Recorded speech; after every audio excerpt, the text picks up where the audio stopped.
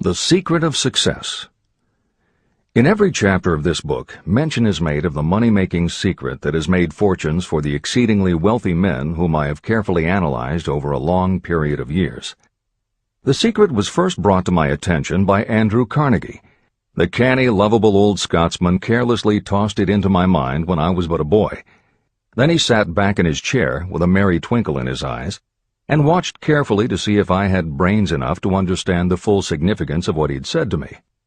When he saw that I had grasped the idea, he asked if I would be willing to spend 20 years or more preparing myself to take it to the world, to men and women who, without the secret, might go through life as failures. I said I would, and with Mr. Carnegie's cooperation, I have kept my promise. Editor's comments. In 1908, during a particularly down time in the U.S. economy and with no money and no work, Napoleon Hill took a job as a writer for Bob Taylor's magazine. He was hired to write success stories about famous men. Although it would not provide much in the way of income, it offered Hill the opportunity to meet and profile the giants of industry and business, the first of whom was the creator of America's steel industry, multimillionaire Andrew Carnegie, who was to become Hill's mentor. Carnegie was so impressed by Hill's perceptive mind that following their 3-hour interview he invited Hill to spend the weekend at his estate so they could continue the discussion. During the course of the next 2 days, Carnegie told Hill that he believed any person could achieve greatness if they understood the philosophy of success and the steps required to achieve it. "It's a shame," he said, "that each new generation must find the way to success by trial and error when the principles are really clear-cut." Carnegie went on to explain his theory that his knowledge could be gained by interviewing those who had achieved greatness and then compiling the information and research into a comprehensive set of principles. He believed that it would take at least 20 years, and that the result would be the world's first philosophy of individual achievement. He offered Hill the challenge, for no more compensation than that Carnegie would make the necessary introductions and cover travel expenses. It took Hill 29 seconds to accept Carnegie's proposal. Carnegie told him afterward that had it taken him more than 60 seconds to make the decision, he would have withdrawn the offer. For a man who cannot reach a decision promptly, once he has all the necessary facts, cannot be depended upon to carry through any decision he may make. It was through Hill's unwavering dedication that this book was eventually written. For detailed information on the life of Hill, read or listen to the audiobook of A Lifetime of Riches, the Biography of Napoleon Hill, by Michael J. Ritt, Jr. and Kurt Landers. Michael Ritt worked as Hill's assistant for 10 years and was the first employee of the Napoleon Hill Foundation, where he served as executive director, secretary, and treasurer. The material in his book comes from his own personal knowledge of Hill, as well as from Hill's unpublished autobiography. That is the end of the editor's comment. This book, Think and Grow Rich, contains the Carnegie secret, a secret that has been tested by thousands, now millions of people in almost every walk of life. It was Mr. Carnegie's idea that the magic formula, which gave him a stupendous fortune, ought to be placed within reach of people who do not have the time to investigate how others had made their money.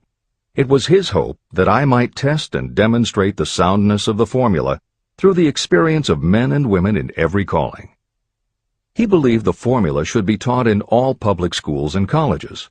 He said that if it were properly taught, it would revolutionize the entire educational system, and the time spent in school could be reduced to less than half. In Chapter 4, On Faith, you will read the astounding story of the organization of the giant United States Steel Corporation. It was conceived and carried out by one of the young men through whom Mr. Carnegie proved that his formula will work for all who are ready for it. This single application of the secret, by Charles M. Schwab, made him a huge fortune in both money and opportunity. Roughly speaking, this particular application of the formula was worth $600 million. These facts give you a fair idea of what reading this book may bring to you, provided you know what it is that you want. Editor's comment. According to one method of calculation, through inflation alone, it would take approximately $20 in 2001 to buy what $1 would have bought in 1901. However, to find the contemporary equivalent value of $600 million is not simply a matter of multiplying by the increase in the cost of living. Although there are other factors and variables in calculating buying power, even by conservative estimates, the $600 million would translate into at least $12 billion at the beginning of the 21st century. That's the end of the editor's comment. The secret was passed on to thousands of men and women who have used it for their personal benefit. Some have made fortunes with it. Others have used it successfully in creating harmony in their homes. A clergyman used it so effectively that it brought him an income of upwards of $75,000 a year, approximately $1.5 million in contemporary terms. Arthur Nash, a Cincinnati tailor, used his near-bankrupt business as a guinea pig on which to test the formula. The business came to life and made a fortune for its owners. The experiment was so unique that newspapers and magazines gave it millions of dollars worth of publicity.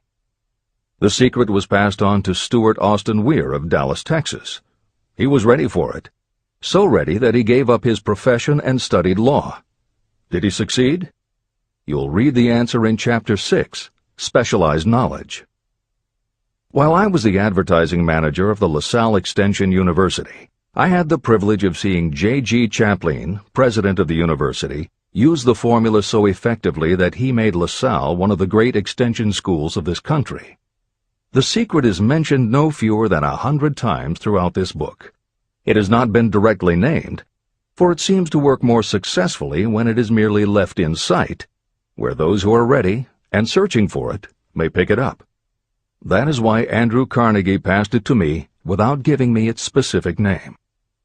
If you are ready to put it to use, you will recognize this secret at least once in every chapter, but you will not find an explanation of how you will know if you are ready. That would deprive you of much of the benefit you will receive when you make the discovery in your own way. If you have ever been discouraged, if you have had difficulties that took the very soul out of you, if you have tried and failed, if you were ever handicapped by illness or physical affliction, the story of my own son's discovery and use of the Carnegie formula may prove to be the oasis in the desert of lost hope for which you have been searching. This secret was extensively used by President Woodrow Wilson during the World War, and by President Roosevelt during the Second World War. It was passed on to every soldier in the training received before going to the front. President Wilson told me it was a powerful factor in raising the funds needed for the war. A peculiar thing about this secret is that those who acquire and use it find themselves literally swept on to success. However, as is often pointed out in this book, there is no such thing as something for nothing. The secret cannot be had without paying a price, although the price is far less than its value. Another peculiarity is that the secret cannot be given away, and it cannot be purchased for money. Unless you are intentionally searching for the secret, you cannot have it at any price. That is because the secret comes in two parts, and in order for you to get it, one of those parts must already be in your possession. The secret will work for anyone who is ready for it.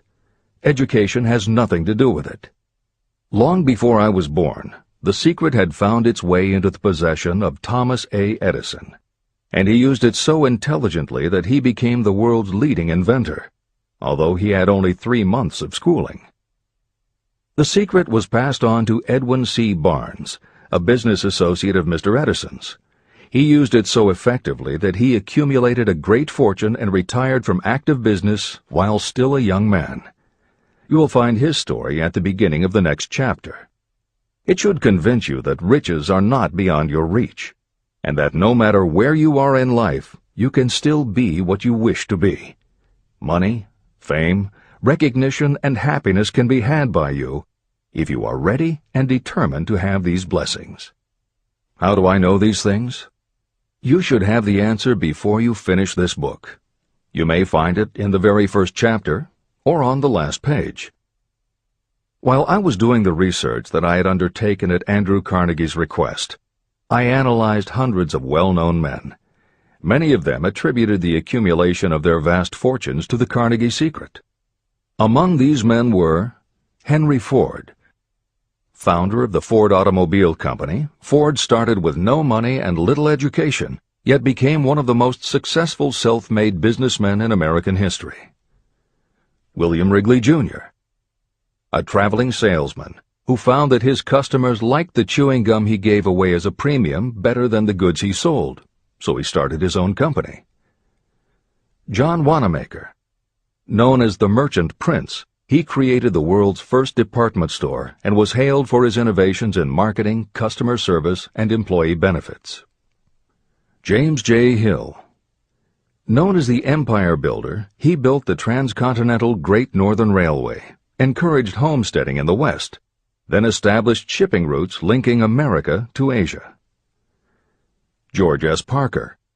A school teacher who grew tired of fixing his students' pens, he created a new design, founded the Parker Pen Company, and turned a simple idea into a fortune. E. M. Statler. The son of a poor pastor, he started as a bellboy and worked his way up until he was able to start his own chain of Statler hotels, famous for their luxury and service with a smile. Henry L. Doherty. Started at age 12 as an office boy for Columbia Gas, he went on to acquire 53 utilities companies and patented 140 innovations for natural gas and oil production. Cyrus H.K. Curtis. Starting with a small agricultural weekly, Curtis turned it into Ladies' Home Journal, created Saturday Evening Post, then assembled one of the largest newspaper empires. George Eastman. Inventor and founder of the Eastman Kodak Company, he created many of the innovations that popularized photography and transformed the motion picture industry. Charles M. Schwab. The right-hand man of Andrew Carnegie, he was president of Carnegie Steel Company, brokered the deal that formed U.S. Steel, and went on to found Bethlehem Steel. Theodore Roosevelt. 26th President of the United States from 1901 to 1909. John W. Davis. A lawyer and political leader, Davis was Solicitor General under President Woodrow Wilson and later appointed ambassador to Great Britain. Elbert Hubbard. Philosopher, publisher of the Fra magazine, and founder of the Roycrofters Artists Colony, Hubbard was also the author of many bestsellers including A Message to Garcia. Wilbur Wright. A bicycle shop owner who, with his brother Orville, became the first Americans to fly heavier-than-air aircraft and pioneered the aviation industry. William Jennings Bryan. Newspaper publisher, presidential nominee, Secretary of State under President William McKinley, but perhaps best known as the lawyer who defended creationism at the Scopes monkey trial. Dr. David Starr Jordan. Educator, scientist, author of over 50 books, he was the nation's youngest university president at Indiana University and became the first president of Stanford University. J. Ogden Armour. Inherited his family's meatpacking business, turned it into a conglomerate with more than 3,000 products, was an owner of the Chicago Cubs, and a director of National City Bank and American International Corporation. Arthur Brisbane. A crusading journalist and syndicated columnist, Brisbane was sought after by every major news organization and was the most read and highest-paid editorial writer of his day.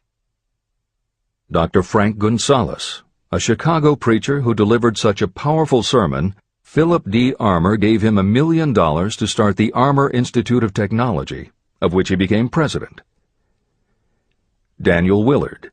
President of the B&O Railroad for more than 30 years, he was honored by having the city of Willard, Ohio, named for him.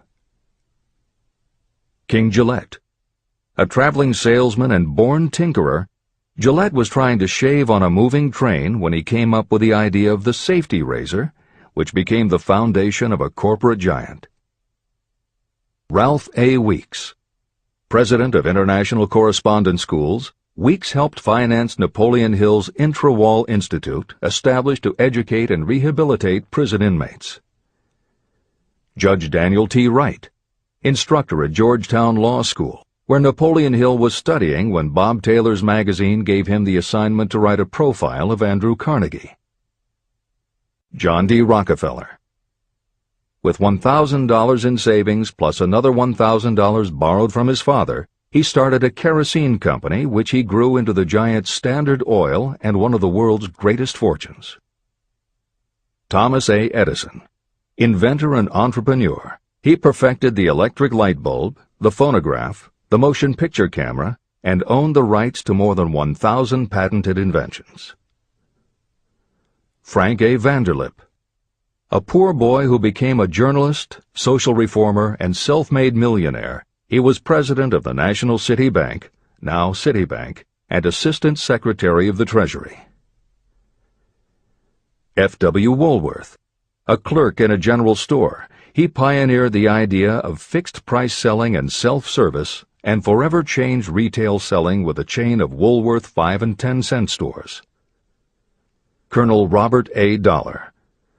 Starting with a small schooner bought to haul lumber down the West Coast, he built the Dollar Steamship Company, the largest fleet of luxury liners sailing under the U.S. flag. Edward A. Filene. Founder of the Boston-based stores, he devised revolutionary methods of distribution and merchandising and became famous for the first bargain basement department. Edwin C. Barnes. The only man Thomas Edison ever had as a partner, Barnes took Edison's failing dictaphone and sold it so successfully it became a fixture in offices and made him a multimillionaire. Arthur Nash. A Cincinnati tailor who used his bankrupt business as a guinea pig for the Carnegie Secret and was so successful the newspapers made him famous as Golden Rule Nash. Clarence Darrow. Famed as a lawyer, public speaker, and defender of the underdog, Darrow is best known as the lawyer who defended teaching the theory of evolution at the Scopes monkey trial. Woodrow Wilson.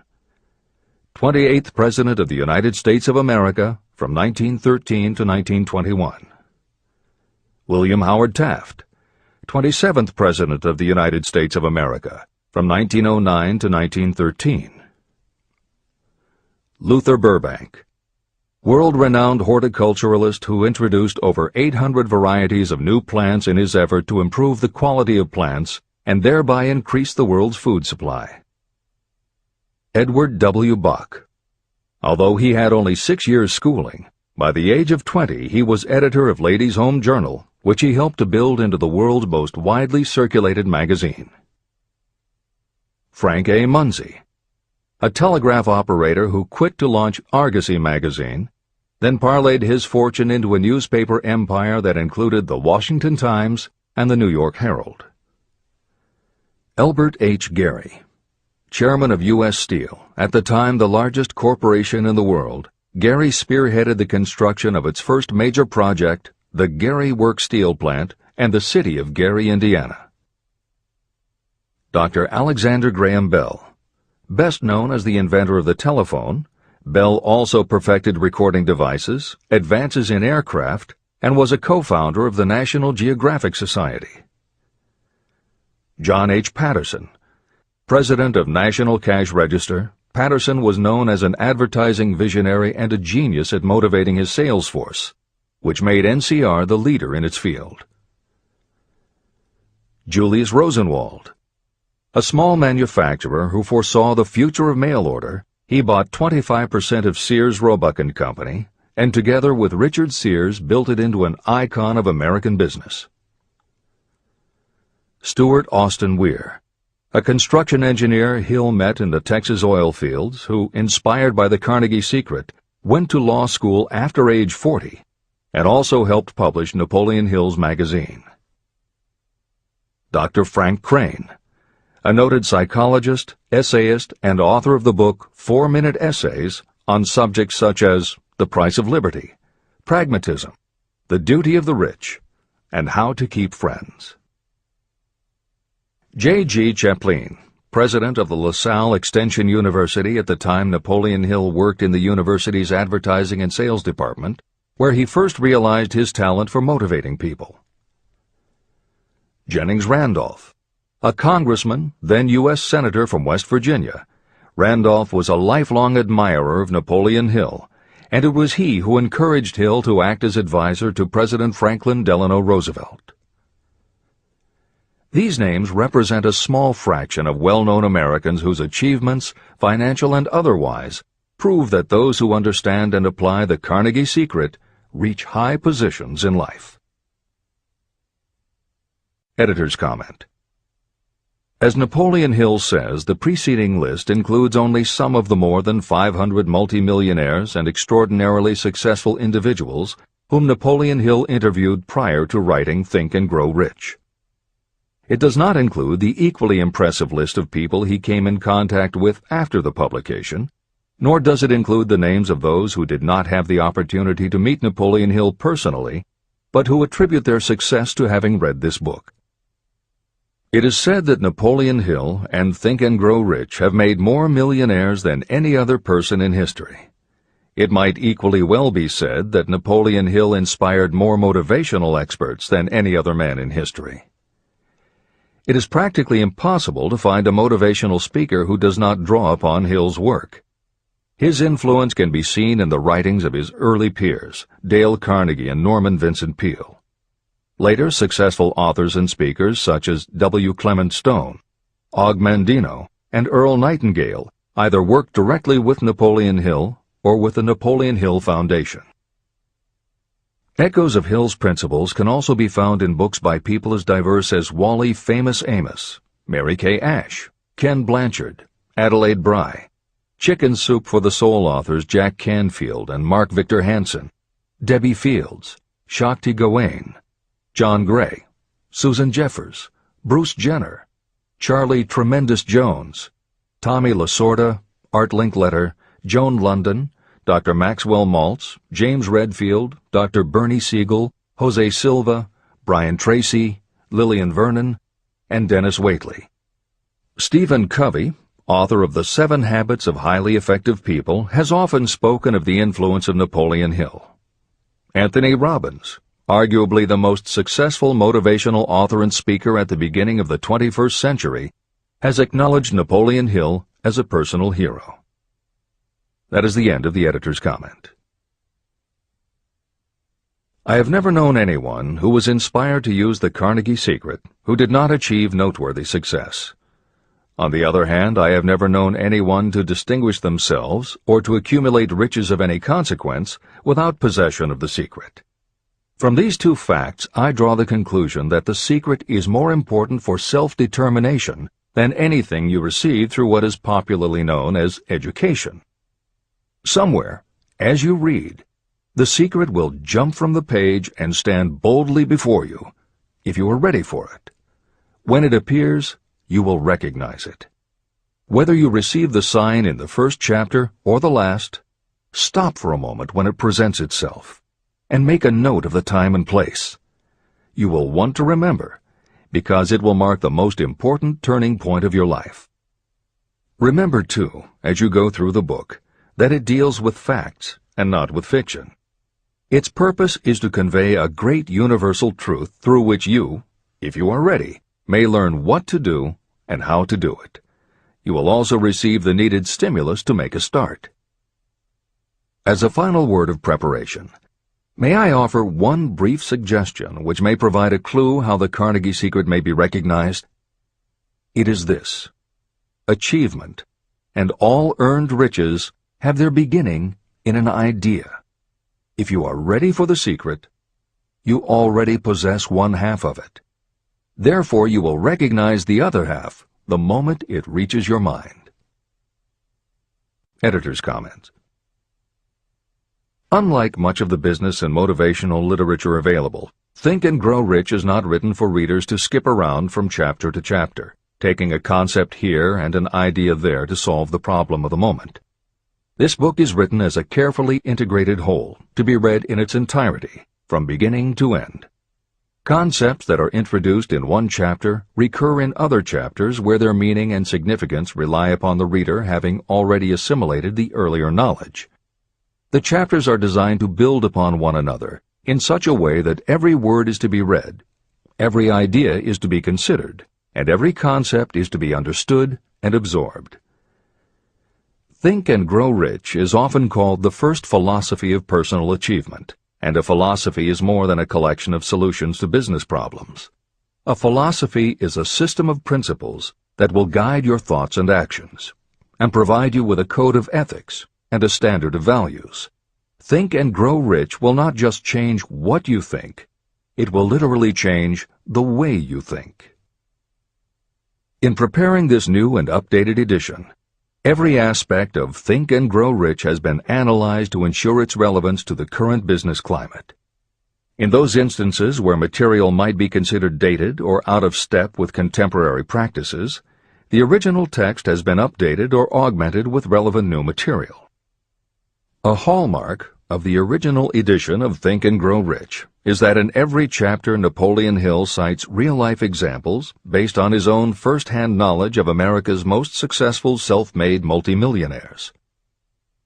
In this edition, every one of Hill's stories has been retained, and the editors have added contemporary examples and modern parallels which clearly demonstrate that Hill's principles are as up-to-date as today and still guiding those who succeed. In addition to contemporary examples, where the editors felt it would be of interest to the reader, we have included marginal notes that provide relevant information about recent developments. Where applicable, we have also suggested books or other materials that complement various aspects of Napoleon Hill's philosophy. On a more technical note, the editors have approached the written text as we would that of a living author. When we encountered what modern grammarians would consider run-on sentences, outdated punctuation, or other matters of form, we opted for contemporary usage. Those readers familiar with earlier editions will note that the chapter numbers have been changed in this edition. Originally, Think and Grow Rich began with an unnumbered chapter, a word from the author. In this edition, that text appears as Chapter 1, and is renamed The Secret of Success. The chapters that follow are renumbered sequentially and proceed in their original order. The chapter that was previously titled The Mystery of Sex Transmutation has been retitled Sexuality, Charisma and Creativity, and the text has been restructured and annotated to reflect the role of women in contemporary society. All editorial commentary is clearly set off in a font and style that is different from the original text. This is the end of the editor's comments.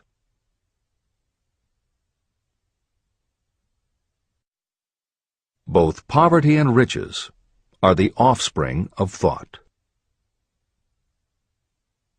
Chapter 2. Thoughts are things. The man who thought his way into partnership with Thomas A. Edison. Truly, thoughts are things, and powerful things, when they are mixed with definiteness of purpose, persistence, and a burning desire for their translation into riches or other material objects. Some years ago, Edwin C. Barnes discovered how true it is that you really can think and grow rich. His discovery did not come about at one sitting. It came little by little, beginning with a burning desire to become a business associate of the great Thomas Edison. One of the chief characteristics of Barnes' desire was that it was definite. He wanted to work with Edison, not for him. Pay close attention to the story of how he turned his desire into reality, and you'll have a better understanding of the principles that lead to riches. When this desire, or this thought, first flashed into his mind, he was in no position to act upon it. Two problems stood in his way.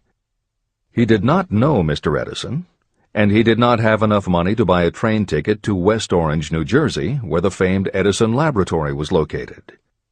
These problems would have discouraged the majority of people from making any attempt to carry out the desire. But his was no ordinary desire. The Inventor and the Tramp. Edwin C. Barnes presented himself at Mr. Edison's laboratory and announced that he had come to go into business with the inventor.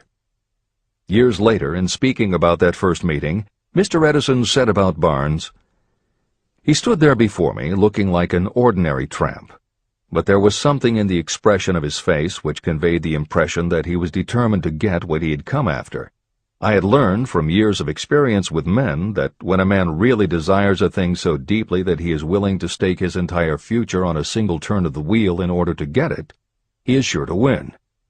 I gave him the opportunity he asked for, because I saw he had made up his mind to stand by until he succeeded. Subsequent events proved that no mistake was made." It could not have been the young man's appearance that got him his start in the Edison office. That was definitely against him. It was what he thought that counted. Barnes did not get his partnership with Edison on his first interview. What he did get was a chance to work in the Edison offices at a very nominal wage. Months went by. Nothing happened to bring nearer the goal that Barnes had set as his definite major purpose. But something important was happening in Barnes' mind. He was constantly intensifying his desire to become the business associate of Edison. Psychologists have correctly said, when one is truly ready for a thing, it puts in its appearance. Barnes was ready for a business association with Edison, and he was determined to remain ready until he got what he was seeking.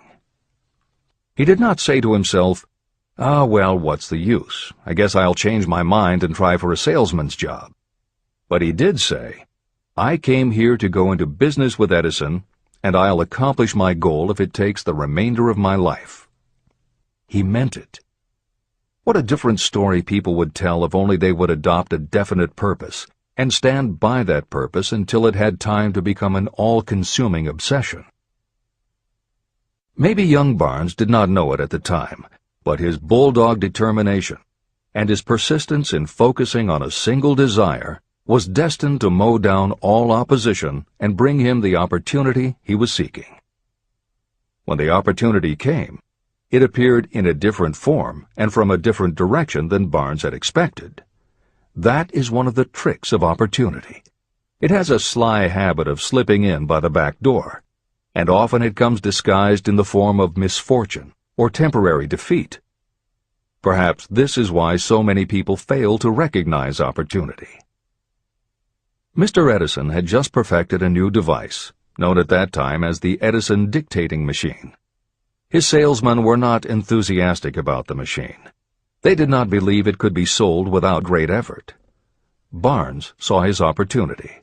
It had crawled in quietly, hidden in a queer-looking machine that interested no one but Barnes and the inventor. Barnes knew he could sell the Edison dictating machine, and he told Edison so. Edison decided to give him his chance. And Barnes did sell the machine. In fact, he sold it so successfully that Edison gave him a contract to distribute and market it all over the nation. Out of that business association, Barnes made himself rich in money, but he did something infinitely greater. He proved that you really can think and grow rich.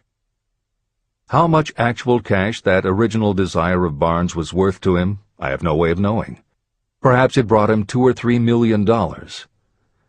Editor's comment. $3 million in the early years of the 20th century would be comparable to more than $50 million in terms of buying power at the beginning of the 21st century. This is the end of the editor's comment. But the amount becomes insignificant compared with the greater asset he acquired. The definite knowledge that an intangible impulse of thought can be transmuted into material rewards by the application of known principles. Barnes literally thought himself into a partnership with the great Edison. He thought himself into a fortune. He had nothing to start with except knowing what he wanted, and the determination to stand by that desire until he realized it. 3 feet from gold. One of the most common causes of failure is the habit of quitting when you're overtaken by temporary defeat. Every person is guilty of this mistake at one time or another.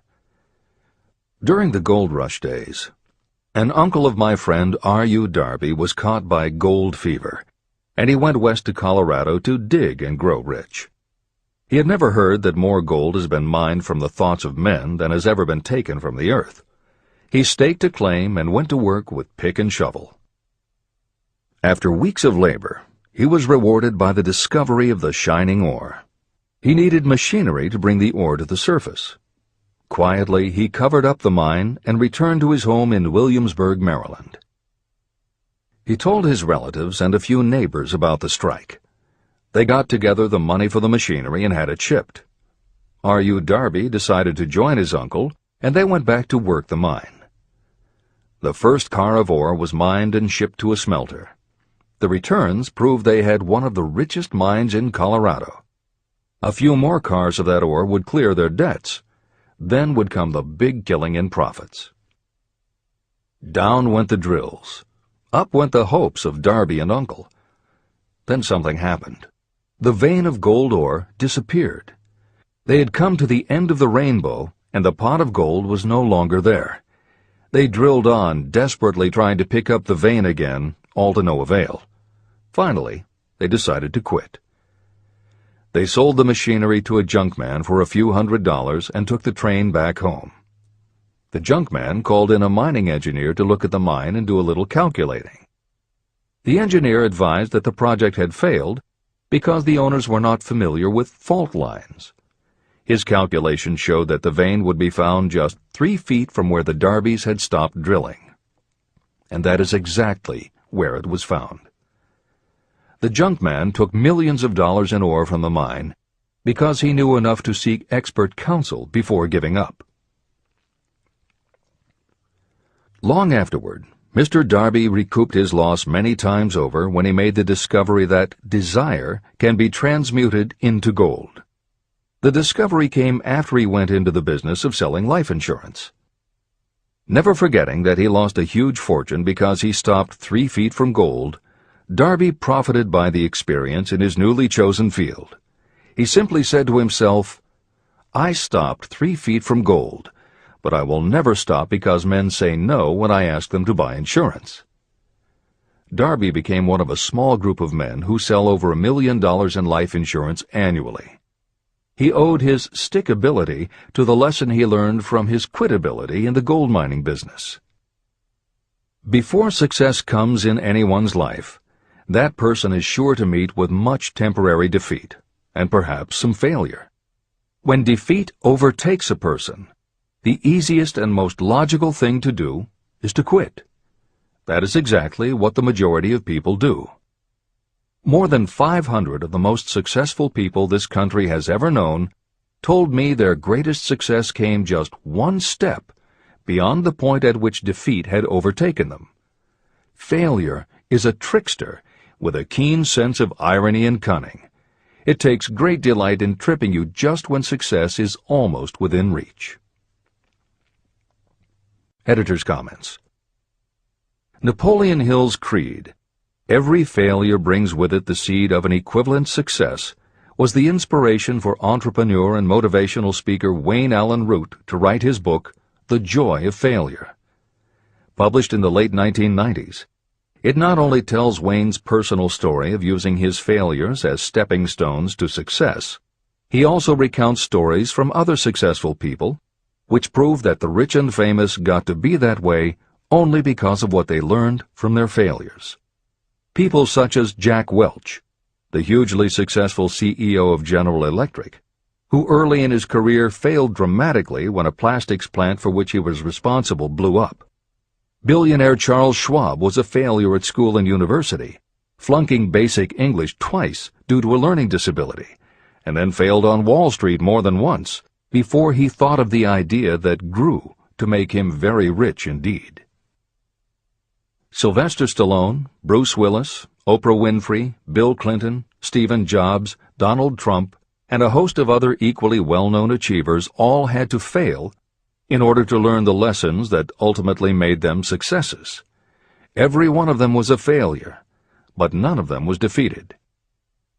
Charles F. Kettering, who patented more than 200 inventions including the automobile ignition, the spark plug, Freon for air conditioners and the automatic transmission, said, "From the time a person is 6 years old until he graduates from college, he has to take 3 or 4 examinations a year. If he flunks once, he is out." But an inventor is almost always failing. He tries and fails maybe 1,000 times. If he succeeds once, then he's in. These two things are diametrically opposite. We often say that the biggest job we have is to teach a newly hired employee how to fail intelligently.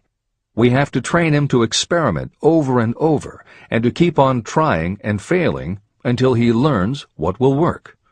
Failures are just practice shots.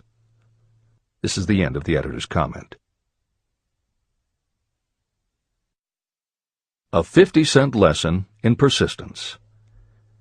Shortly after Mr. Darby received his degree from the University of Hard Knocks, he witnessed something that proved to him that no does not necessarily mean no. One afternoon, he was helping his uncle grind wheat in an old-fashioned mill. The uncle operated a large farm on which a number of sharecropper farmers lived. Quietly, the door was opened, and a small child, the daughter of a tenant, walked in and took her place near the door. The uncle looked up, saw the child, and barked at her roughly, "What do you want?" Meekly, the child replied, "My mom says to send her 50 cents. "I'll not do it," the uncle retorted. "Now you run on home." But she did not move. The uncle went ahead with his work, not noticing that she did not leave. When he looked up again and saw her still standing there, he said, "I told you to go on home. Now go, or I'll take a switch to you." But she did not budge. The uncle dropped a sack of grain he was about to pour into the mill hopper and started toward the child. Darby held his breath. He knew his uncle had a fierce temper. When the uncle reached the spot where the child was standing, she quickly stepped forward 1 step, looked up into his eyes, and screamed at the top of her voice, "My mom's got to have that 50 cents!" The uncle stopped, looked at her for a minute, put his hand in his pocket, took out $50, and gave it to her. The child took the money and slowly backed toward the door, never taking her eyes off the man whom she had just conquered. After she had gone, the uncle sat down on a box and looked out the window into space for more than 10 minutes. He was pondering, with awe, over the whipping he had just taken. Mr. Darby, too, was doing some thinking. This was the first time in all his experience that he had seen a child deliberately master an adult. How did she do it? What happened to his uncle that caused him to lose his fierceness and become as docile as a lamb? What strange power did this child use that made her master of the situation? These questions flashed into Darby's mind, but he did not find the answer until years later, when he told me the story. Strangely, the story of this unusual experience was told to me in the old mill on the very spot where the uncle took his whipping. As we stood there in that musty old mill, Mr. Darby repeated the story and finished by asking, "What can you make of it? What strange power did that child use that so completely whipped my uncle?" The answer to his question will be found in the principles described in this book. The answer is full and complete. It contains enough details and instructions for you to understand and apply the same force that the little child accidentally stumbled upon. Keep your mind alert, and you will learn exactly what strange power came to the rescue of the child. You may catch a glimpse of the power in this chapter, or it may flash into your mind in some later chapter. If you stay alert to the possibility, somewhere you will find the idea that will quicken your receptive powers and place at your command this same irresistible power. It may come in the form of a single idea, or it may come as a complete plan or a purpose. It may even cause you to go back over your past experiences of failure or defeat, and in doing so, it may bring to the surface some lesson by which you can regain all that you lost through defeat. After I had explained to Mr. Darby the power unwittingly used by the little child, he mentally retraced his 30 years as a life insurance salesman. As he did so, it became clear to him that his success was due, in no small degree, to the lesson he had learned from the child. Mr. Darby pointed out, "Every time a prospect tried to bow me out without buying, I saw that child standing there in the old mill, her big eyes glaring in defiance, and I said to myself, I've got to make this sale. The better portion of all sales I have made were made after people had said no." He also recalled his mistake in having stopped only 3 feet from gold. "But," he said, "that experience was a blessing in disguise. It taught me to keep on keeping on, no matter how hard the going may be. A lesson I needed to learn before I could succeed in anything." Mr. Darby's experiences were commonplace and simple enough, yet they held the answer to his destiny in life. In fact, to him the experiences were as important as life itself, and he was able to profit from these 2 important experiences because he analyzed them and found the lesson they taught. But what if you don't see the events of your life as being experiences of such profound significance? And what about the young person who doesn't yet have even minor failures to analyze? Where and how will they learn the art of converting defeats into the stepping stones to opportunity? That is exactly why this book was written, to answer those questions. To convey my answer, I have constructed 13 principles. These principles work individually or together as catalysts. The specific answer that you are looking for may already be in your own mind. Reading these principles may be the catalyst that causes your answer to suddenly come to you as an idea, a plan, or a purpose. One sound idea is all you need to achieve success. These 13 principles contain the best and most practical ways and means of creating ideas. Success consciousness. Before I go any further in the description of these principles, you should know this. When riches begin to come, they come so quickly and in such great abundance that you will wonder where they've been hiding during all those lean years. This is an astounding statement, especially when you take into consideration the popular belief that riches come only to those who work hard and long.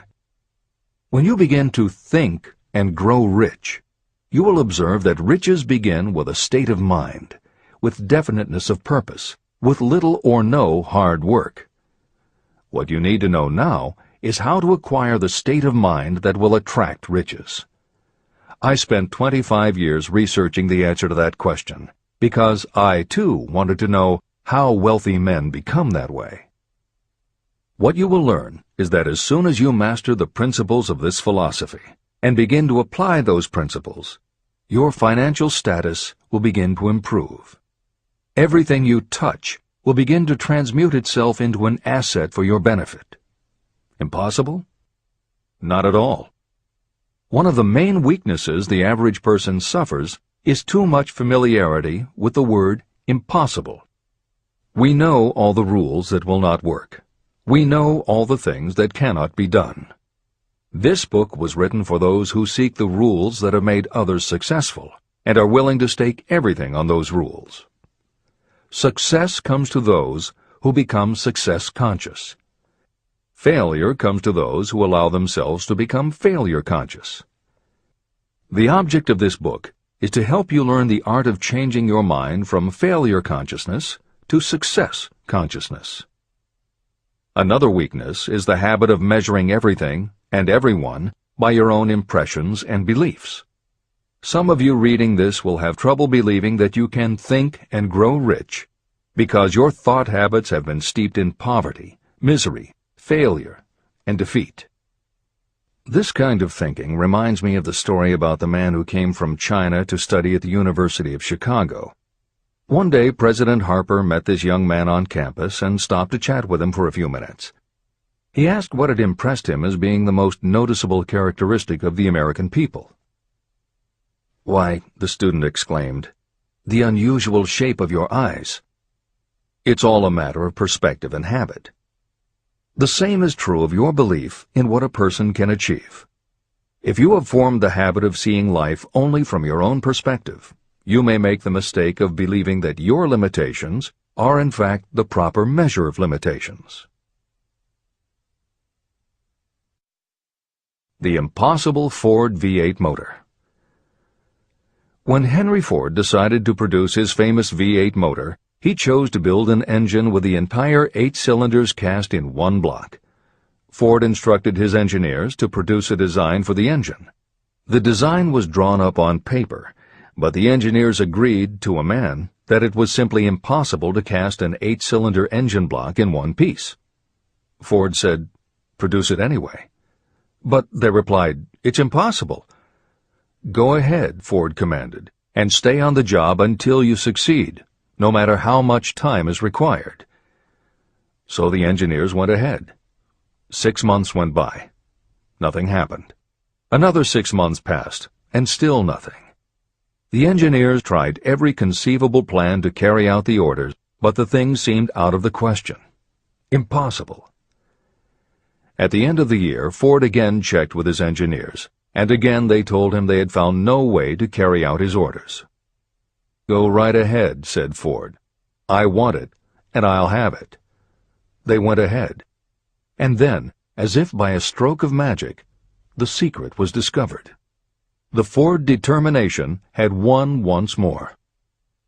Henry Ford was a success because he understood and applied the principles of success. One of these principles is desire, knowing clearly what you want. Remember this Ford story as you continue reading this book. Pick out the lines in which the secrets of his stupendous achievement have been described. If you do this, if you can put your finger on those particular principles that made Henry Ford rich, you may equal his achievements in almost any calling for which you are suited. Editor's comments. To those readers who may interpret Ford's actions as nothing more than obstinacy, the editors would point out that he was employing a technique that has become a common part of strategic planning in many industries, including aerospace, computers, medicine, and the military. When launching large, complicated, long-term projects, the planners often know that at certain points along the way they will need components that simply do not yet exist. The fact that at the beginning there is no way to get from A to B does not deter them.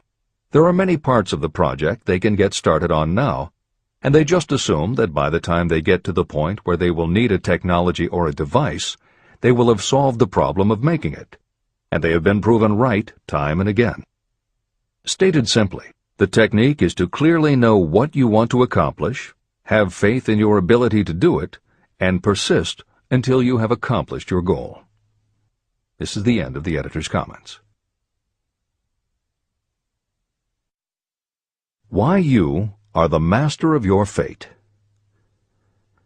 When the famed English poet William Henley wrote the prophetic lines, "I am the master of my fate, I am the captain of my soul," he should have informed us that the reason we are the masters of our fate, the captains of our souls, is that we have the power to control our thoughts. He should have told us that it is because in some way our brains become magnetized with the dominating thoughts that we hold in our minds. And it is as though our magnetized minds attract to us the forces, the people, and the circumstances of life that are in sync with our dominating thoughts.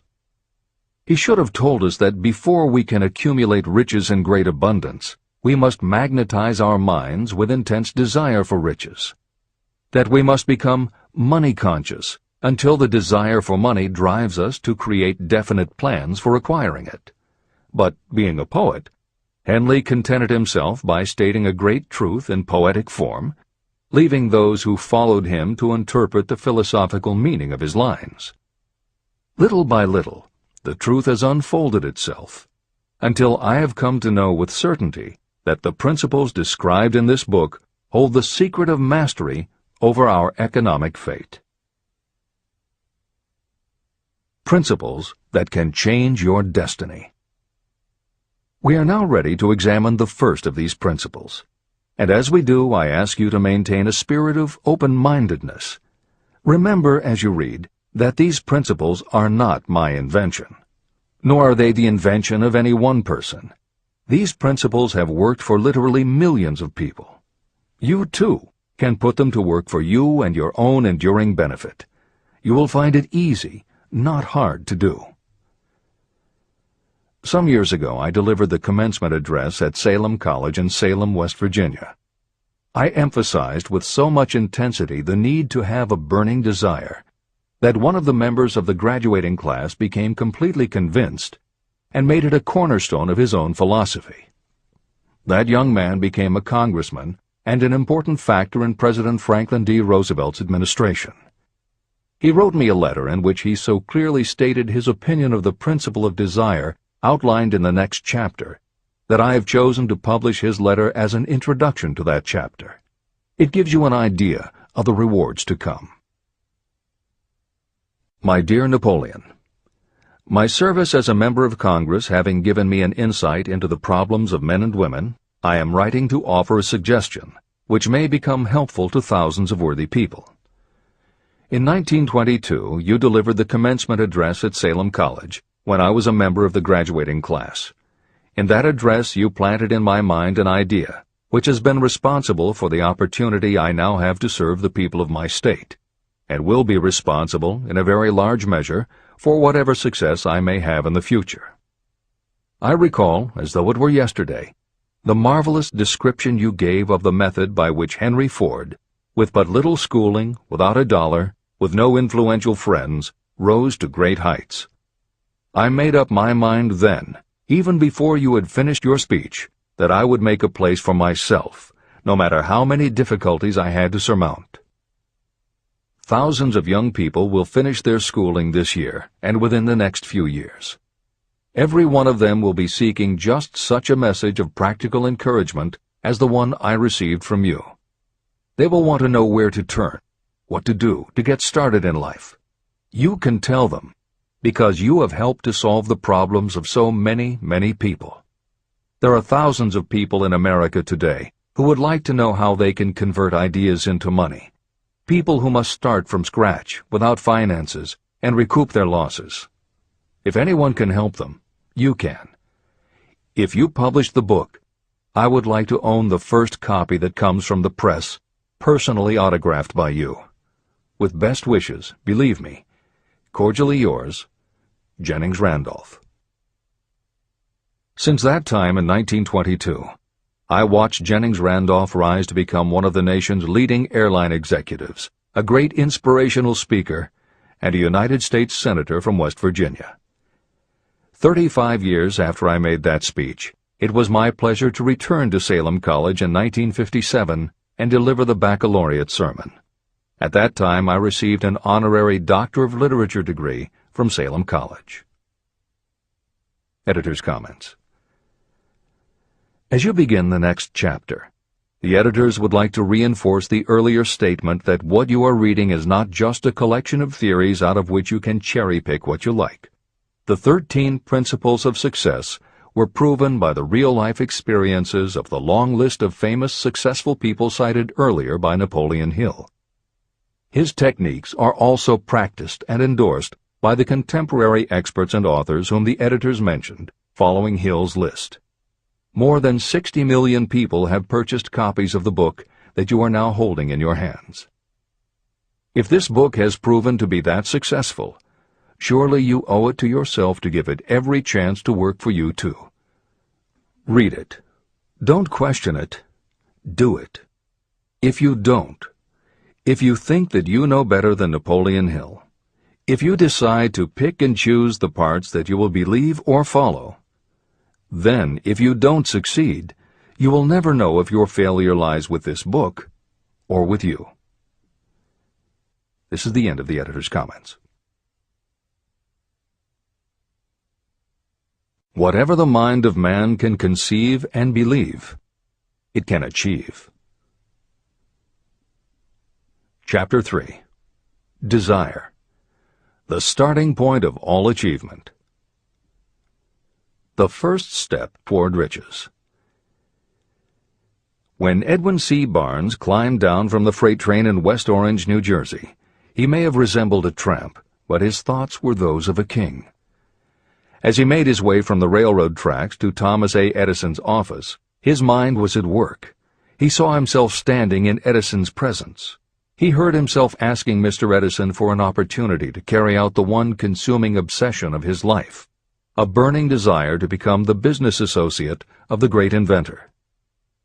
Barnes' desire was not a hope. It was not a wish. It was a pulsating desire which transcended everything else. It was definite.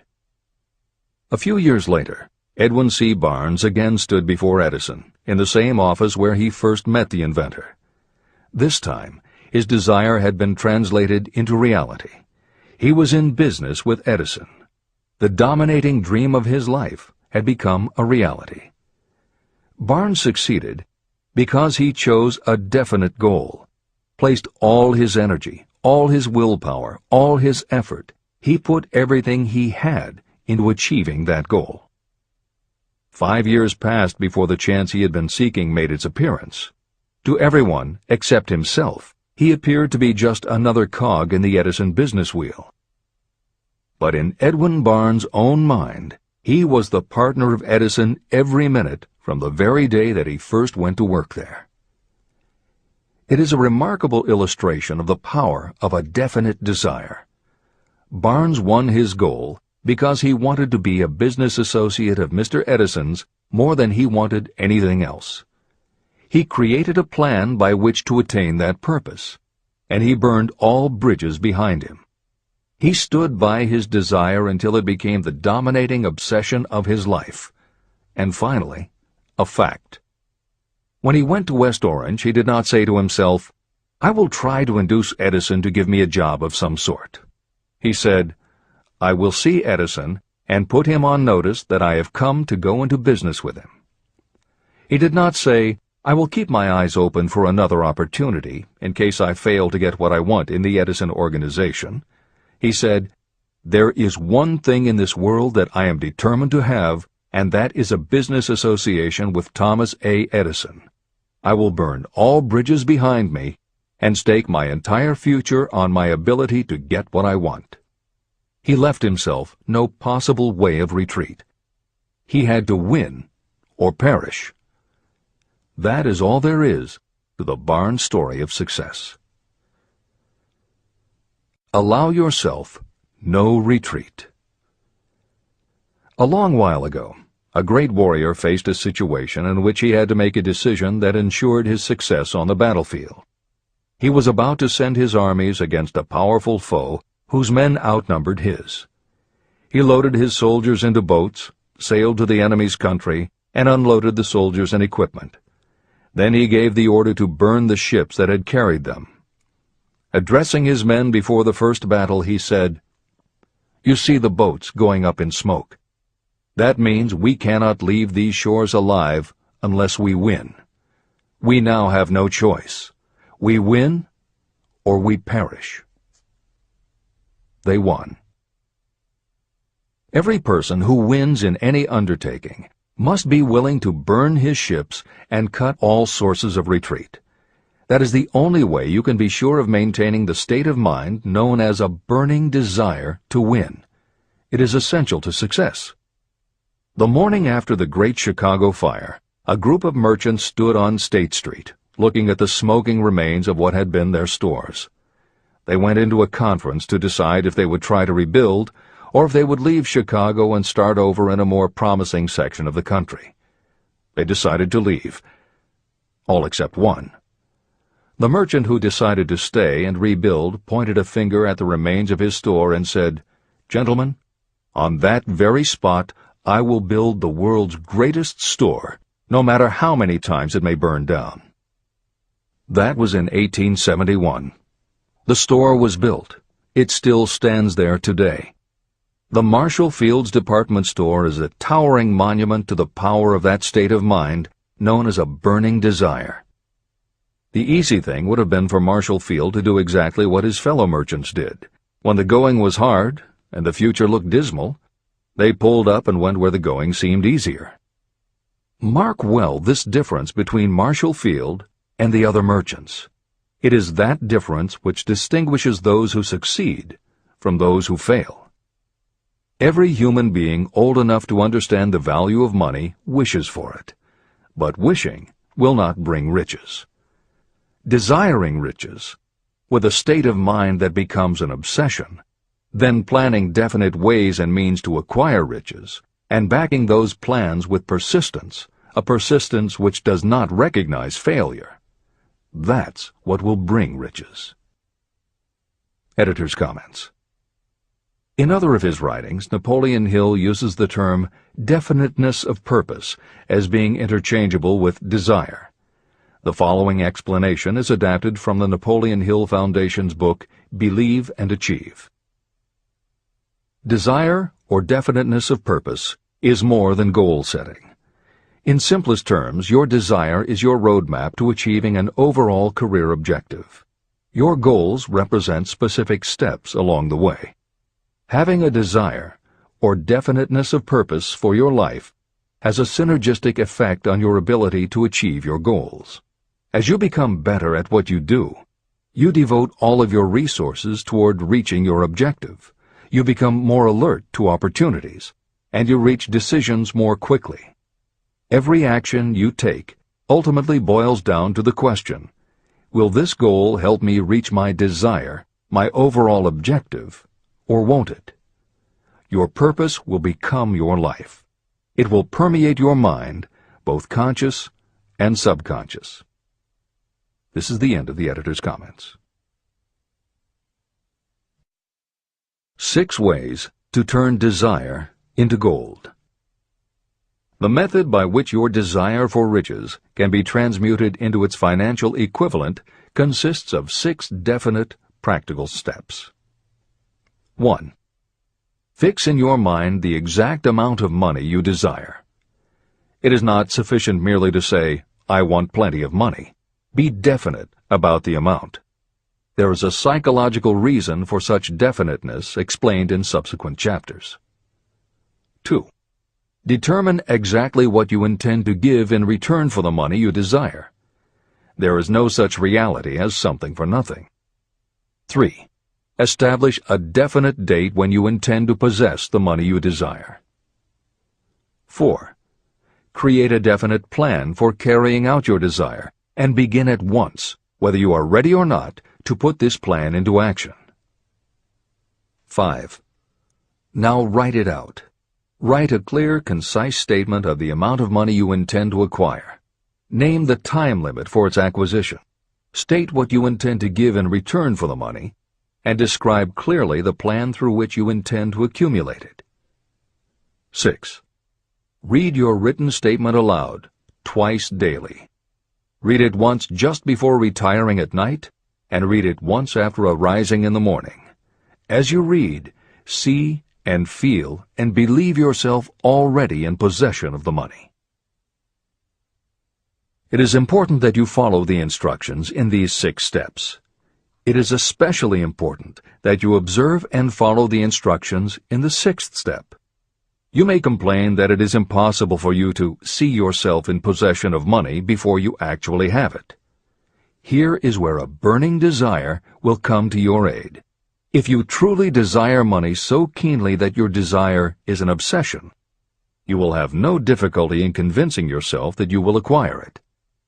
The object is to want money, and to become so determined to have it that you convince yourself you will have it. If you have not been schooled in the workings of the human mind, these instructions may appear impractical. It may help you to know that the information they convey was given to me by Andrew Carnegie, who made himself into one of the most successful men in American history.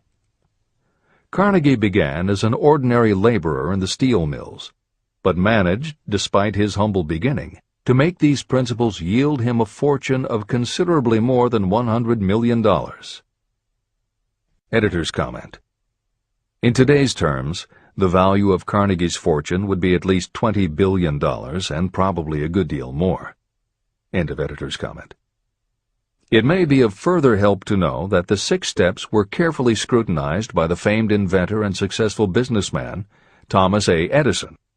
He gave his stamp of approval, saying they are not only the steps essential for the accumulation of money, but also for the attainment of any goal. Editor's comments. In the time since Napoleon Hill wrote these words, advances in our understanding of both the physiology of the brain and the psychology of the mind have yielded a much greater understanding of human motivation.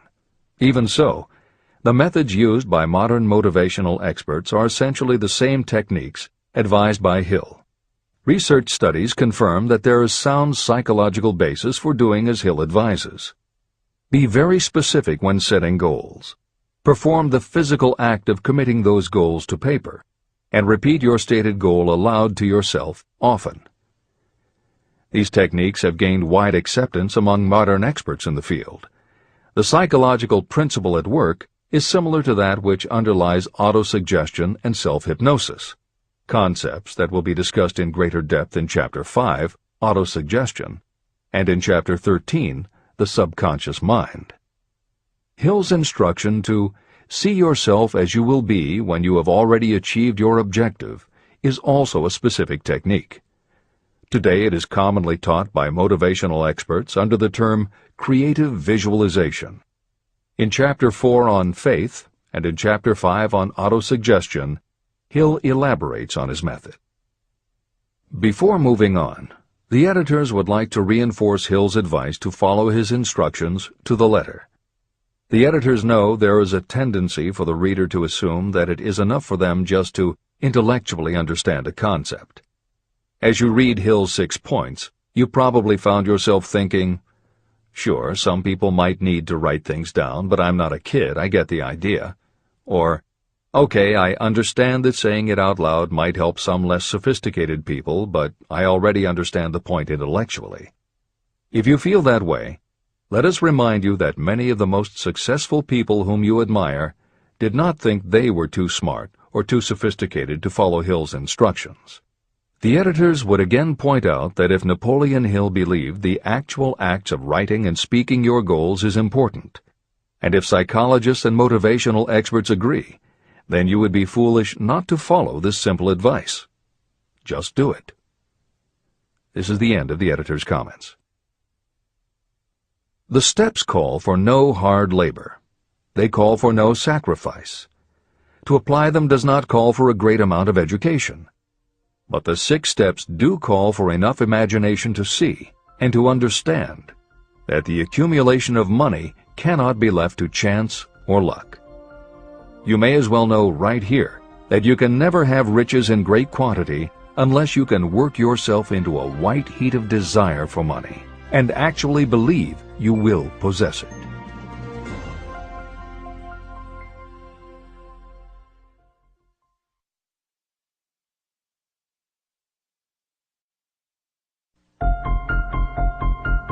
The power of great dreams.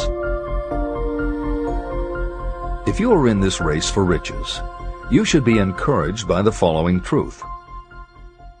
The world in which we live is demanding new ideas, new ways of doing things, new leaders, new inventions, and new methods, styles, versions, and variations of everything all the time.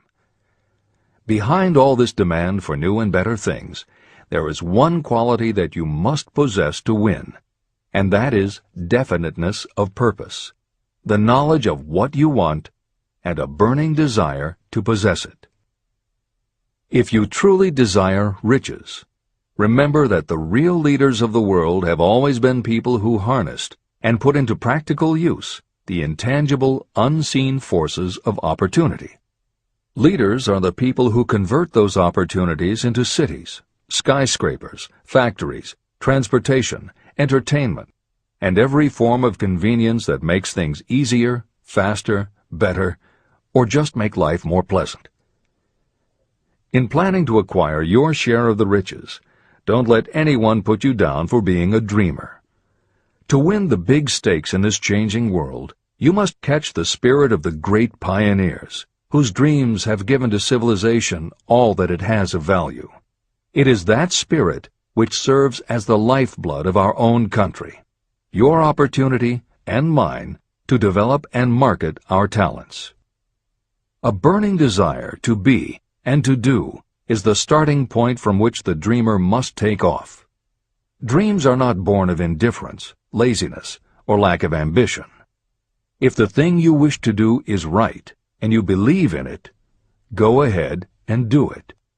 Never mind what they say if you meet with temporary defeat. They do not know that every failure brings with it the seed of an equivalent success.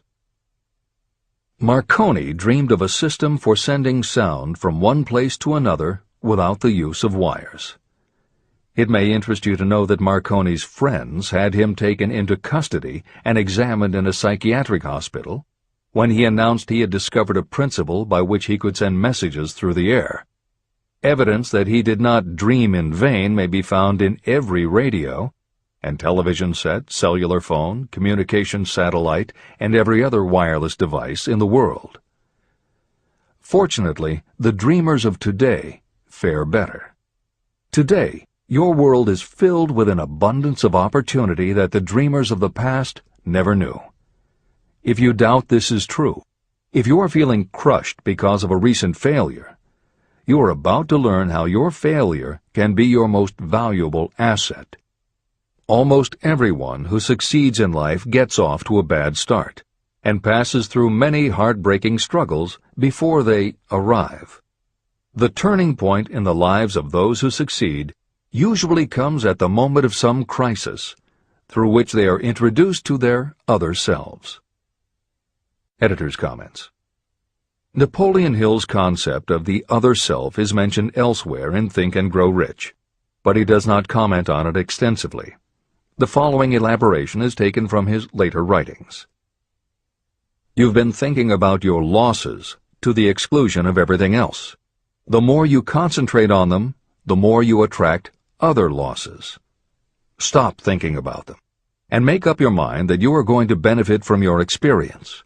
Whatever personal obstacles you face, you must start getting to know that side of your personality that knows no obstacles, that recognizes no defeats. Cultivate a friendship with the other you, so no matter what you're doing, you are allied with someone who shares your goals. All the philosophy and advice about persuading others will be much more useful to you if you practice it yourself. This is the end of the editor's comment.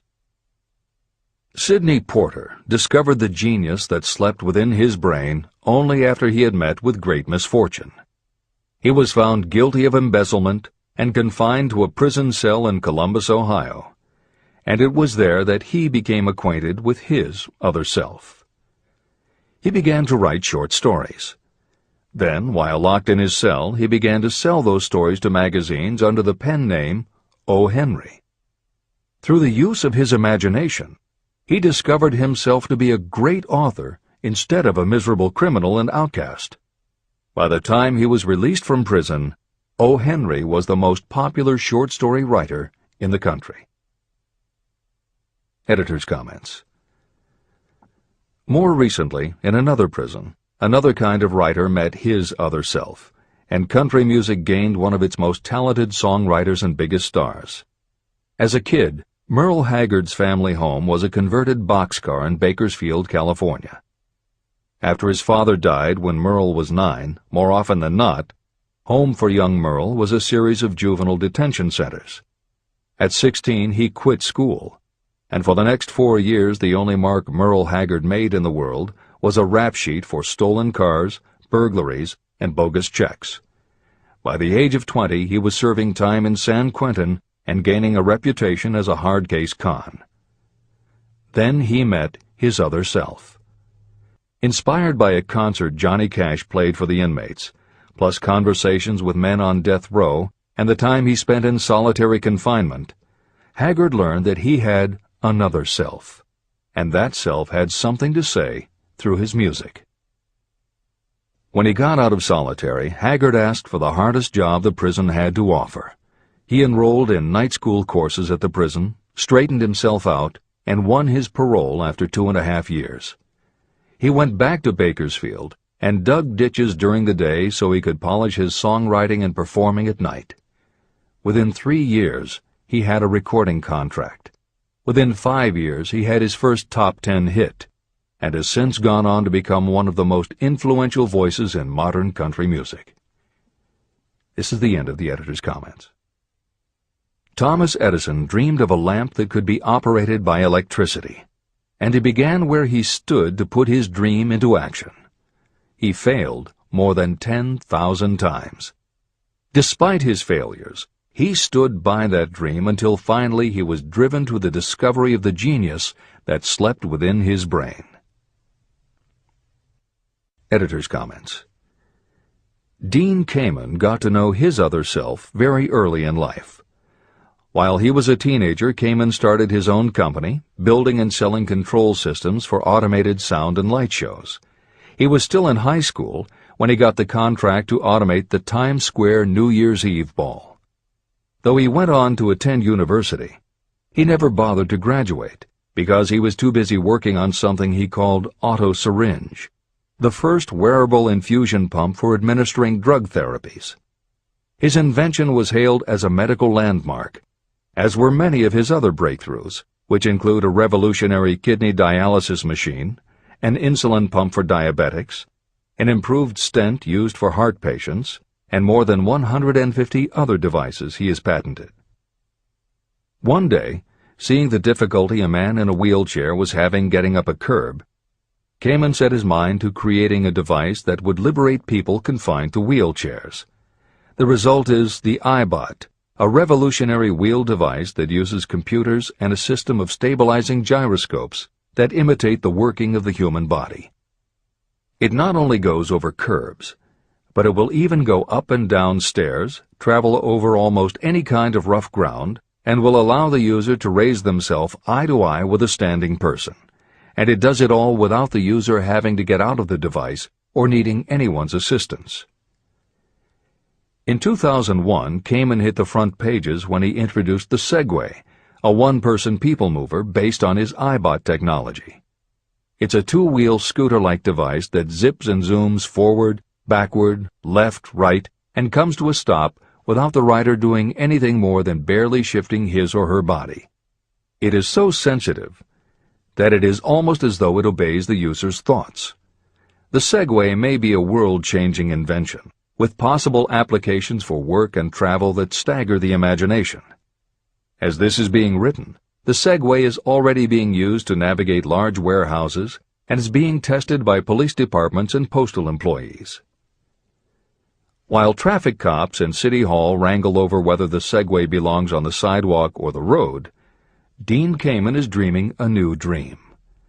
This time, the dream is an invention that may literally bring light to some of the darkest corners of the earth. Kamen has developed a non-polluting electric generator that can use almost anything as fuel. But here's the extraordinary part.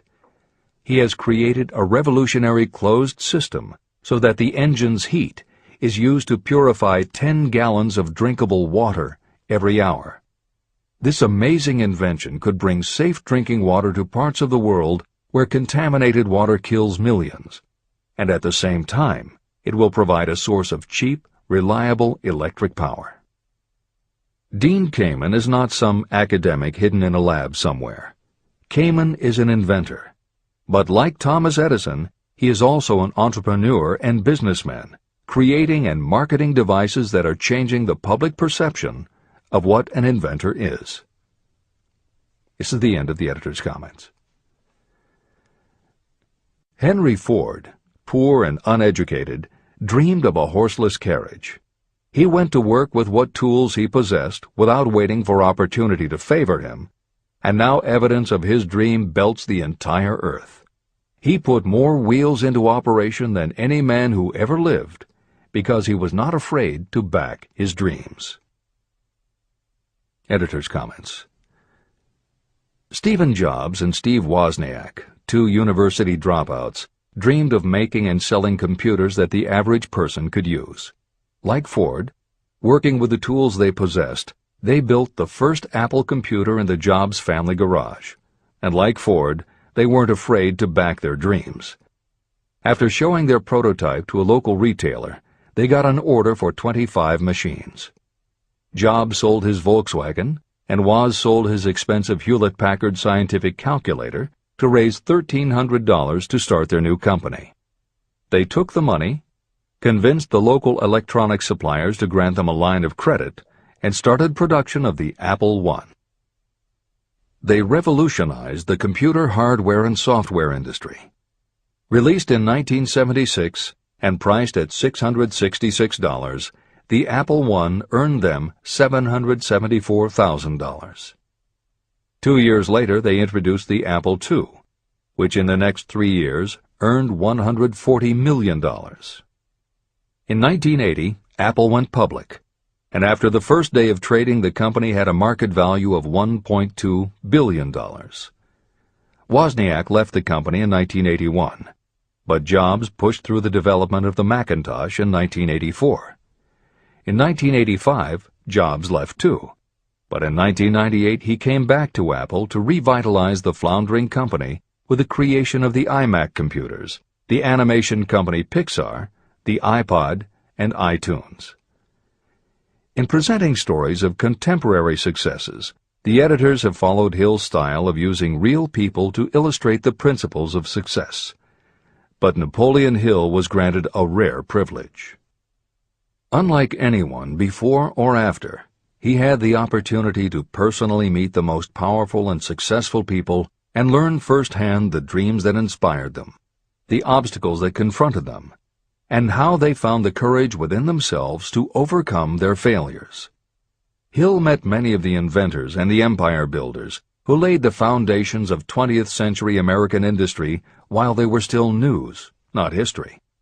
Then, for more than 25 years, he studied the habits and learned the secrets of the next generations who built on the foundations, forged new industries, devised new systems, and dreamed new dreams.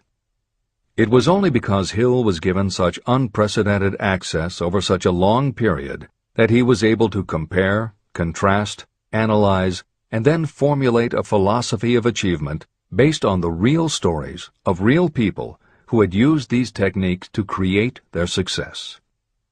Think and Grow Rich revolutionized self-help writing, and to this day is the standard against which all motivational literature is measured.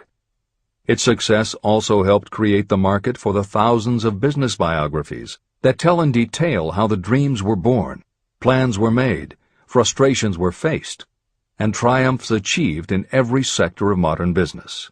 And because this wealth of information is now available, with little more than the click of a mouse, you can read, hear, or watch today's greatest entrepreneurs and most successful CEOs confirming in their own words the basic truth behind every one of the principles Napoleon Hill explains in this book.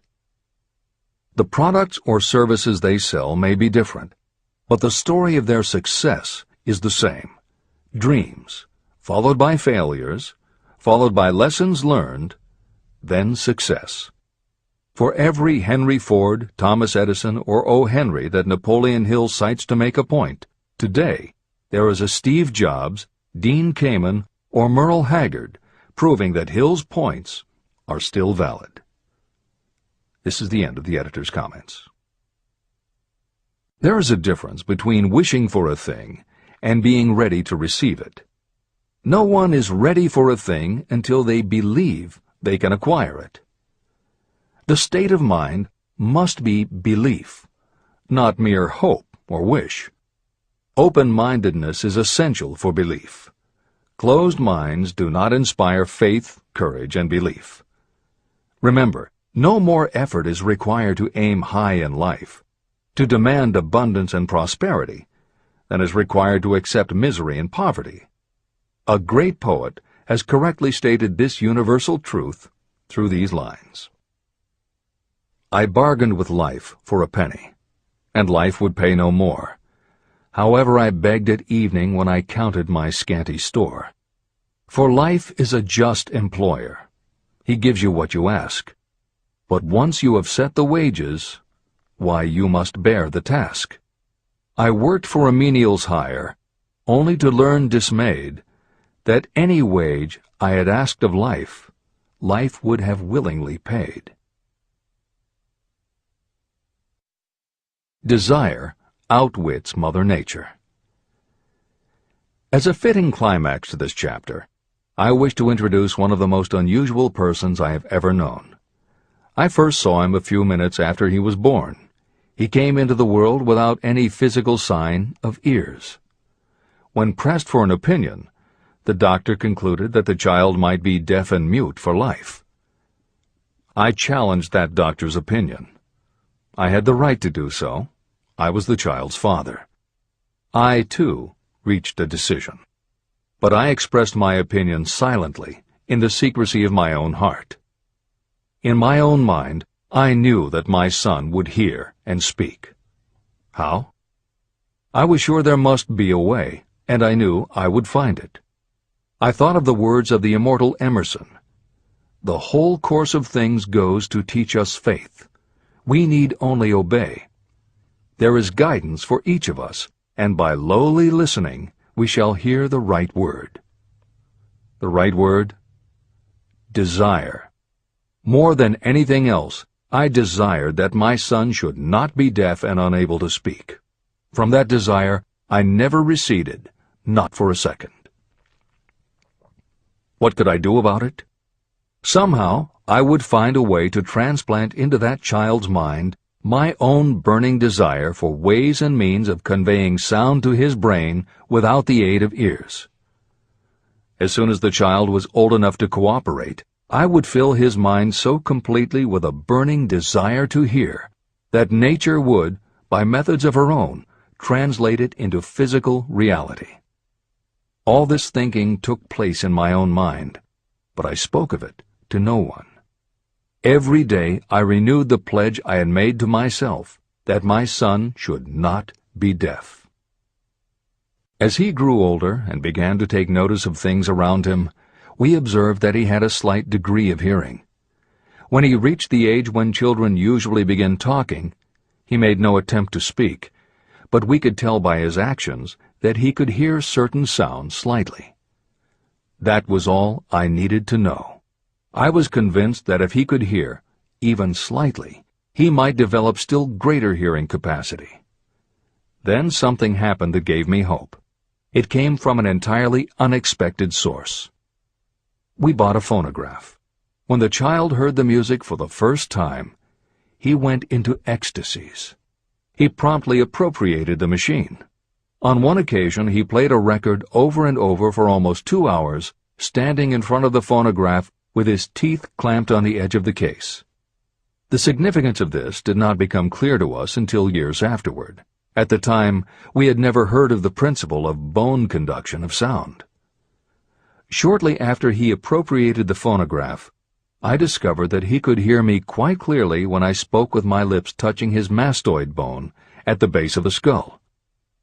Having determined that he could hear the sound of my voice plainly, I began immediately to transfer to his mind the desire to hear and speak.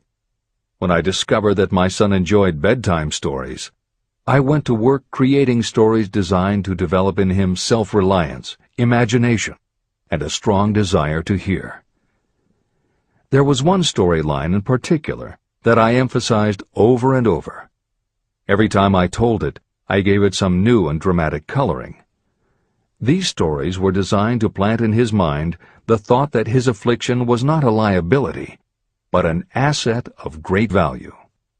As a result of my studies and personal experience, I firmly believe that every adversity brings with it the seed of an equivalent advantage.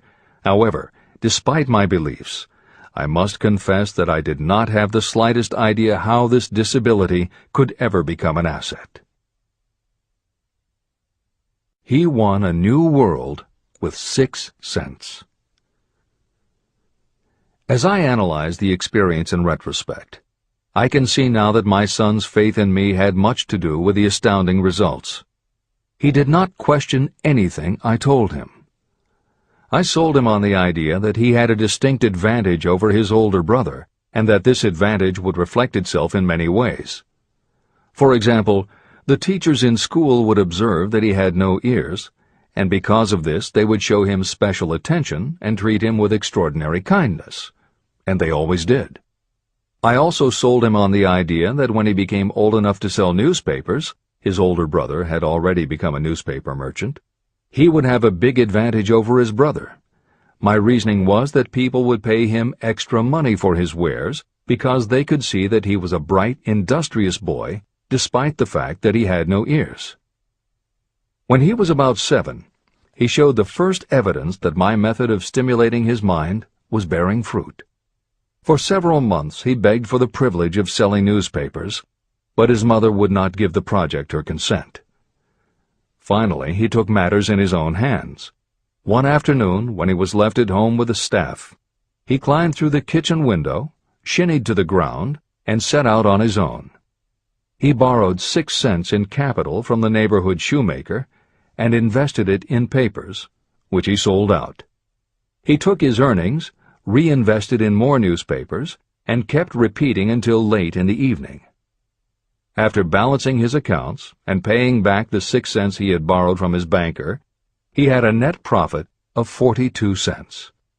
When we got home that night, we found him in bed asleep with the money tightly clenched in his hand. His mother opened his hand, removed the coins, and cried. Of all things. To me it seemed she was crying over her son's first victory. My reaction was the reverse. I laughed, for I knew that my endeavor to plant in my son's mind an attitude of faith in himself had been successful. His mother saw in his first business venture a little deaf boy who had gone out in the streets and risked his life to earn money. I saw a brave, ambitious, self-reliant little businessman whose stock in himself had been increased 100%. He had gone into business on his own initiative and had won. I was not only pleased, I was impressed. He had clearly demonstrated the first signs of a resourcefulness that would go with him all through life. The little deaf boy went through grade school, high school, and college without being able to hear his teachers, except when they shouted loudly at close range. He did not go to a school for the deaf, and we did not use sign language. We were determined that he should live like any other boy who could hear and speak. We stood by that decision, although it cost us many heated debates with school officials. While he was in high school, he tried an electronic hearing aid, but it was of no value to him. During his last week in college, something happened that marked the most important turning point of his life. Through what seemed to be mere chance, he came into possession of another electronic hearing device, which was sent to him on trial. He was slow about testing it, due to his disappointment with a similar device. Finally, he picked it up carelessly, placed it on his head, and hooked up the battery. Suddenly, as if by magic, his lifelong desire for normal hearing became a reality. For the first time in his life, he heard practically as well as any person with normal hearing. Overjoyed because of the changed world that had been brought to him, he rushed to the telephone, called his mother, and heard her voice perfectly. The next day, for the first time in his life, he plainly heard the voices of his professors in class. For the first time in his life, he could converse freely with other people without them having to speak loudly. Truly, he had come into possession of a changed world. His desire was finally paying dividends. But the victory was not yet complete. He still had to find a definite and practical way to convert his disability into an equivalent asset. Thought that works miracles. Intoxicated with the joy of his newly discovered world of sound, he wrote a letter to the manufacturer of the hearing aid, enthusiastically describing his experience. Something in his letter prompted the company to invite him to New York. He was escorted through the factory, and while talking with the chief engineer, telling him about his changed world, a hunch, an idea, or an inspiration, call it what you wish, flashed into his mind. It was this impulse of thought that converted his disability into an asset destined to pay dividends in both money and happiness to thousands for all time to come. The sum and substance of that impulse was this. It occurred to him that he might be of help to the millions of people who go through life without the benefit of hearing devices, if he could find a way to tell them the story of his changed world. For an entire month, he carried out intensive research, during which he analyzed the entire marketing system of the manufacturer of the hearing device. Then he created a plan for reaching out to other hearing-impaired people all over the world, to share with them his newly discovered changed world. When this was done, he put in writing a 2-year plan based upon his findings. When he presented the plan to the company, he was instantly given a position for the purpose of carrying out his ambition. Little did he dream when he went to work that he was destined to bring hope and practical relief to thousands of people who, without his help, would have been limited forever by deafness. There's no doubt in my mind that Blair would have been deaf and unable to speak all his life if his mother and I had not managed to shape his mind as we did.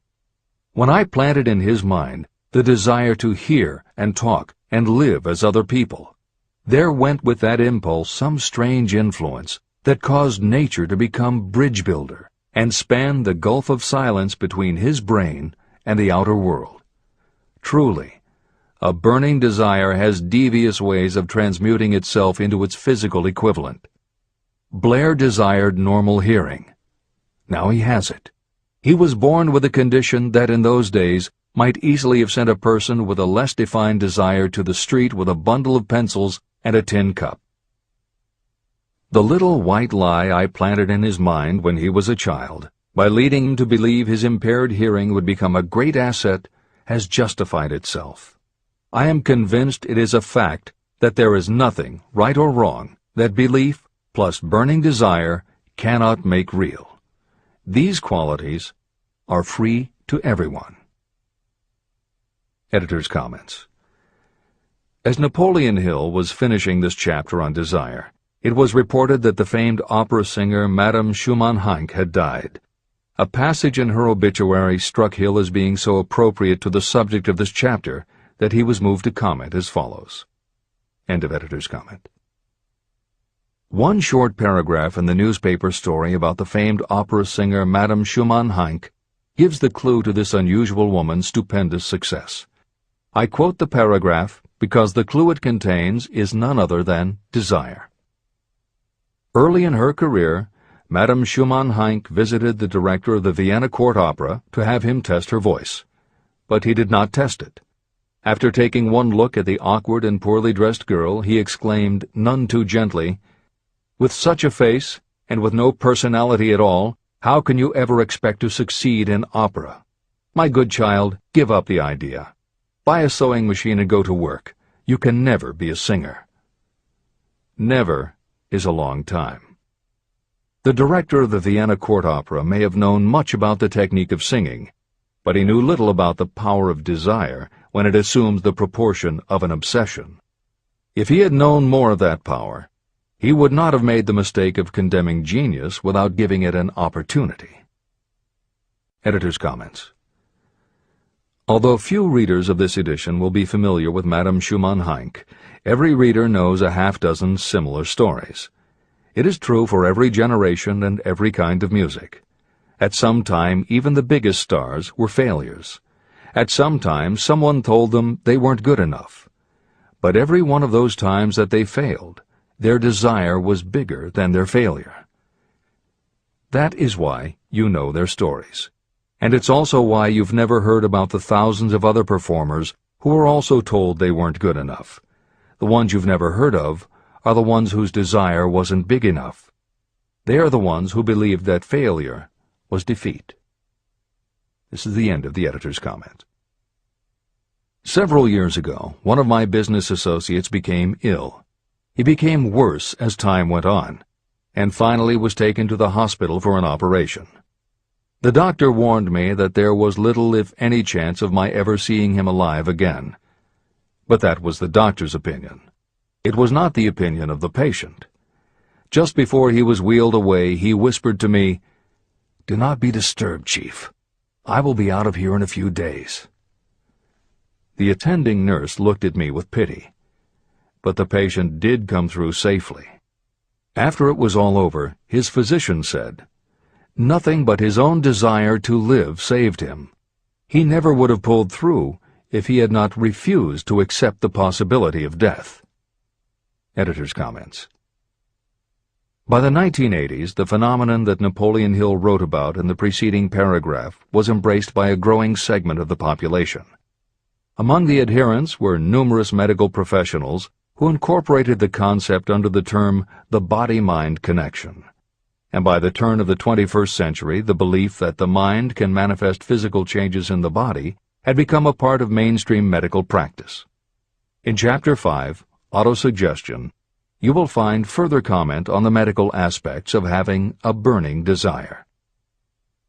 This is the end of the editor's comment.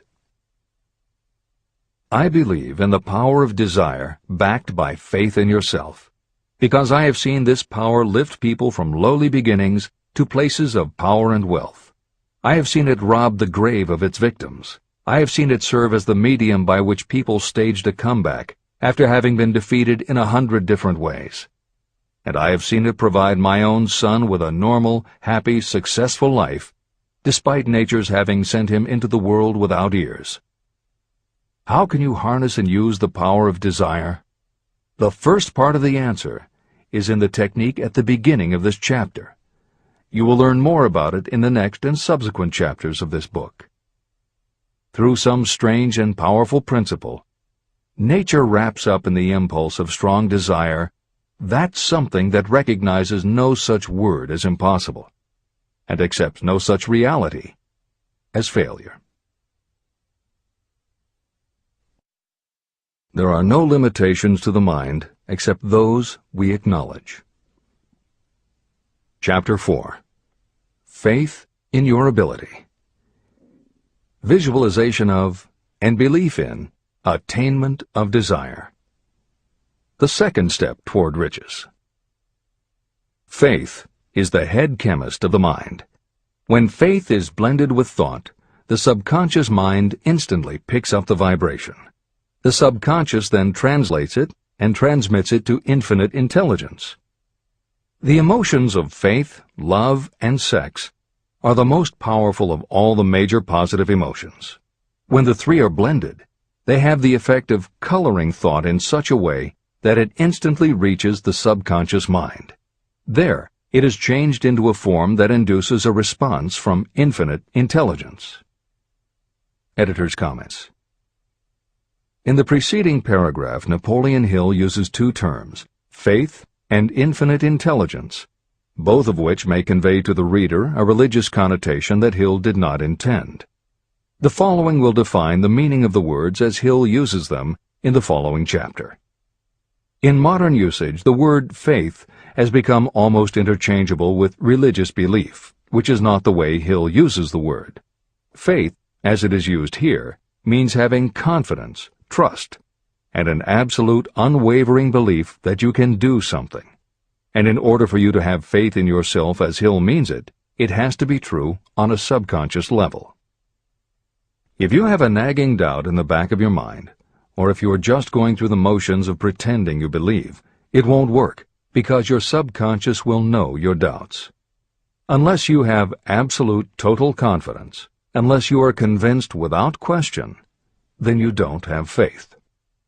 Hill uses the term infinite intelligence to identify that part of the human mind and thinking process that produces hunches, flashes of insight, and leaps of logic. Hill's concept has similarities to what psychologist Carl Jung called the collective unconscious. And on another level, it is very close to what contemporary psychologists refer to as working in the flow state, or being in the zone. Infinite intelligence is discussed in greater depth in later chapters.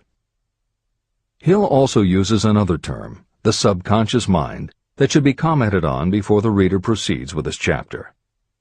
Although there are differing schools of thought, in general modern psychology developed from the pioneering work of Sigmund Freud and Carl Jung. Each believed that the human mind operates on both a conscious and an unconscious level, but they differed on the role the subconscious plays and the way it influences attitude and action. Through his own research and studies, Napoleon Hill developed a theory of the conscious and subconscious that is closest to the Jungian view. The following briefly describes the basis of Hill's view. The conscious mind. Your conscious mind receives information through the five senses of sight, smell, taste, hearing, and touch. Your conscious mind keeps track of what you need for thinking and operating, and it filters out what you don't need. Your conscious mind, and what your memory retains, is the intelligence with which you normally think, reason, and plan. The subconscious mind. Your subconscious has access to all the same information your conscious mind receives, but it doesn't reason the way your conscious mind does. It takes everything literally. It doesn't make value judgments. It does not filter, and it does not forget. You cannot command your conscious mind to reach out and dip into your subconscious mind. However, under certain circumstances, all those forgotten facts and ideas that are always there in your subconscious can, if they are firmly rooted, influence your conscious attitudes and actions. This is the end of the editor's comments. How to develop faith. The following statement is very important in understanding the importance of autosuggestion in the transmutation of desire into its physical or monetary equivalent, namely, faith is a state of mind that may be induced or created by affirmation or repeated instructions to the subconscious mind through the principle of autosuggestion. The repetition of affirmations is like giving orders to your subconscious mind, and it is the only known method of voluntary development of the emotion of faith, absolute belief that you can do something. As an illustration, consider why you are reading this book. You want to acquire the ability to transmute the intangible thought impulse of desire into its physical counterpart, money. By following the instructions laid down in the later chapters on autosuggestion and the subconscious mind, you will learn techniques to convince your subconscious mind that you believe you will receive that for which you ask. Your subconscious will act upon that belief and pass it back to you in the form of faith, followed by definite plans for procuring that which you desire. Faith in yourself and your abilities is a state of mind that you will be able to develop at will after you have mastered the 13 principles in this book. This is true because faith is a state of mind that will develop naturally within you when you use and apply these principles. The emotions, or the feeling portion of thoughts, are what give your thoughts vitality, life, and action. The emotions of faith, love, and sex, when mixed with any thought impulse, give it even greater action. All thoughts that have been emotionalized, given feeling, and mixed with faith, absolute belief in your ability, begin immediately to translate themselves into their physical equivalent or counterpart.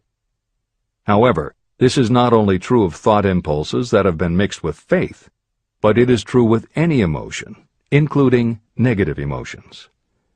What this means is that the subconscious mind will translate into its physical equivalent a thought impulse of a negative or destructive nature just as readily as it will act upon thought impulses of a positive or constructive nature. The following statement made by a noted criminologist illustrates the point. When men first come into contact with crime, they abhor it. If they remain in contact with crime for a time, they become accustomed to it and endure it. If they remain in contact with it long enough, they finally embrace it and become influenced by it. This is the equivalent of saying that a negative impulse of thought that is repeatedly passed on to the subconscious mind often enough is finally accepted and acted upon by the subconscious mind. The subconscious then proceeds to translate that impulse into its physical equivalent by the most practical procedure available. This also accounts for the strange phenomenon that so many millions of people experience, referred to as bad luck. There are millions of people who believe themselves doomed to poverty and failure because of some strange force they call bad luck, over which they believe they have no control.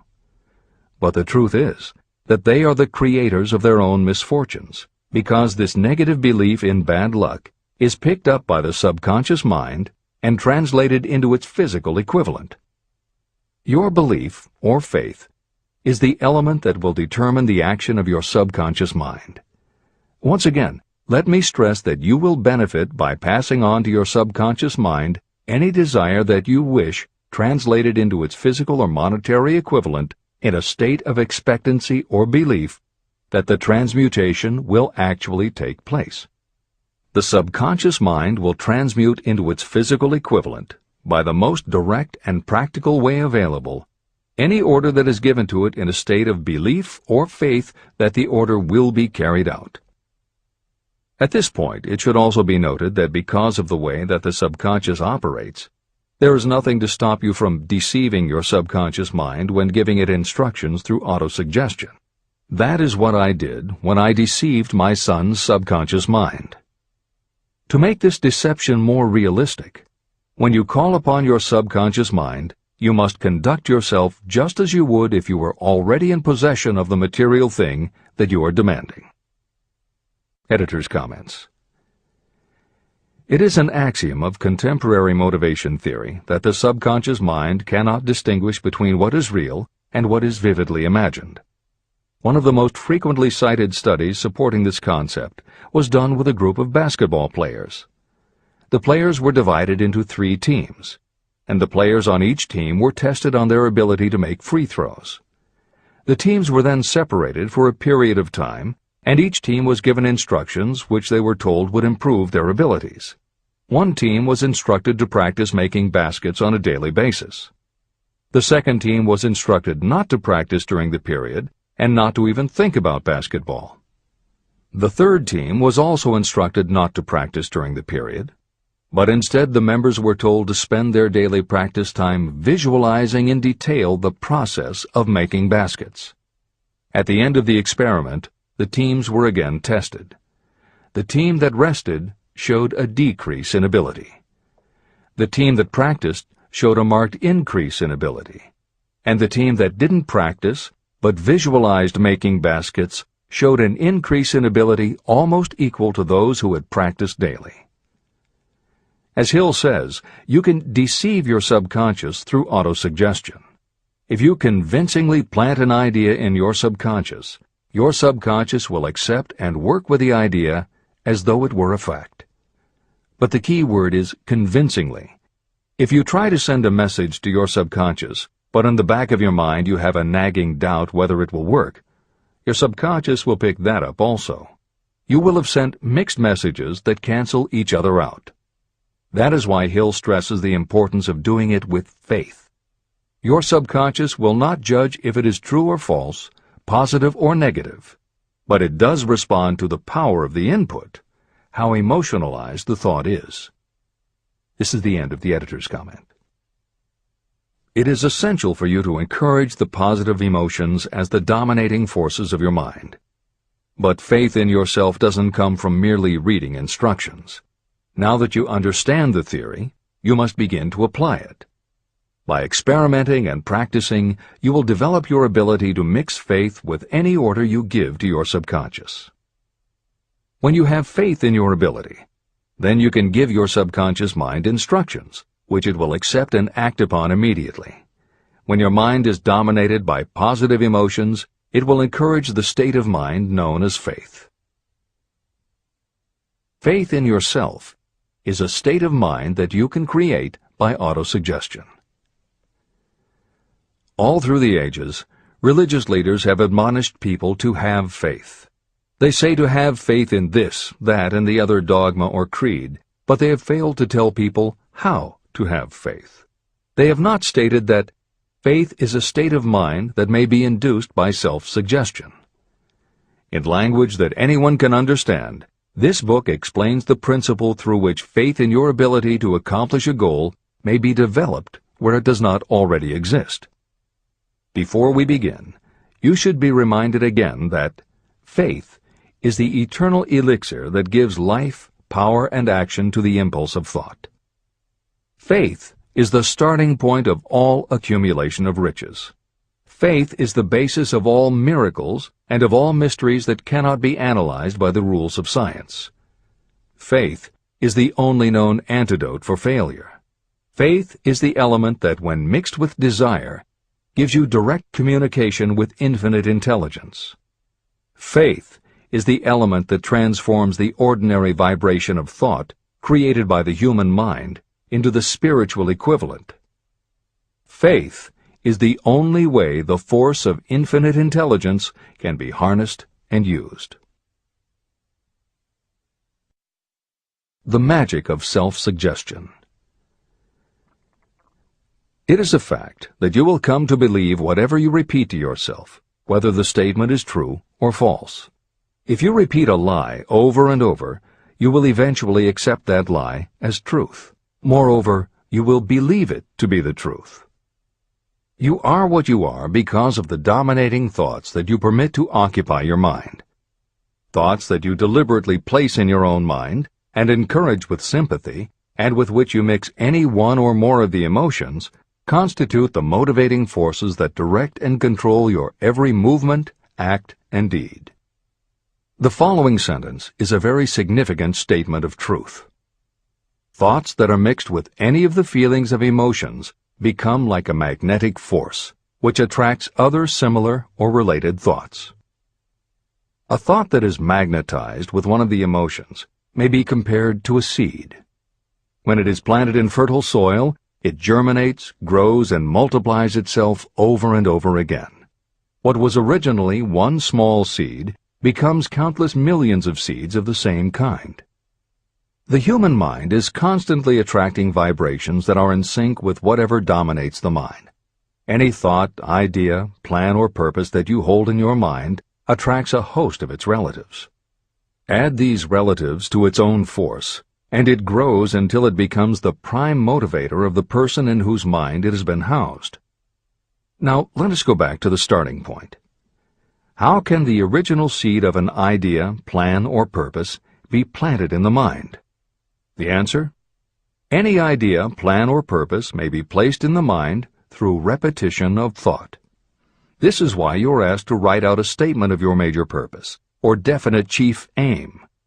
Commit it to memory, and repeat it out loud day after day until these vibrations of sound have reached your subconscious mind. You are what you are because of the dominating thoughts that you permit to occupy your mind. If you choose to, you can throw off any bad influences from your past and build your own life the way you want it to be. For instance, by taking inventory of your mental assets and liabilities, you might discover that your greatest weakness is lack of self-confidence. This can be overcome and translated into courage through the principle of autosuggestion. You can do this by writing out a set of simply stated positive thought impulses, memorizing them, and repeating them until they become a part of the working equipment of your subconscious mind. The following is an example for someone whose definite purpose is to overcome a lack of self-confidence. Self-confidence formula. 1. I know that I have the ability to achieve the object of my definite purpose in life. Therefore, I demand of myself persistent, continuous action toward its attainment, and I here and now promise to render such action. 2. I realize the dominating thoughts of my mind will eventually reproduce themselves in outward physical action and gradually transform themselves into physical reality. Therefore, I will concentrate my thoughts for 30 minutes each day, visualizing the person I intend to become. In this way, I will create in my mind a clear mental picture. 3. I know, through the principle of autosuggestion, that any desire I persistently hold in my mind will eventually find some practical means of attaining my objective. Therefore, I will devote 10 minutes daily to demanding of myself the development of self-confidence. 4. I have clearly written down a description of my definite chief aim in life, and I will never stop trying until I have developed sufficient self-confidence for its attainment. 5. I fully realize that no wealth or position can last unless it is built upon truth and justice. Therefore, I will engage in no transaction that does not benefit all whom it affects. I will succeed by attracting to myself the forces I wish to use and the cooperation of others. I will persuade others to help me because of my willingness to help others. I will eliminate hatred, envy, jealousy, selfishness, and cynicism by developing love for all humanity. because I know that a negative attitude toward others can never bring me success. I will cause others to believe in me because I will believe in them and in myself. I will sign my name to this formula, commit it to memory, and repeat it aloud once a day, with full faith that it will gradually influence my thoughts and actions so that I will become a self-reliant and successful person. Behind this formula is a law of nature that psychologists call autosuggestion or self-suggestion. It is a proven technique that will work for your success if it is used constructively. On the other hand, if used destructively, it will destroy just as readily. In this statement may be found a very significant truth, namely that those who go down in defeat and end their lives in poverty, misery, and distress do so because of negative application of the principle of autosuggestion. All impulses of thought have a tendency to clothe themselves in their physical equivalent. The disaster of negative thinking. The subconscious mind makes no distinction between constructive and destructive thought impulses. It works with the material we feed it through our thought impulses. The subconscious mind will translate into reality a thought driven by fear just as readily as it will translate into reality a thought driven by courage or faith. Just as electricity will turn the wheels of industry and render useful service if used constructively, it will snuff out life if wrongly used. So, too, will the law of autosuggestion lead you to peace and prosperity, or down into the valley of misery, failure, and death. It depends on your degree of understanding and application of it. If you fill your mind with fear or doubt, and if you do not believe in your ability to connect with and use the forces of infinite intelligence, then you will not be able to use those forces. The law of autosuggestion will take your lack of belief and use that doubt as a pattern by which your subconscious mind will translate it into its physical equivalent. Editor's comments. When you have faith in your ability to accomplish what you want, it not only firmly plants ideas in your subconscious, but it then works to reinforce itself. When you have faith in your abilities, part of what you must have faith in is that it is possible to tap into infinite intelligence. And because you have faith that it will work, your conscious mind won't be resistant. When your conscious doesn't resist, your subconscious mind can send creative ideas to your conscious mind more easily. Then, the more you see the power working in your life, the easier it is for you to act on faith the next time. Will it work for you? You will never know unless you relax your resistance and just have faith that it will.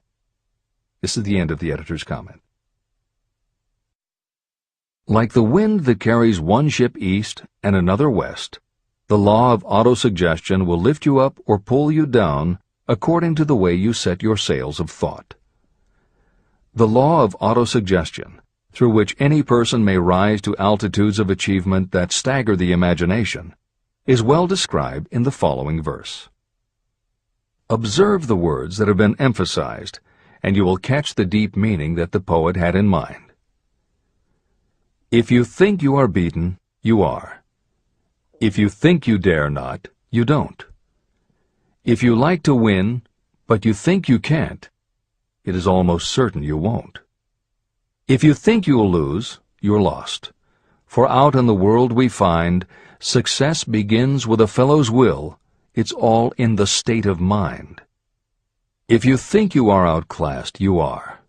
You've got to think high to rise. You've got to be sure of yourself before you can ever win a prize.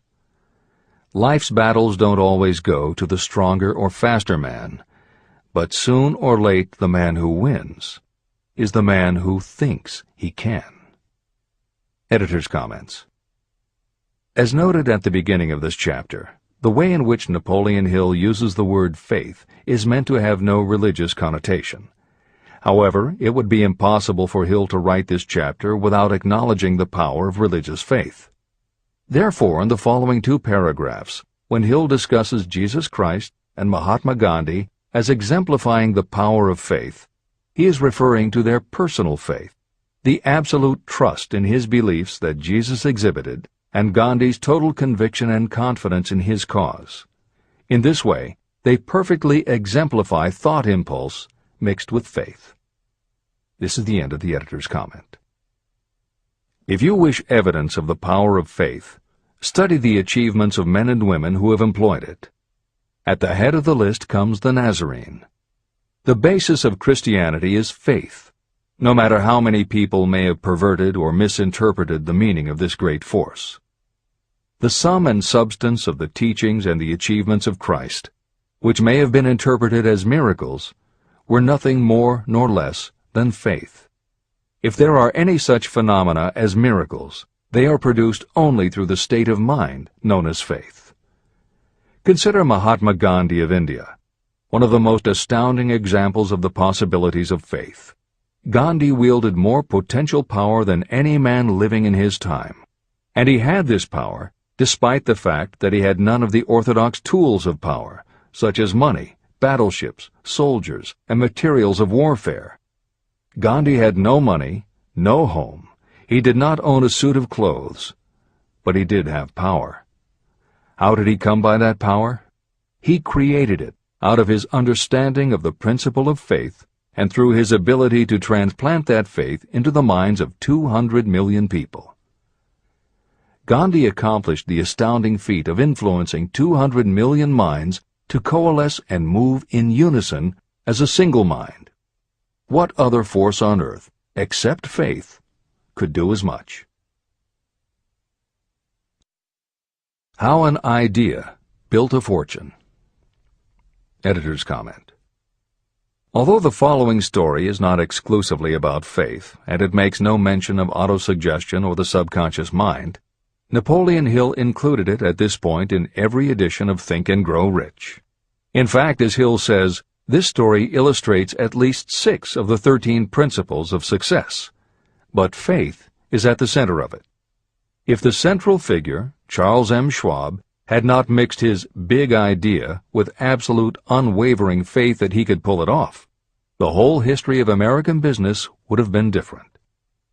This is the end of the editor's comment. The event chosen for this illustration dates back to 1900, when the United States Steel Corporation was being formed.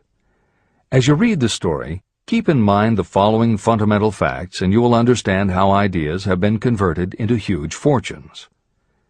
First, the United States Steel Corporation was born in the mind of Charles M. Schwab in the form of an idea he created through his imagination. Second, he mixed faith with his idea. Third, he formulated a plan for the transformation of his idea into physical and financial reality. Fourth, he put his plan into action with his famous speech at the University Club. Fifth, he applied and followed through on his plan with persistence and backed it with firm decision until it had been fully carried out. Sixth, he prepared the way for success by a burning desire for success. If you are one of those who have often wondered how great fortunes are accumulated, this story of the creation of the United States Steel Corporation will be enlightening. If you have any doubt that a person can think and grow rich, this story should dispel that doubt. You can plainly see in the story of United States Steel the application of a major portion of the principles described in this book. This astounding description of the power of an idea was dramatically told by John Lowell in the New York World Telegram, with whose courtesy it is here reprinted. Editor's comments. In order for the modern reader to fully appreciate the following newspaper story, it is appropriate at this point to provide some background information about the main players. Charles M. Schwab was Andrew Carnegie's right-hand man and president of the Carnegie Steel Corporation. Andrew Carnegie was a wealthy and powerful steel baron whose company controlled 25% of the iron and steel production in America. J.P. Morgan was a wealthy and powerful Wall Street banker whose company had arranged the financing for many of the major industrial companies in America at the beginning of the 20th century. All the reader needs to know about the other men mentioned in the story is that at the beginning of the 20th century, finance, business, and industry were dominated by a few hundred men, most of whom had amassed great fortunes through some connection with the railroads that had opened the country. These people were well known to readers of the New York World Telegram because of their financial influence. And that sets the stage for the following newspaper article, which is not only a fascinating story about the power of faith in an idea, but also a wonderful example of the irreverent writing style that was used by many newspaper journalists of the day. This is the end of the editor's comment. A pretty after-dinner speech for $1 billion. When on the evening of December 12, 1900, some 80 of the nation's financial nobility gathered in the banquet hall of the University Club on Fifth Avenue to do honor to a young man from out of the West, not half a dozen of the guests realized they were to witness the most significant episode in American industrial history. J. Edward Simmons and Charles Stewart Smith, their hearts full of gratitude for the lavish hospitality bestowed on them by Charles M. Schwab during a recent visit to Pittsburgh, had arranged the dinner to introduce the 38-year-old steel man to Eastern banking society. But they didn't expect him to stampede the convention. They warned him, in fact, that the bosoms within New York's stuffed shirts would not be responsive to oratory, and that if he didn't want to bore the Stillmans and Harrimans and Vanderbilts, he had better limit himself to 15 or 20 minutes of polite vaporings and let it go at that. Even John Pierpont Morgan, sitting on the right hand of Schwab as became his imperial dignity, intended to grace the banquet table with his presence only briefly, and so far as the press and public were concerned, the whole affair was of so little moment that no mention of it found its way into print the next day. So the two hosts and their distinguished guests ate their way through the usual 7 or 8 courses. There was little conversation, and what there was of it was restrained. Few of the bankers and brokers had met Schwab, whose career had flowered along the banks of the Monongahela, and none knew him well. But before the evening was over, they, and with them Money Master Morgan, were to be swept off their feet, and $1 billion baby, the United States Steel Corporation, was to be conceived. It is perhaps unfortunate for the sake of history that no record of Charlie Schwab's speech at the dinner ever was made. It is probable, however, that it was a homely speech, somewhat ungrammatical, for the niceties of language never bothered Schwab, full of epigram and threaded with wit. But aside from that, it had a galvanic force and effect upon the $5 billion of estimated capital that was represented by the diners. After it was over, and the gathering was still under its spell, although Schwab had talked for 90 minutes, Morgan led the orator to a recessed window where, dangling their legs from the high, uncomfortable seat, they talked for an hour more. The magic of the Schwab personality had been turned on full force, but what was more important and lasting was the full-fledged, clear-cut program he laid down for the aggrandizement of steel.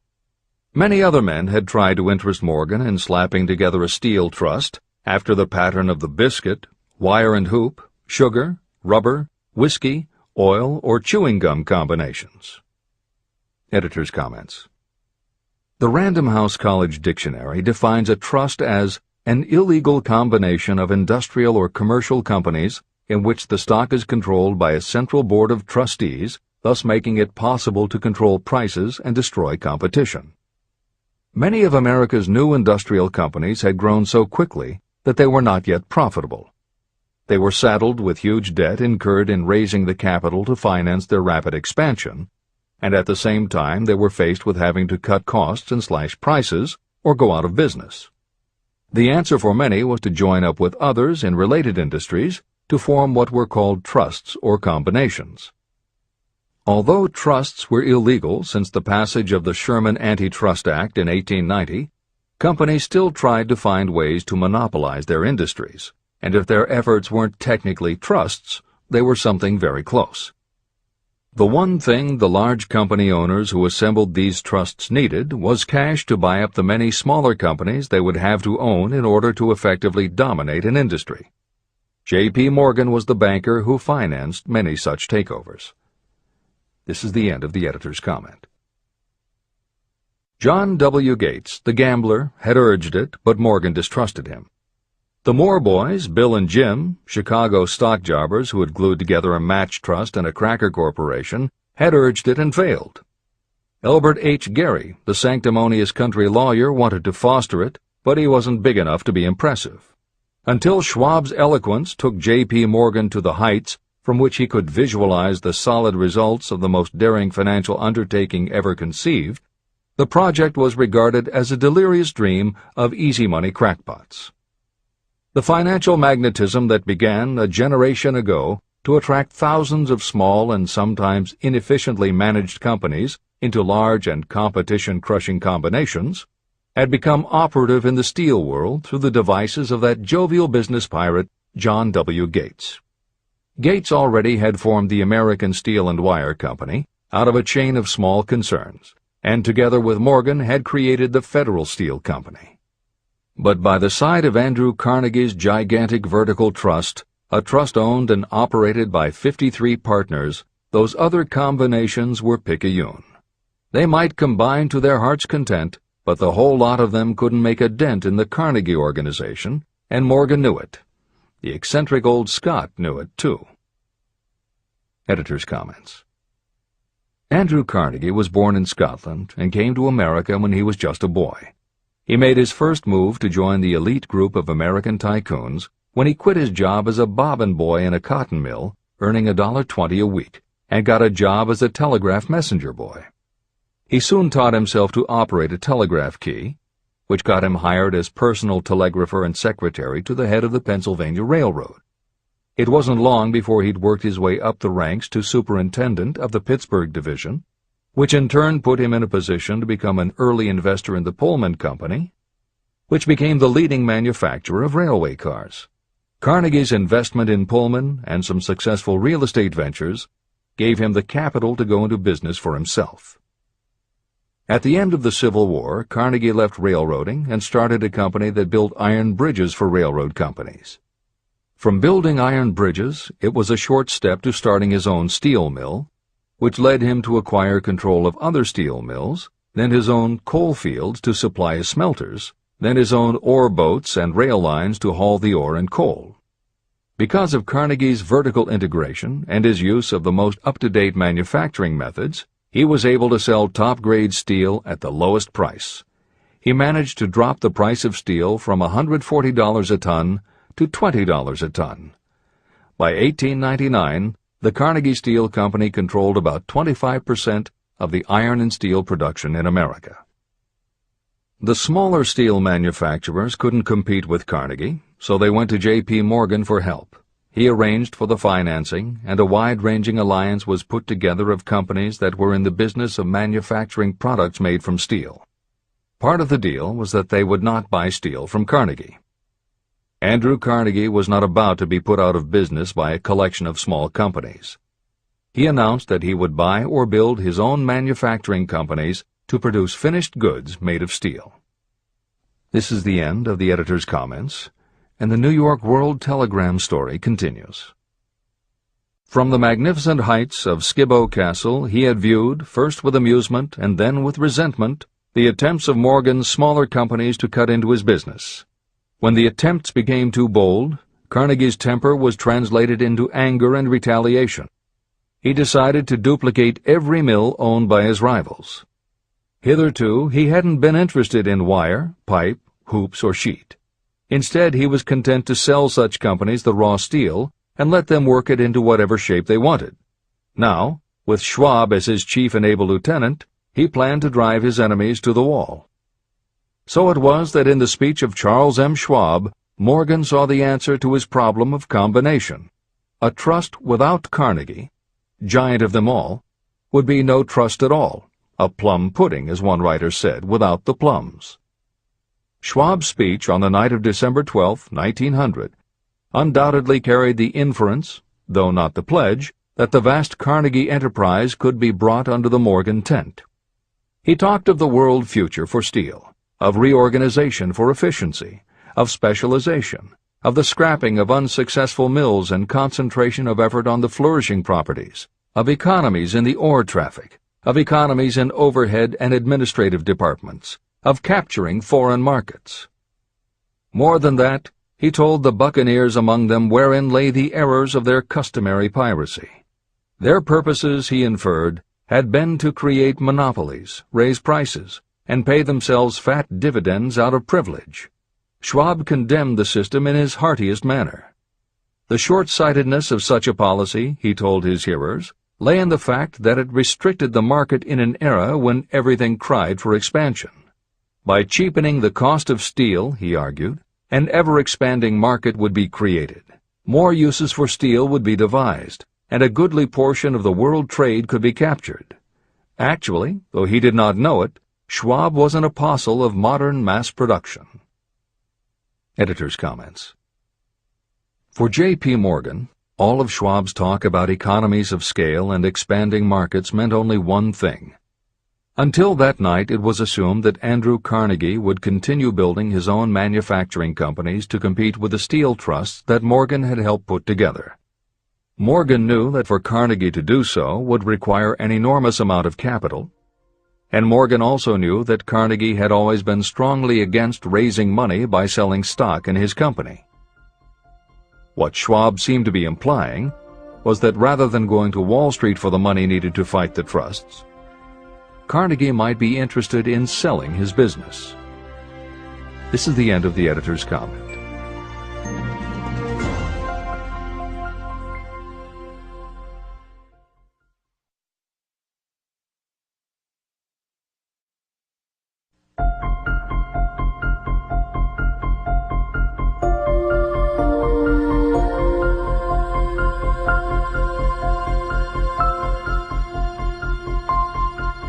New York World Telegram story continues. So the dinner at the University Club came to an end. Morgan went home to think about Schwab's rosy predictions. Schwab went back to Pittsburgh to run the steel business for Andrew Carnegie, while Gary and the rest went back to their stock tickers to fiddle around in anticipation of the next move. It was not long coming. It took Morgan about 1 week to digest the feast of reason Schwab had placed before him. When he had assured himself that no financial indigestion was to result, he sent for Schwab, and found that young man rather coy. Mr. Carnegie, Schwab indicated, might not like it if he found his trusted company president had been flirting with the Emperor of Wall Street, the street upon which Carnegie was resolved never to tread. Then it was suggested by John W. Gates, the go-between, that if Schwab happened to be in the Bellevue Hotel in Philadelphia, J.P. Morgan might also happen to be there. When Schwab arrived, however, Morgan was inconveniently ill at his New York home, and so on the elder man's pressing invitation, Schwab went to New York and presented himself at the door of the financier's library. Now, certain economic historians have professed the belief that from the beginning to the end of the drama, the stage was set by Andrew Carnegie, that the dinner to Schwab, the famous speech, the Sunday night conference between Schwab and the Money King, were events arranged by the canny Scot. The truth is exactly the opposite. When Schwab was called in to consummate the deal, he didn't even know whether the little boss, as Andrew was called, would so much as listen to an offer to sell, particularly to a group of men whom Andrew regarded as being endowed with something less than holiness. But Schwab did take into the conference with him, in his own handwriting, 6 sheets of copperplate figures, representing to his mind the physical worth and the potential earning capacity of every steel company he regarded as an essential star in the new metal firmament. 4 men pondered over these figures all night. The chief, of course, was Morgan, steadfast in his belief in the divine right of money.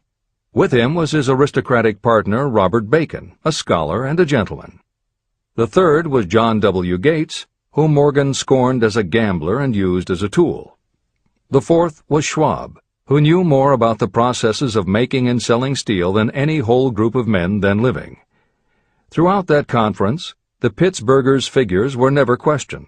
If he said a company was worth so much, then it was worth that much and no more. He was insistent, too, upon including in the combination only those concerns he nominated. He had conceived a corporation in which there would be no duplication, not even to satisfy the greed of friends who wanted to unload their companies upon the broad Morgan shoulders. When dawn came, Morgan rose and straightened his back. Only one question remained. "Do you think you can persuade Andrew Carnegie to sell?" he asked. "I can try," said Schwab. "If you can get him to sell, I will undertake the matter," said Morgan. So far, so good. But would Carnegie sell? How much would he demand? Schwab thought about $320 million. What would he take payment in? Common or preferred stocks? Bonds? Cash? Nobody could raise $1/3 billion in cash. There was a golf game in January on the frost-cracking heath of the St. Andrews Links in Westchester, with Andrew bundled up in sweaters against the cold and Charlie talking volubly as usual to keep his spirits up. But no word of business was mentioned until the pair sat down in the cozy warmth of the Carnegie cottage nearby. Then, with the same persuasiveness that had hypnotized 80 millionaires at the University Club, Schwab poured out the glittering promises of retirement and comfort, of untold millions to satisfy the old man's social caprices. Carnegie capitulated, wrote a figure on a slip of paper, handed it to Schwab and said, "All right, that's what we'll sell for." The figure was approximately $400 million, and was reached by taking the $320 million mentioned by Schwab as a basic figure, and adding to it $80 million to represent the increased capital value over the previous 2 years. Later, on the deck of a transatlantic liner, the Scotsman said ruefully to Morgan, "I wish I had asked you for $100 million more." "If you had asked for it, you'd have gotten it," Morgan told him cheerfully. There was an uproar, of course. A British correspondent cabled that the foreign steel world was appalled by the gigantic combination. President Hadley of Yale declared that unless trusts were regulated, the country might expect an emperor in Washington within the next 25 years. But that able stock manipulator Keene went at his work of shoving the new stock at the public so vigorously that all the excess water, estimated by some at nearly $600 million, was absorbed in a twinkling. So Carnegie had his millions, and the Morgan Syndicate had $62 million for all its trouble, and all the boys, from Gates to Gary, had their millions. Editor's comment. The 38-year-old Charles M. Schwab had his reward, too. He was made president of the new corporation, United States Steel, and remained in control until 1930. When Schwab left U.S. Steel, he went on to found the mammoth Bethlehem Steel Corporation, of which he also became president. This is the end of the editor's comment. Riches begin with thought. The dramatic story of big business that you've just finished is a perfect illustration of the method by which desire can be transmuted into its physical equivalent. That giant organization was created in the mind of one man. The plan by which the organization was provided with the steel mills that gave it financial stability was created in the mind of the same man. His faith, his desire, his imagination, his persistence were the real ingredients that went into United States Steel. The steel mills and equipment acquired by the corporation, after it had been brought into legal existence, were incidental. However, careful analysis reveals that the appraised value of the properties acquired by the corporation increased in value by an estimated $600 million, approximately $12 billion today. The increase in value of the assets is attributable to the mere transaction that consolidated them under one management. In other words, Charles M. Schwab's idea, plus the faith with which he conveyed it to the minds of J.P. Morgan and the others, was marketed for a profit of approximately $600 million. Not an insignificant sum for a single idea. The United States Steel Corporation prospered and became one of the richest and most powerful corporations in America, employing thousands of people, developing new uses for steel and opening new markets, thus proving that the $600 million in profit that the Schwab idea produced was earned.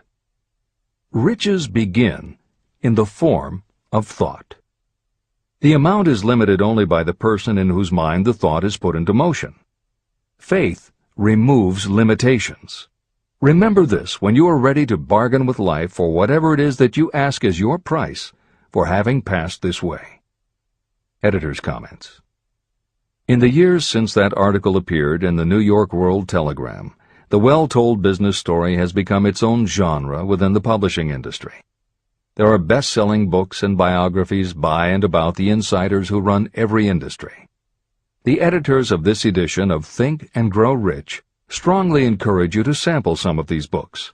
They can be entertaining and inspirational, and in them you will be able to see examples of Hill's principles of success at work in the real world. The best of them are not only entertaining and inspirational, but they are filled with ideas and techniques you can adapt and use. There are literally too many bestsellers from which to select a best of listing for inclusion here.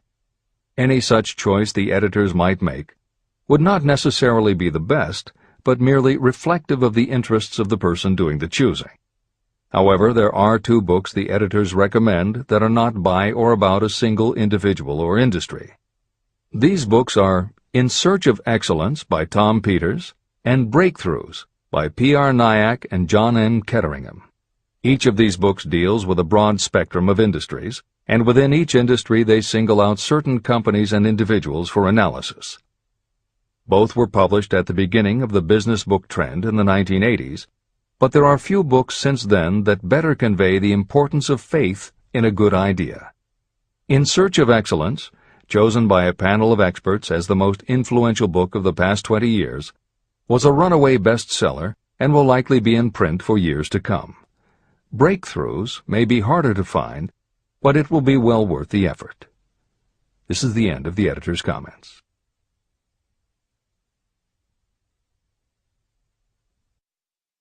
A quitter never wins, and a winner never quits. Chapter 5. Autosuggestion. The medium for influencing the subconscious mind. The third step toward riches.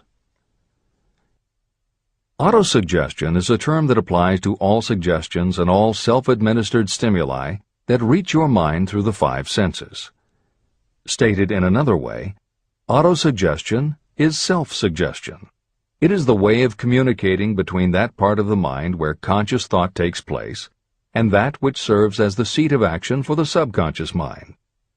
Through the dominating thoughts that you permit to remain in your conscious mind, it doesn't matter whether these thoughts are negative or positive, the principle of autosuggestion reaches the subconscious mind and influences it with these thoughts.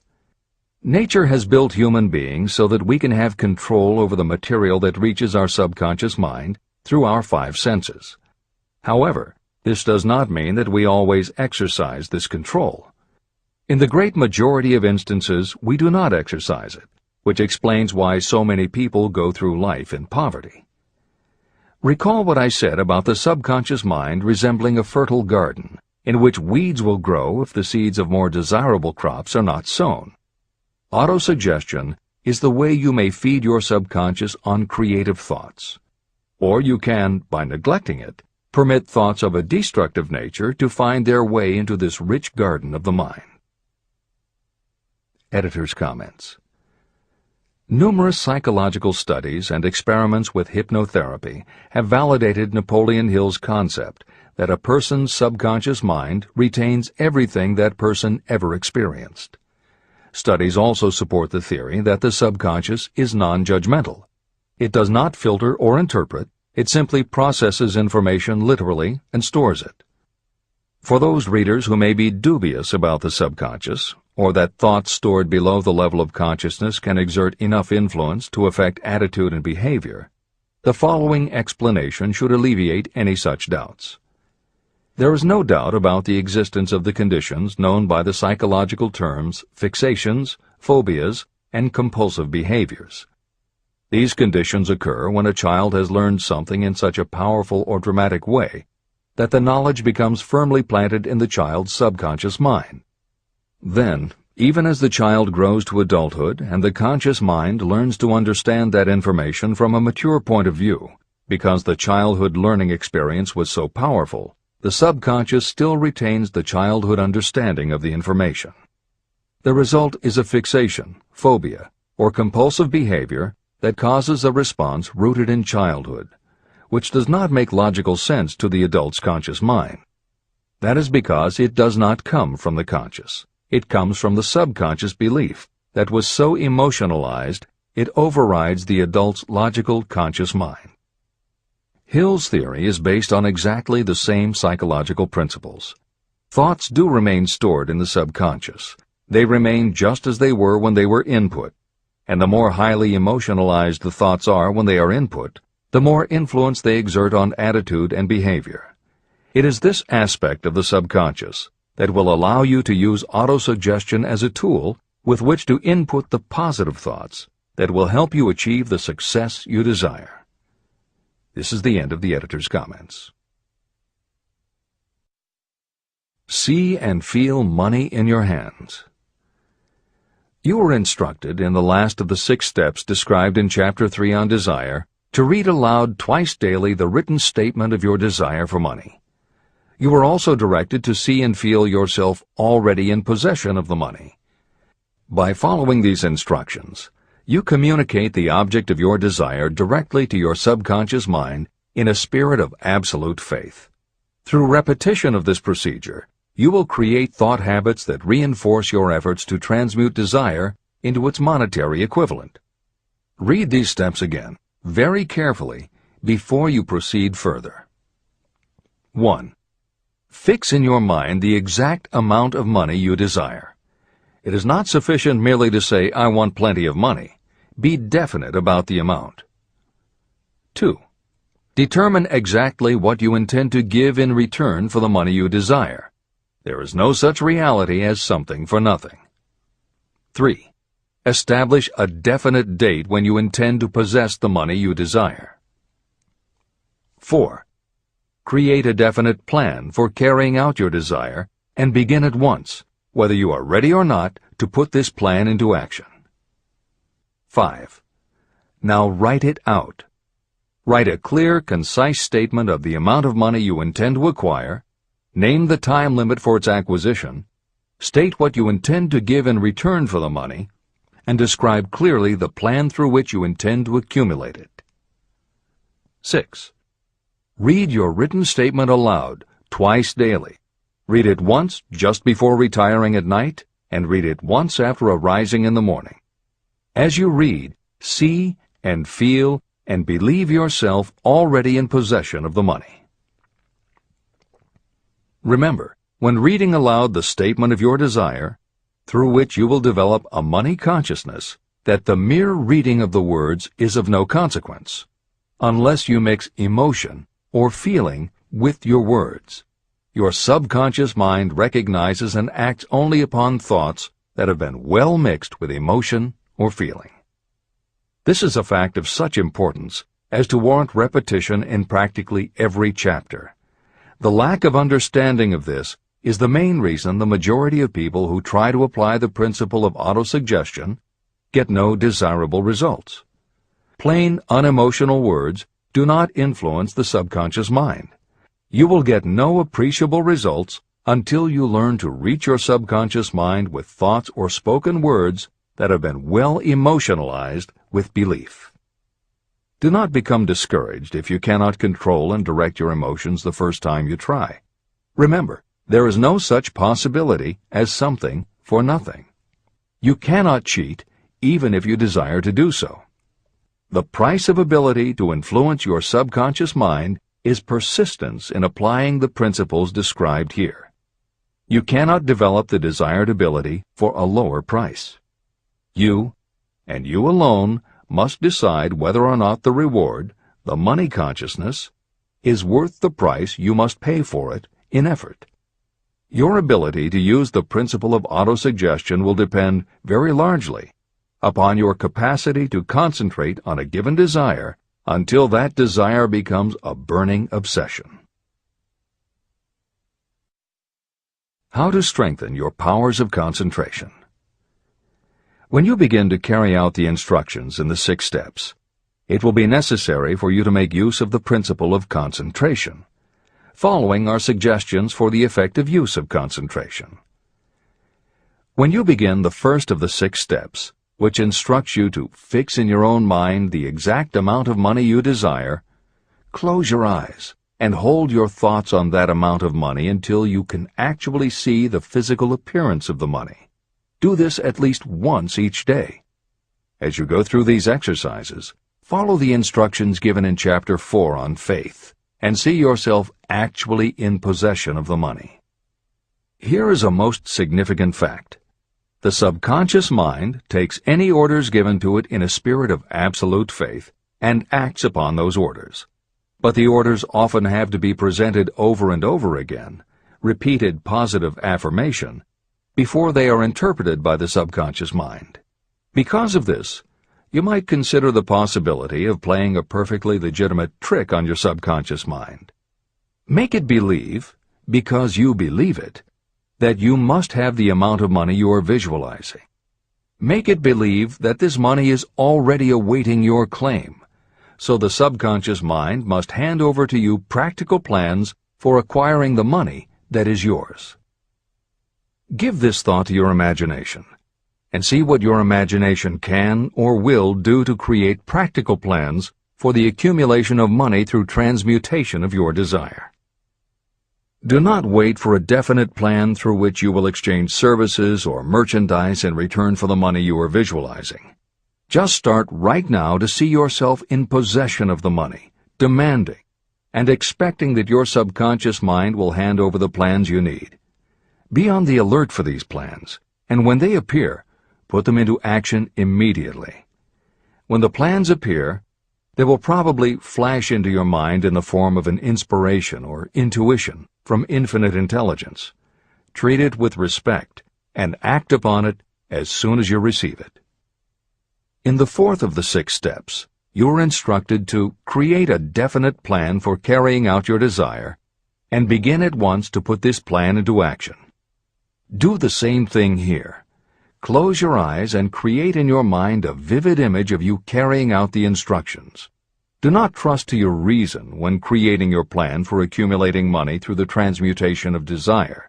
Your reasoning faculty may be lazy, and if you depend entirely upon it to serve you, it may disappoint you. When visualizing the money you intend to accumulate, see yourself rendering the service or delivering the merchandise you intend to give in return for this money. This is important. Editor's comments. The basic principle underlying autosuggestion is closely related to self-hypnosis, and both techniques played an important role in the development of modern psychology. Although all 3 concepts, autosuggestion, hypnosis, and psychology, had to overcome initial public skepticism, unfortunately, autosuggestion and hypnotism were hampered by events that further delayed their acceptance. Hypnosis was an integral part of the therapies used by the major figures in the development of psychology, including Sigmund Freud, Carl Jung, and William James. It fell out of favor as a therapeutic method when stage magicians began to use the technique in their acts. People found it difficult to give serious consideration to a method that was being used in theaters and nightclubs to make members of the audience do ridiculous things for comic effect. Autosuggestion encountered a similar problem. French psychiatrist Émile Coué was the best-known early advocate of autosuggestion. A contemporary of Sigmund Freud, Coué operated a clinic that treated patients diagnosed with psychosomatic ailments, individuals who have convinced themselves they are ill and even show symptoms but do not actually have a disease. Coué treated his patients with an autosuggestion technique that involved the repetition of statements he termed positive affirmations. Coué devised a general, non-specific phrase that would give the subconscious a positive instruction, but was open enough that it did not tell the subconscious how to do it.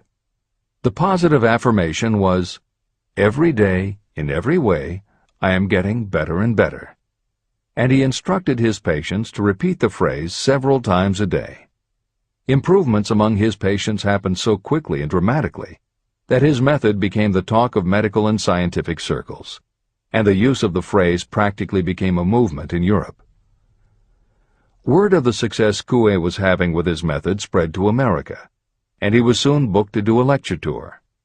At one of his early speaking engagements, a cynical newspaper reporter made a joke of the technique, calling it, "Hell's bells, I'm well." The joke followed Coué wherever he spoke, and the press coverage was so negative he canceled his tour and returned to practice in Europe. Serious scientists and therapists continued to work with autosuggestion. But just as had happened when stage magicians cast doubt upon the efficacy of hypnosis, Coué's method of positive affirmation fell out of favor with the general public. It took the openness of the latter part of the 20th century before the techniques of hypnosis and autosuggestion gained general acceptance once again. Today, if you go on the Internet, there are over 40,000 web links featuring positive affirmations, and numerous bestsellers have been written on the subject. Virtually every newspaper, magazine, and television news program regularly features stories on the crucial role the mind plays in personal growth and achievement. Techniques based on autosuggestion have fostered countless best-selling books, audiobooks, and video programs. And every week thousands of people attend seminars, lectures, and retreats to be inspired by motivational speakers or spiritual leaders, and to learn techniques that will help them achieve success, almost all of which are based on the basic principles Napoleon Hill advocates in this book. When Hill instructs the reader to close your eyes and hold your thoughts on that amount of money until you can actually see the physical appearance of the money, he is in fact describing the autosuggestion technique most widely taught by contemporary motivational experts. Today it is called creative visualization, and it is regularly used by some of the most successful trainers of Olympic athletes and professional sports teams. It is used by NASA in training astronauts, and medical professionals use it in a variety of ways, including teaching it to patients who need to elevate their autoimmune system. Using visualization effectively is much more than simply daydreaming about something you would like to have or a goal you would like to achieve. Visualization is a specific technique that involves the use of imagination, creativity, vivid imagery, and affirmations, all focused on creating something you wish to manifest in reality. Napoleon Hill identified the practice of visualization and wrote about it as early as 1928 in his first bestseller, Law of Success. Since then, many other psychologists, medical professionals, motivational speakers, and authors have developed systems based on the same principles. Dr. Maxwell Maltz, a noted plastic surgeon, found that often it was as important for his patients to change their inner perception of themselves as it was to change their outer appearance. Dr. Maltz's landmark bestseller, Psycho-Cybernetics, draws heavily on visualization as a way to increase self-esteem and improve a wide range of abilities.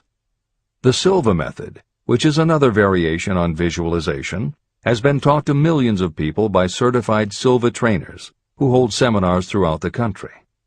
Jose Silva's best-selling book, The Silva Mind Control Method, has also sold many millions of copies. In 1978, 50 years after Napoleon Hill wrote about visualization in Law of Success, Shakti Gawain published the phenomenal bestseller Creative Visualization, and Adelaide Bry published Visualization, Directing the Movies of Your Mind. At about the same time, Dr. O. Carl Simonton, an oncologist, concluded that cancer patients who used visualizations in conjunction with chemotherapy treatments had a marked improvement over those who didn't. His bestseller, Getting Well Again, had a profound impact, and it was followed by books from other respected medical professionals, such as Love, Medicine, and Miracles by Dr. Bernie Siegel, and Superimmunity by Dr. Paul Purcell. Other bestsellers by Dr. John Sarno, Dr. Deepak Chopra, and Dr. Andrew Weil have made what once was referred to as alternative medicine now part of mainstream medical practice. This is the end of the editor's comments. Stimulate your subconscious mind. The instructions given previously for the steps necessary in your desire for money will now be summarized and blended with the principles covered by this chapter, as follows. 1. Go to some quiet spot, preferably in bed at night, where you will not be disturbed or interrupted. Close your eyes and repeat aloud, so that you may hear your own words, the written statement of the amount of money you intend to accumulate. Be specific about the time limit for its accumulation, and a description of the service or merchandise you intend to give in return for the money. As you carry out these instructions, see yourself already in possession of the money. For example, suppose that you intend to accumulate $50,000 by the 1st of January 5 years from now, and that you intend to give your personal services as a salesperson in return for the money. Your written statement of your purpose should be similar to the following. By the first day of January, I will have in my possession $50,000, which will come to me in various amounts from time to time during the interim. In return for this money, I will give the most efficient service of which I am capable. I will give the fullest possible quantity and the best possible quality of service as a salesperson of, and describe the service or merchandise you intend to sell. I believe that I will have this money in my possession. My faith is so strong that I can now see this money before my eyes. I can touch it with my hands. It is now awaiting transfer to me at the time and in the proportion that I deliver the service in return for it. I am awaiting a plan for getting this money, and I will follow that plan when it is received. 2. Repeat this program night and morning until you can see in your imagination the money you intend to accumulate. 3. Place a written copy of your statement where you can see it night and morning, and read it just before retiring and upon rising until it has been memorized. Editor's comments. The following is another suggestion, adapted from Hill's later writings, which appear in Napoleon Hill's Keys to Success. Surround yourself with books, pictures, mottos, and other suggestive devices. Pick things that symbolize and reinforce achievement and self-reliance. Constantly add to your collection, and move things to new places where you can see them in a different light and in association with different things. I had a friend who was a realtor who kept her $1 Million Club certificate over her desk to remind herself of what she was capable. One day she took it down to dust and set it on top of a newspaper. When she picked it up again, she saw beneath it an article about the new football coach who had been hired at the university. Guess who bought a house she had been struggling to sell? This is the end of the editor's comments. Remember, as you carry out these instructions, that you are applying the principle of autosuggestion for the purpose of giving orders to your subconscious mind. Remember also that your subconscious mind will act only upon instructions that are emotionalized and handed over to it with feeling. Faith is the strongest and most productive of the emotions. These instructions may at first seem abstract. Do not let this disturb you. Follow the instructions no matter how abstract or impractical they may appear to be. If you do as you have been instructed, in spirit as well as in act, the time will soon come when a whole new universe of power will unfold to you. Skepticism, in connection with all new ideas, is characteristic of all human beings. If you follow the instructions, your skepticism will soon be replaced by belief, and belief will become crystallized into absolute faith. Many philosophers have made the statement that man is the master of his own earthly destiny, but most of them have failed to say why he is the master. The reason that man may become the master of himself and of his environment is because he has the power to influence his own subconscious mind. The actual performance of transmuting desire into money is through autosuggestion. That is the principle by which you can reach and influence the subconscious mind. The other principles are simply tools with which to apply autosuggestion. Keep this thought in mind, and you will at all times be conscious of the important part the principle of autosuggestion is to play in your efforts to accumulate money through the methods described in this book. After you have read the entire book, come back to this chapter and follow in spirit and in action this instruction. Read the entire chapter aloud once every night until you become thoroughly convinced that the principle of autosuggestion is sound and that it will accomplish for you all that has been claimed for it. As you read, underscore with a pencil every sentence that impresses you. Follow the foregoing instruction to the letter, and it will open the way for a complete understanding and mastery of the principles of success. Every adversity, every failure, and every heartache carries with it the seed of an equivalent or a greater benefit. Chapter 6. Specialized Knowledge. Personal experiences or observations. The fourth step toward riches. There are two kinds of knowledge. One is general, the other is specialized. General knowledge, no matter how great in quantity or variety it may be, is of little use in the accumulation of money. The faculties of the great universities possess practically every form of general knowledge known to civilization. Most of the professors have little money. They specialize in teaching knowledge, but they do not specialize in the organization or the use of knowledge. Knowledge will not attract money unless it is organized and directed through practical plans for the specific purpose of accumulating money. Lack of understanding of this fact has been the source of confusion to millions of people who falsely believe that knowledge is power. It is nothing of the sort. Knowledge is only potential power. It becomes power only when and if it is organized into definite plans of action and directed to a definite end. The missing link in all systems of education is that educational institutions fail to teach their students how to organize and use the knowledge after they have acquired it. Many people made the mistake of assuming that because Henry Ford had little schooling, he was not a man of education. Those who made this mistake did not understand the real meaning of the word educate. That word is derived from the Latin word educo, meaning to educe, to draw out, or to develop from within. An educated person is not necessarily one who has an abundance of general or specialized knowledge. An educated person is one who has so developed the faculties of their mind that he or she may acquire anything they want or its equivalent without violating the rights of others. During the World War, a Chicago newspaper published editorials in which, among other statements, Henry Ford was called an ignorant pacifist. Mr. Ford objected to the statements and sued the paper for libeling him.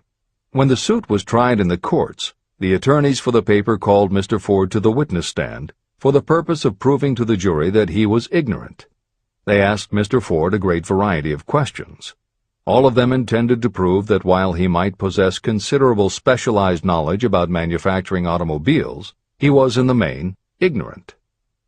Mr. Ford was asked such questions as, who was Benedict Arnold, and how many soldiers did the British send over to America to put down the rebellion of 1776? In answer to the last question, Mr. Ford replied, I do not know the exact number of soldiers the British sent over, but I have heard that it was a considerably larger number than ever went back. Finally, Mr. Ford became tired of this line of questioning.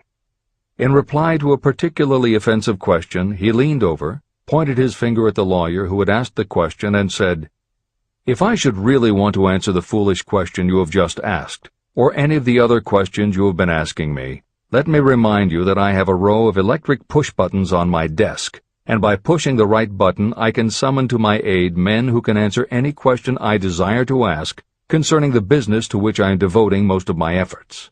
Now, will you kindly tell me why I should clutter up my mind with general knowledge for the purpose of being able to answer questions when I have men around me who can supply any knowledge I require?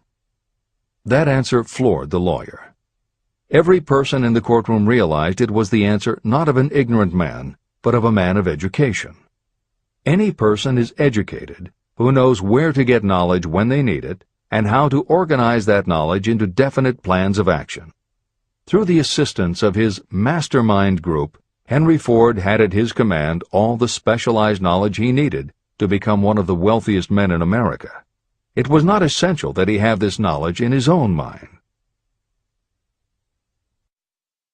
You can get all the knowledge you need. Before you can transmute your desire into money, you will require specialized knowledge of the service, merchandise, or profession that you intend to offer in return for fortune. Perhaps you may need much more specialized knowledge than you have the ability or the inclination to acquire. If this is true, you may bridge your weakness through the aid of your mastermind group.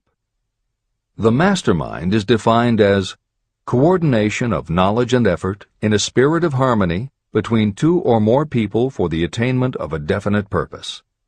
The larger meaning of the mastermind group is explained in greater detail in later chapters. Editor's comments. After reading Hill's definition of the mastermind, many people may assume that he is describing teamwork. That would not be correct. The following explanation is adapted from the Napoleon Hill Foundation's book, Believe and Achieve.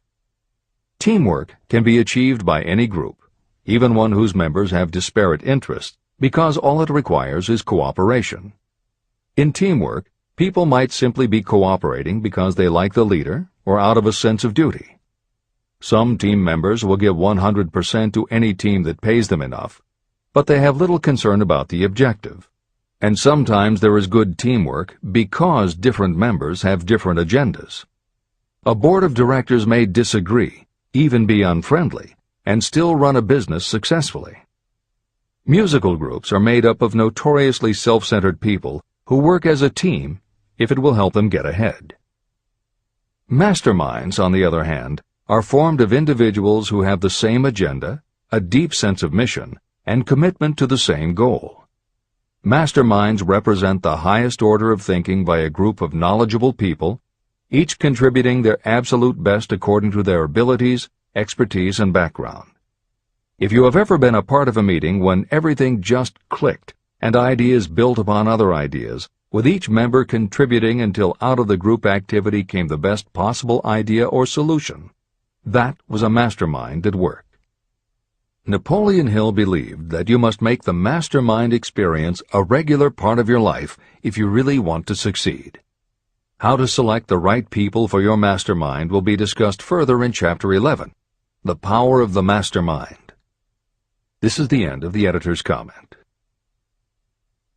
The accumulation of great fortunes calls for power, and power is acquired through highly organized and intelligently directed specialized knowledge.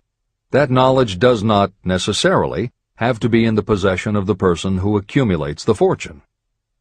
This should give hope and encouragement to those who want to accumulate a fortune, but don't have the necessary education to supply such specialized knowledge. People sometimes go through life suffering from inferiority complexes because they are not people of education. The person who can organize and direct a mastermind group of people who possess the knowledge needed is just as much a person of education as any other individual in the group. Thomas A. Edison had only 3 months of schooling during his entire life, but he did not lack education. Neither did he die poor.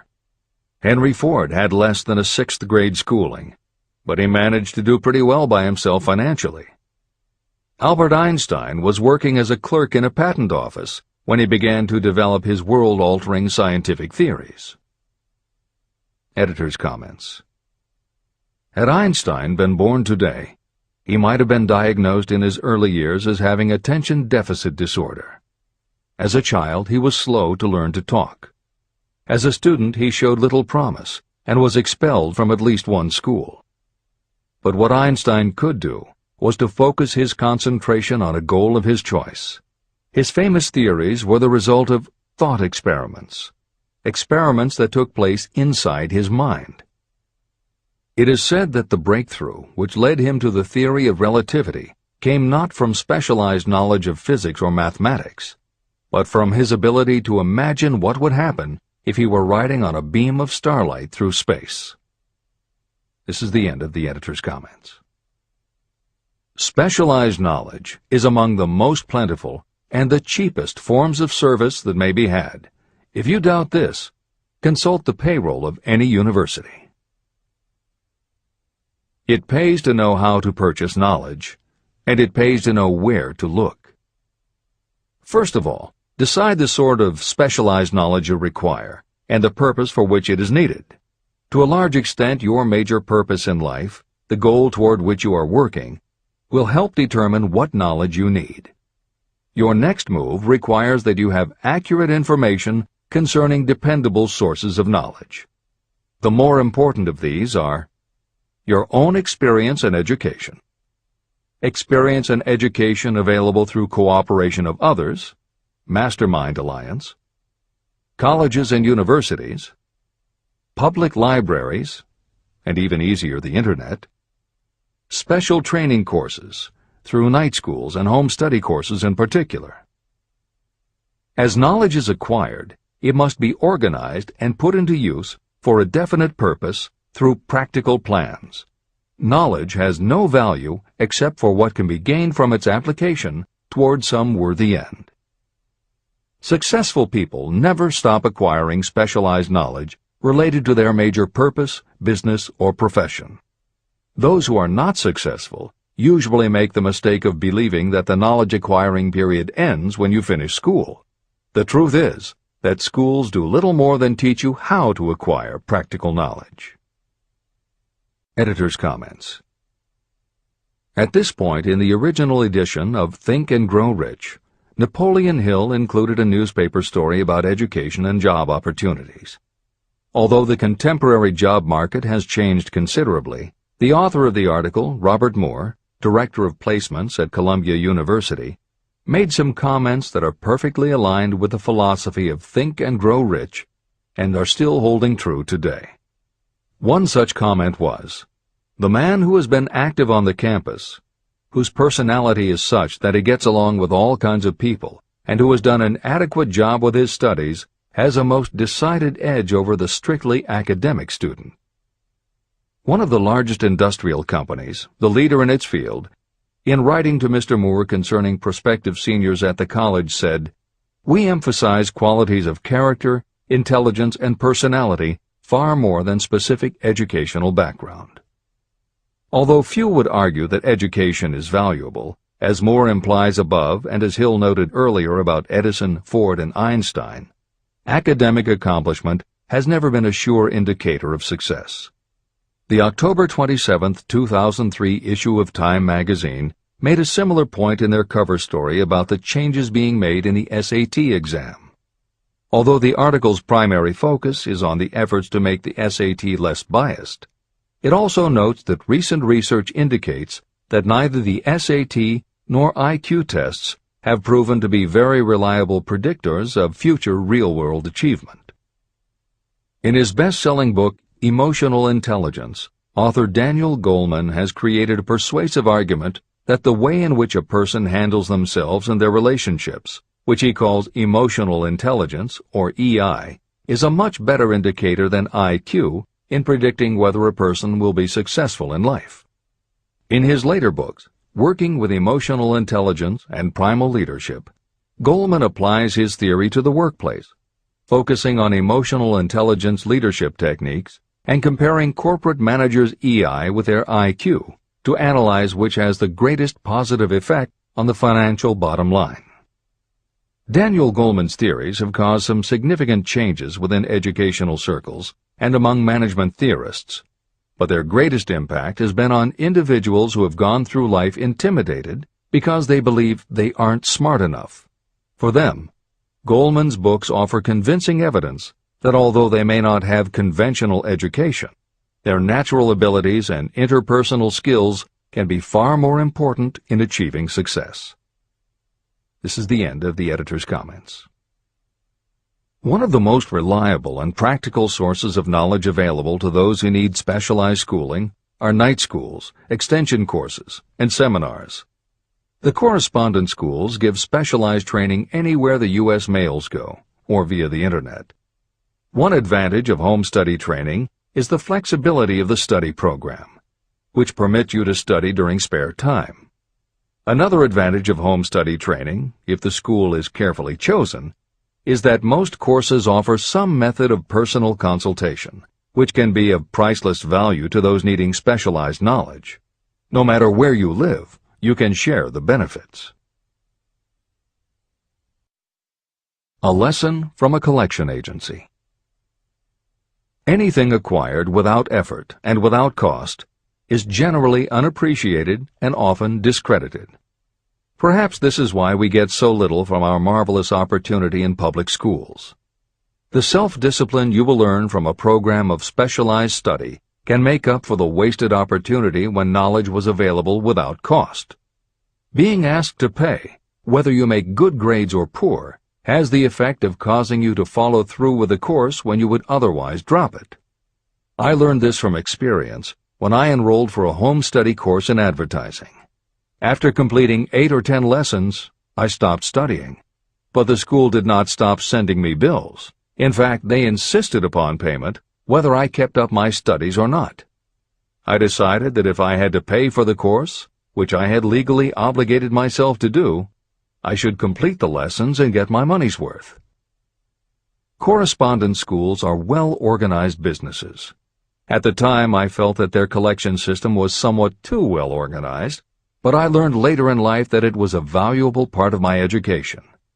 The truth is that their collection department constituted the very finest sort of training on decision-making, promptness, and the habit of finishing what you begin.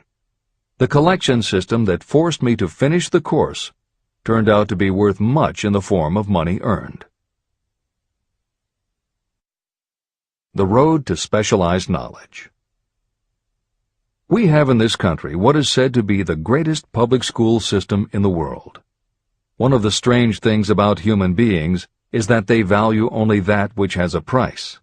The free schools of America and the free public libraries do not impress people because they are free. This is the major reason why so many people find it necessary to acquire additional training after they finish school and go to work. It is also one of the major reasons why employers give greater consideration to employees who take specialized training courses. They have learned that those who have the ambition to give up a part of their spare time to studying at home have in them those qualities that make for leadership. There is one weakness in people for which there is no remedy. It is the universal weakness of lack of ambition. People who give up some of their spare time to take courses seldom remain at the bottom very long. By taking such courses, they open the way for the upward climb, remove many obstacles from their path, and attract the interest of those who have the power to help them. The home study method of training is especially suited to people who have already started working. They often find that after having left school, they still need additional specialized knowledge, but cannot spare the time to go back to school. Stuart Austin Weir was a construction engineer. He followed this line of work until the Depression hit and severely limited the construction business. He took inventory of himself and decided to change his profession to law. He went back to school and took special courses to prepare himself as a corporation lawyer. He completed his training, passed the bar examination, and quickly built a lucrative law practice as a patent attorney. Just to keep the record straight, and to anticipate the excuses of those who will say, "I couldn't go to school because I have a family to support," or "I'm too old," I will add that Mr. Weir was past 40 and married when he went back to school. Moreover, by carefully selecting highly specialized courses, Mr. Weir completed in 2 years the work that it takes the majority of law students 4 years to do. It pays to know how to purchase knowledge. A simple idea that paid off. Here's another specific example about a salesman in a grocery store who found himself suddenly unemployed. Having had some bookkeeping experience, he took a special course in accounting, familiarized himself with all the latest bookkeeping and office equipment, and went into business for himself. Starting with a grocer for whom he had formerly worked, he made contracts with more than 100 small merchants to keep their books at a very nominal monthly fee. His idea was so practical that he soon found it necessary to set up a portable accounting office in a light delivery truck. He now has a fleet of these bookkeeping offices on wheels. He employs a large staff of assistants who provide small merchants with accounting services equal to the best that money can buy at very nominal cost. Specialized knowledge plus imagination were the ingredients that went into this unique and successful business. Last year, the owner of that business paid income taxes of almost 10 times as much as was paid by the grocery store that fired him. Editor's comments. It would be impossible to write a contemporary book about success without including the story of Bill Gates. And although the connection between the world's wealthiest man and Hill's story about a man who started a mobile accounting business may not be immediately obvious, the fact is that this is a very apt place to include the story of Microsoft. Just as with the mobile accountant, The two defining characteristics of Bill Gates' success are specialized knowledge and imagination. Everyone had recognized at an early age that Bill Gates was a very bright student, but he had little interest in anything other than science and math. And when the mothers group at his school arranged for the students to learn about computing, that became his passion. By the time he was 13, he taught himself computer programming. And throughout high school and his years at university, his life revolved around computer clubs and odd jobs working for companies that had something to do with computers.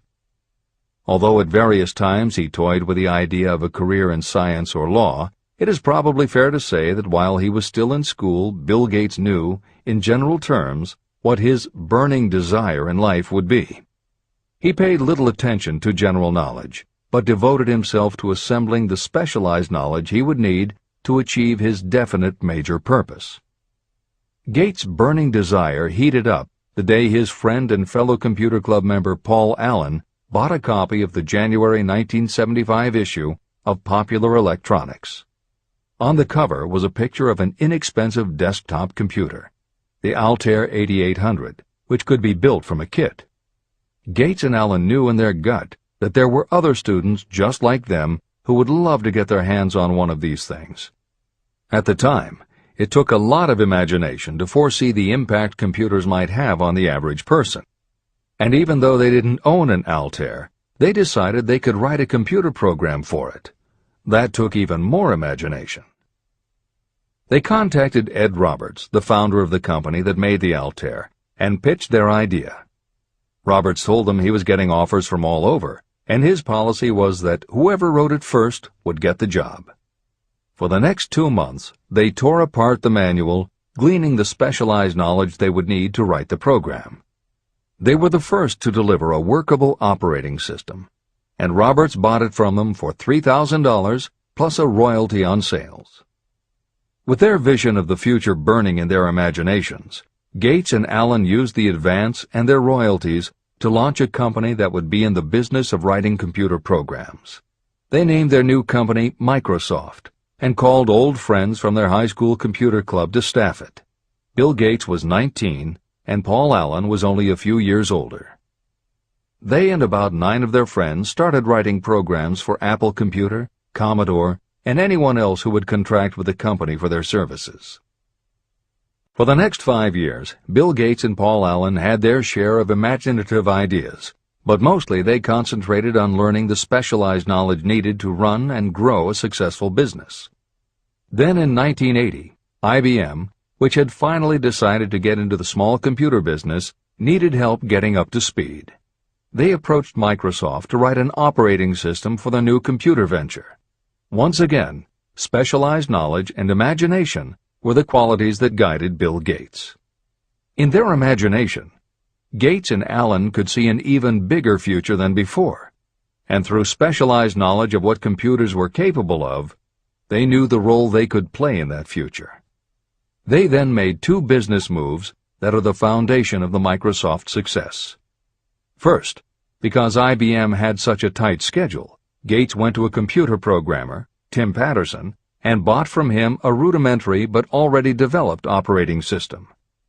Gates then set to work modifying the system, and he renamed it MS-DOS, for Microsoft Disk Operating System. The other move that was crucial to their success was the negotiation with IBM. They started from the position that they would not sell an operating system to IBM. What they would do was license the system to IBM in exchange for a royalty on every copy sold with an IBM computer. And it would not be an exclusive license, which meant that Microsoft could also license the system to other computer companies. If you were to continue to track the history of Microsoft, you would find those same qualities: a burning desire, an idea, specialized knowledge, and imagination behind each move Bill Gates made and continues to make, just as they were behind the success of the man who started the mobile accounting business. This is the end of the editor's comments. The beginning of the successful mobile accounting business was an idea. I know this is true because I was the one who gave him that idea. Now I'd like to pass on the story of another idea. and it was my accountant friend who indirectly suggested this one to me. When I first proposed the accounting idea to him, he said, "I like the idea, but I would not know how to turn it into cash." In other words, he did not know how to market his bookkeeping knowledge after he had acquired it. So, with the aid of a young woman copywriter, a very attractive presentation was prepared describing the advantages of the new system of bookkeeping. The brochure told the story of this new business so effectively that its owner soon had more accounts than he could handle. There are thousands of people all over the country who need the services of a merchandising specialist capable of preparing an attractive way to market personal services. This idea was born of the necessity to solve a specific problem. But it did not stop by serving merely one person. The woman who created the presentation has a keen imagination. She saw in her newly born brainchild the making of a new profession to serve thousands of people who need practical guidance in marketing personal services. Spurred to action by the success of her first prepared plan to market personal services, this woman turned to solving a similar problem for her son. He had just finished college, but had been totally unable to find a market for his services. The plan she created for him was the best example of merchandising personal services I have ever seen. When the presentation had been completed, it contained nearly 50 pages of beautifully typed, properly organized information.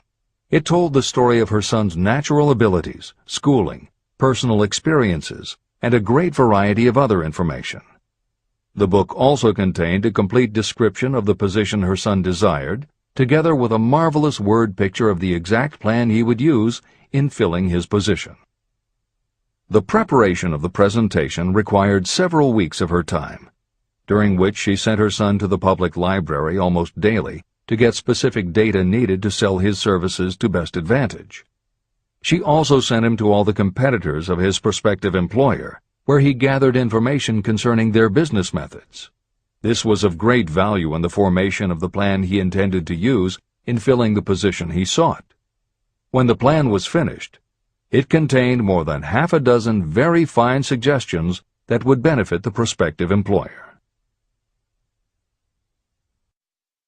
You don't have to start at the bottom. You may be inclined to ask, why go to all this trouble to secure a job? The answer is, doing a thing well is never trouble. The plan prepared by this woman for her son helped him get the job at the first interview and at a salary fixed by himself. Moreover, and this too is important, the position did not require the young man to start at the bottom. He began as a junior executive at an executive salary. Why go to all this trouble? Well, for one thing, this young man's planned presentation saved him no less than 10 years of working his way up. The idea of starting at the bottom and working your way up may appear to be sound, but the major objection to it is this. Too many of those who begin at the bottom never manage to lift their heads high enough to be seen by those who count. And the outlook from the bottom is not very bright or encouraging. It has a tendency to kill off ambition. You get into a rut, and you accept your fate because you form the habit of daily routine. Often this habit finally becomes so strong you don't even try to throw it off. And that is another reason why it pays to start 1 or 2 steps above the bottom. By so doing, you will form the habit of looking around, of observing how others get ahead, of seeing opportunity, and of embracing it without hesitation. A splendid example of what I mean is Dan Halpin. During his college days, he was manager of the famous 1930 championship Notre Dame football team, when it was under the direction of the late Knute Rockne. Halpin finished college at a very unfavorable time. The Depression had made jobs scarce. So after a fling at investment banking and motion pictures, he took the first job with a potential future he could find. It was selling electrical hearing aids on a commission basis. Anyone could start in that sort of job, and Halpin knew it, but it was enough to open the door of opportunity to him. For almost 2 years he worked at the job, but it didn't satisfy him. He would never have risen above that job if he had not done something about his dissatisfaction. He aimed first at the job of assistant sales manager of the company. and he got the job. That single step upward placed him high enough above the crowd for him to see still greater opportunity. Also, it placed him where opportunity could see him. In his new position, he did so well selling hearing aids that A.M. Andrews, chairman of the board of the Dictograph Products Company, a competitor of the company for which Halpin worked, asked to meet with him. Mr. Andrews wanted to know something about that man Dan Halpin, who was taking big sales away from the long-established Dictograph Company. When the interview was over, Halpin was the new sales manager in charge of the Acousticon division of Dictograph. Then, to test young Halpin's mettle, Mr. Andrews went away to Florida for 3 months, leaving him to sink or swim in his new job. He did not sink. Newt Rockney's spirit of all the world loves a winner and has no time for a loser inspired him to put so much into his job that he was elected vice president of the company. Vice president was a job that most would be proud to earn through 10 years of loyal effort, but Halpin turned the trick in little more than 6 months. One of the major points I'm trying to emphasize through this entire philosophy is that we rise to high positions or remain at the bottom because of conditions we can control, but only if we desire to control them. I am also trying to emphasize another point, that both success and failure are largely the results of habit. I have not the slightest doubt that Dan Halpin's close association with the greatest football coach America ever knew planted in his mind the same kind of desire to excel that made the Notre Dame football team world famous. Truly, there's something to the idea that hero worship is helpful, provided you worship a winner. My belief in the theory that business associations are vital factors, both in failure and in success, was clearly demonstrated when my son Blair was negotiating with Dan Halpin for a position.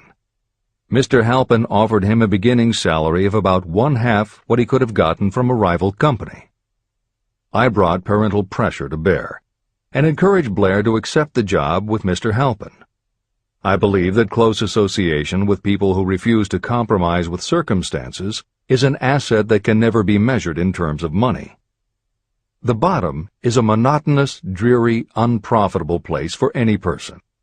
That is why I have taken the time to describe how lowly beginnings can be overcome by proper planning. Make your ideas pay off through specialized knowledge. The woman who prepared the personal service sales plan for her son now receives requests from all parts of the country, from others who want to market their personal services for more money. But don't think that all her plan consists of is clever salesmanship to help her clients get more money for the same services they formerly sold for less. She looks after the interests of the purchaser as well as the seller of personal services. She prepares her plans so that the employers receive full value for the additional money they pay. If you have the imagination and seek a more profitable outlet for your personal services, this suggestion may be the stimulus for which you have been searching. The idea could earn you an income far greater than that of the average doctor, lawyer, or engineer whose education required several years in college. Editor's comments. Mary Kay Ash was literally researching and writing down specialized knowledge when the idea for a new business was born in her imagination.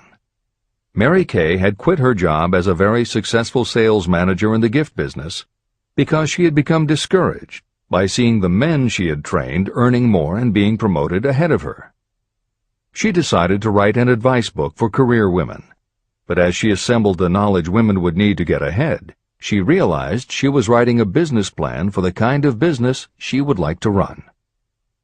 She took her life savings of $5,000, went out and found a skincare cream she liked, acquired the rights to it, and began to contact her friends and friends of friends to see if they would like to be beauty consultants for her new company. But what she was offering wasn't just a chance to sell skincare products. It was a very imaginative combination of philosophy and opportunity that gave women the chance to achieve both personal satisfaction and financial success. The company showed a modest profit in its first year, and continued to grow each year until, by the beginning of the 21st century, There are over 1 million independent beauty consultants in 30 countries with wholesale sales of more than $1.5 billion. 3 times Mary Kay Cosmetics was named as one of the 100 best companies to work for in America, and Lifetime Television Network named Mary Kay the businesswoman of the century. She became one of the most in-demand motivational speakers and the best-selling author of 3 books. Neil Balter also started his company based on specialized knowledge and imagination. He got his specialized knowledge from his job as a carpenter's apprentice. His imagination came into play the day he was hired by a customer who wanted to clear up a messy closet by having shelves installed. Now that kind of job must have been offered to thousands of carpenters, but not one of them had the imagination to see in it what Neil Balter saw. When he finished the work, Balter didn't just see nicely fitted shelves. He saw that he had created a solution for a problem that was common to every household in America. He took the money he earned from the job and started his own business, California Closet Company, which specialized in shelves and fittings designed to attractively organize closet space for maximum efficiency. But Balter's imagination didn't stop once he had his own business up and running. Now he could imagine an even bigger operation. So he went out to find new specialized knowledge about operating and franchising a business.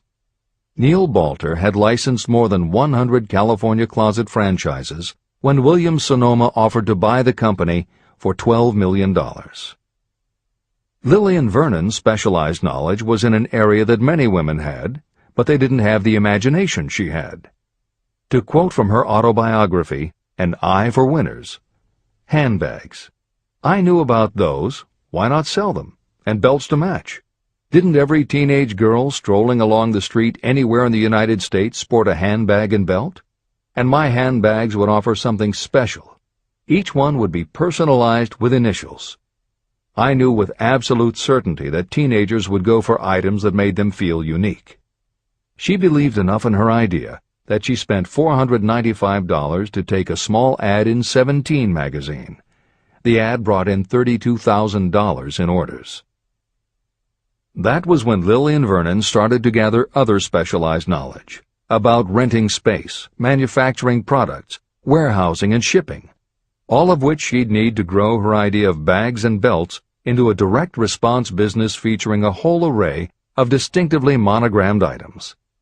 Within a few years, she needed more specialized knowledge about product photography, layout, printing, and direct mail, as she imagined having her own catalog. She started by mailing a 16-page black-and-white catalog to 125,000 customers who had bought products from her in the past. At the beginning of the 21st century, Lillian Vernon was still picking the merchandise and overseeing the design of her catalogs, many of which now run well over 100 full-color pages, are mailed to millions of people many times each year, and generate approximately $250 million in annual sales. There is another story about gathering specialized knowledge that is so good we will use it to conclude this editorial comment. It actually comes from the Napoleon Hill archives, and although he did not include it in Think and Grow Rich, he often used it as an example in his lectures and seminars. There was a young man who started out working for the railroad in 1893. As a machinist at 5 cents an hour. He was always taking courses and learning what he could about steam engines, and by 1905 he had worked his way up through the ranks until he was superintendent of motive power for Chicago Great Western in Olwine, Iowa. Then he did something that must have made his friends think he had taken leave of his senses. He was attending the Chicago Automobile Show when a red and white locomobile caught his attention. He put up his life savings of $700 and convinced a friend to co-sign a loan for $4,300 so he could buy the car. He promptly took it home, put it into a shed, jacked it up, and proceeded to take it apart piece by piece. Then he put it back together again. Then he took it apart and put it back together again. After doing that a few more times, he had learned what he wanted to know. And that was how Walter P. Chrysler gathered the specialized knowledge he needed to get himself out of railroading and into the automobile business. This is the end of the editor's comment. There is no fixed price for sound ideas. Behind all ideas is specialized knowledge. But remember, specialized knowledge is more abundant and more easily acquired than ideas. Because of this truth, there are ever-increasing opportunities for the person capable of helping men and women sell their personal services. Capability means imagination, the one quality needed to combine specialized knowledge with ideas to create organized plans that will yield riches. If you have imagination, this chapter may present you with an idea that is the beginning of the riches you desire. Remember, the idea is the main thing. Specialized knowledge may be found just around the corner, any corner.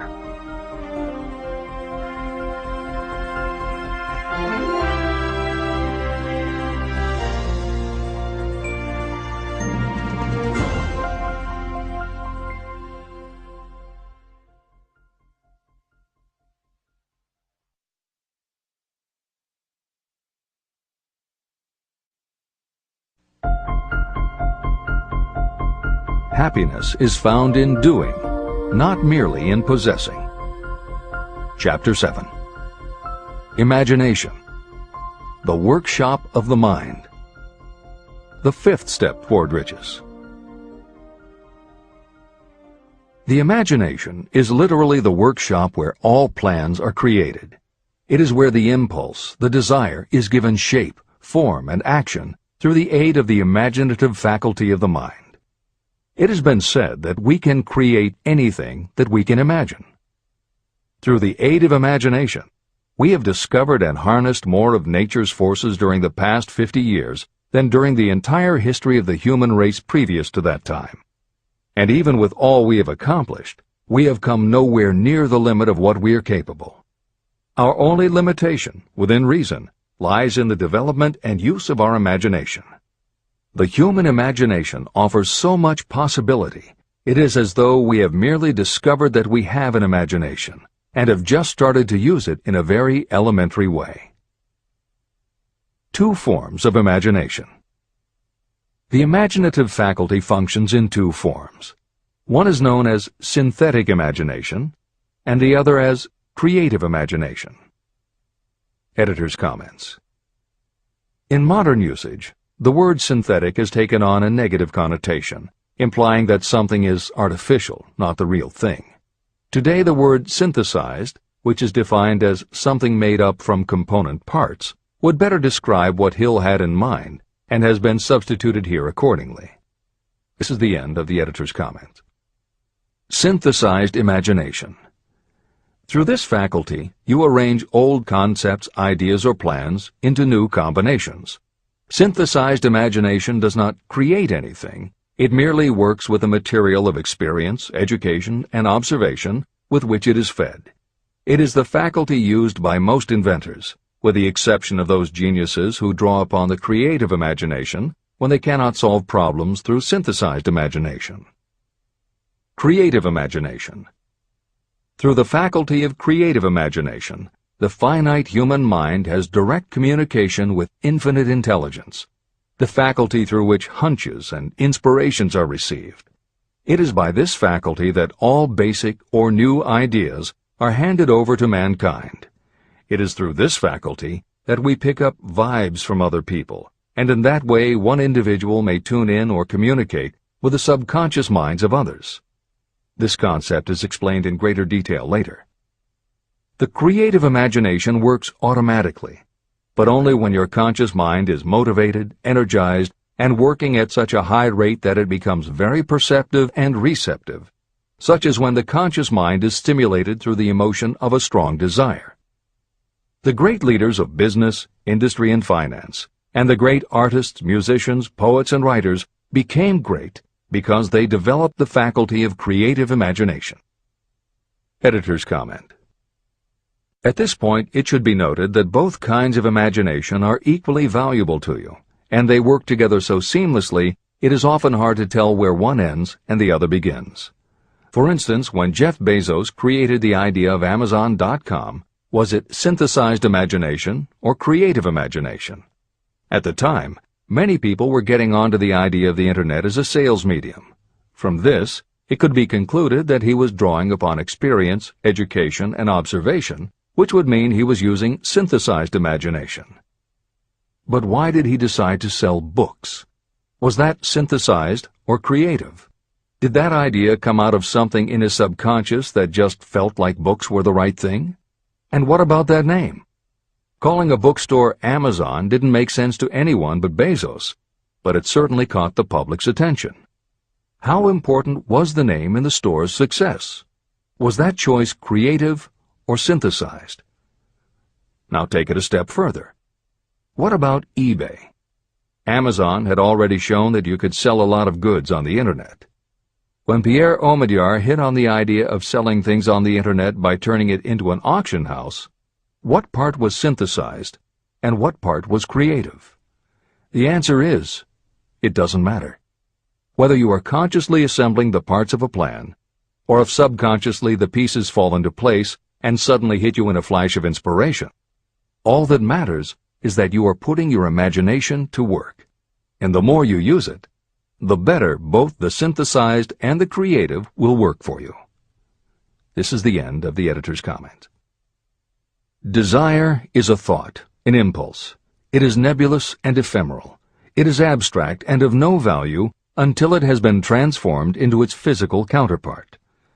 While the synthesized imagination is the one that will be used most frequently in the process of transforming desire into money, there will be circumstances and situations that demand the use of the creative imagination as well. Both the synthesized and the creative imagination become more alert and receptive with use.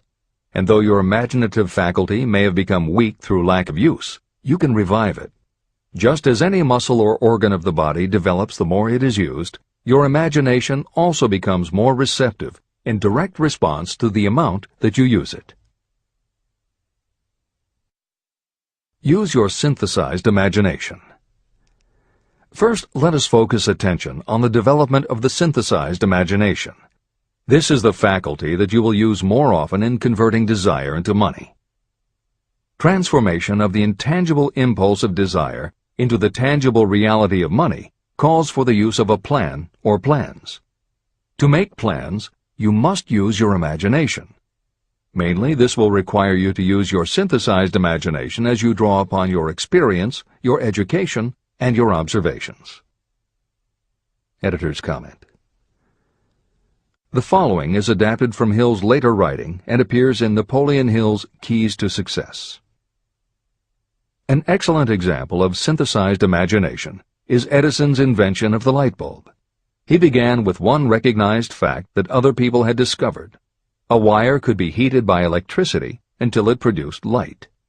The problem was that the intense heat quickly burned the wire out, and the light never lasted more than a few minutes. Edison failed more than 10,000 times in his attempt to control this heat. When he found the method, it was by applying another common fact that had simply eluded everyone else. He realized that charcoal is produced by setting wood on fire, covering it with soil, and allowing the fires to smolder. The soil permits only enough air to reach the fire to keep it burning without blazing, and that way the wood isn't burned up. When Edison recognized this fact, his imagination immediately associated it with the idea of heating the wire. He placed the wire inside a bottle, pumped out most of the air, and produced the first incandescent light. It burned for 8.5 hours. Everything that Edison used to make the electric light was widely known, but the way he synthesized the knowledge changed the world and made him a very wealthy man.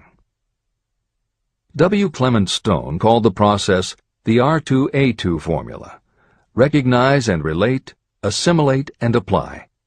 If you do that with everything you see, hear, think, and experience, it will give you a new way of looking at familiar things. If you do that, you can achieve what others believe is impossible. Later in this chapter, you will read of other fortunes that grew from even simpler synthesized ideas. And these stories should lead you to conclude that the combination of ideas is nothing that you couldn't have thought of yourself. That alone should start your own imagination synthesizing ideas. However, Even though these stories will inspire you, and you will be anxious to get started, this is not yet the point for you to start making plans. Here, and throughout Think and Grow Rich, Napoleon Hill reminds the reader that this book is meant to be read all the way through before beginning to put the philosophy into practice. There are other ideas to be assimilated from later chapters that will influence your imagination and therefore affect the plans you may develop. This is the end of the editor's comments. Read the entire book through, then come back to this chapter and begin to put your imagination to work on the building of a plan for transforming your desire into money. Examples and instructions for creating plans are given in almost every chapter. Carry out the instructions that are best suited to your needs and put your plan in writing. The moment you complete this, you will have definitely given concrete form to your intangible desire.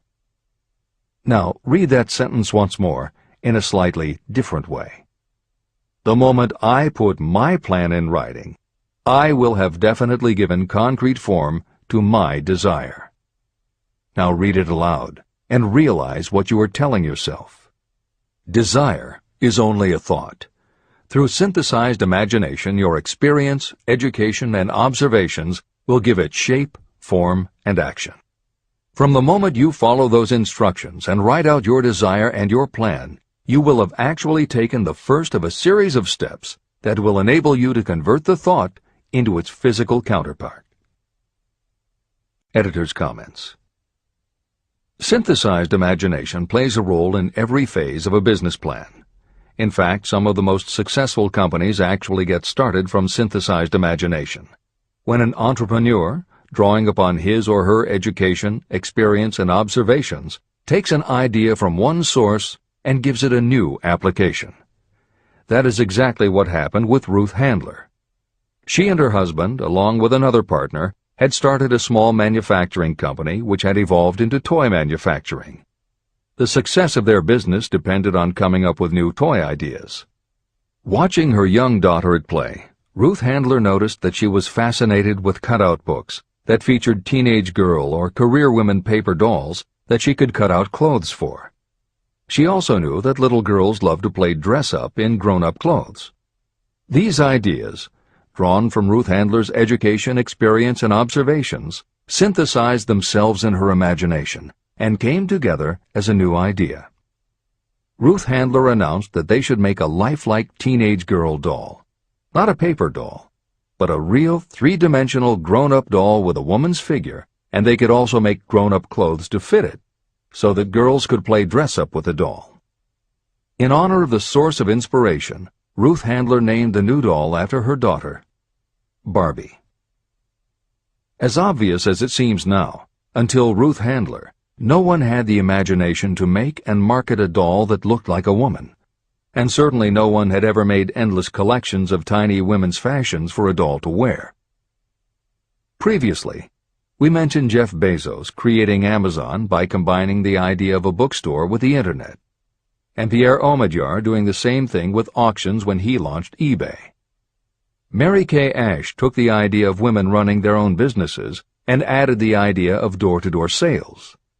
Anita Roddick took the trend of all-natural ingredients, combined it with cosmetics, and created the body shop empire.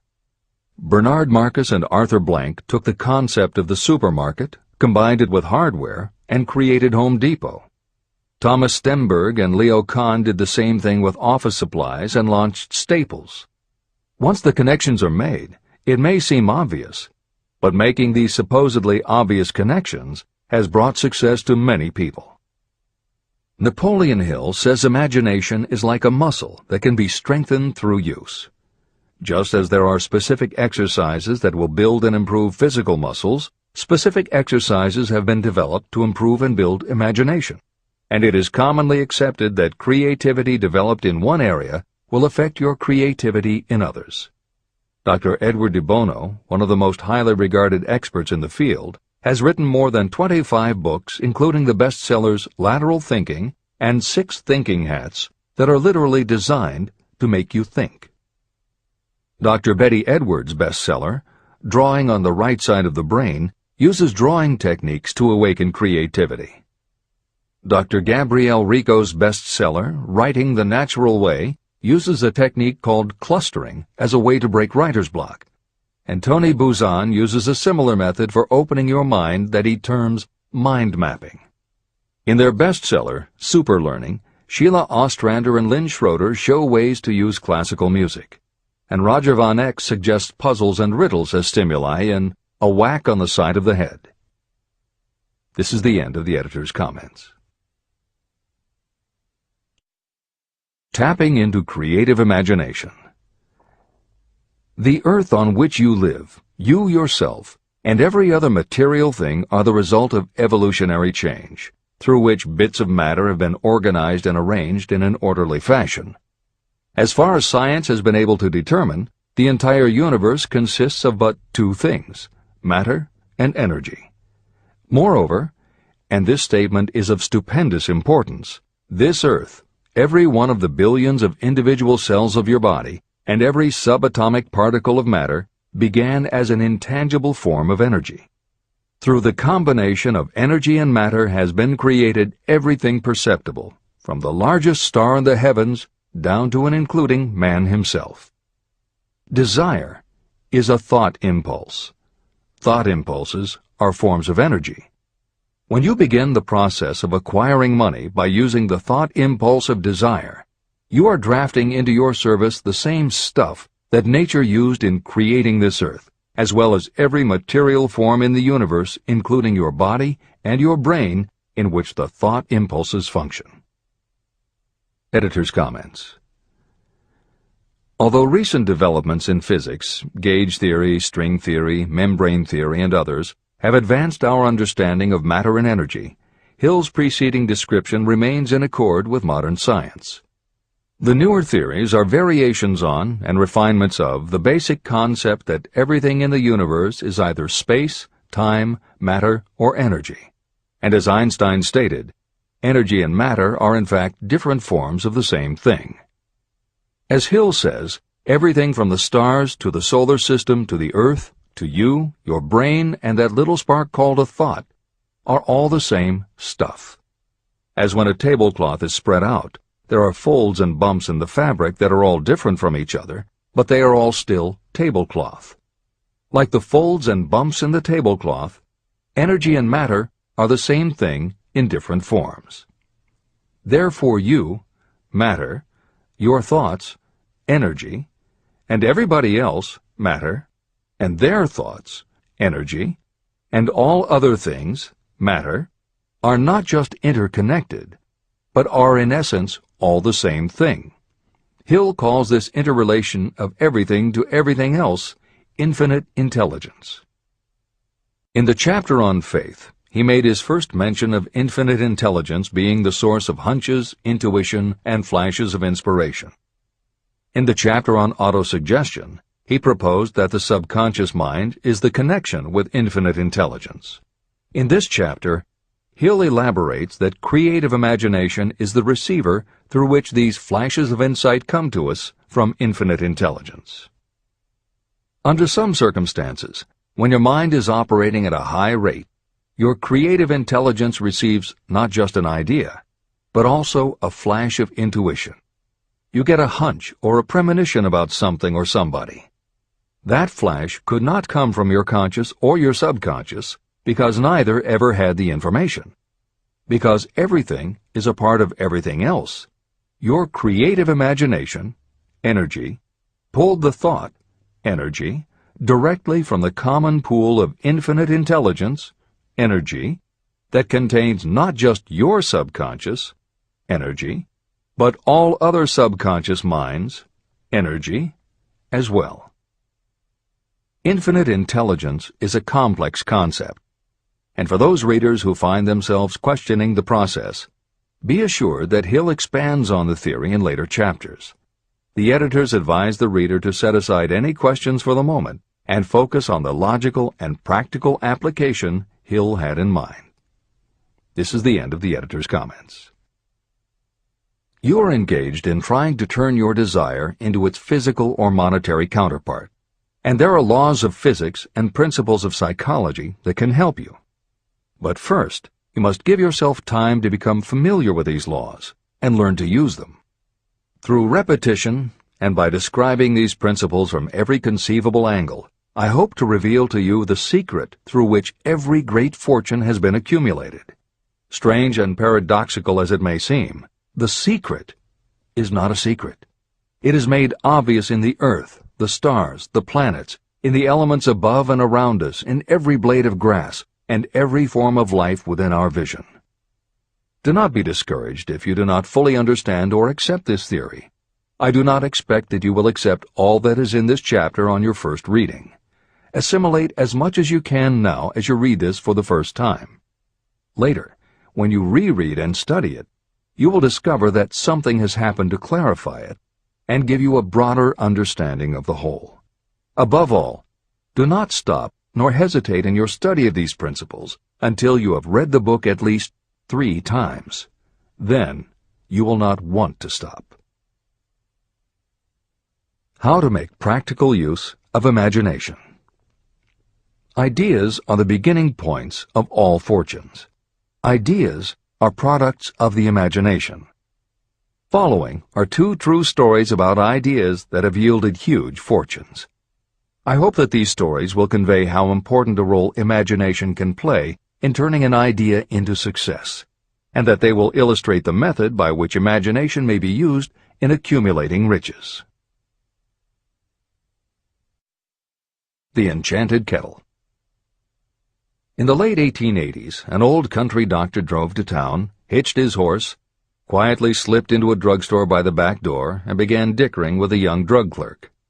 For more than an hour, behind the prescription counter, the old doctor and the clerk talked in low tones. Then the doctor left. He went out to the buggy and brought back a large, old-fashioned kettle, a big wooden paddle, used for stirring the contents of the kettle, and deposited them in the back of the store. The clerk inspected the kettle, reached into his inside pocket, took out a roll of bills, and handed it over to the doctor. The roll contained exactly $500, the clerk's entire savings. The doctor handed over a small slip of paper on which was written a secret formula. The words on that small slip of paper were worth a king's ransom, but not to the doctor. Those magic words were needed to start the kettle to boiling, but neither the doctor nor the young clerk knew what fabulous fortunes were destined to flow from that kettle. The old doctor was glad to sell the outfit for $500. The clerk was taking a big chance by staking his entire life savings on a mere scrap of paper and an old kettle. He never dreamed his investment would start a kettle to overflowing with gold that would one day surpass the miraculous performance of Aladdin's lamp. What the clerk really purchased was an idea. The old kettle and the wooden paddle and the secret message on a slip of paper were incidental. The miracle of that kettle only began to take place after the new owner mixed with the secret instructions an ingredient of which the doctor knew nothing.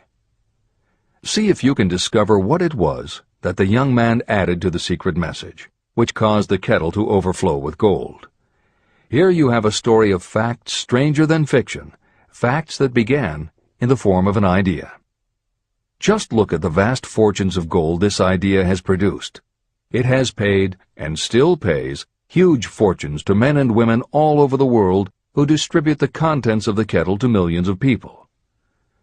The old kettle is now one of the world's largest consumers of sugar, thus providing jobs to thousands of men and women engaged in growing sugar cane and in refining and marketing sugar. The old kettle consumes annually millions of bottles and cans, providing jobs to huge numbers of workers. The old kettle gives employment to an army of clerks, stenographers, copywriters, and advertising experts throughout the nation. It has brought fame and fortune to scores of artists who have created magnificent pictures describing the product. The old kettle has converted Atlanta, which was a small southern city, into the business capital of the South, where it now benefits, directly or indirectly, every business and practically every resident of the city. The influence of this idea now benefits every civilized country in the world, pouring out a continuous stream of gold to all who touch it. Gold from the kettle built and maintains one of the most prominent colleges of the South, where thousands of young people receive the training essential for success. If the product of that old brass kettle could talk, it would tell thrilling tales in every language, tales of love, of business, of professional men and women who are daily being stimulated by it. I am sure of at least one such tale of romance, for I was a part of it, and it all began not far from the very spot on which the drug clerk purchased the old kettle. It was there that I met my wife, and it was she who first told me of the enchanted kettle. It was the product of that kettle we were drinking when I asked her to accept me for better or worse. Whoever you are, wherever you may live, whatever your occupation, just remember every time you see the words Coca-Cola that its vast empire of wealth and influence grew out of a single idea. And that idea, the mysterious ingredient the drug clerk, Asa Candler, mixed with a secret formula, was imagination. Stop and think of that for a moment. Keep in mind that the steps to riches described in this book are the very same principles through which the influence of Coca-Cola has been extended to every city, town, village, and crossroads of the world. Now here's the most important thing to remember. The ideas you create may have the possibility of duplicating the enormous success of this worldwide thirst killer. Editor's comments. Harlan Sanders, too, had a recipe in a magic kettle. Actually, his kettle was a pressure cooker, but neither his cooker nor his recipe of 11 herbs and spices would be mentioned here if he didn't also have imagination. Harlan Sanders owned and operated a successful motel and cafe in Corbin, Kentucky. Then, when the new interstate highway came through, it bypassed Sanders' location. In a short time, his business went broke, leaving him with little more than his recipe for fried chicken and a way to make it quickly in a pressure cooker. At 62 years of age, the Colonel, as people called him, had to find a new way to make a living. That's when the magic ingredient, imagination, came in. He decided he wasn't going to sell fried chicken anymore. Instead, he would sell his method for making it. He packed his recipe and cooker into the back of his car and hit the road to demonstrate his fried chicken to other restaurant owners. In the first 2 years, he managed to sell 5 franchises. 2 years later, he'd sold 200. 4 years later, he was up to 600 locations when he was approached by an investment group to sell his company. Recognizing that the magic wasn't just in the kettle or the recipe, the new owners asked Colonel Sanders to stay on as spokesman for the company, which he did until his death in 1980. Today, there are almost 12,000 KFC locations in more than 80 countries with sales of nearly $10 billion a year. Debbie Fields was a 20-year-old housewife who loved to bake cookies. She had no formal education and no business experience, but she had a recipe and an imaginative idea that people would like to buy fresh, hot, soft cookies from a walk-up store. The business people and bankers she approached told her she was crazy, but she and her husband continued to pitch her idea to banker after banker until they finally wore one down enough to give Debbie Fields a loan to open a store in Palo Alto, California. By noon on her first day, she still hadn't sold a cookie, so she went out into the street and gave away samples. That did it. Her walk-in try-a-sample cookie store took off. Today, Mrs. Fields' stores are all across America. Harvard Business School uses her methods as a case study in efficiency, and Debbie Fields has become a best-selling author, an in-demand motivational speaker, and a television personality. Wally Famous Amos was a Los Angeles talent agent who copied a cookie recipe off the back of a bag of Nestle's chocolate chips. He made a few changes to personalize the recipe and started to give out his version of homemade cookies as a sort of calling card. His clients and business associates liked them so much that Wally finally decided to quit show business and open a store. He did it with a Hollywood agent's flair. He opened on Sunset Boulevard with 2,000 invitations, a red carpet, and celebrities. With the same flair, he put his picture on the bag, filled the bags with cookies, and started selling them to exclusive department stores and specialty shops. 10 years later, Famous Amos cookies were a $10 million business. Ray Kroc was over 50 and selling milkshake mixers when he heard about a hamburger stand in California, owned by Dick and Mac McDonald, that was doing great business. He packed his car and headed to San Bernardino to check it out. What he saw was a sit-down restaurant that had a limited menu featuring a good hamburger recipe, and they were serving them faster than any place he'd ever seen. Figuring that if there were more places like this, he could sell them a lot of milkshake mixers, Kroc pitched the McDonald brothers on the idea of opening some more McDonald's. They were interested, but they didn't know who they could get to open the new restaurants. This time, it was a recipe and a magic griddle, but it still needed the extra ingredient, imagination. On the spot, Ray Kroc offered to go into business with them and open the restaurants himself. According to the signs on the golden arches, Ray Kroc's imagination paid off in billions of hamburgers sold. In 1982, Howard Schultz went to work as the director of marketing for a small coffee importer wholesaler called Starbucks, which had only one location in Seattle's Pike Place market. While he was on a trip to Italy, Schultz got the idea that the coffee bar culture he saw in Milan could be transposed to the downtown Seattle scene. He convinced the company to try it. His coffeehouse idea was such a success that Schultz went out and raised the money to buy the company. 5 years after he'd joined Starbucks, he was CEO of a company that had 17 locations. 15 years later, Schultz's coffeehouse culture was on every corner of America, and there were more than 7,000 Starbucks worldwide. As a final example of imagination, we offer Paul Newman's salad dressing. Now, it would seem that it doesn't take much imagination for a big celebrity to put his name on a product, and that's what Newman thought too. But when he and his partner, A.E. Hotchner, pitched their salad dressing idea to companies that specialize in marketing foods, nobody was interested unless they would personally put up about $1 million for the first year's operations. According to Newman and Hotchner's book, Shameless Exploitation, they found out that almost all celebrity products in the food business have been disastrous failures, and now nobody would touch them. So when it came to marketing salad dressing, even Paul Newman's big name wasn't the magic they needed. And unless they were willing to put up a ridiculous amount, money wasn't the magic either. The magic would have to be in the imaginative way that they would convince the right people to help them, and in having the perseverance to stick with it until they succeeded. And just like most everyone with an idea, they were told they were crazy to try it. They were turned down by bottling companies that wouldn't do small runs, and they were rejected by distributors who wouldn't take a chance on another celebrity product. In the end, it was one supermarket owner, Stu Leonard, who helped hook them up with the right suppliers. But even that wouldn't have been enough if Stu Leonard hadn't had enough imagination to see the possibilities and agree to put Newman's own salad dressing on the shelves in his store. 15 years later, Newman's Own Brands was a $100 million company, which gives all profits to charity.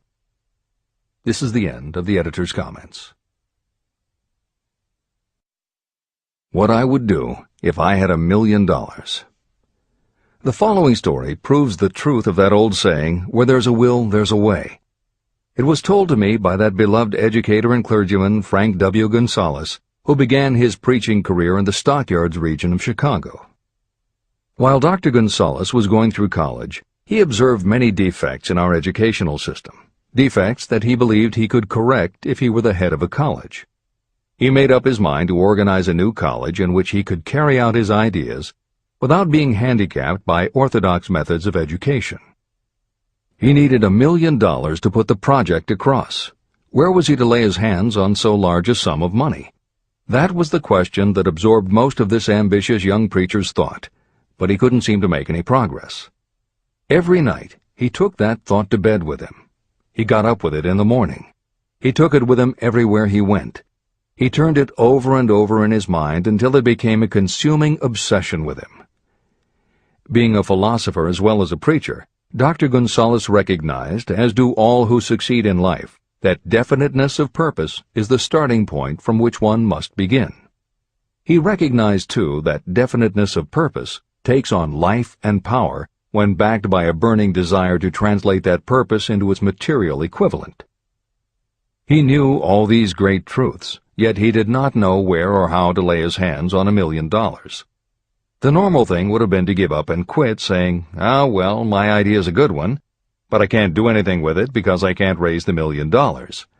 That is exactly what the majority of people would have said, but it is not what Dr. Gonzalez said. What he said, and what he did, are so important that I will now introduce him and let him speak for himself. One Saturday afternoon, I sat in my room thinking of ways and means of raising the money to carry out my plans. For nearly 2 years I had been thinking, but I had done nothing but think. The time had come for action. I made up my mind, then and there, that I would get the necessary $1 million within a week. How? I was not concerned about that. The main thing of importance was the decision to get the money within a specified time. I want to tell you that the moment I reached a definite decision to get the money within a specified time, a strange feeling of assurance came over me, such as I had never before experienced. Something inside me seemed to say, "Why didn't you reach that decision a long time ago? The money was waiting for you all the time." I called the newspapers and announced I would preach a sermon the following morning entitled, "What I Would Do If I Had $1 Million." I went to work on the sermon immediately, but I must tell you frankly that the task was not difficult because I had been preparing that sermon for almost 2 years. Long before midnight, I had finished writing the sermon. I went to bed and slept with a feeling of confidence, for I could see myself already in possession of the $1 million. Next morning I arose early, went into the bathroom, read the sermon, then knelt on my knees and asked that my sermon might come to the attention of someone who would supply the needed money. While I was praying, I again had that feeling of assurance that the money would be forthcoming. In my excitement, I walked out without my sermon and did not discover the oversight until I was in my pulpit and about ready to begin delivering it. It was too late to go back for my notes, and what a blessing that I couldn't go back. Instead, my own subconscious mind yielded the material I needed. When I arose to begin my sermon, I closed my eyes and spoke with all my heart and soul of my dreams. I not only talked to my audience, but I fancy I talked also to God. I told what I would do with $1 million if that amount were placed in my hands. I described the plan I had in mind for organizing a great educational institution, where young people would learn to do practical things and at the same time develop their minds. When I had finished and sat down, a man slowly arose from his seat, about 3 rows from the rear, and made his way toward the pulpit. I wondered what he was going to do. He came into the pulpit, extended his hand, and said, "Reverend, I liked your sermon. I believe you can do everything you said you would if you had $1 million. To prove that I believe in you and your sermon, if you will come to my office tomorrow morning, I will give you the $1 million. My name is Philip D. Armour." Young Gonzalez went to Mr. Armour's office, and the $1 million was presented to him. With that money he founded the Armour Institute of Technology, now known as Illinois Institute of Technology. The $1 million that launched the Armour Institute came as the result of an idea. Behind the idea was a desire that young Gonzalez had been nursing in his mind for almost 2 years. Observe this important fact. He got the money within 36 hours after he reached a definite decision in his own mind to get it and decided upon a definite plan for getting it. There was nothing new or unique about young Gonzalez vaguely thinking about $1 million and weakly hoping for it. Others have had similar thoughts. But there was something very unique and different about the decision he reached on that memorable Saturday, when he put vagueness into the background and definitely said, "I will get that money within a week." The principle through which Dr. Gonzalez got his $1 million is still alive. It is available to you. This universal law is as workable today as it was when the young preacher made use of it so successfully. Editor's comments. The Armour Institute of Technology opened in 1893, offering courses in engineering, chemistry, architecture, and library science, and in 1940 became the Illinois Institute of Technology when the Armour Institute merged with the Lewis Institute, a Chicago college that had opened in 1895 and offered liberal arts as well as science and engineering courses. In 1949, the Institute of Design, founded in 1937, also merged with IIT, followed in 1969 by the Chicago-Kent College of Law and the Stewart School of Business, and in 1986 by the Midwest College of Engineering.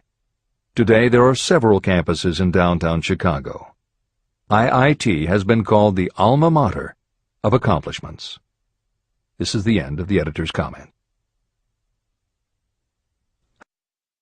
How to transmute ideas into cash. Asa Candler and Dr. Frank Gonzalez had one characteristic in common. Both knew the astounding truth that ideas can be transmuted into cash through the power of definite purpose plus definite plans. If you are one of those who believe that hard work and honesty alone will bring riches, you can forget it. It is not true. Riches, when they come in huge quantities, are never the result of hard work alone. Riches come, if they come at all, in response to definite demands based upon the application of definite principles, and not by chance or luck. Generally speaking, an idea is a thought that prompts you to action because it appeals to your imagination. All master salespeople know that ideas can be sold where merchandise cannot. Ordinary salespeople do not know this. That is why they are ordinary. A publisher of low-priced books made a discovery that has been worth much to publishers. He learned that many people buy titles and not the contents of books. By merely changing the name of one book that was not moving, his sales of that book jumped upward more than 1 million copies. The inside of the book was not changed in any way. He merely ripped off the cover and put on a new cover with a title that had box office appeal. That, as simple as it may seem, was an idea. It was imagination. Editor's comment. For those readers who think that replacing the cover of a book is just too simple, or that they couldn't do it anyway because they are not book publishers, the editors would point out that if you had had that simple idea before the publisher did, he probably would have been glad to sell you those failed books at pennies on the dollar. Then you could have been the one to change the cover, and suddenly you would have been the publisher of a bestseller. However, the idea of replacing the covers wouldn't have meant a thing if you didn't also have ideas about how to market and promote that flashy new cover. And that is Hill's point. Coca-Cola was a recipe, a creative idea. But it would have stayed just a recipe if Asa Candler hadn't also had other creative ideas to market it and the faith in himself to carry through on those ideas. Spence Silver was a chemist working for 3M when, by accident, he created a glue that wasn't very sticky. Needless to say, 3M was not much interested in glue that didn't stick, and Silver's invention was shelved as a failure. But Silver liked his glue, so for 5 years he kept demonstrating it to anyone who would listen.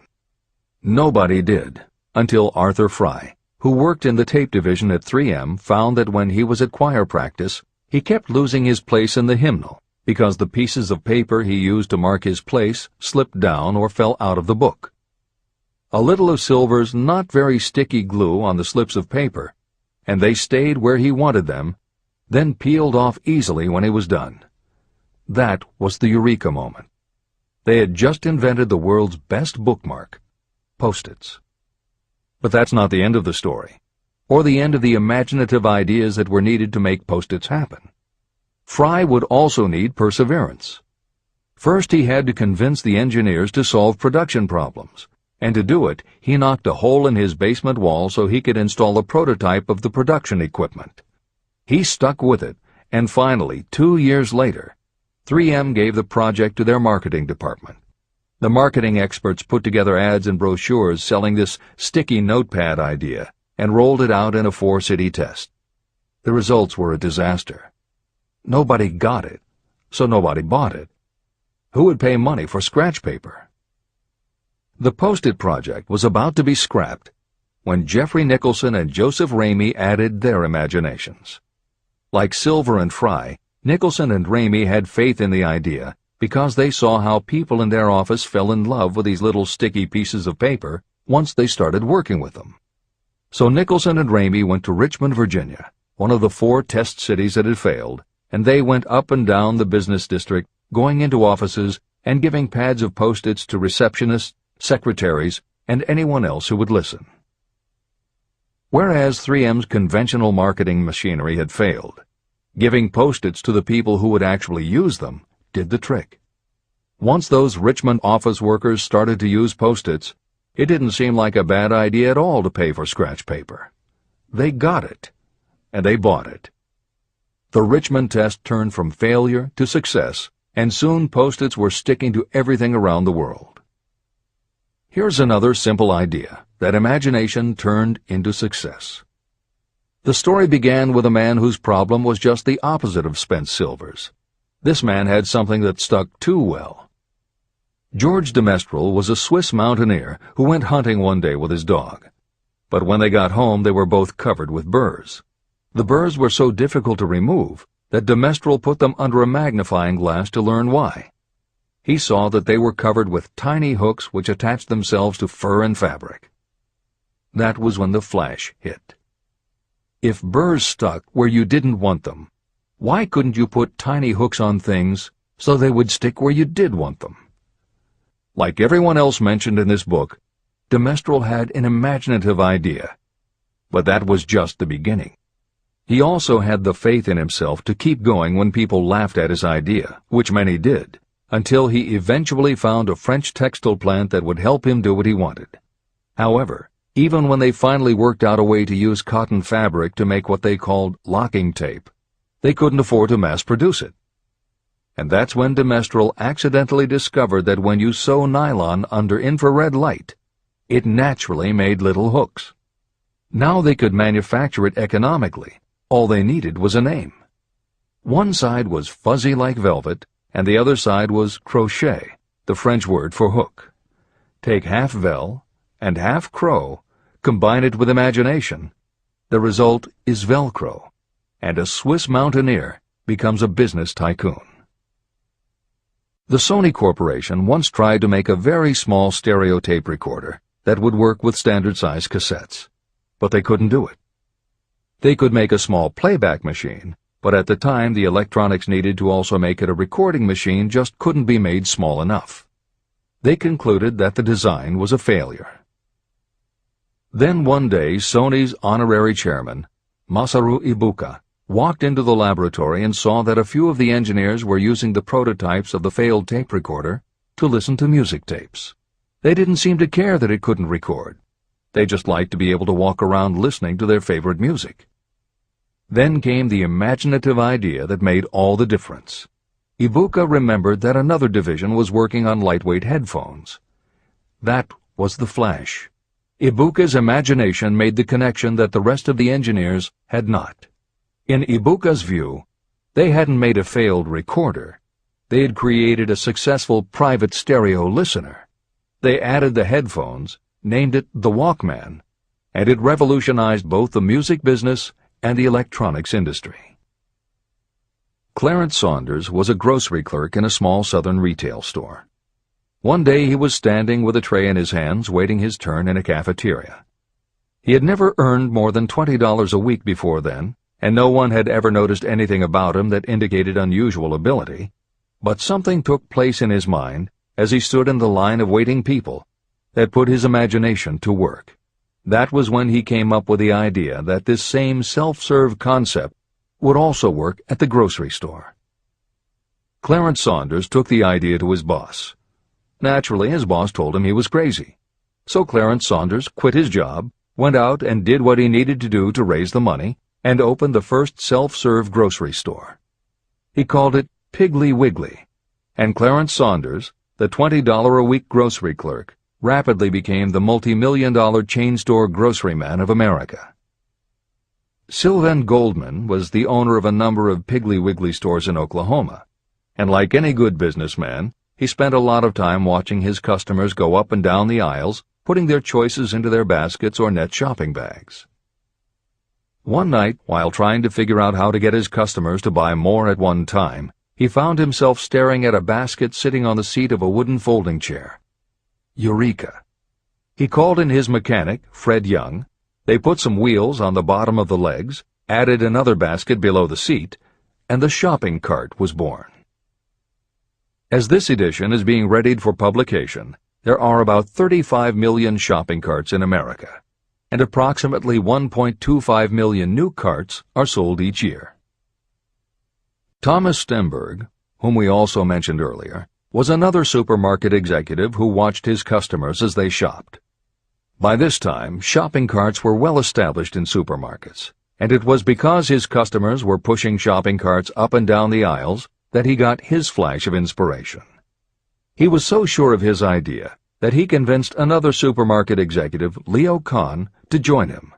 Together, they took the supermarket concept and applied it to selling office supplies. And in 1986, they opened their first store in Brighton, Massachusetts. They called it Staples. In 1989, they took the company public, and 10 years later, there were more than 1,000 Staples stores with revenues exceeding $7 billion. We'll end this commentary with another set of connected stories, which make the point that sometimes the most imaginative part of marketing is in the timing. If you were to go shopping in the late 1800s, it usually meant bartering with a merchant who would then have to get the goods from storage shelves kept behind the counter. In the 1870s, fixed pricing was just starting to be used by storekeepers. Merchants were trying the idea by setting out a table of merchandise that was all priced the same, usually 5 cents. Frank Winfield Woolworth was a clerk in a general store, and he convinced the store owner to let him try the 5-cent table idea. Although it worked, the owner wasn't impressed. So Woolworth borrowed $350 from his boss, and in 1879 opened his first 5-cent store in Utica, New York. It was an entire store full of goods where everything cost a nickel. A year later, he had 4 stores, and the 4th one, in Lancaster, Pennsylvania, was the first that he named F.W. Woolworth's 5 and 10 cent store. 20 years later, he had 238 stores. By the time of his death in 1919, there were over 1,000 F.W. Woolworth locations. He had established the first nationwide chain of general merchandise stores, and he had built the tallest building in New York City as his headquarters. The Woolworth Company stayed true to the original idea and didn't carry any merchandise that cost more than a dime until 1932, when the top price was raised to 20 cents. But as times changed, the fixed price was dropped, the merchandise became more varied, and the company kept growing until it had over 8,000 stores worldwide, selling everything from notions to appliances and furniture. Then in the 1960s and 1970s, something started to happen. The mood of America was changing, but the Woolworth stores weren't. And that was when Sam Walton opened the first Walmart in Rogers, Arkansas, in 1962. Walton got into the retail business after the Second World War, when his father-in-law loaned him the money to buy a franchise Butler Brothers store in Bentonville, Arkansas. By 1962, Sam and his brother Bud owned 16 variety stores in Arkansas, Missouri, and Kansas. It was in these stores that Sam Walton first started adding the magic ingredient of imagination. In addition to his flair for promotion, Sam tried new approaches to the way household goods and general merchandise could be sold at retail. He insisted on clean, well-lighted interiors, and he introduced the concept of self-service, with aisles wide enough for shopping carts and checkout counters at the front of the store. He also started buying direct from manufacturers, and he created profit-sharing plans that kept his family of employees loyal, hard-working, and neighborly. In 1962, he incorporated those and other imaginative ideas when he opened his first store that he called Walmart. The basic magic was that he sold brand-name merchandise at discount prices, but there was also magic in the way he kept a friendly hometown feel to his store, even though it was what is now called a big box store. Sam Walton's Walmart store was a success, so he just kept building and opening more of them, first in small towns and rural areas, then in larger towns, then big cities, and it wasn't long before he had a national chain. By 1992, when Sam Walton died, there were more than 1,700 Walmart stores. It was the biggest retailer in the country, it employed more than 600,000 people, and Sam Walton was the richest man in America. In 2003, the stores numbered more than 3,200 in the U.S. and more than 1,100 in foreign countries. The company employed more than 1,300,000 people worldwide and served more than 1 million customers a week. Along the way, Woolworths and other older retailers such as Kresge's tried to get on the bandwagon with their Woolco and Kmart stores, but they couldn't seem to get it right. They had given up their old five-and-dime identity to become higher-priced general retailers, and when Walmart came along and redefined that part of the market, the others seemed to have run out of the kind of imagination they'd had in the beginning. Now, here's the twist to the story. David Gold was running a liquor store that he had inherited from his father. He noticed that whenever he put out a display of goods priced at 98 cents or $1, the goods would sell okay, but if his sign said 99 cents, the goods sold out in no time. He decided that he would open a store called the 99-cent only store, where everything would be priced at 99 cents. Sound familiar? Frank Woolworth's imaginative idea from 1879, which had been dropped at his namesake chain by the 1940s and 1950s, had just gotten a fresh shot of imagination from David Gold in 1982. As usual, friends and family told him he was crazy, but David Gold went out to find suppliers who would sell him discontinued merchandise or overproduced products at a price low enough that he could offer them to the public at 99 cents. He found them. And they even had brand-name products of everything from hardware to pantyhose, cleaning products, motor oil, kitchenware, cosmetics, electronics, toys, canned goods, frozen foods, cookies, fresh fruit, even gourmet foods. More than 5,000 items that he could sell for 99 cents and still make a profit. David Gold opened his first well-lighted, brightly colored green and fuchsia wide-aisle store in Inglewood, California in 1982.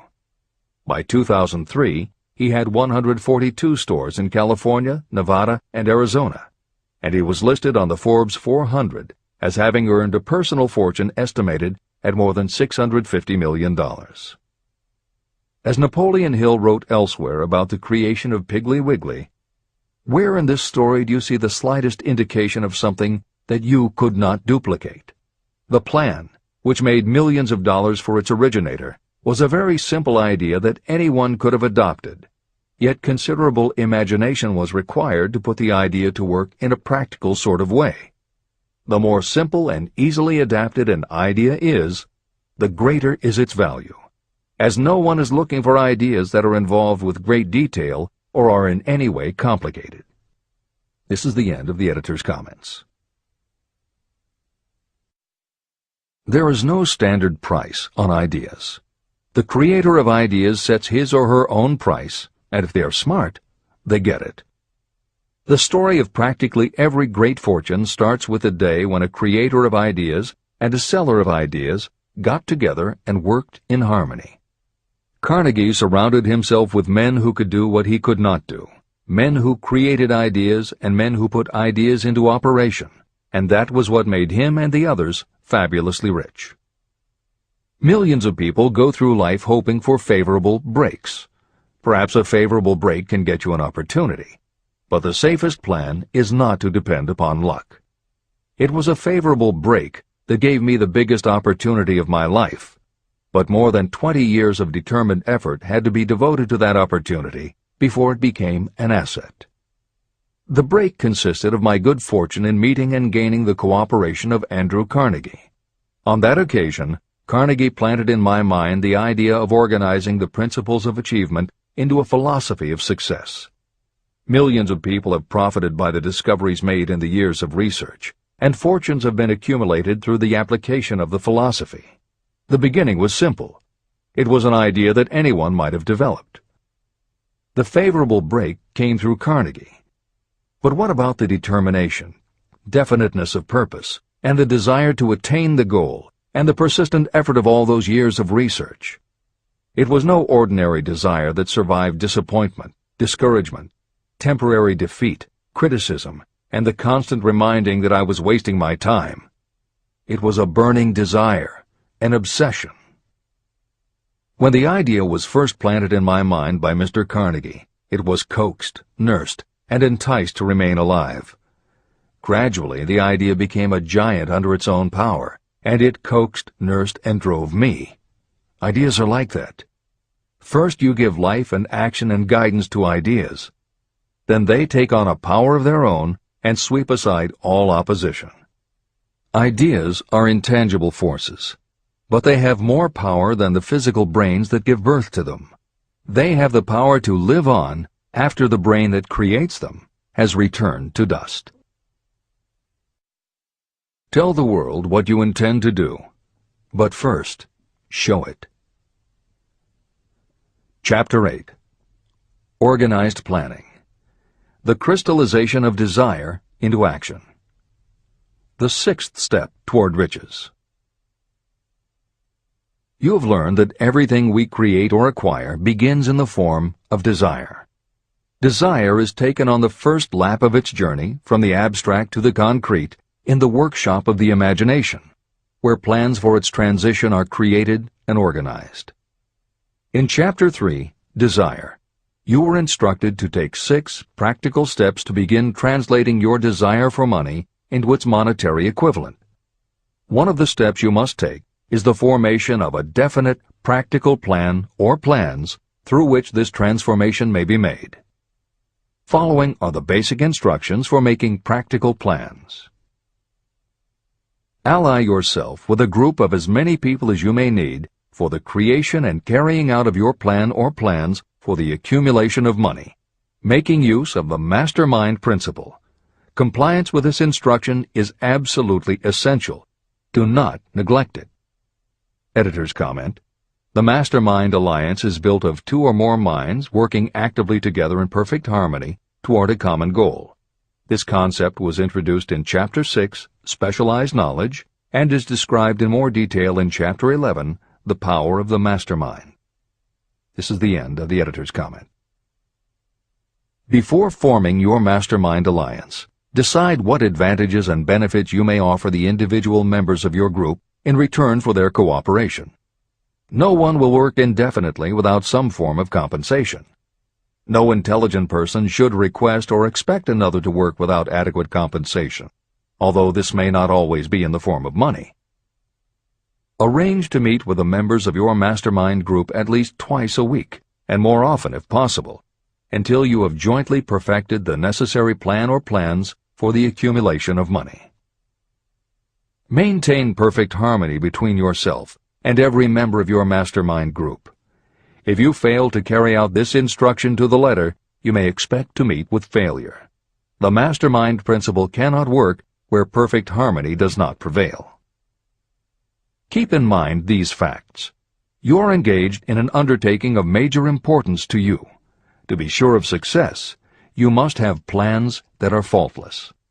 You must have the advantage of the experience, education, native ability, and imagination of other minds. This is the way it has been done by every person who has accumulated a great fortune. No individual has sufficient experience, education, natural ability, and knowledge to ensure the accumulation of a great fortune without the cooperation of other people. Every plan you adopt for making money should be the joint creation of yourself and every other member of your mastermind group. You may originate your own plans, either in whole or in part, but see that those plans are checked and approved by the members of your mastermind alliance. If your first plan fails, try another. If the first plan that you adopt does not work successfully, replace it with a new plan. If this new plan fails to work, replace it with still another, and so on, until you find a plan that does work. Right here is the point at which the majority of people meet with failure, because of their lack of persistence in creating new plans to take the place of those that fail. The most intelligent person living cannot succeed in accumulating money, or in any other undertaking, without plans that are practical and workable. Just keep this fact in mind, and remember when your plans fail that temporary defeat is not permanent failure. It may only mean that your plans have not been sound. Build other plans. Start all over again.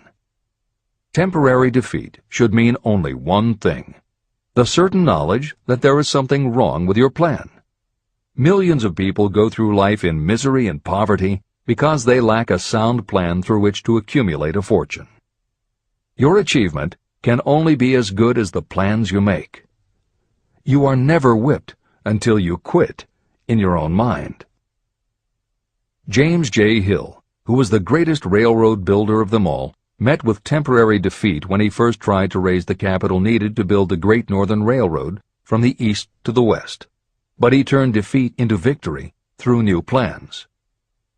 Henry Ford met with temporary defeat not only at the beginning of his automobile career, but even after he had gone a long way toward the top. But he, too, created new plans and went marching on to financial victory. We see people who have accumulated great fortunes, but we often recognize only their triumph, and we overlook the temporary defeats that they had to surmount before arriving.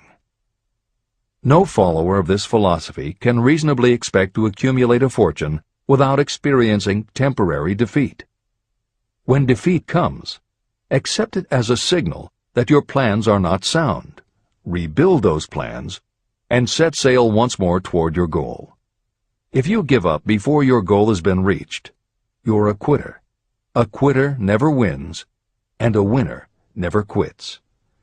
Write this sentence on a piece of paper in letters an inch high and place it where you will see it every night before you go to sleep and every morning before you go to work. When you begin to select members for your mastermind group, choose those who do not take defeat seriously. Some people foolishly believe that only money can make money. This is not true.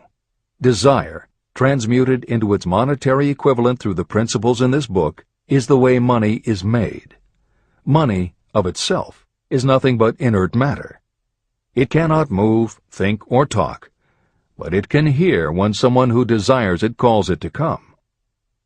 Intelligent planning is essential for success in any undertaking designed to accumulate riches. Following are detailed instructions to those who must begin the accumulation of riches by selling personal services. It should encourage you to know that practically all the great fortunes began either from selling personal services or from the sale of ideas. When you think about it, what else except ideas and personal services can you give in return for riches if you don't have products or property? Leaders and followers. Broadly speaking, there are two types of people in the world. One type is known as leaders, and the other as followers. Decide at the outset whether you intend to become a leader in your chosen calling or remain a follower. The difference in compensation is vast. The follower cannot expect to make as much as a leader, although some followers make the mistake of thinking they should. It is no disgrace to be a follower. On the other hand, it is no credit to remain a follower. Most great leaders began as followers. They became great leaders because they were intelligent followers. With few exceptions, the person who cannot follow a leader intelligently cannot become an efficient leader. The person who can follow a leader most efficiently is usually the person who develops into leadership most rapidly. An intelligent follower has many advantages, including the opportunity to acquire knowledge from the leader. The major attributes of leadership. The following are important factors of leadership.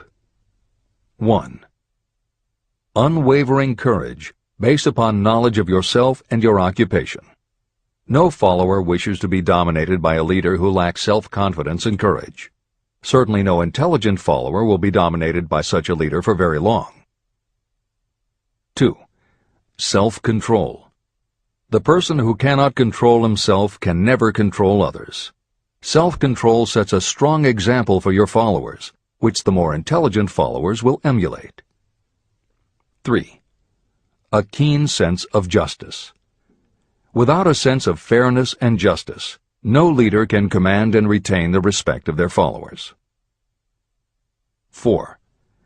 Definiteness of decision. Those who waver in decisions show that they are not sure of themselves and therefore cannot lead others successfully. 5. Definiteness of plans. Successful leaders must plan their work and work their plans. Leaders who move by guesswork, without practical definite plans, are like a ship without a rudder. Sooner or later, they will land on the rocks. 6. The habit of doing more than paid for. One of the penalties of leadership is the necessity of the leaders to willingly do more than they require of their followers. 7. A pleasing personality. Leadership calls for respect. Followers will not respect a leader who does not grade high on all of the factors of a pleasing personality. 8. Sympathy and understanding. Successful leaders must be in sympathy with their followers. Moreover, they must understand them and their problems. 9. Mastery of detail. Successful leadership calls for mastery of the details of the leader's position. 10. Willingness to assume full responsibility. Successful leaders must be willing to assume responsibility for the mistakes and the shortcomings of their followers. If a leader tries to shift this responsibility, that leader will not remain the leader. If one of your followers makes a mistake or is incompetent, you must consider that it is you who failed. 11. Cooperation. The successful leader must understand and apply the principle of cooperative effort and be able to induce followers to do the same. Leadership calls for power, and power calls for cooperation. There are two forms of leadership. The first, and by far the most effective, is leadership by consent of and with the sympathy of the followers. The second is leadership by force, without the consent and sympathy of the followers. History is filled with evidences that leadership by force cannot endure. The downfall and disappearance of dictators and kings is significant. It means that people will not follow forced leadership indefinitely. Napoleon, Mussolini, Hitler were examples of leadership by force. Their leadership passed. Editor's comment.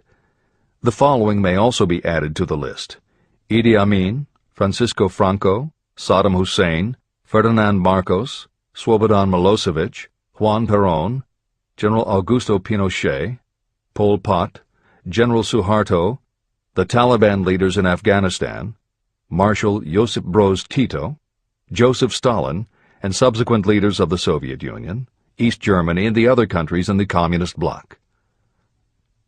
This is the end of the editor's comment. Those that remain see their power eroding and slipping away. Leadership by consent of the followers is the only leadership that can endure. People may follow forced leadership temporarily, but they will not do so willingly. Successful leaders will embrace the 11 factors of leadership described in this chapter, as well as some other factors. Those who make these attributes the basis of their leadership will find abundant opportunity to lead in any walk of life. The 10 major causes of failure in leadership. The following are the major faults of leaders who fail. It is just as essential for you to know what not to do as it is to know what to do. 1. Inability to organize details.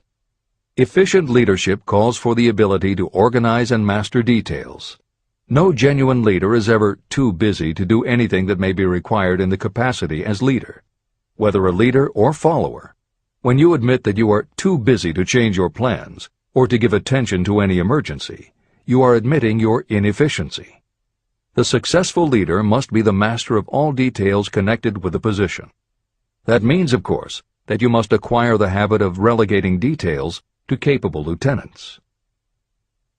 2. Unwillingness to render humble service.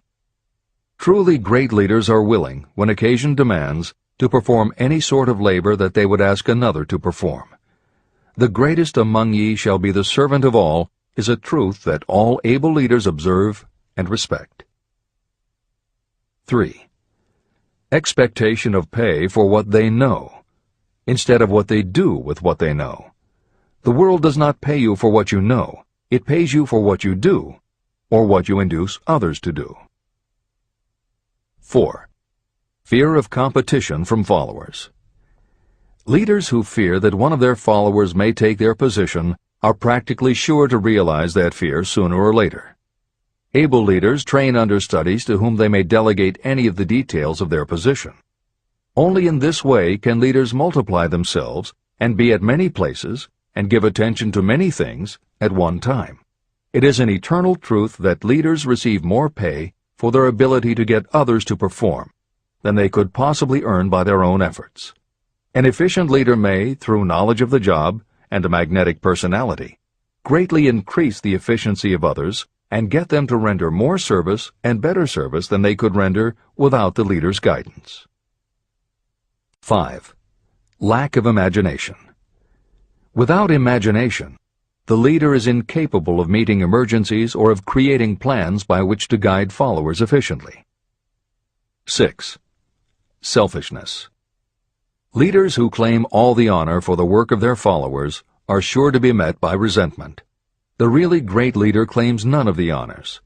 Great leaders are content to see the honors, when there are any, go to their followers, because the great leaders know that most people will work harder for commendation and recognition than they will for money alone. 7. Intemperance. Followers do not respect an intemperate leader. Moreover, intemperance in any form destroys the endurance and the vitality of those who indulge in it. 8. Disloyalty. Perhaps this should have come at the head of the list. Leaders who are not loyal to their duty, and to those both above and below them, cannot maintain their leadership for long. Disloyalty marks you as being less than the dust of the earth, and it will bring the contempt it deserves. Lack of loyalty is one of the major causes of failure in every walk of life. 9. Emphasis of the authority of leadership. The efficient leader leads by encouraging, and not by trying to instill fear in the hearts of those who follow. Leaders who try to impress their followers with their authority come within the category of leadership through force. If you are a real leader, you will have no need to advertise that fact.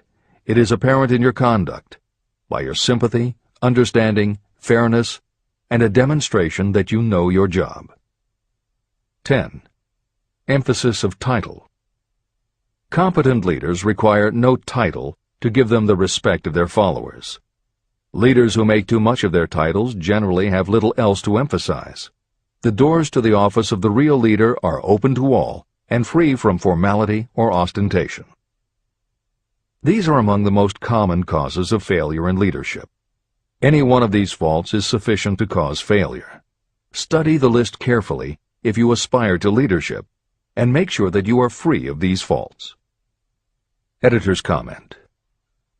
Warren Bennis, a professor who teaches management and organization, said, "A manager is someone who does things right. A leader is someone who does the right thing." Admiral Grace Hopper was the ranking female Navy officer when she was interviewed for 60 Minutes. She said, "You manage things. You lead people." This is the end of the editor's comment.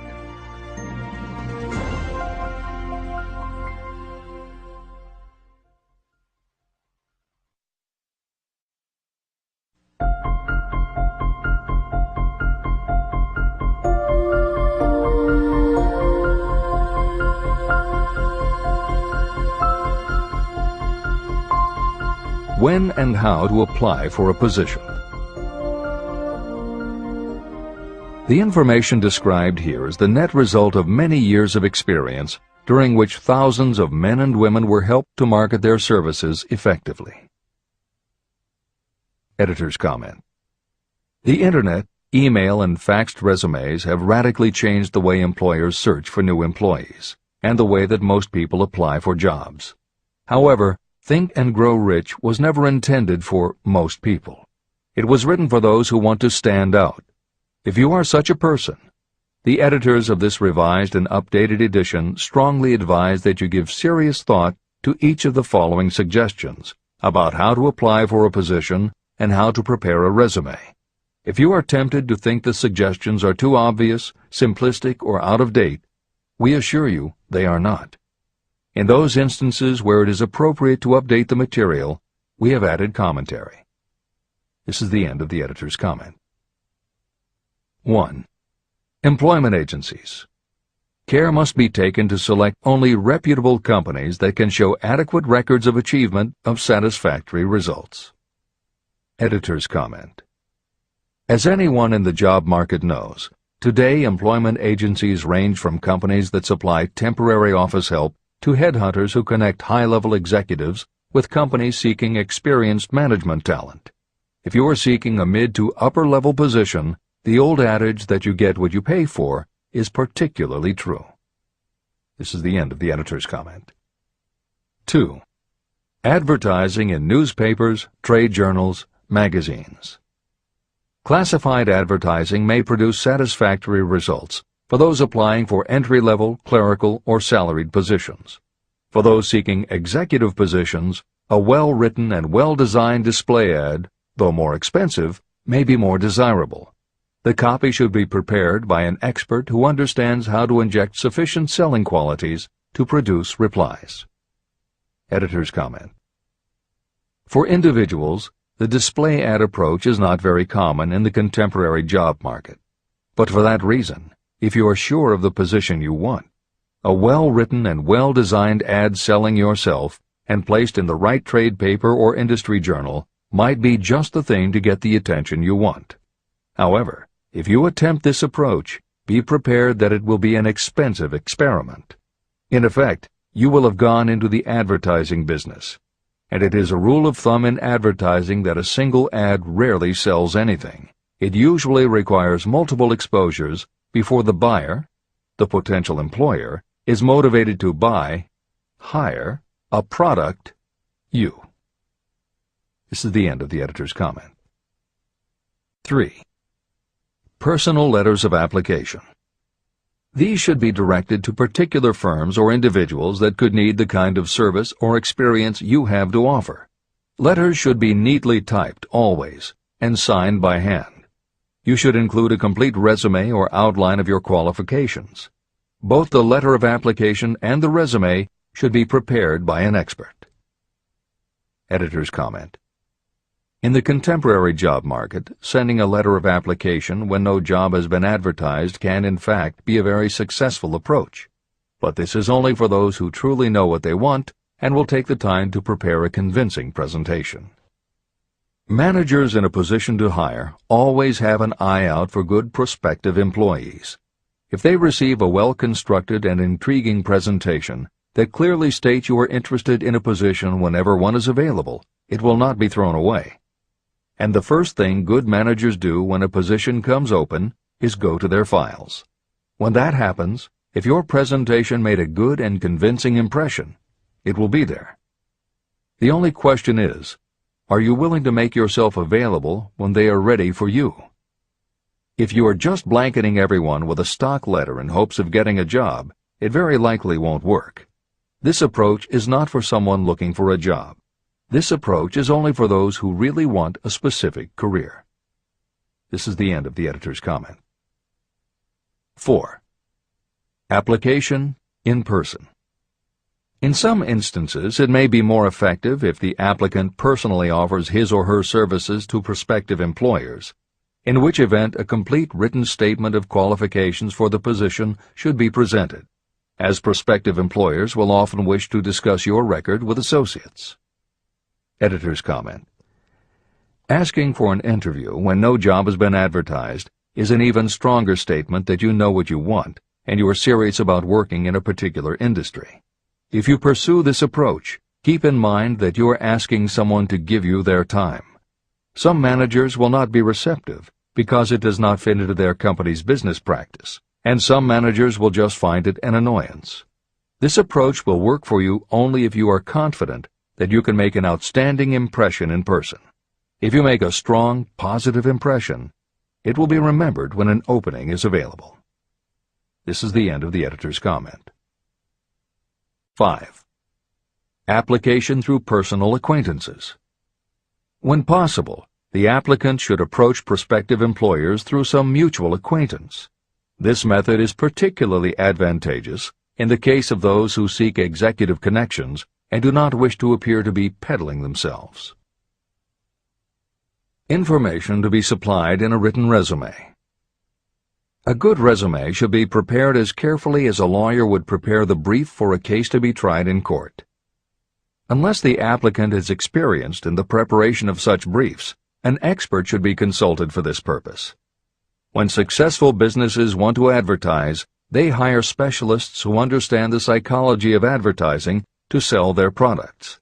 If you are selling your personal services, you should do the same. Editor's comment. The job market in America has never been as bad as it was when Napoleon Hill wrote the preceding paragraph. Because of the Great Depression, many adults had never had any kind of steady job, let alone sought a career position, and there were few places to learn how to do it. Since that time, many excellent books have been published on the subject, and companies that offer professional help in preparing resumes have become very common. However, neither books nor copywriters are magic. It all begins with what you have to offer. The editors of this edition suggest that you start to assemble your presentation using the guidelines that appear below. Once you have a first draft, you should review at least one of the books on the subject to see what suggestions are offered that might help you sell yourself better than you have already done. Then, depending how satisfied you are, you might also want to seek advice from a professional who specializes in such presentations. We offer 2 notes of caution. First, make sure that your presentation does not look like something turned out by a resume mill. Having received many resumes over the years, the editors warn you that some professionals use the same stock phrases, buzzwords, and formats for every client, and this can be a dead giveaway that someone else prepared your resume, or that you have simply copied from a book. Your intention should be to make yours stand out. The second word of caution is, don't go overboard in trying to stand out. There is a balance between catching an employer's attention and looking like you are trying too hard. For instance, if you are a New York marketing executive applying to a Los Angeles company, sending your application with a bag of fresh bagels by next morning FedEx would probably make a good impression, whereas sending a dartboard with your picture in the center might be viewed as just a little too cute and a little too much. Clever is good, but professional is a must. Never be so clever that you don't look professional. Following are a set of guidelines for preparing your resume. Because part of your search for a position will involve responding to ads for job openings, and because it has become common to respond by faxing applications and resumes, Napoleon Hill's guidelines should be used to prepare 2 separate presentations. As Hill suggests below, you should prepare an elaborate presentation to be used when mailed or presented in person. But you should also prepare a second, shorter version that is designed specifically to be faxed. Take care to make your fax version complete and interesting, but it should be no more than 3 pages. The following information should appear in your presentation. 1. Education. State briefly but definitely what schooling you've had and in what subjects you specialized in school, giving the reasons for that specialization. Editor's comments. Never exaggerate. This is very serious advice, and it applies not only to education, but also the next 2 categories, experience and references. Smart employers will check in all 3 areas. Labor laws have become so demanding that employers filling responsible positions are very cautious about whom they hire in the first place.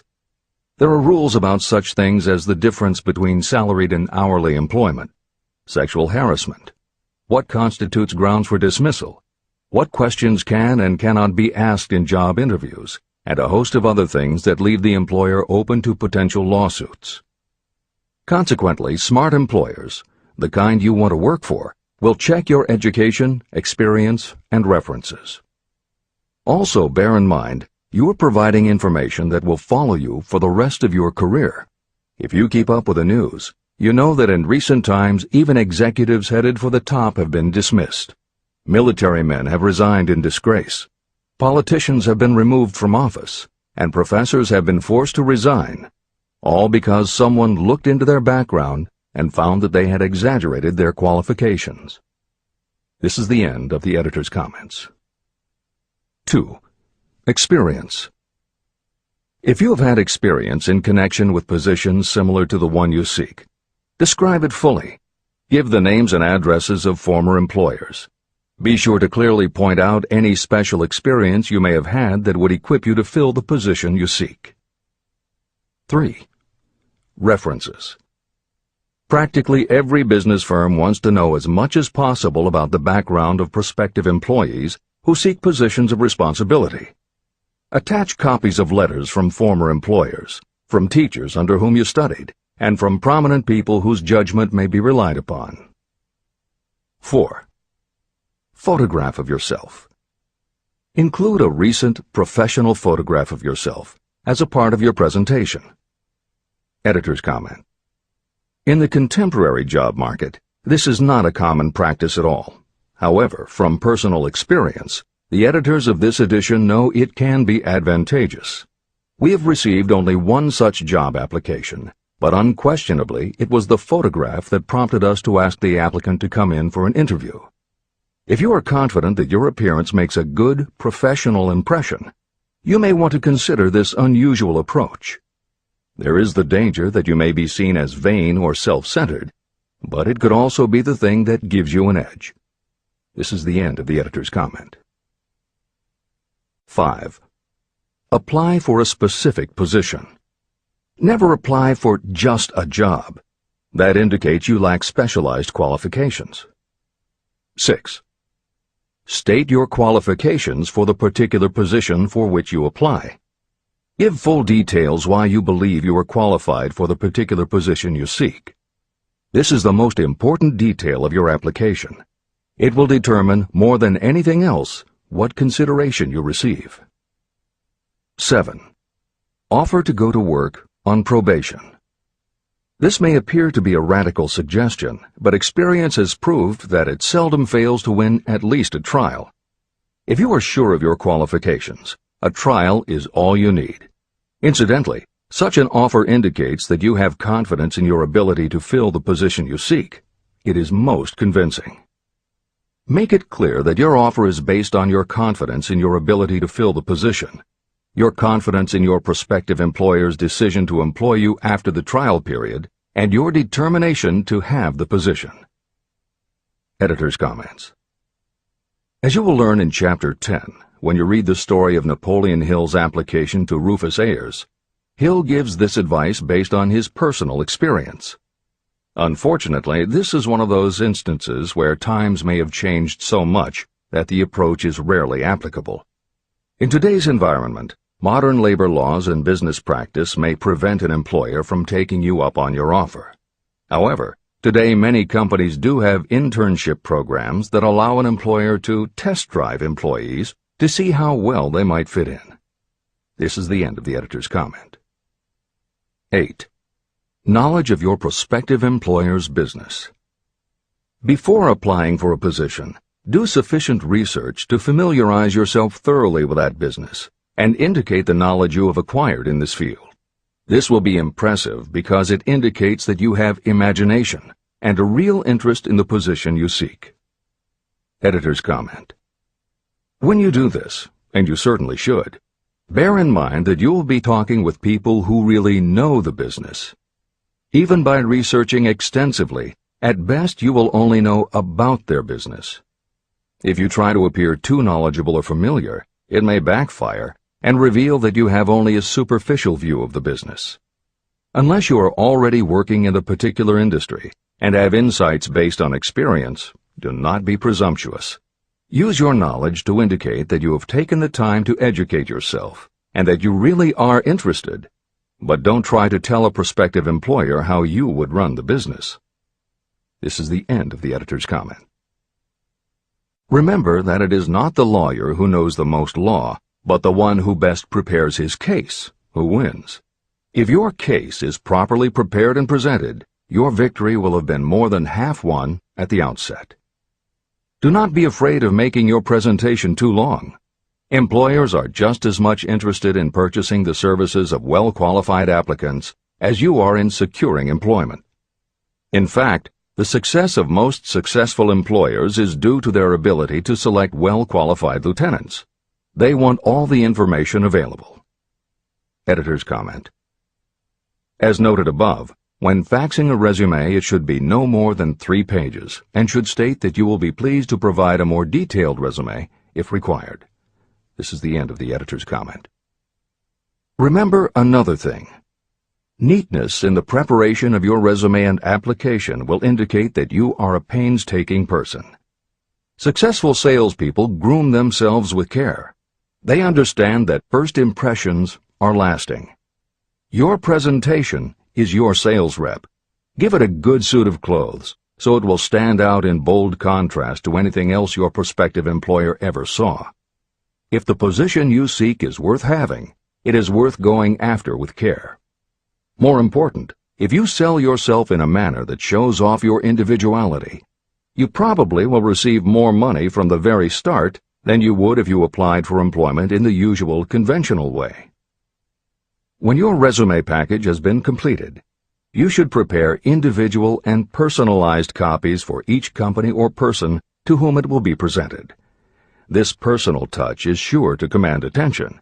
Have it neatly typed, proofread, printed, and properly bound on the finest paper you can obtain. Your photograph should be mounted and included on one of the pages. Prepare a separate binding with the proper company name inserted if it is to be shown to more than one company. If you seek employment through an employment agency, have the agent use copies of your presentation in marketing your services. This will help to gain preference for you, both with the agent and the prospective employers. I've helped to prepare presentations for clients that were so striking and out of the ordinary that they resulted in the employment of the applicant without a personal interview.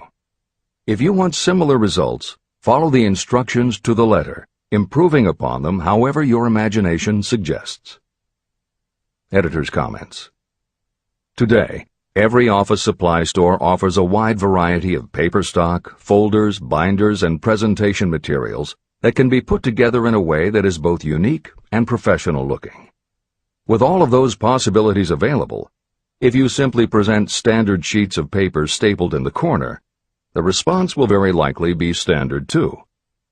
If you apply a little creativity, you should have no trouble preparing a presentation that is tailored to the company to which you are applying, appropriate for the position you seek, and reflective of your personality and style. This is the end of the editor's comments. How to get the exact position you desire. Everyone enjoys doing the kind of work for which he or she is best suited. An artist loves to work with paints, a craftsman with his or her hands, a writer loves to write. Those with less definite talents have their preferences for certain fields of business and industry. If America does anything well, it offers a full range of occupations. 1. Decide exactly what kind of a job you want. If the job doesn't already exist, perhaps you can create it. 2. Choose the company or individual for whom you wish to work. 3. Study your prospective employer as to policies, personnel, and chances for advancement. 4. By analysis of yourself, your talents, and your capabilities, figure what you can offer. Plan specific ways and means of giving advantages, services, developments, or ideas that you believe you can successfully deliver. 5. Forget about a job. Forget whether or not there is an opening. Forget the usual routine of, have you got a job for me? Concentrate on what you can give. 6. Once you have your plan in mind, put it on paper in neat form and in full detail. 7. Present it to the proper person with authority, and the rest will come automatically. Every company is looking for people who can give something of value, whether it is ideas, services, or connections. Every company has room for the person who has a definite plan of action that is to the advantage of that company. This procedure may take a few days or weeks of extra time, but the difference in income, in advancement, and in gaining recognition will save years of hard work at small pay. It has many advantages, the main one being that it will often save you from 1 to 5 years of your time in reaching a chosen goal. Every person who starts, or gets in halfway up the ladder, does so by deliberate and careful planning. The new way of marketing services. Men and women who market their services must recognize the change that has taken place in connection with the relationship between employer and employee. The future relationship should be more in the nature of a partnership, consisting of the employer, the employee, and the public they serve. In the past, employers and employees have bartered among themselves, not considering that in reality they were bargaining at the expense of the third party, the public they served. Both the employer and the employee should consider themselves as fellow employees whose business it will be to serve the public efficiently. Editor's comment. In the preceding paragraph, Napoleon Hill once again demonstrates his foresight into the future direction of American business. As you will recognize in the following section, the point he makes by citing the coal and gas companies would at a later time be equally applicable to the telephone monopolies, and later still to computer software and internet companies, and to cable television suppliers when competitors started to offer satellite TV. This snapshot of how and why business has changed should provide you with a blueprint for the attitude you must adopt and the way you must conduct yourself if you are going to attain the success you're seeking. This is the end of the editor's comment. During the Depression, I spent several months in the anthracite coal region of Pennsylvania, studying conditions that all but destroyed the coal industry. The coal operators and the unions drove hard bargains in negotiating their labor contracts. The cost of the bargaining was passed on to the customer by adding to the price of the coal. However, in the end, they discovered their actions had worked against them. What their delays and high prices had actually accomplished was to open the market to their competitors. Inadvertently, they had built up a wonderful business for the manufacturers of oil-burning stoves and furnaces, as well as for the producers of oil. A similar experience happened to the gas companies. We can all remember the time when the gas meter reader pounded on the door hard enough to break the panels. When the door was opened, he pushed his way in uninvited with a scowl on his face that plainly said, "What the hell did you keep me waiting for?" All that has undergone a change. The meter man now conducts himself as a gentleman who is delighted to be at your service, sir. Before the gas companies learned that their scowling metermen were offending customers, their competitors, the polite salesmen of oil burners, came along and did a land office business. These illustrations are mentioned here to show that we are where we are and what we are because of our own conduct.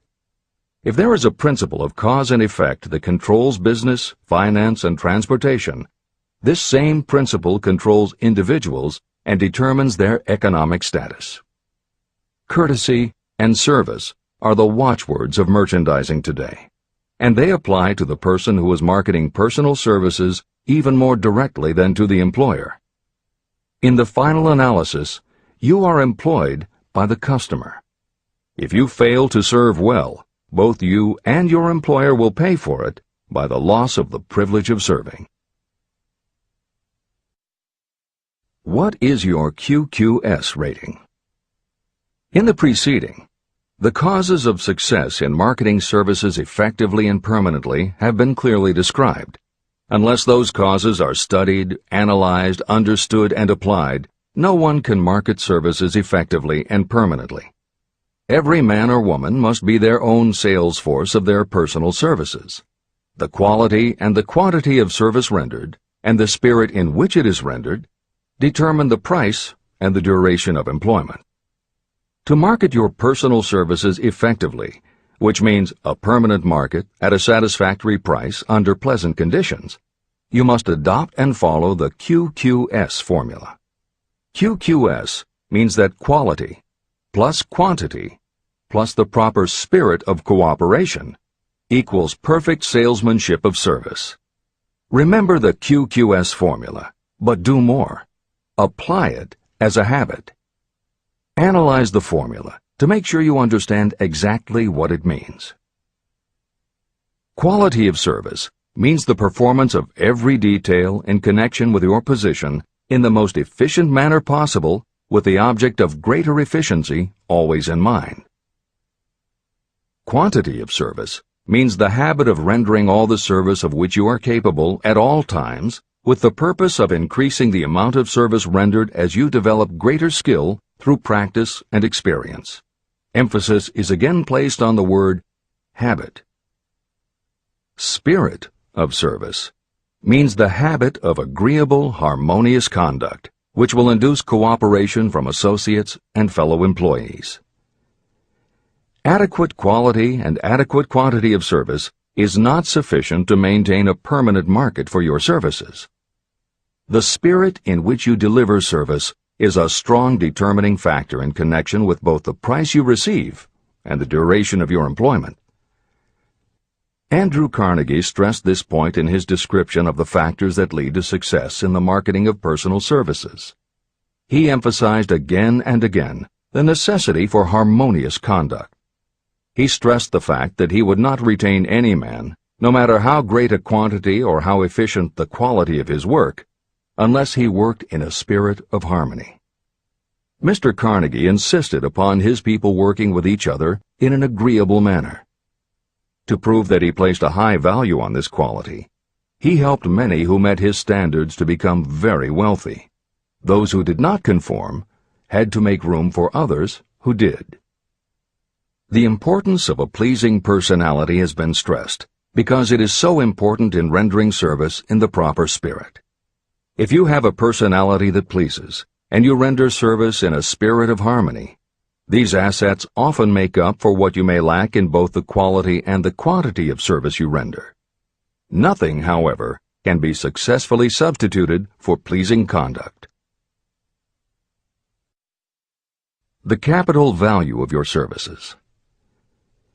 The person whose income is derived entirely from the sale of personal services is a merchant, just like the person who sells hard goods, and such a person is subject to exactly the same rules of conduct as the merchant who sells merchandise. I emphasize this because many people who live by the sale of personal services make the mistake of considering themselves free from the rules of conduct and the responsibilities attached to those who are engaged in marketing commodities. The day of the go-getter has been supplanted by the go-giver. The actual capitalized value of your brainpower may be determined by the amount of income you can produce by marketing your services. A fair estimate of the capital value of your brainpower may be made by using the following assumptions. Money, the amount of capital, can be borrowed from a bank at a certain rate of interest. Money is worth no more than brains, and it is often worth much less. Therefore, if your brainpower is as valuable as money, in effect, you should be lending your brainpower, your amount of capital, at least at the same rate that banks charge to lend money. This means that what you earn in a year, your income, is comparable to what a bank earns from a loan in a year, the interest they charge. You can then calculate the capital value of your brainpower using this formula. Divide 100 by the current rate of interest that banks charge for lending money. Then multiply the result by the amount of your annual income. As an example, assume that the current interest rate is 5%. Assume your annual income is $50,000. The formula would be as follows. 100 divided by 5 equals 20, and 20 multiplied by 50,000 equals $1 million. Therefore, if you lend out your brainpower, your capital, at the same rate as the bank lends money, 5% interest, your brainpower is worth $1 million. Competent brains, if effectively marketed, represent a much more desirable form of capital than the money that is required to conduct a business dealing in commodities. This is true because brains are a form of capital that cannot be permanently depreciated by economic depressions, nor can this form of capital be stolen or spent. Moreover, the money that is essential for the conduct of business is as worthless as a sand dune until it has been mixed with efficient brains. The 31 major causes of failure. Life's greatest tragedy consists of men and women who earnestly try and fail. The tragedy lies in the overwhelmingly large majority of people who fail as compared with the few who succeed. I have had the privilege of analyzing several thousand men and women, 98% of whom were classed as failures. My analysis proved that there are 13 major principles through which people accumulate fortunes. Each of the 13 principles of success has its own chapter in this book. And there are 31 major reasons for failure. The 31 causes of failure are listed below. As you go through the list, measure yourself point by point. It will help you to discover how many of these causes of failure stand between you and success. 1. Unfavorable hereditary background. There is little, if anything, that can be done for people who are born with a deficiency in brain power. This is the only one of the 31 causes of failure that may not be easily corrected by any individual. My philosophy can offer only one method of bridging this weakness, through the aid of the mastermind. 2. Lack of a well-defined purpose in life. There is no hope of success for the person who does not have a central purpose or definite goal at which to aim. 98 out of every 100 of those whom I have analyzed had no such aim. Perhaps this was the major cause of their failure. 3. Lack of ambition to aim above mediocrity. I can offer no hope for those who are so indifferent they do not want to get ahead in life and are not willing to pay the price.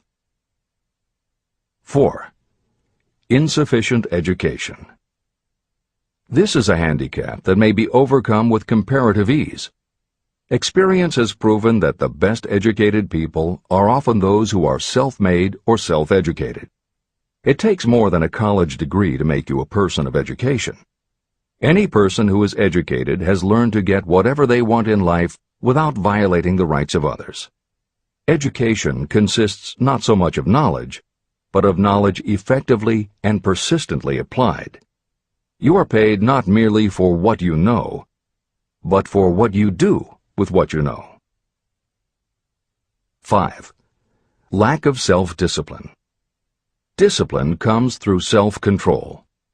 This means that you must control all negative qualities.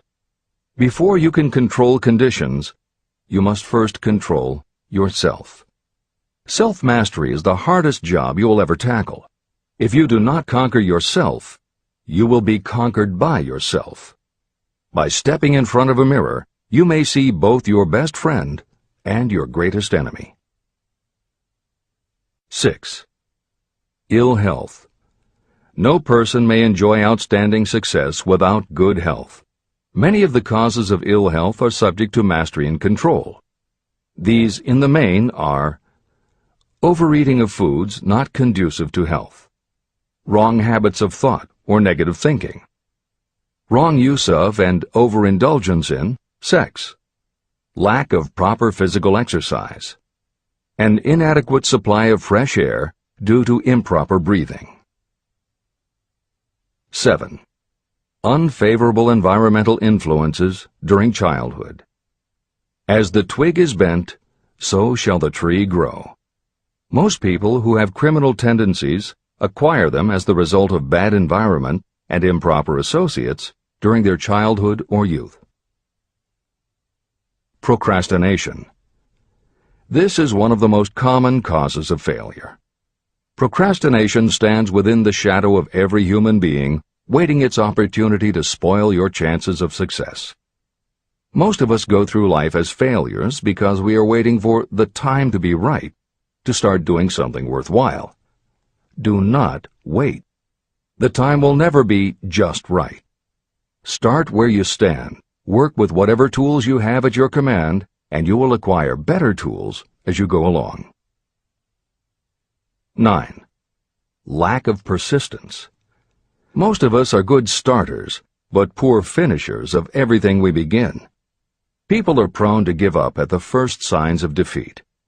There is no substitute for persistence. The person who makes persistence his or her watchword discovers that failure finally becomes tired and makes its departure. Failure cannot cope with persistence. 10. Negative personality. There is no hope of success for the person who repels people through a negative personality. Success comes through the application of power, and power is attained through the cooperative efforts of other people. A negative personality will not induce cooperation.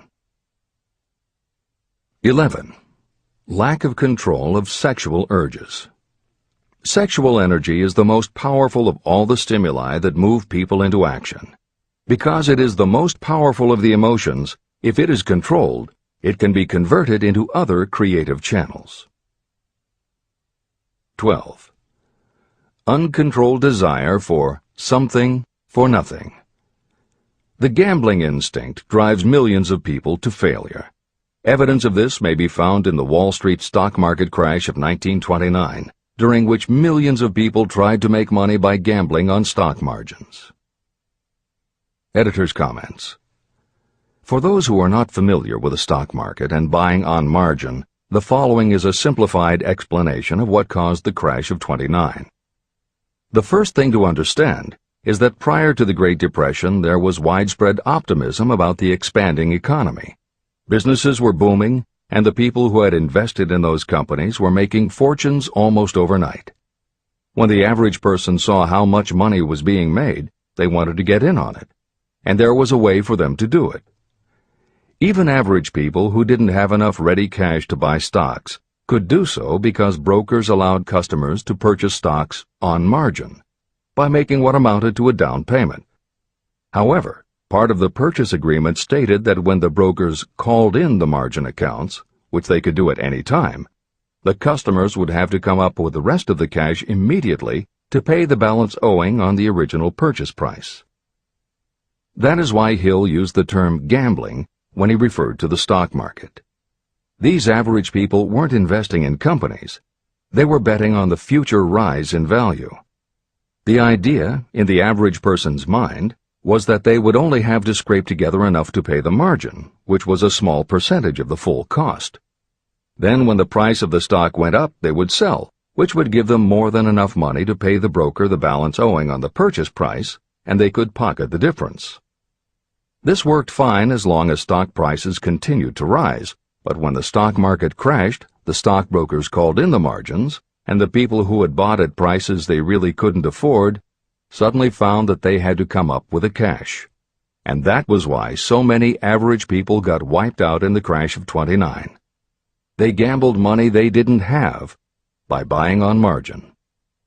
This is the end of the editor's comments. 13.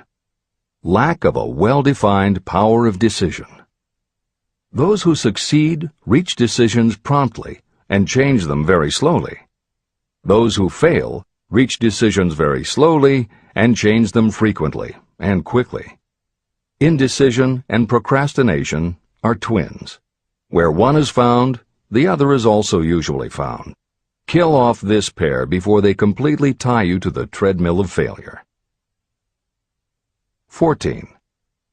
One or more of the 6 basic fears: fear of poverty, fear of criticism, fear of ill health, fear of loss of love, fear of old age, and fear of death. You will find an in-depth analysis of these 6 basic fears in the final chapter. They must be mastered before you can market your services effectively. 15. Wrong selection of a mate in marriage. This is a most common cause of failure. The relationship of marriage brings people intimately into contact. Unless this relationship is harmonious, failure is likely to follow. Moreover, it will be a form of failure that destroys ambition. 16. Overcaution. The person who takes no chances generally has to take whatever is left when others are through choosing. Overcaution is as bad as undercaution. Both are extremes to be guarded against. Life itself is filled with the element of chance. 17. Wrong selection of associates in business. This is one of the most common causes of failure in business. In marketing personal services, you should use great care to select an employer who will be an inspiration and who is intelligent and successful. We emulate those with whom we associate most closely. Pick an employer who is worth emulating. 18. Superstition and prejudice. Superstition is a form of fear. It is also a sign of ignorance. Successful people keep open minds and are afraid of nothing. 19. Wrong selection of a vocation. You cannot have outstanding success in work that you do not like. The most essential step in the marketing of personal services is that of selecting an occupation into which you can throw yourself wholeheartedly. Although money or circumstances may require you to do something you don't like for a time, no one can stop you from developing plans to make your goal in life a reality. Editor's comments. Most contemporary experts agree with Napoleon Hill's statement that finding the work you love is of key importance in achieving success that is truly rewarding. This concept coincides so well with modern attitudes that it has inspired a number of books, including Feel the Fear and Do It Anyway by Susan Jeffers, Wishcraft by Barbara Sher, and Do What You Love, The Money Will Follow by Marcia Sinitar. All three books became bestsellers by expanding upon that single concept. This is the end of the editor's comments. 20. Lack of concentration of effort. The jack of all trades seldom is good at any. Concentrate all of your efforts on one definite chief aim. 21. The habit of indiscriminate spending. You cannot succeed if you are eternally in fear of poverty. Form the habit of systematic saving by putting aside a definite percentage of your income. Money in the bank gives you a very safe foundation of courage when bargaining for the sale of personal services. Without money, you must take what you are offered and be glad to get it. 22. Lack of enthusiasm. Without enthusiasm, you cannot be convincing. Moreover, enthusiasm is contagious, and the person who has it under control is generally welcome in any group of people. 23. Intolerance. The person with a closed mind on any subject seldom gets ahead. Intolerance means that you have stopped acquiring knowledge. The most damaging forms of intolerance are those connected with religious, racial, and political differences of opinion. 24. Intemperance. The most damaging forms of intemperance are connected with overeating, alcohol, drugs, and sexual activities. Overindulgence in any of these can be fatal to success. 25. Inability to cooperate with others. More people lose their positions and their big opportunities in life because of this fault than for all other reasons combined. It is a fault that no well-informed business person or leader will tolerate. 26. Possession of power that was not acquired through self-effort. Sons and daughters of wealthy parents and others who inherit money that they did not earn. Power in the hands of one who did not acquire it gradually is often fatal to success. Quick riches are more dangerous than poverty. 27. Intentional dishonesty. There is no substitute for honesty. You may be temporarily dishonest because of circumstances over which you have no control without permanent damage, but there is no hope for you if you are dishonest by choice. Sooner or later, your deeds will catch up with you, and you will pay by loss of reputation and perhaps even loss of liberty. 28. Egotism and vanity. These qualities serve as red lights that warn others to keep away. They are fatal to success. 29. Guessing instead of thinking. Most people are too indifferent or lazy to acquire facts with which to think accurately. They prefer to act on opinions created by guesswork or snap judgments. 30. Lack of capital. This is a common cause of failure among those who start out in business for the first time. You must have a sufficient reserve of capital to absorb the shock of your mistakes and to carry you over until you have established a reputation. 31. Here, name any particular cause of failure from which you have suffered that has not been included in the foregoing list. Contained in these 31 major causes of failure is the description of practically every person who tries and fails. It will be helpful if you get someone who knows you well to go over this list with you and help you to analyze yourself by each of these causes of failure. Most people cannot see themselves as others see them. You may be one who cannot. Do you know your own worth? The oldest of admonitions is, know thyself. If you market merchandise successfully, you must know the merchandise. The same is true in marketing personal services. You should know all of your weaknesses in order to bridge them or eliminate them entirely. You should know your strengths in order to call attention to them when selling your services.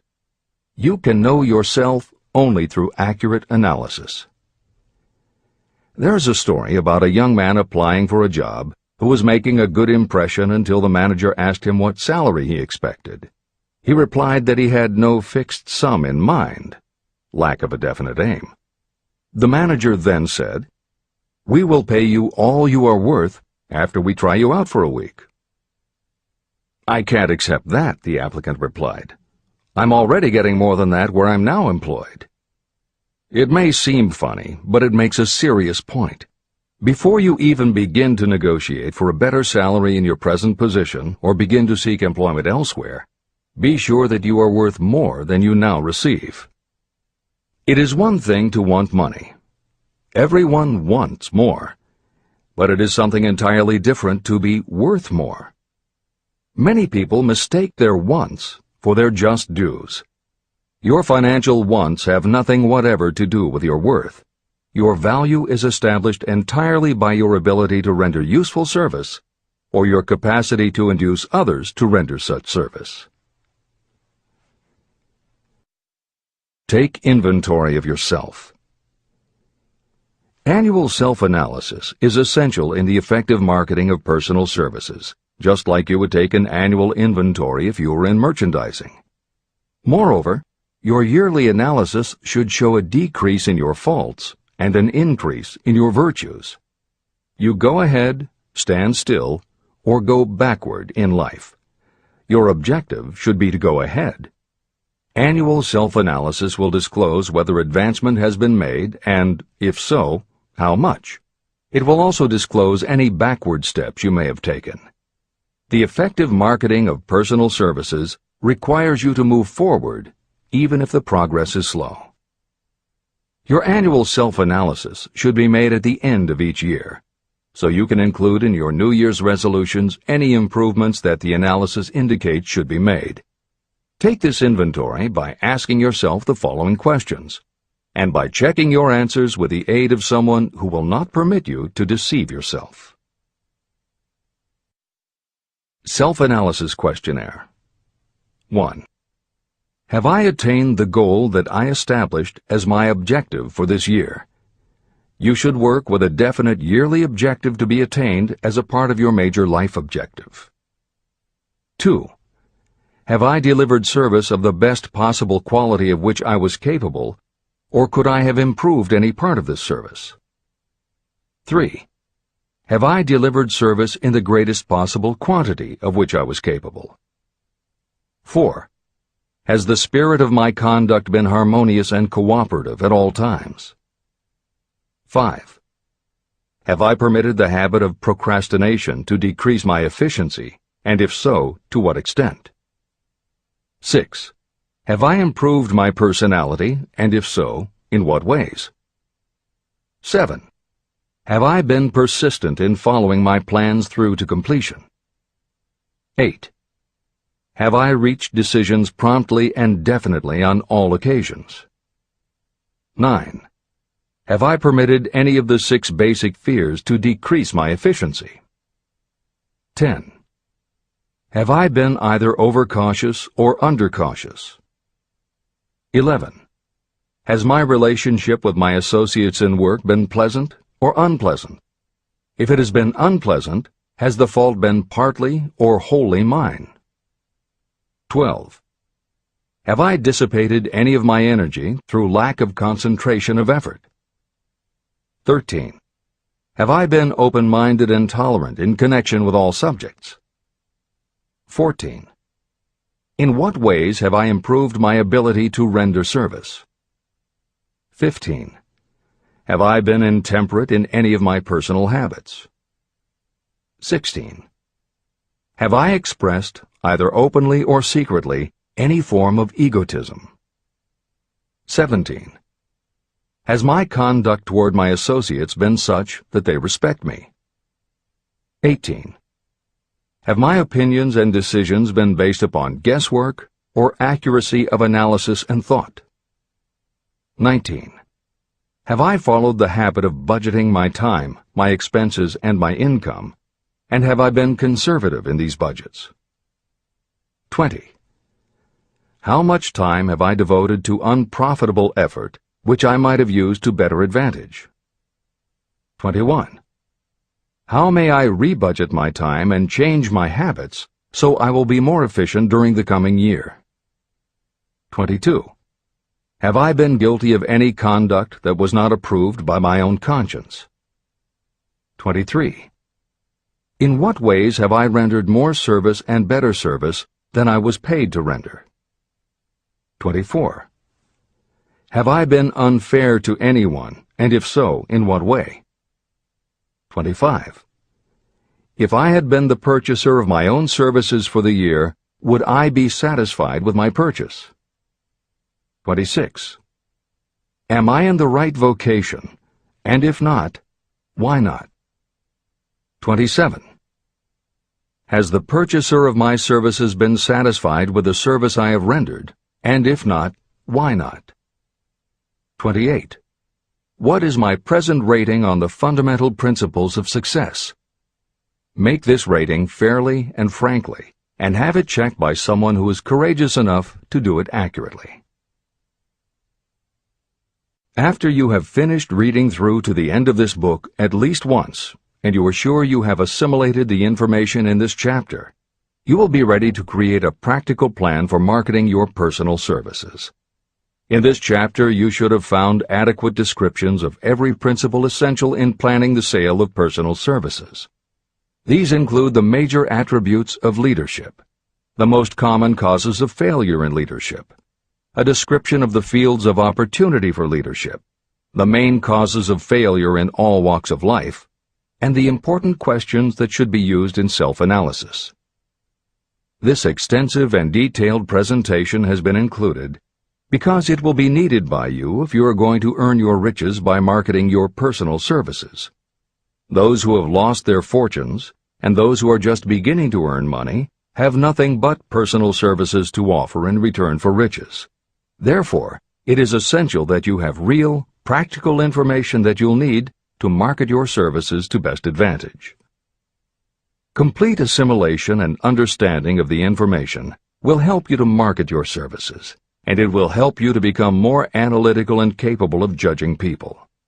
The information will be priceless to you if you work in an executive position where you select employees. Where and how to find opportunities to accumulate riches. Now that we have analyzed the principles by which riches may be accumulated, you naturally ask, where can I find the opportunities to apply these principles? Very well. Let us take inventory and see what the United States of America offers the person seeking riches. To begin with, remember that we live in a country where every law-abiding citizen enjoys freedom of thought and freedom of deed unequaled anywhere in the world. Most of us have never taken inventory of the advantages of this freedom. We have never compared our unlimited freedom with a curtailed freedom in other countries. Here we have freedom of thought, freedom in the choice and enjoyment of education, freedom in religion, freedom in politics, freedom in the choice of a business, profession, or occupation, freedom to accumulate and own all the property we can accumulate, freedom to choose our place of residence, freedom in marriage, freedom through equal opportunity to all races, freedom of travel from one state to another, freedom in our choice of foods, and freedom to aim for any station in life for which we have prepared ourselves, even for the presidency of the United States. We have other forms of freedom, but this list gives an overview of the most important freedoms that offer you the opportunity to think and grow rich. The United States is the only country guaranteeing to every citizen, whether native-born or naturalized, so broad and varied a list of freedoms. Next, let us recount some of the blessings that our widespread freedom has placed within our hands. Take the average American family of average income and sum up the benefits available to every member of the family in this land of opportunity and plenty. Food. Next to freedom of thought and deed comes food, clothing, and shelter, the three basic necessities of life. Because of our universal freedom, the average American family has available at its door the choicest selection of food to be found anywhere in the world, and at prices within its financial range. Shelter. This family lives in a comfortable apartment or house, complete with light, heat, water, and many conveniences. The toast they had for breakfast was toasted in an electric toaster, which cost but a few dollars. The apartment is cleaned with a vacuum cleaner that is run by electricity. Hot and cold water is available at all times in the kitchen and the bathroom. The food is kept cool in a refrigerator. Clothes are washed and dried, dishes are cleaned, and numerous labor-saving devices are run on power obtained by putting a plug into a wall socket. The family receives entertainment and information from all over the world 24 hours a day if they want it, by merely flipping a switch on their radio or television or computer. There are other conveniences, but the foregoing list will give a fair idea of some of the concrete evidences of the freedoms that we, of America, enjoy. Clothing. Anywhere in the United States, the family with average clothing requirements can dress very comfortably at a cost that is only a small portion of their earnings. Only the three basic necessities of food, clothing, and shelter have been mentioned. The average American also has other options and advantages that are available in return for reasonable effort. The average American has security of property rights not found in any other country in the world. We can place any surplus money in a bank with the assurance that our government will protect it and make good to us if the bank fails. If an American citizen wants to travel from one state to another, he or she needs no passport and no one's permission. You may go when you please, and you may travel by car, train, bus, airplane, ship, or any other method that you can afford. The miracle that has provided these blessings. We often hear politicians proclaiming the freedom of America when they solicit votes, but they seldom take the time or trouble to analyze the source of this freedom. Having no axe to grind, no grudge to express, and no ulterior motives, I will give you a frank analysis of that mysterious, abstract, greatly misunderstood something that gives to every citizen of America more blessings, more opportunities to accumulate wealth, and more freedom of every nature than may be found in any other country. I have the right to analyze the source and nature of this unseen power because I know, and have known for more than half a century, many of the men who organized that power, and many who are now responsible for its maintenance. The name of this mysterious benefactor of mankind is capital. Capital consists not only of money, but also of highly organized, intelligent groups of individuals who plan ways and means of using money efficiently for the good of the public and profitably to themselves.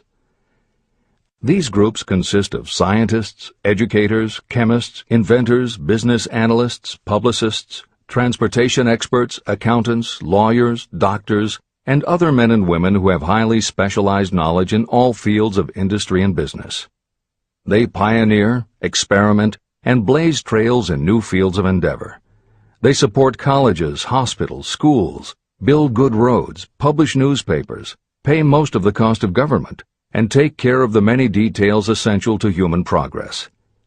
Stated briefly, the capitalists are the brains of civilization because they supply the entire fabric of which all education, enlightenment, and human progress consist. Money without brains is always dangerous. Properly used, it is the most important essential of civilization. To give you an idea of how important organized capital is, try to imagine that it is your job to provide and prepare a simple family breakfast, but you have to do it without the aid of capital. To supply the tea, you would have to make a trip to China or India. Unless you are an excellent swimmer, you would become rather tired before making the round trip. Then, too, another problem would confront you. What would you use for money, even if you had the physical endurance to swim the ocean? To supply sugar, you would have to take another swim to the Caribbean islands, or a long walk to the sugar beet section of Utah. But even then you might come back without the sugar, because organized effort and money are necessary to produce sugar, to say nothing of what is required to refine, transport, and deliver it to the breakfast table anywhere in the United States. Eggs you could obtain easily enough from nearby farms, but you might have a very long walk to Florida or California and back before you could serve grapefruit juice. You would have another long walk to Kansas or one of the other wheat-growing states when you went after wheat bread. Dry cereal would have to be omitted from the menu because it would not be available except through the labor of a trained group of workers and suitable machinery, all of which call for capital. After resting, you could take off for another little swim down to South America, where you would pick up a couple of bananas. On your return, you could take a short walk to the nearest farm having a dairy and pick up some butter and cream. Then your family would be ready to sit down and enjoy breakfast. Seems absurd, doesn't it? Well, the procedure described would be the only possible way these simple items of food could be delivered if we had no capitalistic system. The capital cornerstone of our lives. The sum of money required for the building and maintenance of the planes, trucks, trains, and cargo ships used in the delivery of that simple breakfast is so huge that it staggers imagination. It runs into billions of dollars. Not to mention the armies of trained employees required to run all those planes, trucks, ships, and trains. But transportation is only a part of the requirements of modern civilization in capitalistic America. Before there can be anything to haul, something must be grown from the ground, or manufactured and prepared for market. This calls for more billions of dollars for equipment, machinery, packaging, marketing, and to pay the wages of millions of men and women. Transportation systems do not spring up from the earth and function automatically. They come in response to the call of civilization. They come through the labor and ingenuity and organizing ability of people who have imagination, faith, enthusiasm, decision, and persistence. These men and women are known as capitalists. They are motivated by the desire to build, construct, achieve, render useful service, earn profits, and accumulate riches. And because they render service without which there would be no civilization, they earn for themselves great riches. Just to keep the record simple and understandable, I will add that these capitalists are the same men and women who are often denounced as the greedy establishment or Wall Street. I'm not attempting to present a case for or against any group or any system of economics. The purpose of this book, a purpose to which I have faithfully devoted more than half a century, is to present to anyone who wants the knowledge the most dependable philosophy through which individuals may accumulate riches in whatever amounts they desire. The reasons I have analyzed the economic advantages of the capitalistic system are: 1.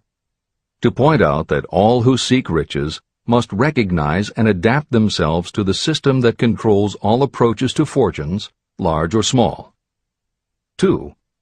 To present the side of the picture opposite to the one portrayed by politicians and demagogues and the media, who often refer to organized capital as if it were something poisonous. This is a capitalistic country. It was developed through the use of capital. We who claim the right to partake of the blessings of freedom and opportunity, we who seek to accumulate riches here, should know that neither riches nor opportunity would be available to us if organized capital had not provided these benefits.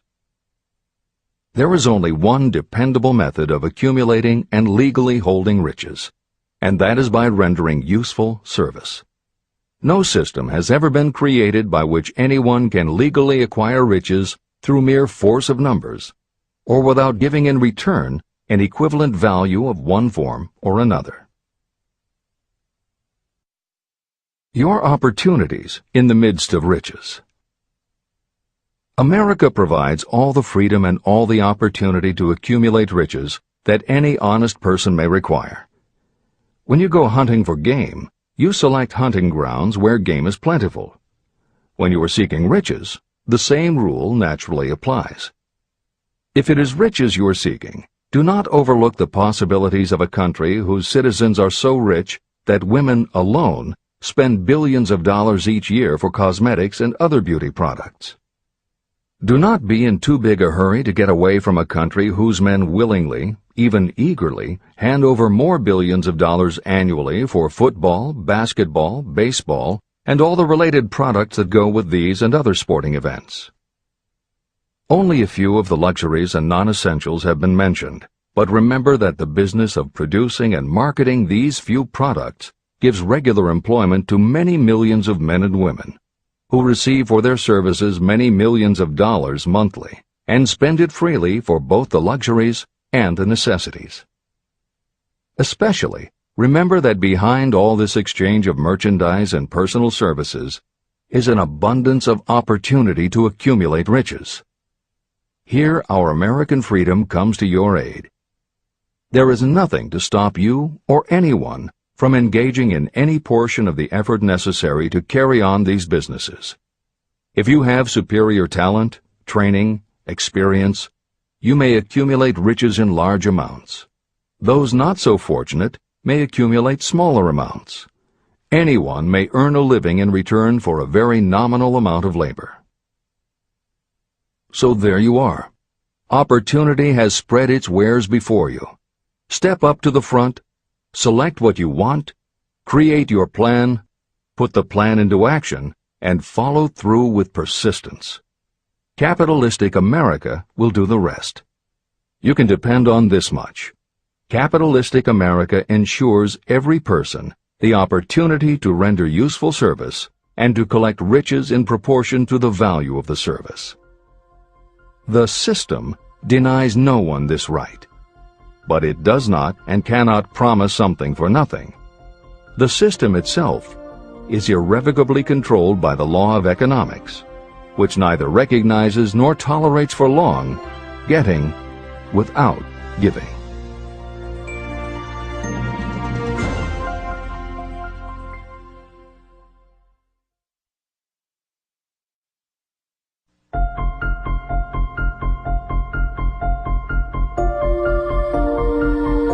Conceit is a fog that envelops a man's real character beyond his own recognition.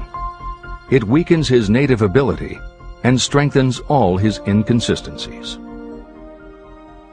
Chapter 9. Decision. The mastery of procrastination.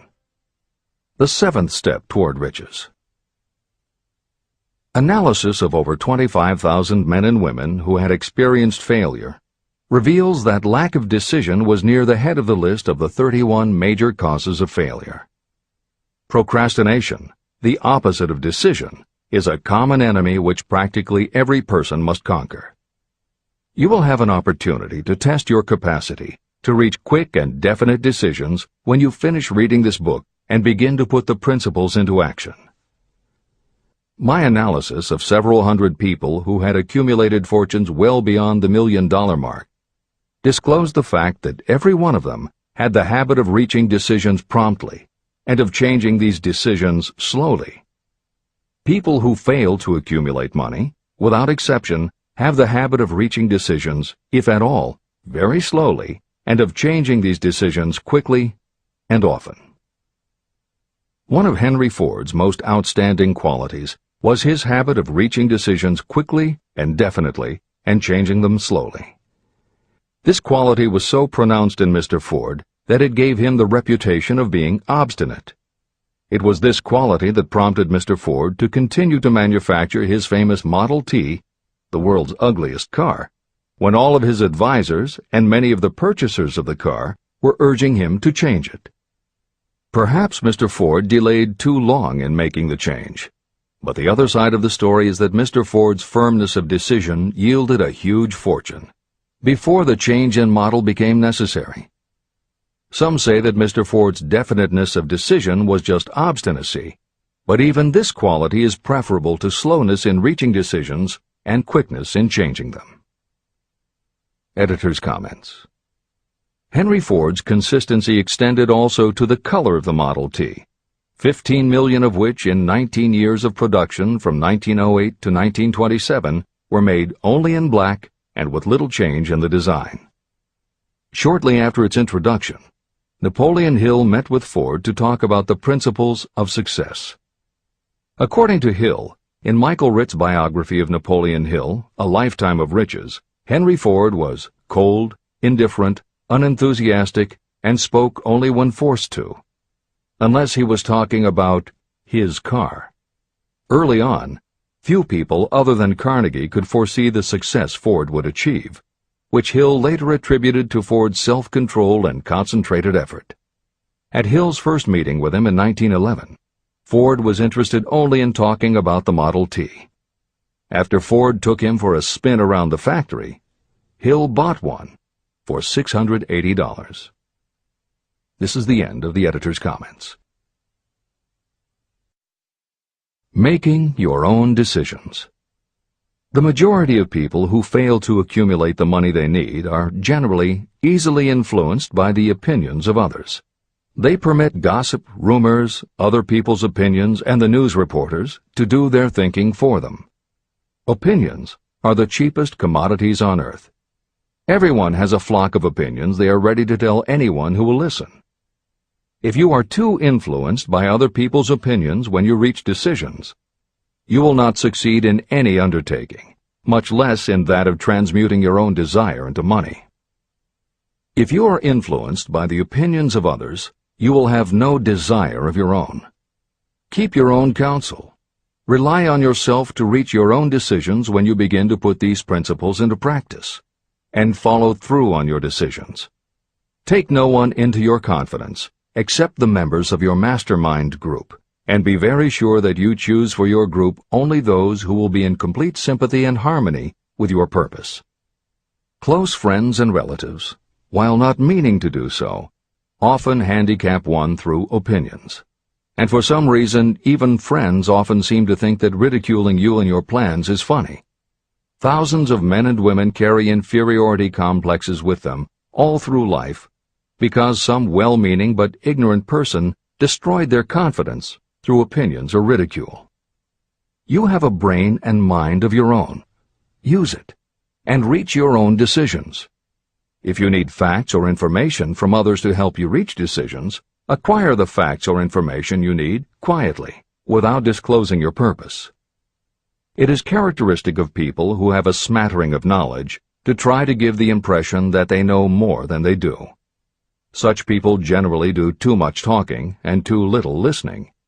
Keep your eyes and ears open and your mouth closed if you wish to acquire the habit of prompt decision. Those who talk too much do little else. If you talk more than you listen, you may miss some important piece of knowledge that might have been very useful to you. By talking too much, you may also disclose your plans and purposes to people who will take great delight in defeating you because they envy you. Remember, every time you open your mouth in the presence of a person who really has knowledge, you tip your hand and show that person your exact stock of knowledge, or you tip your hand to your lack of it.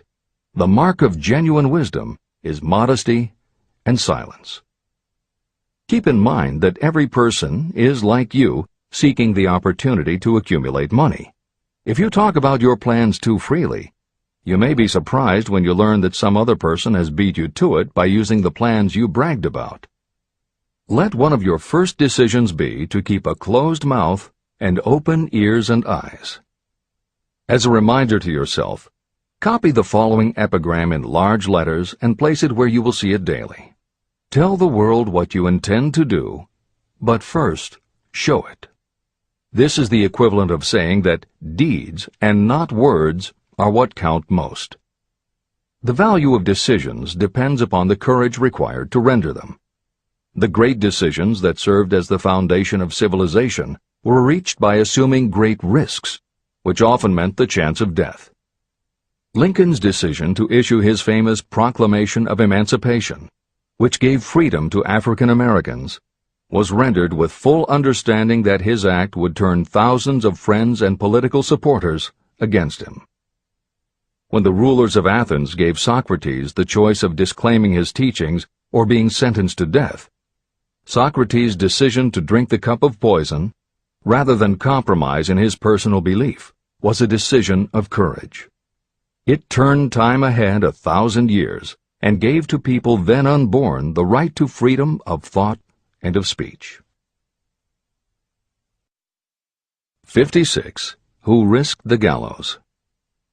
The greatest decision of all time, as far as any American citizen is concerned, was reached in Philadelphia on July 4, 1776, when 56 men signed their names to a document that they well knew would bring freedom to all Americans, or leave every one of the 56 hanging from a gallows. You have heard of this famous document, the Declaration of Independence. But have you taken from it the great lesson in personal achievement it so plainly taught? We all remember the date of this momentous decision, but few of us realize what courage that decision required. We remember our history as it was taught.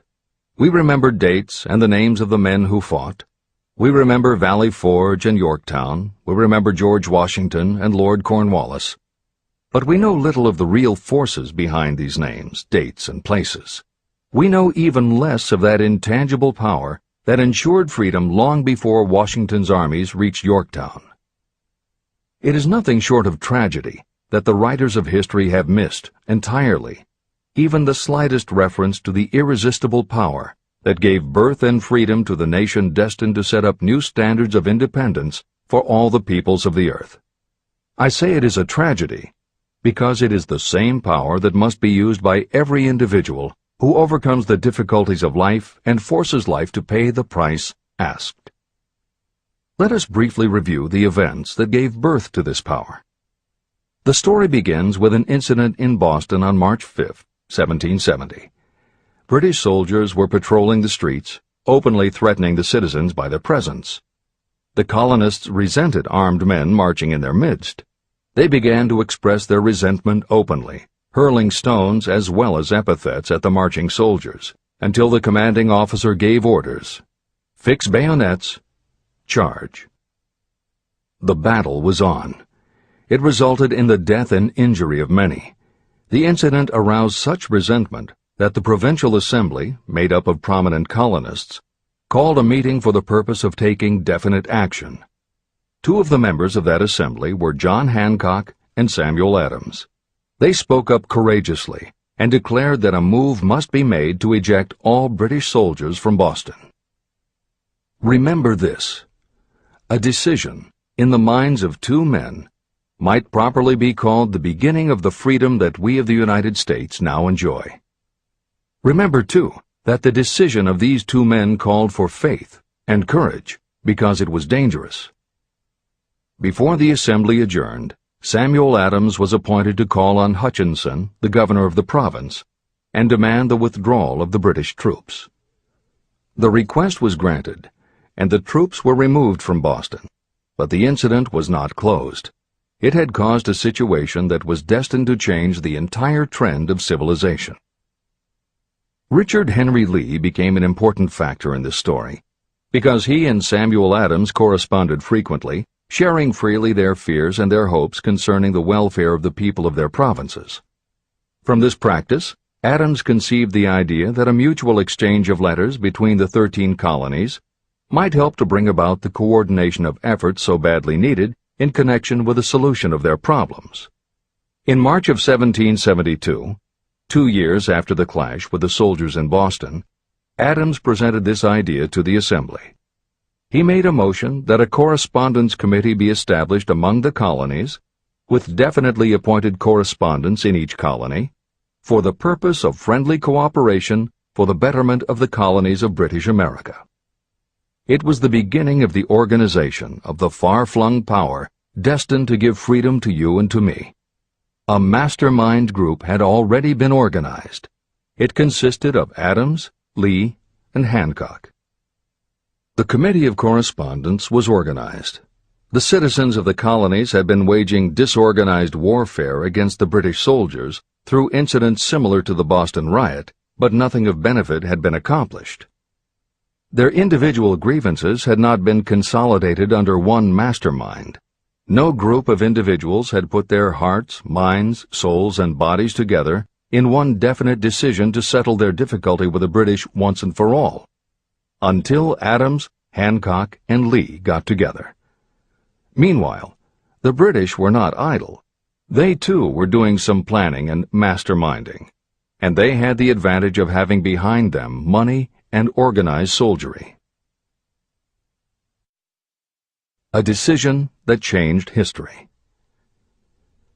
The Crown appointed Gage to supplant Hutchinson as the governor of Massachusetts. One of the new governor's first acts was to send a messenger to call on Samuel Adams for the purpose of endeavoring to stop his opposition by fear.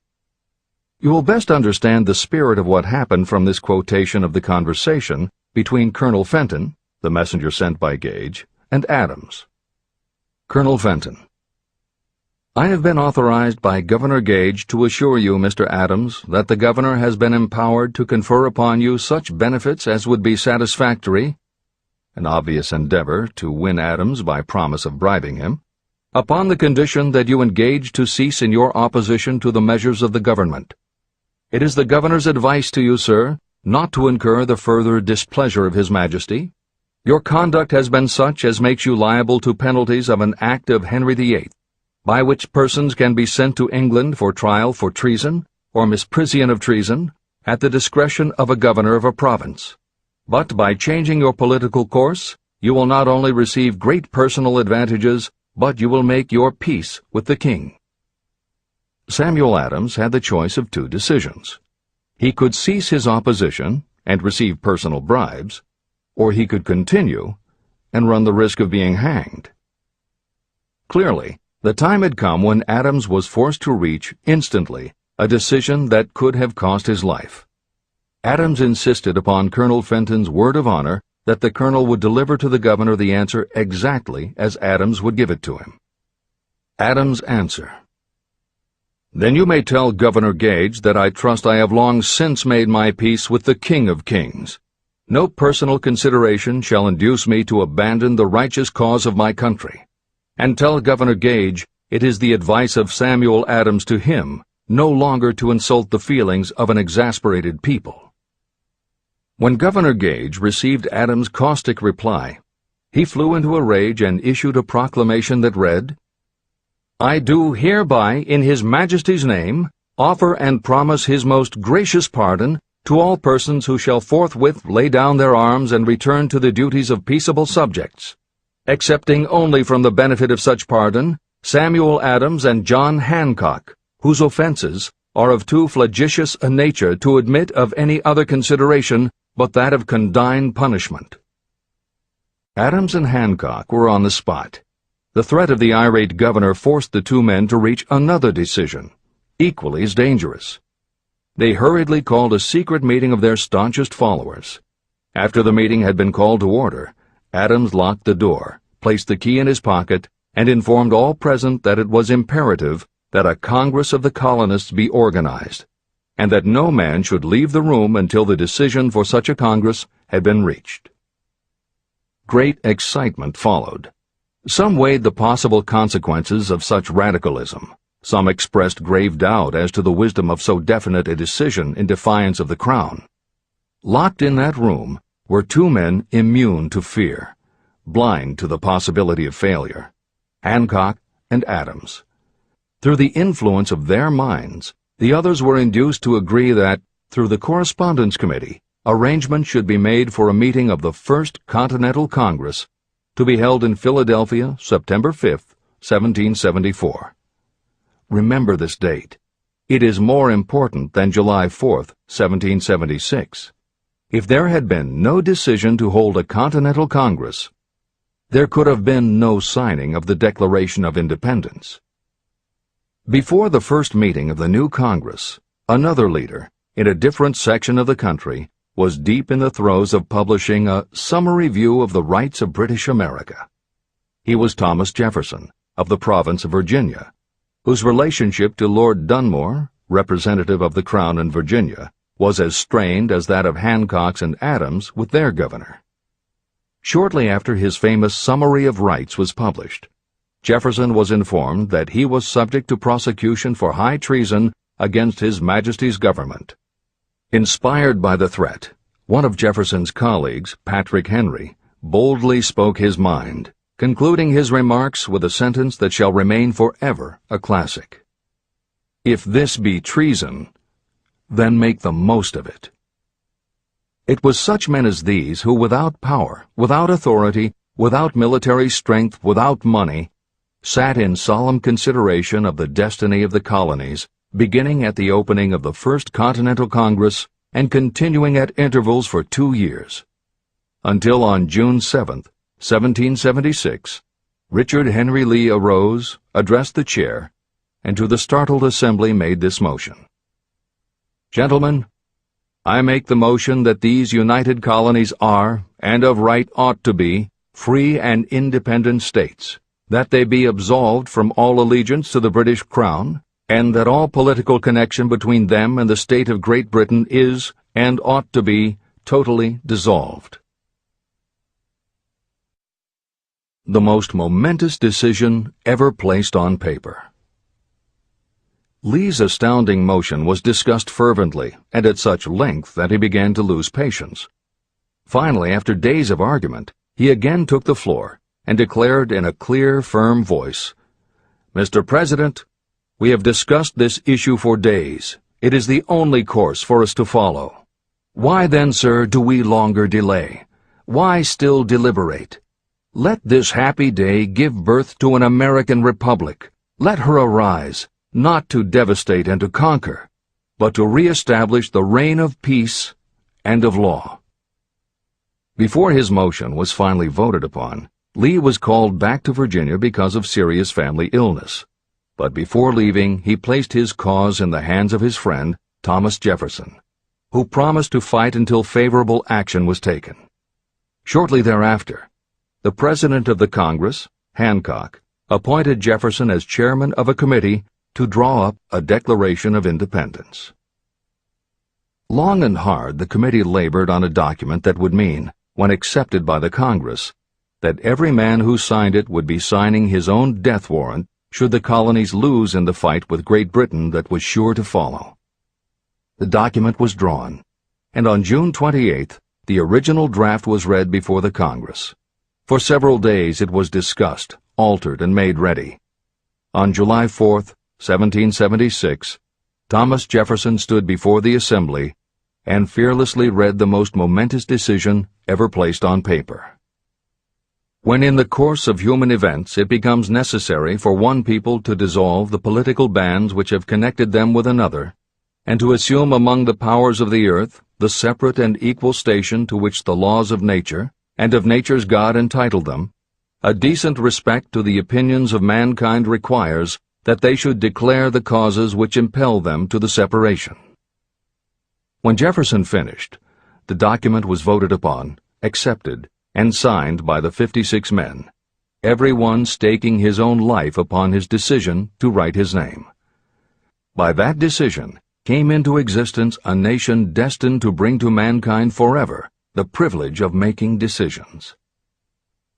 Analyze the events that led to the Declaration of Independence, and be convinced that this nation, which now holds a position of commanding respect and power among all nations of the world, was born of a decision created by a mastermind consisting of 56 men. Note well the fact that it was their decision that ensured the success of Washington's armies, because the spirit of that decision was in the heart of every soldier who fought with him, and served as a spiritual power which recognizes no such thing as failure.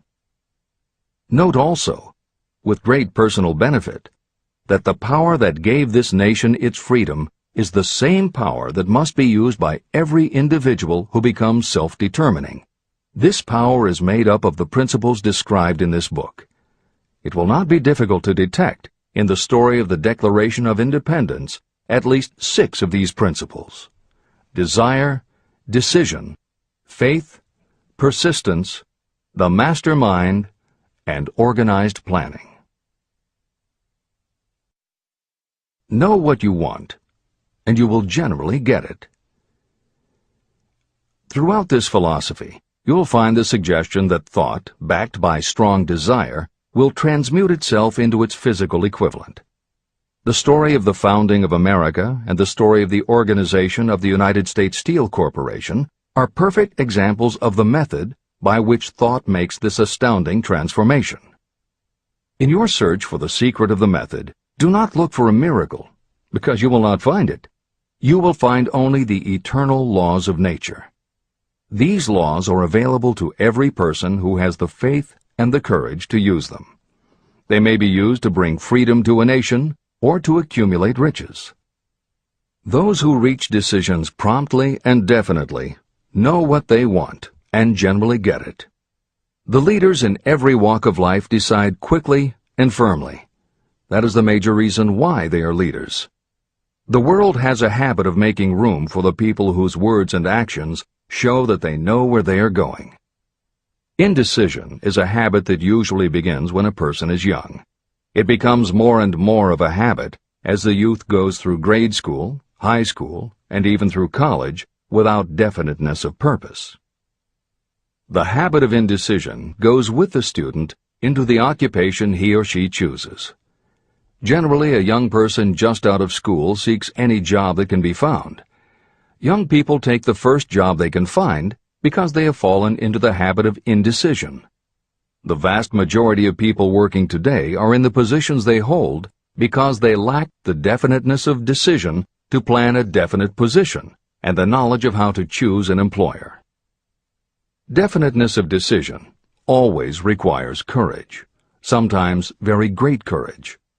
The 56 men who signed the Declaration of Independence staked their lives on the decision to affix their signatures to that document. The person who reaches a definite decision to go after a specific job and make life pay the price he or she asks does not stake his or her life on that decision. They stake their economic freedom. Financial independence, riches, and desirable business positions are not within reach of the person who neglects or refuses to expect, plan, and demand these things. The person who desires riches in the same spirit that Samuel Adams desired freedom for the colonies is sure to accumulate wealth. No man achieves great success who is unwilling to make personal sacrifices. Chapter 10. Persistence. The sustained effort necessary to induce faith. The 8th step toward riches. Persistence is an essential factor in the procedure of transmuting desire into its monetary equivalent. The basis of persistence is the power of will. Willpower and desire, when properly combined, make an irresistible pair. Those who accumulate great fortunes are sometimes called cold-blooded or ruthless. Frequently, it is simply because their critics simply don't understand that what they have is a strong desire backed up by willpower, which they mix with persistence. It is the combination that ensures the attainment of their objectives. The majority of people are ready to throw their aims and purposes overboard and give up at the first sign of opposition or misfortune. A few carry on despite all opposition until they attain their goal. There may be no heroic connotation to the word persistence, but persistence does for your character what carbon does to iron.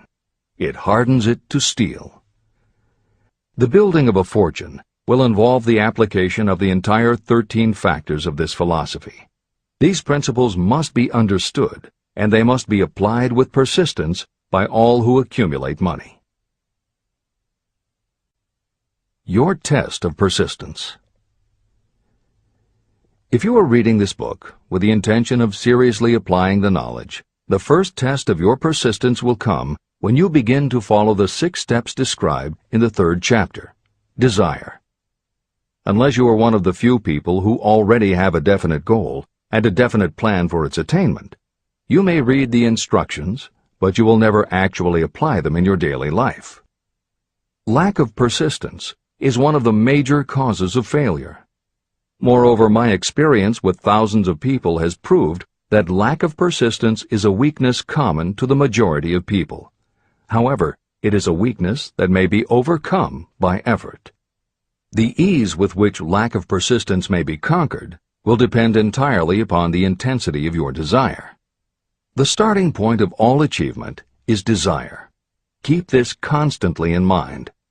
Weak desires bring weak results, just as a small amount of fire makes a small amount of heat. If you are lacking in persistence, this weakness may be remedied by building a stronger fire under your desires. Continue reading through to the end of this book. Then go back to Chapter 3 and start immediately to carry out the instructions for using the 6 steps. The eagerness with which you follow these instructions will indicate clearly how much or how little you really desire to accumulate money. If you find that you are indifferent, you may be sure that you have not yet acquired the money consciousness that you must possess before you can be sure of accumulating a fortune. Fortunes gravitate to those whose minds have been prepared to attract them, just as surely as water gravitates to the ocean. If you are weak in persistence, focus on the instructions in Chapter 11, Power of the Mastermind. Surround yourself with a mastermind group, and through the cooperation of the members of this group, you can develop persistence. You will find additional instructions for the development of persistence in Chapter 5, Autosuggestion, and in Chapter 13, The Subconscious Mind. Follow the instructions in these chapters until you build up habits that convey to your subconscious mind a clear picture of the object of your desire. From that point on, you will not be handicapped by lack of persistence. Your subconscious mind works continuously while you are awake and while you are asleep. Are you money conscious or poverty conscious? Occasional effort to apply the rules will be of no value to you. To get results, you must apply all of the rules until they become a fixed habit with you. In no other way can you develop the necessary money consciousness. Just as money is attracted to those who have deliberately set their mind on it, poverty is attracted to those whose mind is open to it. And although money consciousness must be developed intentionally, poverty consciousness develops without conscious application of habits favorable to it. Poverty consciousness will seize the mind that is not occupied with money consciousness. If you understand the point of the preceding paragraph, you will understand the importance of persistence in the accumulation of a fortune. Without persistence, you will be defeated even before you start. With persistence, you will win. If you have ever had a nightmare, you will realize the value of persistence. You are lying in bed, half awake, with a feeling that you are about to smother. You are unable to turn over or to move a muscle. You realize that you must begin to regain control over your muscles. Through persistent effort of willpower, you finally manage to move the fingers of one hand. By continuing to move your fingers, you extend your control to the muscles of one arm until you can lift it. Then you gain control of the other arm. You finally gain control over the muscles of one leg, and then extend it to the other leg.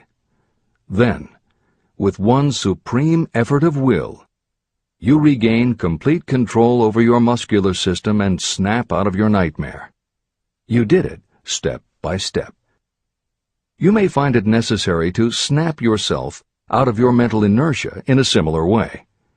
First, by moving slowly, then increasing your speed, until you gain complete control over your will. Be persistent, no matter how slowly you may have to move at first. With persistence will come success.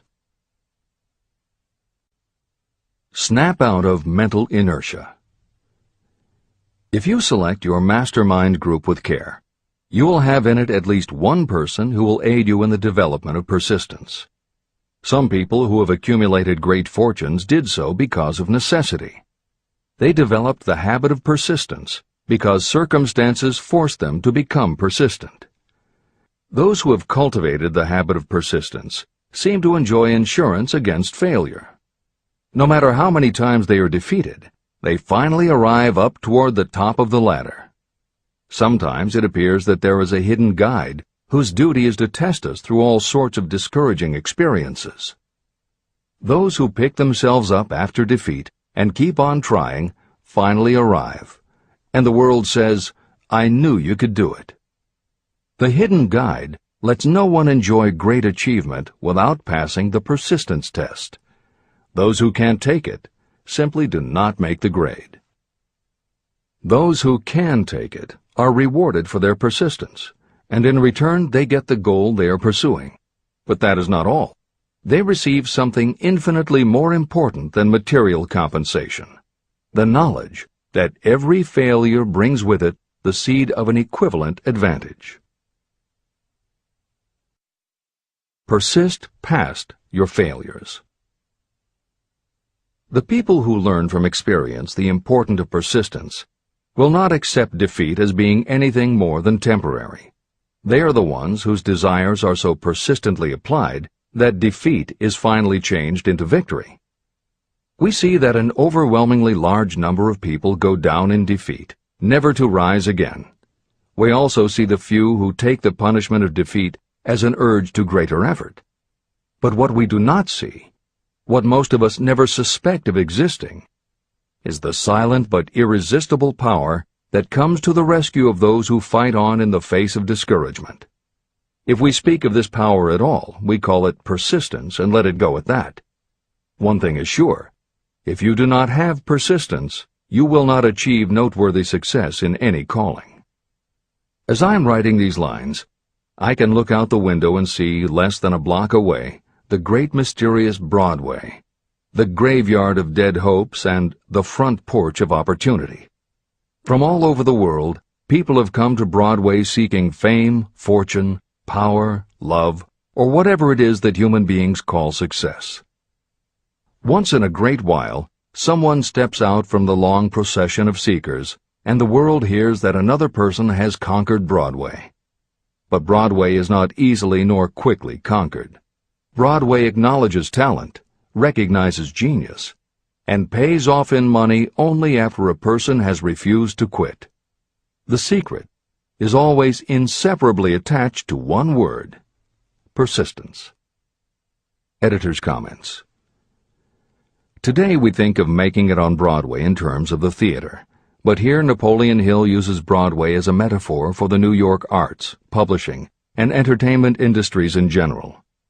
In the original edition of Think and Grow Rich, Hill used this introduction to tell of Fannie Hurst, one of the best-selling authors of the day, who pounded the streets of New York for 4 years and received 36 rejection slips from one publisher alone before her persistence paid off and she finally got published. Although Napoleon Hill chose Fannie Hurst to illustrate his point about overcoming poverty and adversity, he knew all about both from personal experience. Hill's own story is one of very humble beginnings and devastating failures that would have defeated most people. It was only through his extraordinary persistence that the original edition of the book you hold in your hands was published. And for that reason, the editors of this edition have included this brief biography of Napoleon Hill. The following is adapted from A Lifetime of Riches, the biography of Napoleon Hill, written by Michael J. Ritt, Jr. and Kirk Landers, and also draws upon Napoleon Hill's first bestseller, his 4-volume masterwork, Law of Success. In it, Hill told of the 7 turning points in his own life, and those excerpts told in his words are told in the first person. Born into poverty in the backwoods of Virginia, young Knapp, as he was called, was the local gun-toting troublemaker. He would probably have ended up a criminal had his widowed father not met and married Martha Ramey Banner. Knapp's new stepmother set out to change the family's mountain ways, and she started by trading Napoleon a typewriter for his 6-shooter pistol. She told him, "If you become as good with a typewriter as you are with that gun, you may become rich and famous and known throughout the world." Her faith and encouragement turned young Knapp around, and by the age of 15, he was submitting stories to the local newspapers and doing everything he could to get himself out of his meager circumstance. After completing high school and 1 year at a business college, he wrote an audacious letter to Rufus Ayers, one of the most powerful men in the coal industry. Hill wrote to apply for a job, but he said that he didn't want a salary. In fact, he said he would pay Ayers. Hill proposed that Ayers could charge him whatever he wanted on a monthly basis, but if at the end of 3 months Hill had proved his worth, he then would expect Ayers to pay him a salary of the same monthly amount. Ayers admired Hill's style and hired him, with pay.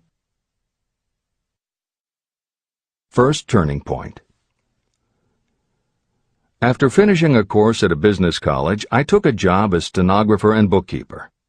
As a result of having practiced the habit of performing more work and better work than that for which I was paid, I advanced rapidly until I was assuming responsibilities and receiving a salary far out of proportion to my age. Hill also proved to be so trustworthy and honest that Ayers promoted him to replace the manager, making this 19-year-old the youngest manager of a mine and in charge of 350 men. Then fate reached out and gave me a gentle nudge. My employer lost his fortune, and I lost my position. This was my first real defeat, and even though it came about as a result of causes beyond my control, I didn't learn a lesson from it until many years later. Second turning point. My next position was that of sales manager for a large lumber manufacturer in the South. My advancement was rapid, and I did so well that my employer took me into partnership with him. We began to make money, and I began to see myself on top of the world again. Like a stroke of lightning out of a clear sky, the 1907 panic swept down, and overnight it rendered me an enduring service by destroying our business and relieving me of every dollar that I had. Editor's comment. The panic Hill refers to began in the summer of 1907, when a number of banks and stock brokerages declared bankruptcy. Word spread to the general public, and it created a run on the banks as depositors lined up to demand that they be given the money they had on deposit. Banks called in loans to meet the demand for cash, but those borrowers couldn't find buyers for their goods or property, so they couldn't pay back their loans. When the banks couldn't get back the money they had loaned, they repossessed the homes or businesses that the borrowers had put up as collateral. Businesses were closed, farmers were evicted from their land, jobs were lost, so even more banks were forced to close, and it just kept getting worse. America was caught in a downward spiral that was reversed only when the major Wall Street bankers and financial executives, who were themselves in danger of losing their businesses, stepped in to shore up troubled banks. It was in large part because of the bank panic of 1907 that legislation was enacted in 1913 to create the Federal Reserve System. This is the end of the editor's comments. Third turning point. This was my first serious defeat. I mistook it then for failure, but it was not. And before I complete this lesson, I will tell you why it was not. It required the 1907 panic and the defeat that it brought me to redirect my efforts from the lumber business to the study of law. I entered law school with the firm belief that I would emerge doubly prepared to catch up with the end of the rainbow and claim my pot of gold. Napoleon Hill planned to put himself and his brother through law school by writing articles for Bob Taylor's magazine. It was through the magazine that he arranged the fateful meeting with Andrew Carnegie, described at the beginning of this book. As was noted there, when Carnegie proposed the idea of writing The Philosophy of Success, he told Hill that he would have to earn his own way. I attended law school at night and worked as an automobile salesman during the day. Because of the job, I saw the need for trained automobile mechanics. I opened an educational department in the manufacturing plant and began to train ordinary machinists in automobile assembly and repair work. The school prospered, paying me over $1,000 a month in net profits. My banker knew that I was prospering, therefore he loaned me money with which to expand. A peculiar trait of bankers is that they will loan us money without any hesitation when we are prosperous. My banker loaned me money until I was hopelessly in his debt. Then he took over my business as calmly as if it had belonged to him, which it did. From an income of more than $1,000 a month, I was suddenly reduced to poverty. For the third time, Hill had experienced defeat, but he was not beaten. He got another job, and all the while continued to work on the Carnegie Project. Fourth turning point, 1912. Because my wife's family had influence, I secured the appointment as assistant to the chief counsel for one of the largest coal companies in the world. I was among friends and relatives, and I had a position that I could keep for as long as I wished without exerting myself. What more did I need? Nothing, I was beginning to say to myself. Then, without consultation with my friends and without warning, I resigned. This was the first turning point that was of my own selection. It was not forced upon me. I quit that position because the work was too easy and I was performing it with too little effort. This move proved to be the next most important turning point of my life, although it was followed by 10 years of effort that brought almost every conceivable grief the human heart can experience. I selected Chicago as my new field of endeavor. I made up my mind that if I could gain recognition in Chicago, in any honorable sort of work, it would prove that I had something that might be developed into real ability. Fifth turning point. My first position in Chicago was that of advertising manager for a large correspondence school. I did so well that the president of the school induced me to resign my position and go into the candy manufacturing business with him. We organized the Betsy Ross Candy Company, and I became its first president. The business grew rapidly, and soon we had a chain of stores in 18 different cities. They did so well, in fact, Hill's partners decided they wanted to take over the business.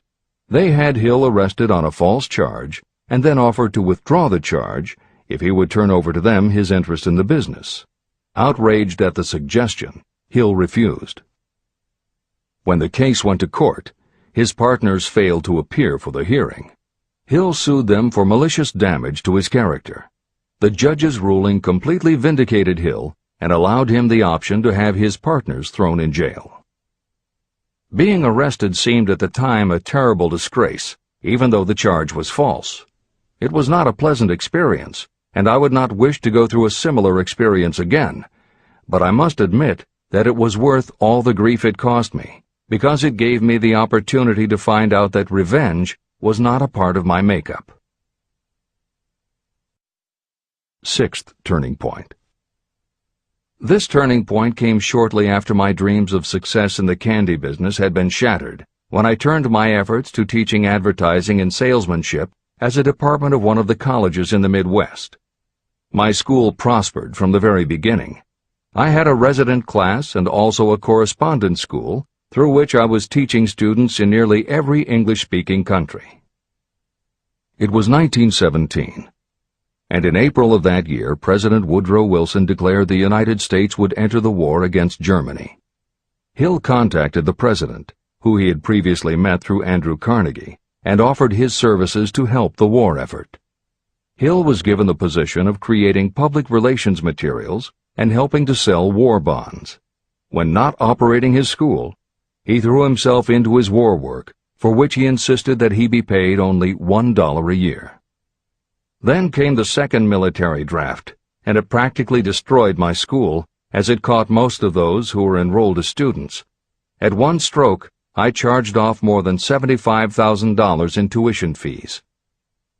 Once more, I was penniless. Despite the fact that Hill had to scrape just to get by, he continued to work for President Wilson and continued to refuse to take any compensation. Though Hill had a family to support, and the ridicule of his relatives put a tremendous strain on relations, he also continued to work on the Carnegie Project. Hill later said, "Believe me, there were times when between the needling of my relatives and the hardships I endured, it was not easy to maintain a positive mental attitude and persevere. Sometimes in barren hotel rooms, I almost believed my family was right. The thing that kept me going was my conviction that one day I would not only successfully complete my work, but also be proud of myself when it was finished." Seventh turning point. To describe the seventh of the turning points in my life, I must go back to November 11th, 1918. Armistice Day, the end of the World War. The war had left me without a penny, as I have already said, but I was happy to know that the slaughter had ceased and reason was about to reclaim civilization. The time had come for another turning point. I sat down at my typewriter, and to my astonishment, my hands began to play a tune on the keyboard. I had never written so rapidly or so easily before. I did not plan or think about what I was writing. I just wrote whatever came into my mind. What Hill wrote was a long essay in which he described a new idealism based on the golden rule that he thought could emerge from the war.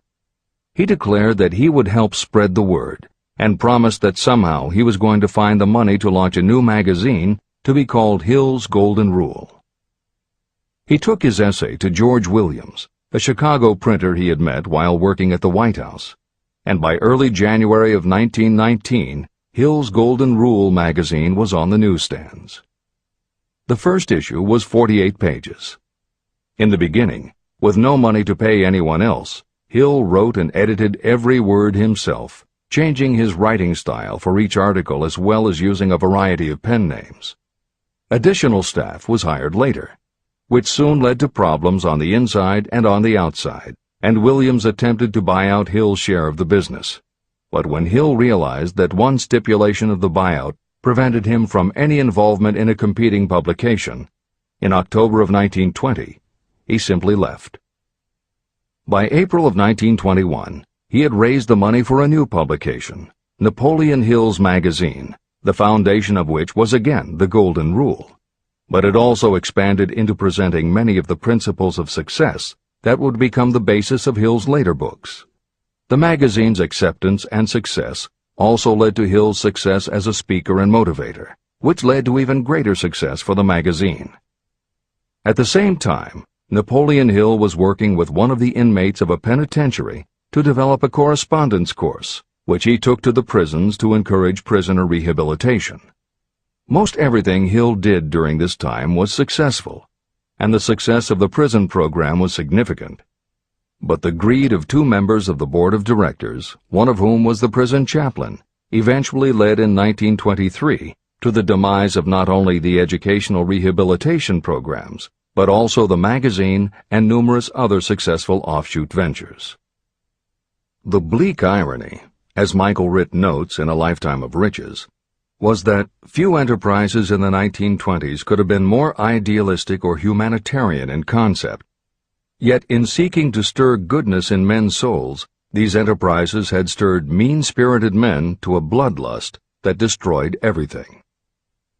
Without his magazine, Hill went back to teaching and lecturing, which led to an introduction to a crusading newspaper publisher, Don Mellett, who offered to help Hill publish the results of his work on the Carnegie Project. At this same time, Mellett learned that Prohibition gangsters were selling narcotics and bootleg liquor to school children in Canton, and members of the local police force were being bribed to do nothing about it. Mellett was outraged and wrote an expose in his Canton Daily News, while Hill contacted the governor to implement a state investigation of the corrupt police department. A week before Hill and Mellett were to finalize the financing for the publication of Hill's book, Don Mellett was ambushed outside his home and assassinated by a gangster and a renegade cop. They tried to kill Hill, too, but through pure luck he escaped and fled to the Smoky Mountains, where he remained holed up in a backwoods shack for most of a year. Destitute and in fear for his life, he lapsed into a state of deep depression. Then, in one extraordinary night of self-analysis, he willed himself out of his depression and resolved to finish the challenge Carnegie had posed almost 20 years earlier. Hill went to Philadelphia, convinced a publisher to put up the money, then worked night and day for almost 4 months to finish the manuscript.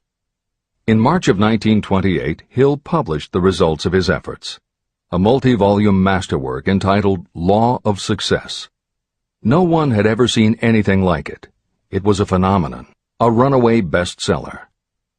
A little over a year later, while Hill was finally enjoying the fruits of his long labors, the stock market crash of '29 hit. The bottom fell out of everything, including the market for books. Though he never gave up on his vision, like the rest of America, Hill struggled through the Depression.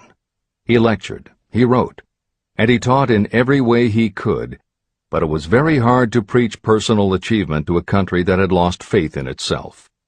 Napoleon Hill made it his personal mission to turn the tide by creating a variety of self-help programs, but it became disappointingly apparent that it was going to take more than one man to do it. When Franklin Delano Roosevelt was elected president, he reached out to Hill.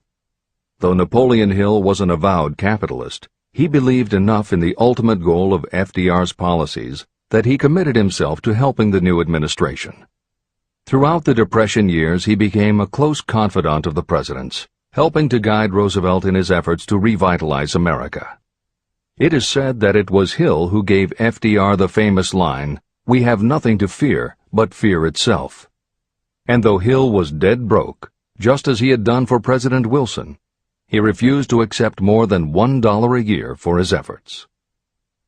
In 1937, as America was finally beginning to see glimmerings of hope that the Great Depression might end, Hill convinced his publisher that America now needed a book to help shake off the mental and emotional stigma of those terrible times. He was right. They released Think and Grow Rich to such resounding success that it sold well over 1 million copies even before the Depression ended. At this writing, it has sold more than 60 million copies worldwide, and to this day it still sells more than 1 million copies a year in its various editions. Take your own persistence inventory. Persistence is a state of mind. Therefore, it can be cultivated. Like all states of mind, persistence is based upon definite causes, among them these. Definiteness of purpose. Knowing what you want is the first and most important step toward the development of persistence. A strong motive will force you to surmount difficulties. Desire. It is comparatively easy to acquire and maintain persistence in pursuing the object of intense desire. Self-reliance. Belief in your ability to carry out a plan encourages you to follow the plan through with persistence. Self-reliance can be developed through the principle described in Chapter 5, Autosuggestion. Definiteness of plans. Organized plans, even ones that may be weak or impractical, encourage persistence.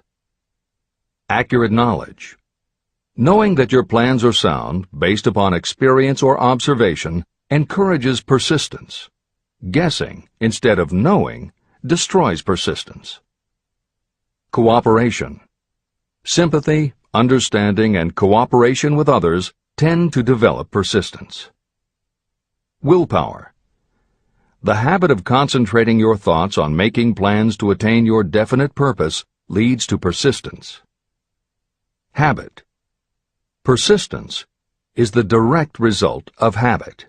The mind absorbs and becomes a part of the daily experiences upon which it feeds. Fear, the worst of all enemies, can be overcome by forcing yourself to perform and repeat acts of courage. Everyone who has seen active service in war knows this. Take inventory of yourself and determine what you are lacking in this essential quality of persistence. Measure yourself point by point and see how many of the previous 8 factors of persistence you lack. The analysis may lead to discoveries that will give you a new understanding of yourself and what you need to get ahead. The following is a list of the real enemies that stand between you and achievement. These are not only the symptoms indicating weakness of persistence, but also the deeply seated subconscious causes of this weakness. Study the list carefully, and face yourself squarely if you really wish to know who you are and what you are capable of doing. These are the weaknesses that must be mastered by anyone who really wants to accumulate riches. 1. Failure to recognize and to define clearly exactly what you want. 2. Procrastination, with or without cause, usually backed up with a long list of alibis and excuses. 3. Lack of interest in acquiring specialized knowledge. 4. Indecision, and the habit of passing the buck instead of facing issues squarely, also backed by alibis and excuses. 5. The habit of relying upon excuses instead of making definite plans to solve your problems. 6. Self-satisfaction. There is little remedy for this, and no hope for those who suffer from it. 7. Indifference, usually reflected in your readiness to compromise rather than meet opposition and fight it. 8. The habit of blaming others for your mistakes and accepting circumstances as being unavoidable. 9. Weakness of desire because you neglected to choose motives that will push you to take action. 10. Willingness to quit at the first sign of defeat, based upon one or more of the 6 basic fears. 11. Lack of organized plans that you have written out so they can be analyzed. 12. The habit of neglecting to act on ideas or to grasp opportunity when it presents itself. 13. Wishing instead of willing. 14.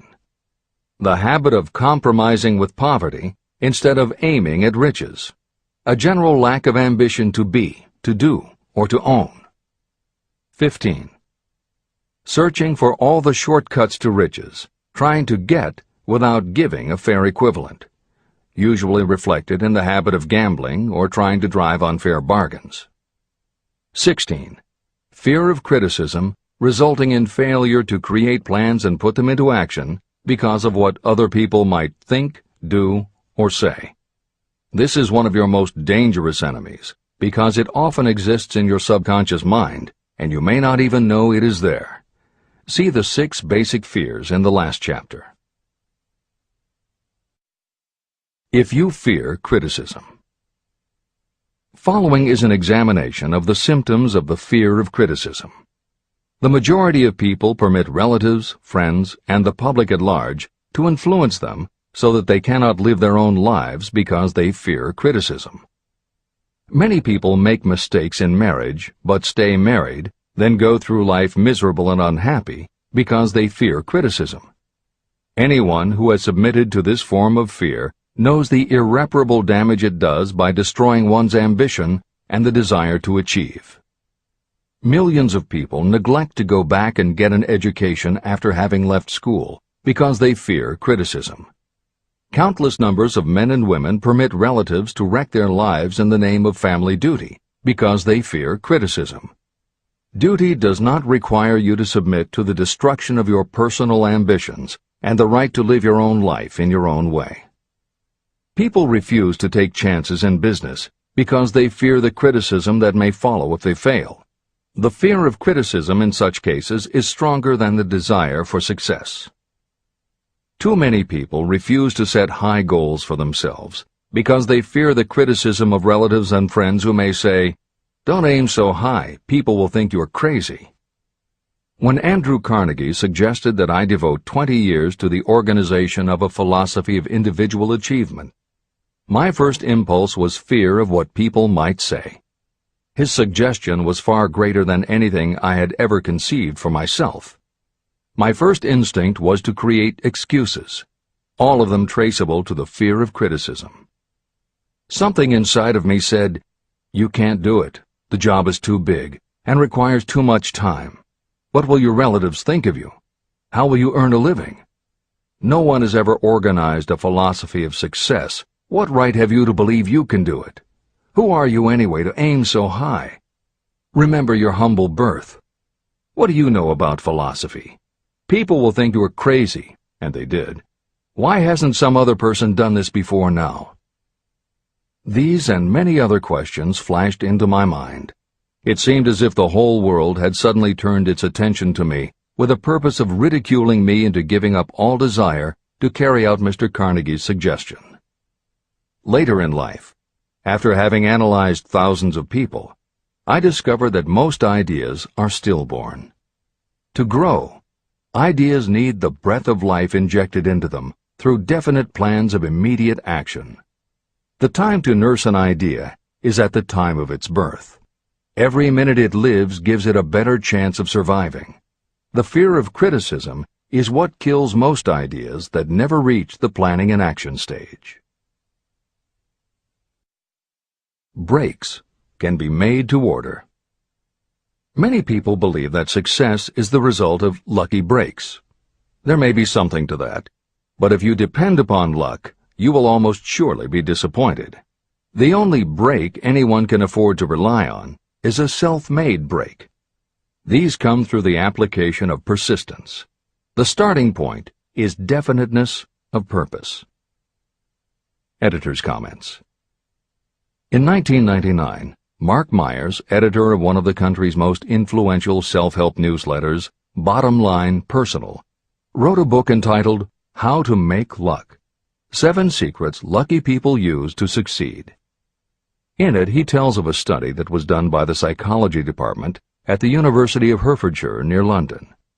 They assembled a group of people, half of whom either thought themselves lucky or were considered to be lucky by others. The other half of the group believed they were unlucky. They were all brought to campus to watch a computerized random coin toss. Each person watched as a cartoon elf came on screen and flipped a coin. Each was asked to call heads or tails.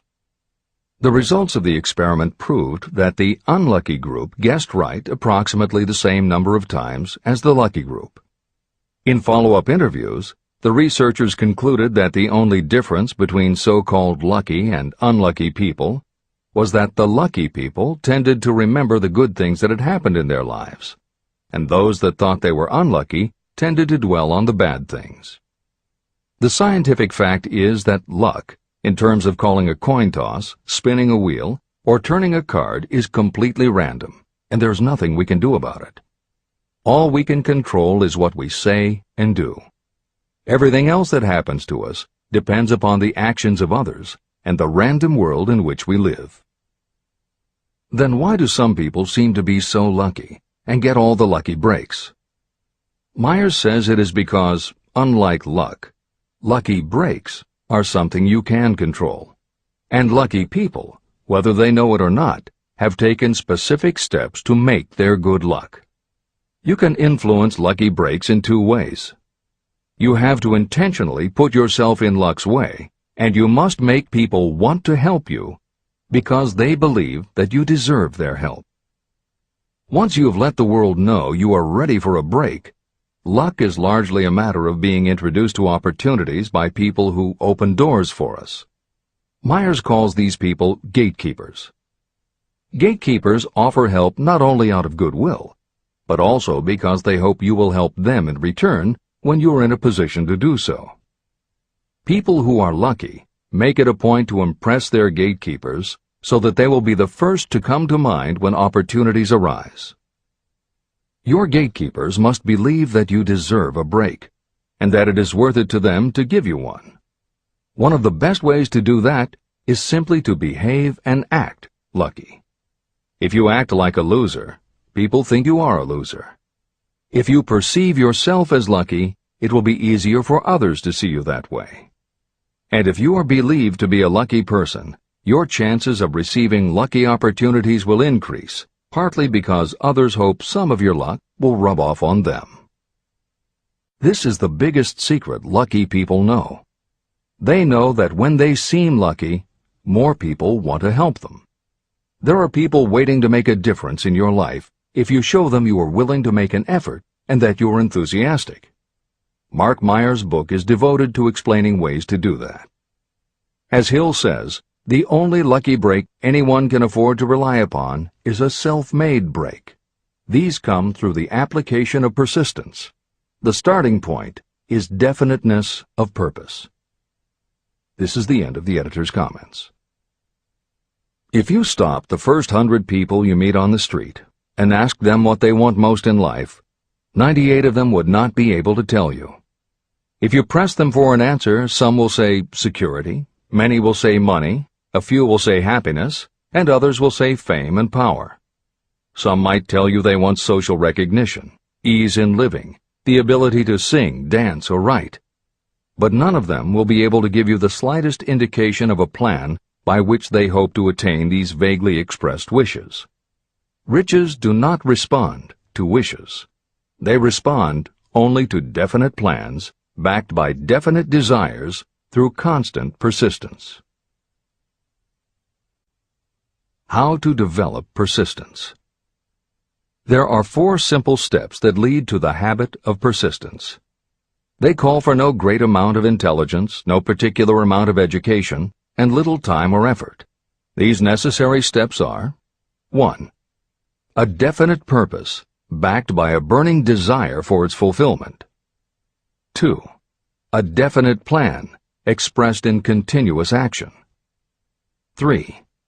A mind closed tightly against all negative and discouraging influences, including negative suggestions of relatives, friends, and acquaintances. 4. A friendly alliance with one or more persons who will encourage you to follow through with both plan and purpose. These 4 steps are essential for success in all walks of life. An important purpose of the 13 principles of this philosophy is to enable you to take those 4 steps as a matter of habit. They are steps by which you may control your economic destiny. They are steps that lead to freedom and independence of thought. They are steps that lead to riches, in small or great quantities. They are steps that lead the way to power, fame, and worldly recognition. They are 4 steps that guarantee favorable breaks. They are steps that convert dreams into physical realities. They are steps that lead also to the mastery of fear, discouragement, indifference. There is a magnificent reward for anyone who learns to take these 4 steps. It is the privilege of writing your own ticket and of making life yield whatever price is asked. How to master difficulties. What mystical power gives people of persistence the capacity to master difficulties? Does the quality of persistence set up in your mind some form of spiritual, mental, or chemical activity that gives you access to supernatural forces? Does infinite intelligence throw itself on the side of the person who still fights on when the whole world seems to be against them? These and many other similar questions were in my mind as I watched Henry Ford start from scratch and build an industrial empire with little more than persistence. Or Thomas A. Edison, who, with less than 3 months of schooling, became the world's leading inventor. He turned his persistence into sound recording and playback machines, motion picture cameras and projectors, and the incandescent light, to say nothing of 100 other useful inventions. I had the opportunity to analyze both Mr. Edison and Mr. Ford up close and personal, year by year, over a long period of time. So I speak from actual knowledge when I say that I found no quality except persistence in either of them that even remotely suggested the major source of their stupendous achievements. If you make an impartial study of the prophets, philosophers, and religious leaders of the past, you will come to the inevitable conclusion that persistence, concentration of effort, and definiteness of purpose were the major sources of their achievements. Consider, for example, the fascinating story of Muhammad. Analyze his life. Compare him with men of achievement in this modern age of industry and finance, and observe how they all have one outstanding trait in common: persistence. If you want to understand more about the power of persistence and how it works, I strongly suggest that you read a biography of Muhammad. Editor's comments. At the beginning of the 21st century, there was an increased interest in Islam due to the attacks on the World Trade Center and the subsequent War on Terror. Consequently, the modern reader will have no difficulty finding a number of very good books about Muhammad. At the time that Hill was writing the first edition of Think and Grow Rich, one of the best biographies of Muhammad was written by Esad Bey, who was born in Baku, Azerbaijan, the son of a Jewish businessman named Nusenbaum. Later, he changed his name when he converted to Islam. During the Russian Revolution, he fled his home for Berlin, where he lived until the rise of Hitler again forced him to move, first to Austria and then finally to Italy. It is believed by some that this man known as Esad Bey also wrote under another pen name, Kurban Said, and was in fact the author of the acclaimed Azerbaijani novel, Ali and Nino. That Napoleon Hill was very impressed with this particular biography of Muhammad is clear from his recommendation, which follows. I strongly suggest that you read a biography of Muhammad, especially the one by Esad Bey. This brief review of that book, which appeared in the Herald Tribune, will provide a preview of the rare treat in store for those who take the time to read the entire story of one of the most astounding examples of the power of persistence known to civilization. The Last Great Prophet. Reviewed by Thomas Sugru. Muhammad was a prophet, but he never performed a miracle. He was not a mystic. He had no formal schooling. He did not begin his mission until he was 40. When he announced that he was the messenger of God, bringing word of the true religion, he was ridiculed and labeled a lunatic. Children tripped him, and women threw filth upon him. He was banished from his native city, Mecca, and his followers were stripped of their worldly goods and sent into the desert after him. When he had been preaching 10 years, he had nothing to show for it but banishment, poverty, and ridicule. Yet before another 10 years had passed, he was dictator of all Arabia, ruler of Mecca, and the head of a new world religion which was to sweep to the Danube and the Pyrenees before exhausting the impetus he gave it. That impetus was threefold: the power of words, the efficacy of prayer, and man's kinship with God. His career never made sense. Muhammad was born to impoverished members of a leading family of Mecca. Because Mecca, the crossroads of the world, home of the magic stone called the Kaaba, great city of trade and the center of trade routes, was unsanitary, its children were sent to be raised in the desert by Bedouins. Muhammad was thus nurtured, drawing strength and health from the milk of nomad, vicarious mothers. He tended sheep and soon hired out to a rich widow as leader of her caravans. He traveled to all parts of the Eastern world, talked with many men of diverse beliefs, and observed the decline of Christianity into warring sects. When he was 28, Khadijah, the widow, looked upon him with favor and married him. Her father would have objected to such a marriage, so she got him drunk and held him up while he gave the paternal blessing. For the next 12 years, Muhammad lived as a rich and respected and very shrewd trader. Then he took to wandering in the desert, and one day he returned with the first verse of the Koran and told Khadijah that the archangel Gabriel had appeared to him and said that he was to be the messenger of God. The Koran, the revealed word of God, was the closest thing to a miracle in Muhammad's life. He had not been a poet. He had no gift of words. Yet the verses of the Koran, as he received them and recited them to the faithful, were better than any verses which the professional poets of the tribes could produce. This, to the Arabs, was a miracle. To them, the gift of words was the greatest gift. The poet was all-powerful. In addition, the Koran said that all men were equal before God, that the world should be a democratic state, Islam. It was this political heresy, plus Muhammad's desire to destroy all the 360 idols in the courtyard of the Kaaba, which brought about his banishment. The idols brought the desert tribes to Mecca, and that meant trade. So the businessmen of Mecca, the capitalists, of which he had been one, set upon Muhammad. Then he retreated to the desert and demanded sovereignty over the world. The rise of Islam began. Out of the desert came a flame which would not be extinguished. A democratic army, fighting as a unit and prepared to die without wincing. Muhammad had invited the Jews and Christians to join him, for he was not building a new religion. He was calling all who believed in one God to join in a single faith. If the Jews and Christians had accepted his invitation, Islam would have conquered the world. They didn't. They would not even accept Muhammad's innovation of humane warfare. When the armies of the Prophet entered Jerusalem, not a single person was killed because of his faith. When the Crusaders entered the city, centuries later, not a Muslim man, woman, or child was spared. But the Christians did accept one Muslim idea, the place of learning, the university.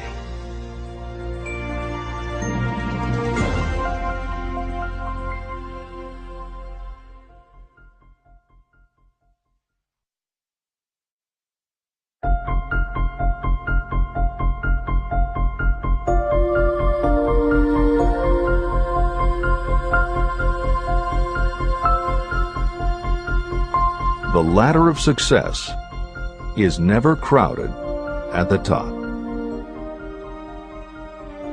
Chapter 11.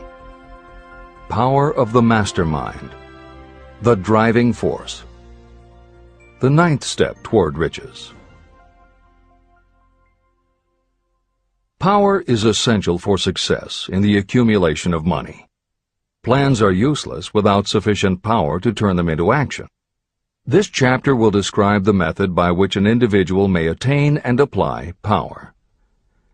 Power may be defined as organized and intelligently directed knowledge. Power, as the term is used here, refers to organized effort, sufficient to enable an individual to transmute desire into its monetary equivalent. Organized effort is produced through the coordination of effort of two or more people who work toward a definite end in a spirit of harmony. Power is required to accumulate money. Power is necessary to keep the money after it has been accumulated. How can power be acquired? If power is organized knowledge, let us examine the sources of knowledge. Infinite intelligence. This source of knowledge may be accessed with the aid of creative imagination through the subconscious mind, as described in the previous chapters on faith, autosuggestion, and imagination, and as will be elaborated on in Chapter 13, the subconscious mind, and Chapter 14, the brain. Accumulated experience. The accumulated experience of humanity may be found in any well-equipped public library.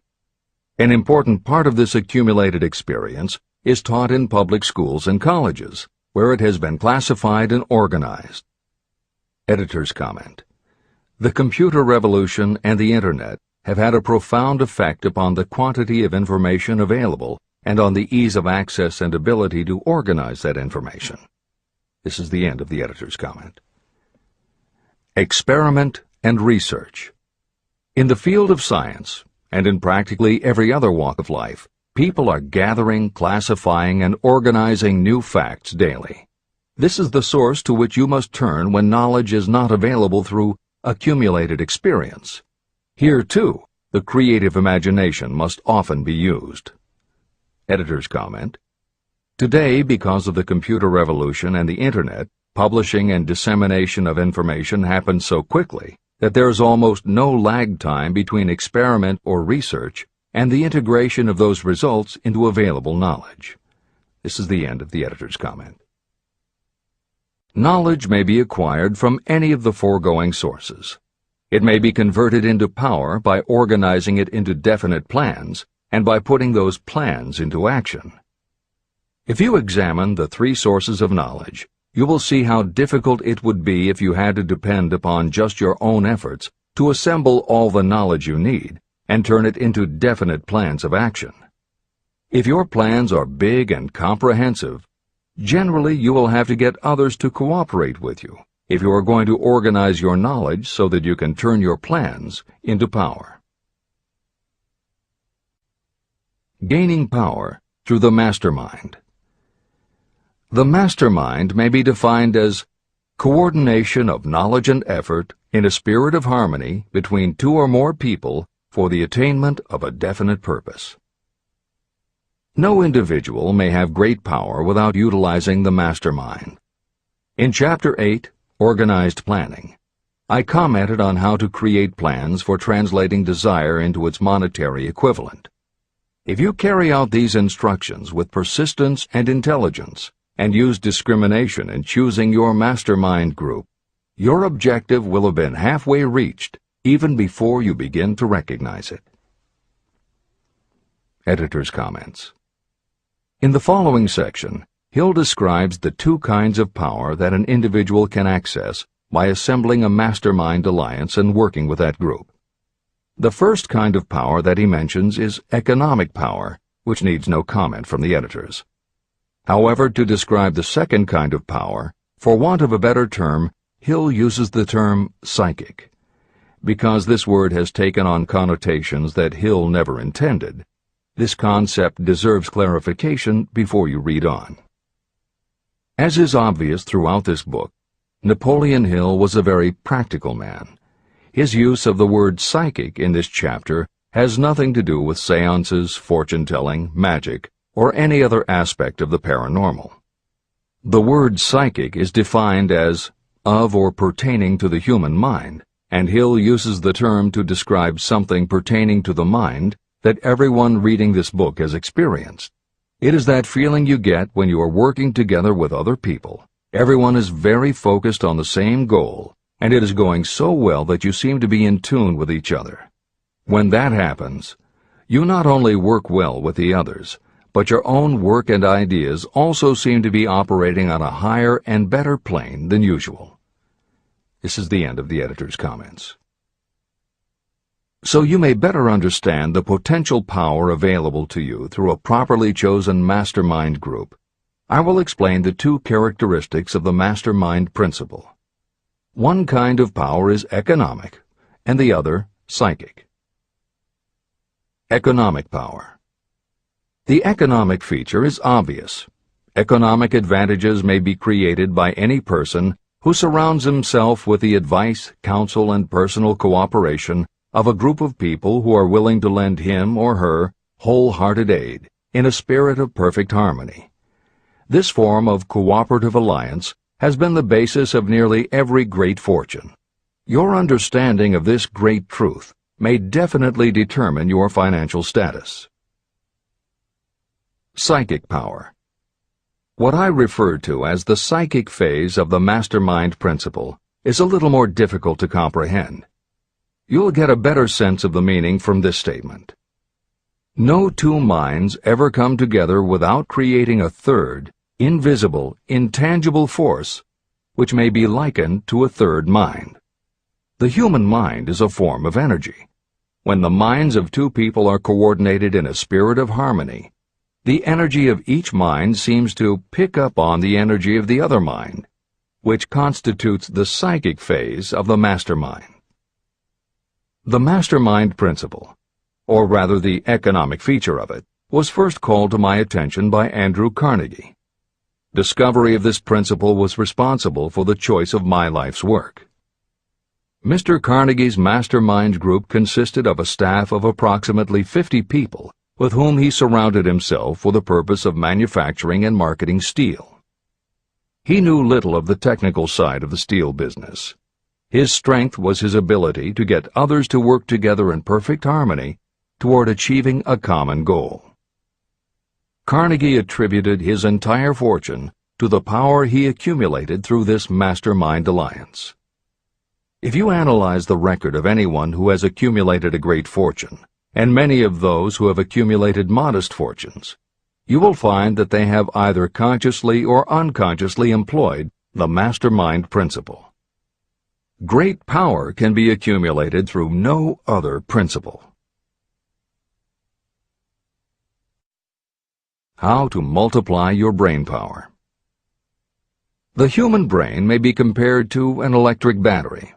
It is a fact that a group of batteries will provide more energy than a single battery.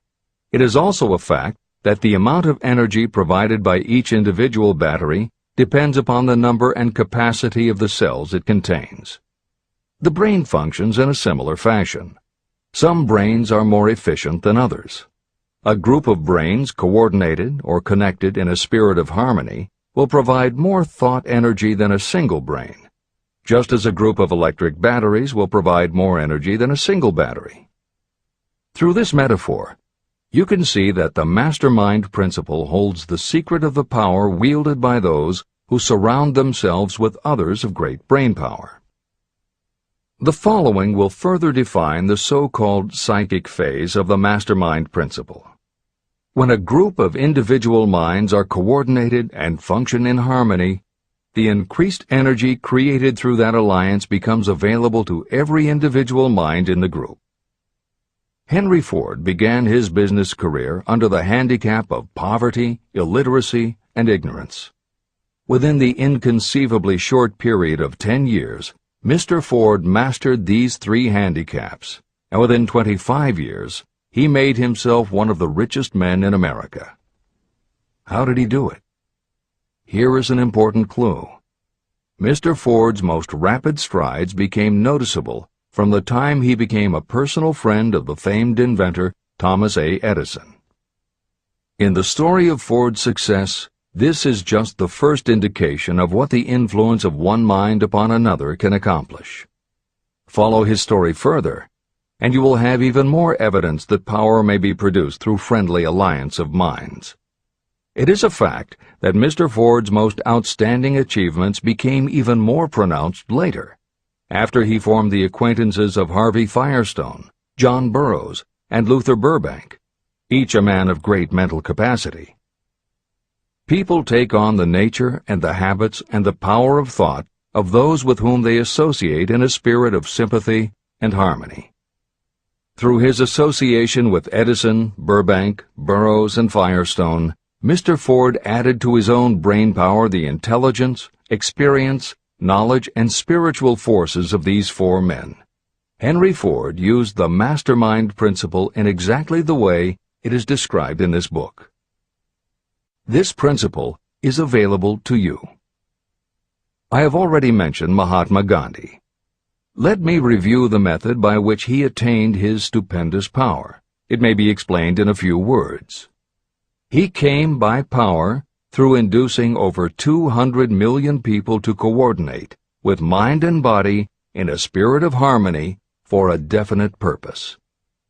In brief, Gandhi accomplished a miracle, for it is a miracle when 200 million people can be induced, not forced, to cooperate in a spirit of harmony. If you doubt that this is a miracle, try to get even 2 people to cooperate in a spirit of harmony for any length of time. Every person who manages a business knows how difficult it is to get employees to work together in a spirit even remotely resembling harmony. Editor's comments. The first step in putting together your mastermind alliance is to clearly know your desire. Your desire will tell you what you need. It could be a small group, just 2 or 3 people, as was the case with Stephen Jobs and Steve Wozniak when they formed Apple, Bill Gates and Paul Allen launching Microsoft, or Steven Spielberg, Jeffrey Katzenberg, and David Geffen creating DreamWorks SKG. Or it could be a large group, such as the Mastermind Alliance of 30 regional directors of Century 21 Real Estate, which founder Arthur Bartlett firmly believes was essential to the company's success. Napoleon Hill suggests that in most cases it should be a dozen people or less, and generally the smaller the better. Choosing the people means finding those who not only share your vision, but who will also share their ideas, information, and contacts with you. They will let you use the full strength of their experience, training, and knowledge as if it were your own, and they will do it in a spirit of perfect harmony. The question that immediately comes to every reader's mind is, where do I find people who will help me to that degree? Napoleon Hill cannot answer that question for you, but he does tell you what to look for. Where you look is up to you.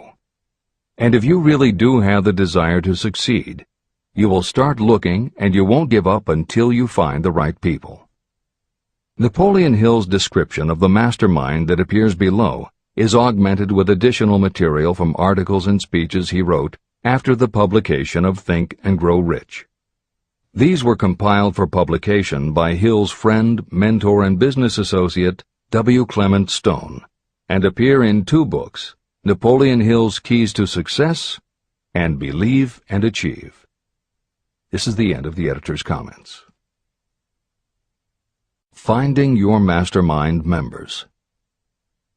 Ally yourself with a group of as many people as you may need in order to assemble a mastermind that will assist you in creating and carrying out your plan or plans for the accumulation of money. Compliance with this instruction is absolutely essential. Choose to associate with people who share common values, goals, and interests, yet who each have a strong desire to contribute to the overall effort. Trial and error will be part of the process, but there are 2 qualities to keep foremost in your mind. The first is ability to do the job. Do not select people for your alliance merely because you know them and like them. Such people are valuable to you because they improve the quality of your life, but they are not necessarily suited to a mastermind alliance. Your best friend may not be the most knowledgeable marketing professional, but perhaps he or she can introduce you to someone who is. The second quality is the ability to work in a spirit of harmony with others. There must be a complete meeting of minds without any reservations. Personal ambition must be subordinate to the achievement of the purpose of the alliance. This includes your own. You must also insist upon confidentiality. Some people can give away an idea simply because they love to talk.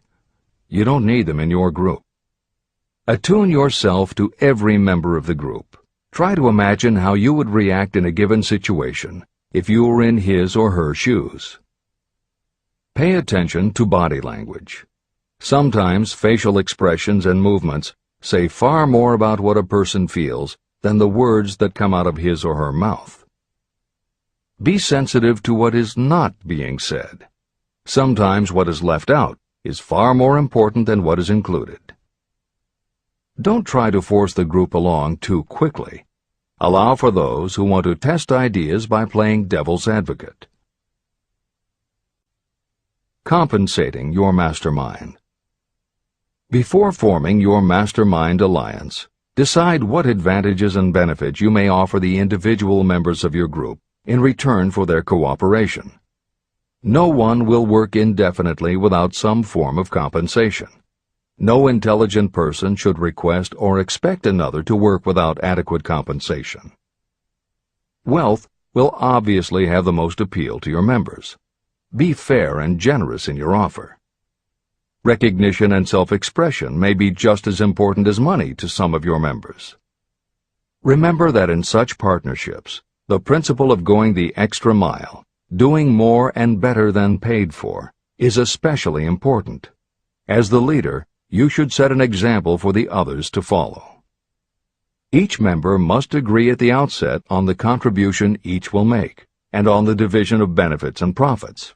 Otherwise, be assured that dissension will arise, you will have wasted everyone's time, you will ruin friendships, and your venture will be destroyed. Meeting with your mastermind. Arrange to meet with the members of your mastermind group at least twice a week, and more often if possible, until you have jointly perfected the necessary plan or plans for the accumulation of money. The first meeting will be involved in sorting out strengths and weaknesses, and in fine-tuning your plans. Your alliance must be active to do any good. Establish specific responsibilities and action steps to be taken. As your mastermind matures and harmony grows among the members, you will find that the meetings create a flow of ideas into every member's mind. Don't let the meetings become so regular and formalized that they inhibit phone calls and other less formal contact. Mastermind maintenance. Maintain perfect harmony between yourself and every member of your mastermind group. If you fail to carry out this instruction to the letter, you may expect to meet with failure. The mastermind principle cannot work where perfect harmony does not prevail. Create a non-threatening environment. Explore all ideas with equal interest and concern for the originator's feelings. Everyone must deal with everyone else on a completely ethical basis, No member should seek unfair advantage at the expense of others. As the leader, you must inspire confidence in your members by your dedication to your desire, which is the object of the group. The members must know with certainty that you are reliable, trustworthy, and loyal. When you are finally ready to present the results of your efforts to investors, buyers, or the public, you may face your greatest leadership challenge in maintaining the harmony of your mastermind. The group's efforts will now be judged by outsiders, and facing judgment takes courage and persistence. The courage of separate individuals is nothing compared with that of a united team. The more you are able to maintain harmony, the greater the power, and the greater the power, the more resistance you can overcome. Marriage and the mastermind. A mastermind alliance with the person you love most deeply is of untold importance. If you are married and have not built your relationship on the same principles of harmony that are crucial to any alliance, you may have some reselling to do with your spouse. Set aside time each day to talk about what you want to achieve and how you are going about it. Rely on your definiteness of purpose to build your persuasive abilities, to convince your partner of the benefits of the work you are doing. It is very unlikely that your work will not affect your husband or wife in some significant way, and you absolutely must not drag your partner unwillingly into any adventure. Build your mastermind alliance into your marriage from the start, and it will steady and support you through the darkest moments. In fact, your whole family should be incorporated into your alliance. Lack of harmony at home can easily spill over elsewhere. A united family is a great team. The mastermind and infinite intelligence. The list of sources from which you can get power is headed by infinite intelligence.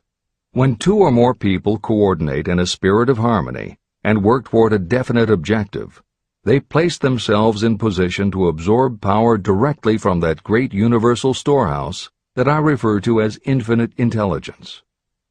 This is the greatest of all sources of power. It is the source to which geniuses and great leaders turn, whether they may be conscious of the fact or not.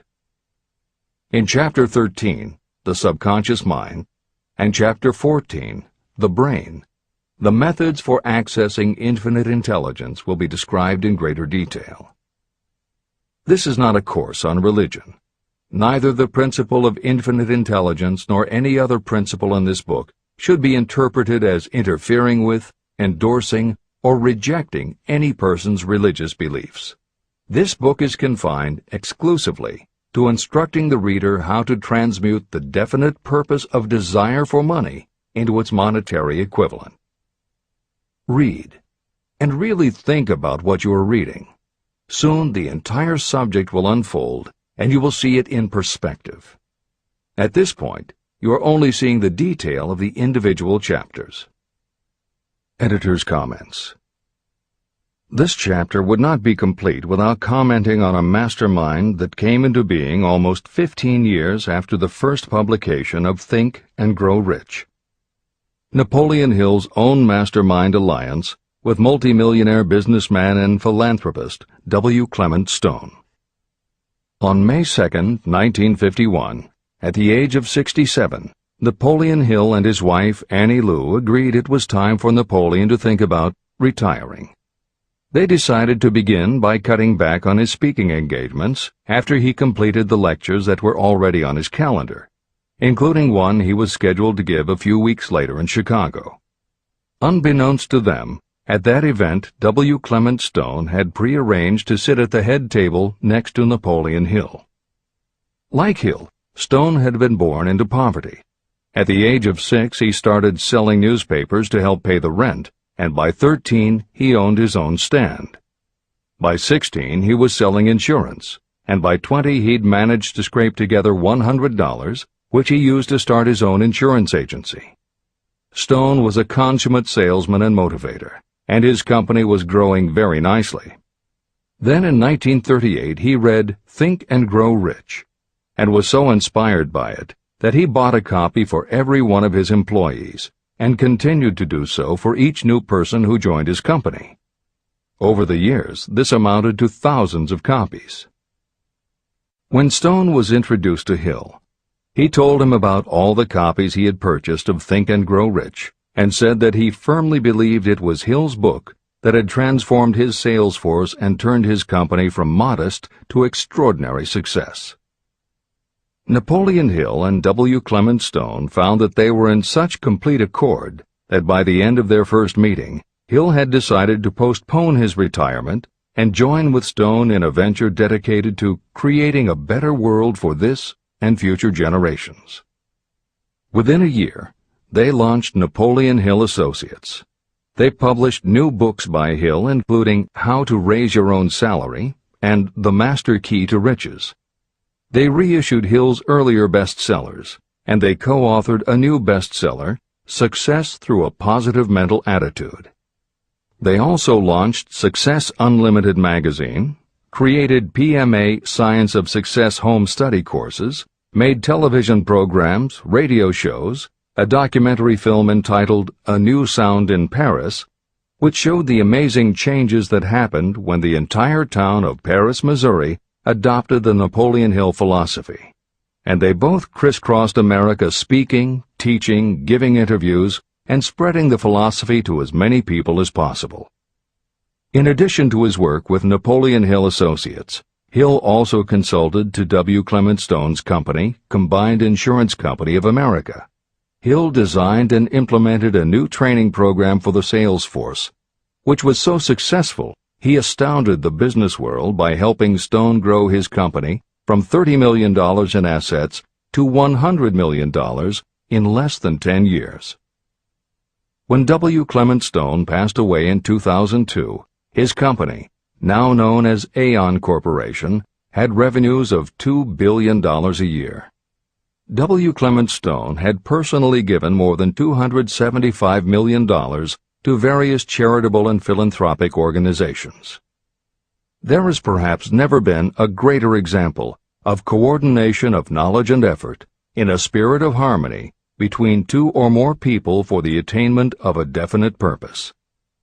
The sheer volume of work and scope of influence achieved in a 10-year period by Napoleon Hill and W. Clement Stone leaves little question as to the power and importance of a mastermind alliance. This is the end of the editor's comments. The power of positive emotions. Money is shy and elusive. It must be wooed and won by methods not unlike those used by a determined lover. And the power you use in the wooing of money is not greatly different from what you use to attract the one you love. It is the power of positive emotion. That power, when successfully used in the pursuit of money, must be mixed with faith. It must be mixed with desire. It must be mixed with persistence. It must be applied through a plan, and that plan must be set into action. When money comes in large quantities, it flows to the one who accumulates it as easily as water flows downhill. There exists a great unseen stream of power, which may be compared to a river that flows in two directions. One side flows in one direction, carrying all who get into that side of the stream onward and upward to wealth. The other side flows in the opposite direction, carrying all who are unfortunate enough to get into it and can't pull themselves out downward to misery and poverty. Everyone who has accumulated a great fortune has recognized the existence of this stream of life. It consists of one's thinking process. Positive emotions form the side of the stream that carries you to fortune. Negative emotions form the side that carries you down to poverty. This is a point of great importance to the person who is following this book with the object of accumulating a fortune. If you are caught in the side of the stream of power that leads to poverty, this book will serve as an oar by which you may propel yourself over into the other side of the stream. But it can serve you only through application and use. Merely reading and passing judgment on it, either one way or another, will be of no benefit to you. Poverty and riches can change places. But when riches take the place of poverty, The change only happens through well-conceived and carefully executed plans. The same is not true of poverty. Poverty needs no plan. It needs no one to help it because it is bold and ruthless. Riches are shy and timid. They have to be attracted. More gold has been mined from the thoughts of men than has ever been taken from the earth. Chapter 12. Sexuality, Charisma, and Creativity. The 10th step toward riches. Editor's comments. What motivates human beings is the subject of continuing scientific research and philosophical debate. There is general agreement that the prime motivators are the basic human needs for food and water, shelter and clothing, and safety. Beyond these basic life-sustaining needs, however, there are other factors that motivate people to action. It is the definition of the other factors and their order of importance that continues to be open to interpretation. Perhaps the most widely known theory is psychologist Abraham Maslow's hierarchy of human needs, which lists 8 levels of motivational forces, starting with the basic physiological and safety needs, then ascends through belonging and love, esteem, understanding, aesthetics, self-actualization, and transcendence. Other psychologists and sociologists have defined and arranged the categories differently, but in almost all cases there is agreement that after the primary life-sustaining needs are met, sex and love are the next most important motivating forces. Napoleon Hill also compiled a hierarchy of what he referred to as mind stimuli. Like Maslow and other researchers, Hill identified sex and love as the most powerful non-life-sustaining factors in human motivation, but his focus was not on sex and love as they pertain to procreation. Hill was intrigued by the theory that if sex and love are such powerful forces in driving humans to action, there might be a correlation to outstanding achievement or material success. And if such a relationship exists, can the motivating force be intentionally channeled to this purpose? In the original edition of the following chapter, Hill used terms such as sex emotion and sex energy in his analysis of these motivating forces as they relate to attitude and personality. In this context, the use of the word sex was not meant to have the physical connotation that it often has today. Today these concepts would be conveyed by words such as sexuality, passion, or charisma. In this edition, where appropriate, the editors have opted for the modern usage of these and similar terms. This is the end of the editor's comments. Charisma. The world is ruled, and the destiny of civilization is established by the human emotions. People are influenced more by feelings than by reason. Your creativity is set into action entirely by emotions, and not by cold reason. The human mind responds to stimuli, through which it may be keyed up in such a way that it takes on characteristics such as enthusiasm, creative imagination, and intense desire. The stimuli to which the mind responds most freely are 1. The desire for sexual expression, 2. Love, 3. A burning desire for fame, power, or financial gain, money, 4. Music, 5. Close friendship and or admiration, 6. A mastermind alliance based upon the harmony of 2 or more people who ally themselves for advancement, 7. Mutual suffering, such as that experienced by people who are persecuted, 8. Autosuggestion, 9. Fear, 10. Alcohol and drugs. The desire for sexual expression comes at the head of the list of stimuli that step up the mind and start the wheels of physical action. The emotions associated with a human sexual drive bring into being a state of mind. When motivated by this desire, people often show courage, willpower, persistence, imagination, and creative ability that they don't normally have. So strong and impelling is the desire for sexual expression that people freely run the risk of life and reputation because of it. A river may be dammed and its water controlled for a time, but eventually it will force an outlet. The same is true of the emotions related to sexual expression. It may be submerged and controlled for a time, but its very nature causes it to be ever-seeking means of expression. The desire for sexual expression is inborn and natural. The desire cannot and should not be submerged or eliminated, but it can be given other outlets that enrich the body, mind, and spirit. When harnessed and redirected, this motivating force has been used as a powerful creative force in literature, art, and other pursuits, including the accumulation of riches. A teacher who has trained more than 30,000 salespeople came to the conclusion that individuals who are most confident sexually are the most efficient salespeople. The explanation is that the factor of personality known as personal magnetism is a manifestation of sexual energy. Editor's comments. There have been numerous psychological and sociological studies about the relationship between sexuality and success that tend to support Hill's observation. Because physical characteristics are the most quantifiable aspects of sexuality, most research studies focus on gender, attractiveness, body size, and age, and they measure indicators such as first impressions, expectation of performance, perception of performance, and social interaction. These studies generally conclude that when comparing individuals of equal competence, for men, the perception is that taller men will do better than short, a full head of hair will outperform balding, handsome or virile will beat out plain or older. For women, the results are comparable. The perception is that attractive performs better than plain, slim or shapely scores higher than overweight, younger is expected to be superior to older.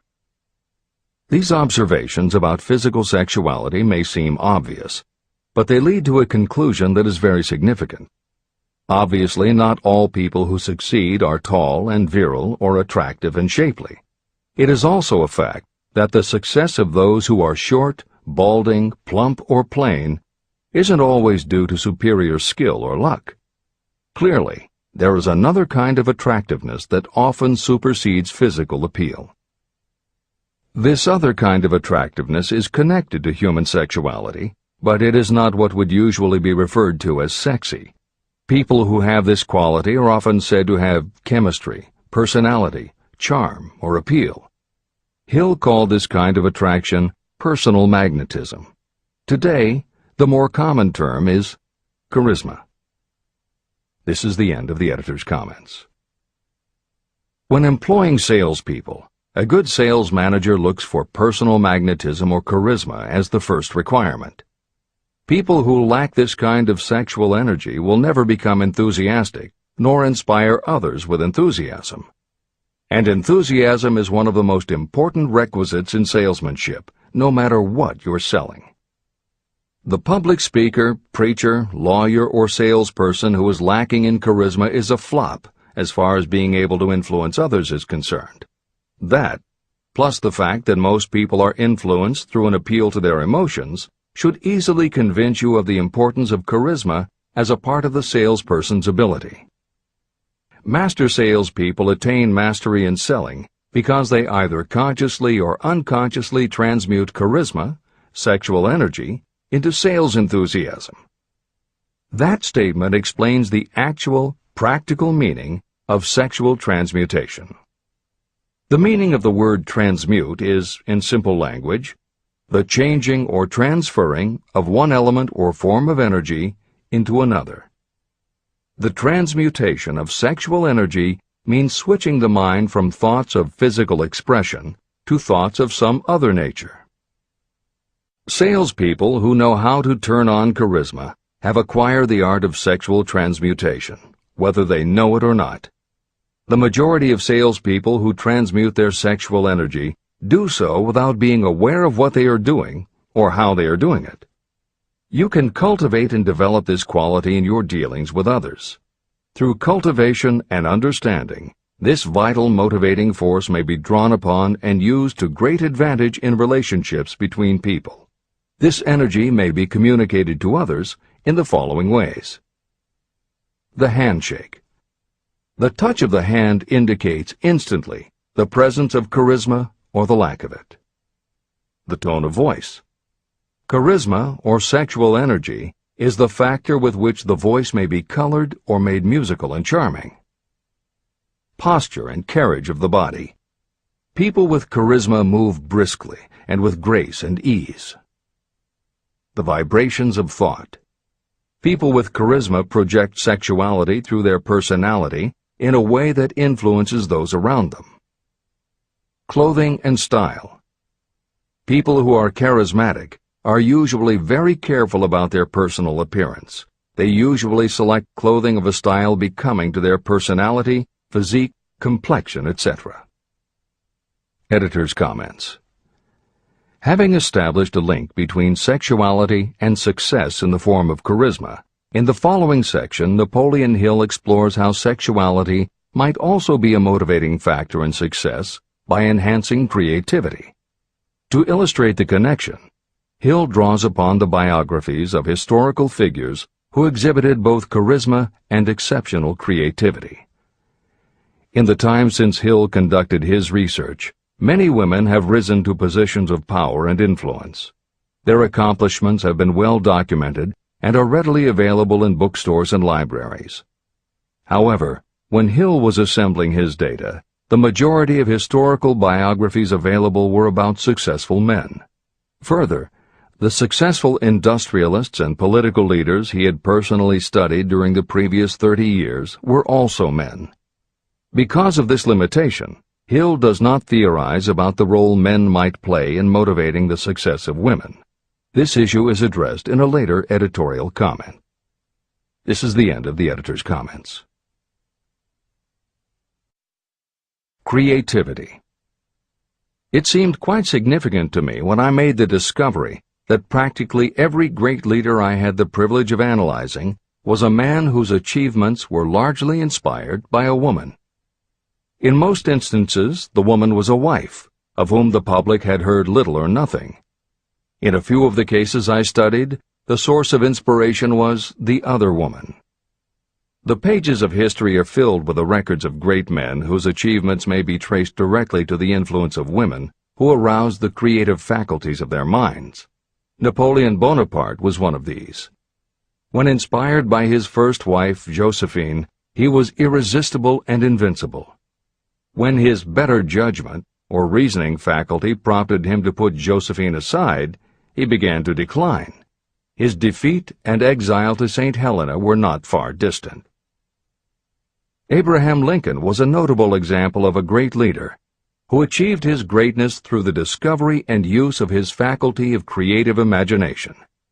It is noted in practically every book written about Lincoln that he discovered and began to use this faculty as the result of the love that he experienced when he met Anne Rutledge. This is more than an interesting historical fact. It is of significance in connection with the role sexuality plays in the study of the source of genius. Following is a list of famous men of outstanding achievement: George Washington, Napoleon Bonaparte, William Shakespeare, Abraham Lincoln, Ralph Waldo Emerson, Robert Burns, Thomas Jefferson, Elbert Hubbard, Elbert H. Gary, Woodrow Wilson, John H. Patterson, Andrew Jackson, Enrico Caruso. Wherever there was evidence available in connection with the lives of these men of achievement, it indicated most convincingly that each possessed a highly developed sexual nature. An analysis of the information taken from biographies and historical writings leads to the following conclusions. 1. Those of greatest achievement have a highly developed sexual nature, but have learned the art of transmutation of sexual energy. 2. Those who have accumulated great fortunes and achieved outstanding recognition in literature, art, industry, architecture, and the professions were motivated by the influence of a mate or lover. When driven by these emotions, people become gifted with a superpower for action. If you understand this, you will also understand that sexual transmutation contains the secret of creative ability. Editor's comments. As noted previously, although Hill's analysis focused on men, today there is a wide range of biographies about women who have succeeded in every aspect of life, including business, politics, religion, sports, entertainment, and the arts. Bearing in mind that biographical information is always subjective, the reader can now find ample material from which to draw a conclusion as to whether Hill's theory about sexuality as a motivating force is equally evident in women. Napoleon Hill had to do an in-depth analysis of biographies in searching for indications that the subject's sexuality had a correlation to their success. Today, we just turn on the television, and we're inundated with intimate details about both men and women suggesting that the best and the brightest are apparently also the sexiest. Although scandals aren't usually cited as scientific proof, the exposés of some of the biggest entertainment and sports stars, high-profile CEOs of major companies, numerous politicians, and even a few presidents, all make at least a common-sense case for Hill's theory about the correlation between sexuality and success. This is the end of the editor's comments. Obviously, this does not mean that everyone who is highly sexed is a genius. People attain the status of a genius only when and if they stimulate their minds so that they can draw upon the forces available through the creative faculty of the imagination. Although it is the most important of the stimuli or motivators, the mere possession of sexual energy is not sufficient to produce a genius. The energy must be transmuted from desire for physical contact into some other form of desire and action before it will lift one to the status of a genius. Genius and creative imagination.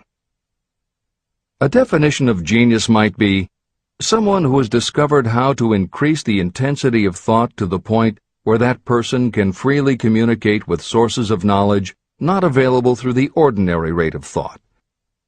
This definition should prompt some questions in the mind of anyone reading this book. The first question should be, how may one communicate with sources of knowledge that are not available through ordinary thought? The next question should be, are there known sources of knowledge that are available only to geniuses, and if so, what are these sources and exactly how may they be reached? In the following, I will offer methods so that you can experiment and prove to yourself that this is true.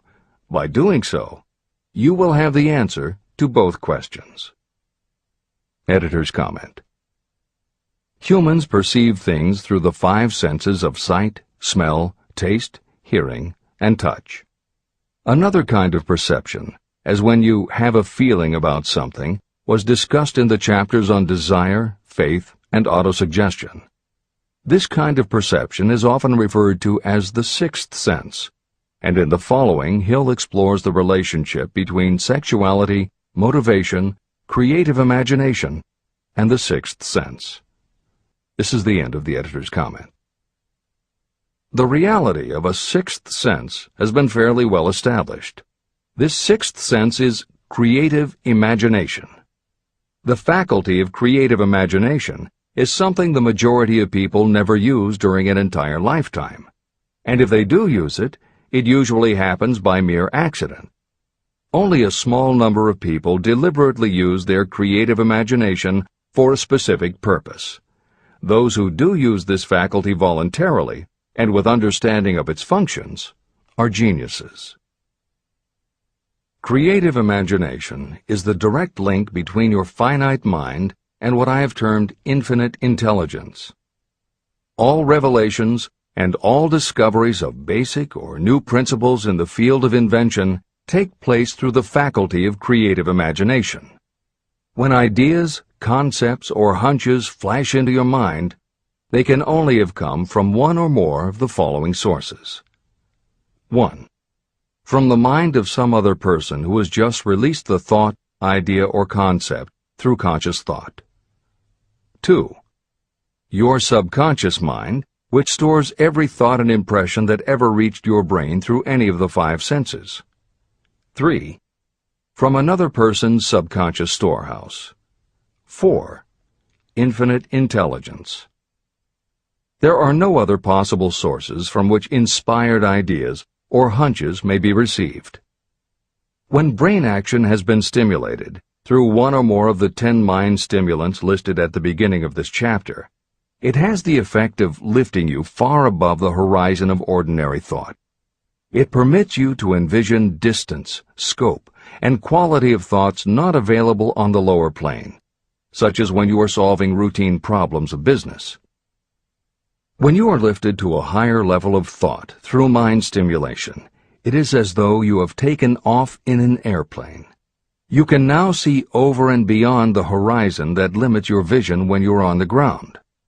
Not only that, but while you are on this higher level of thought, you are not even aware of such things as the problems of gaining the 3 basic necessities of food, clothing, and shelter.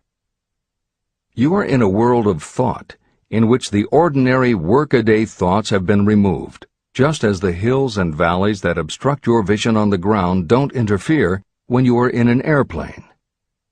While on this exalted plane of thought, the creative faculty of the mind is given freedom for action. The way has been cleared for the 6th sense to function. It becomes receptive to ideas that could not reach the individual under any other circumstances. The 6th sense is the faculty that marks the difference between a genius and an ordinary individual. Developing your creative imagination. A mind stimulant is any influence that will either temporarily or permanently increase the intensity of thought. The previously mentioned 10 major stimulants are those most commonly resorted to. Through these sources you may commune with infinite intelligence, enter the storehouse of your subconscious mind, or perhaps even that of another person. That is all there is to genius. The more you use your creative faculty, the more alert and receptive it becomes to factors originating outside your conscious mind. And the more this creative faculty is used, the more you will rely upon it for your thoughts and ideas. This faculty can be cultivated and developed only through use. What we generally refer to as our conscience operates entirely through the faculty of the 6th sense. The great artists, writers, musicians, and poets become great because they acquire the habit of relying upon the still small voice that speaks from within, through their creative imagination. Anyone with a keen imagination knows that some of their best ideas come through so-called hunches. One of the best-known public speakers admits that his speeches are only really great when he closes his eyes and begins to rely entirely upon the faculty of creative imagination. When asked why he closed his eyes just before the climax of his speech, he replied, "I do it because then I speak through ideas that come to me from within." One of America's most successful and best-known financiers has the habit of closing his eyes for 2 or 3 minutes before making a decision. When asked why, he replied, "With my eyes closed, I am able to draw upon a source of superior intelligence." Dr. Elmer R. Gates created more than 200 useful patents through the process of cultivating and using his creative faculty. His method is significant to anyone interested in attaining to the status of genius. Dr. Gates was one of the really great, though less publicized, scientists of the world. In his laboratory, he had what he called his personal communication room. It was practically soundproof, and all light could be shut out. It had a small table on which he kept a pad of writing paper. In front of the table, on the wall, was a light switch. When Dr. Gates desired to draw upon the forces available to him through his creative imagination, he would go into this room, seat himself at the table, shut off the lights, and concentrate on the known factors of the invention he was working on. He would stay in that position until ideas began to flash into his mind in connection with the unknown factors of the invention. On one occasion, ideas came through so fast that he was forced to write for almost 3 hours.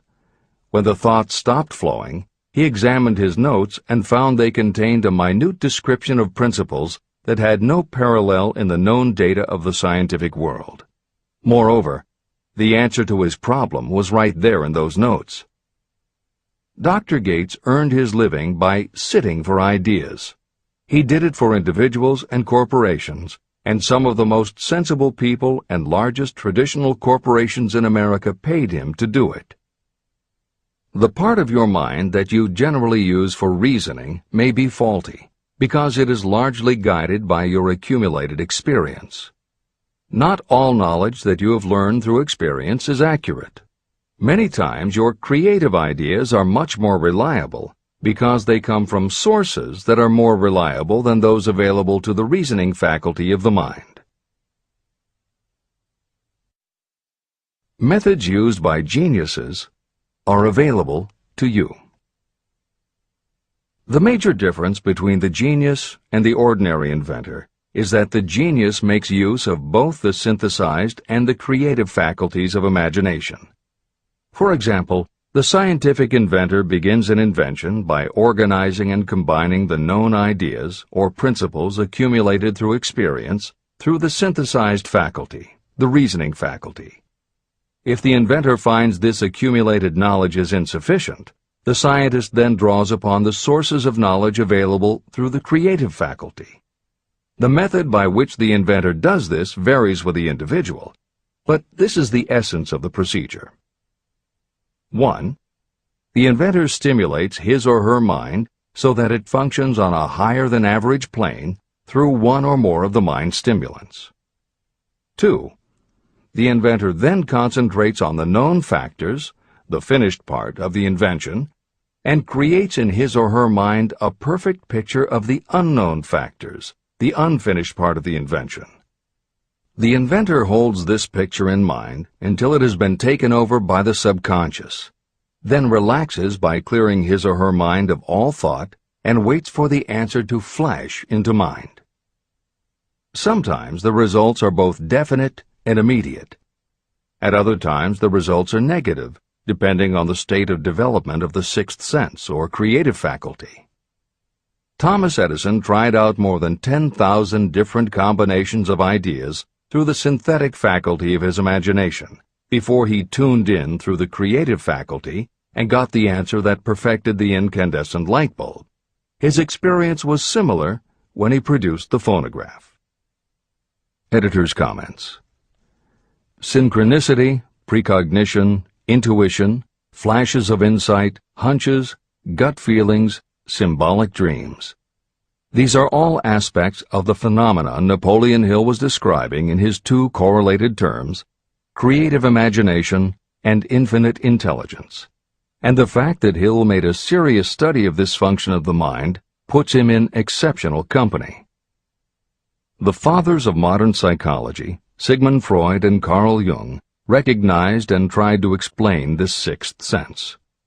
Jung's concept of the collective unconscious, which is the very basis of Jungian psychology, is in many ways identical to Hill's concept of infinite intelligence.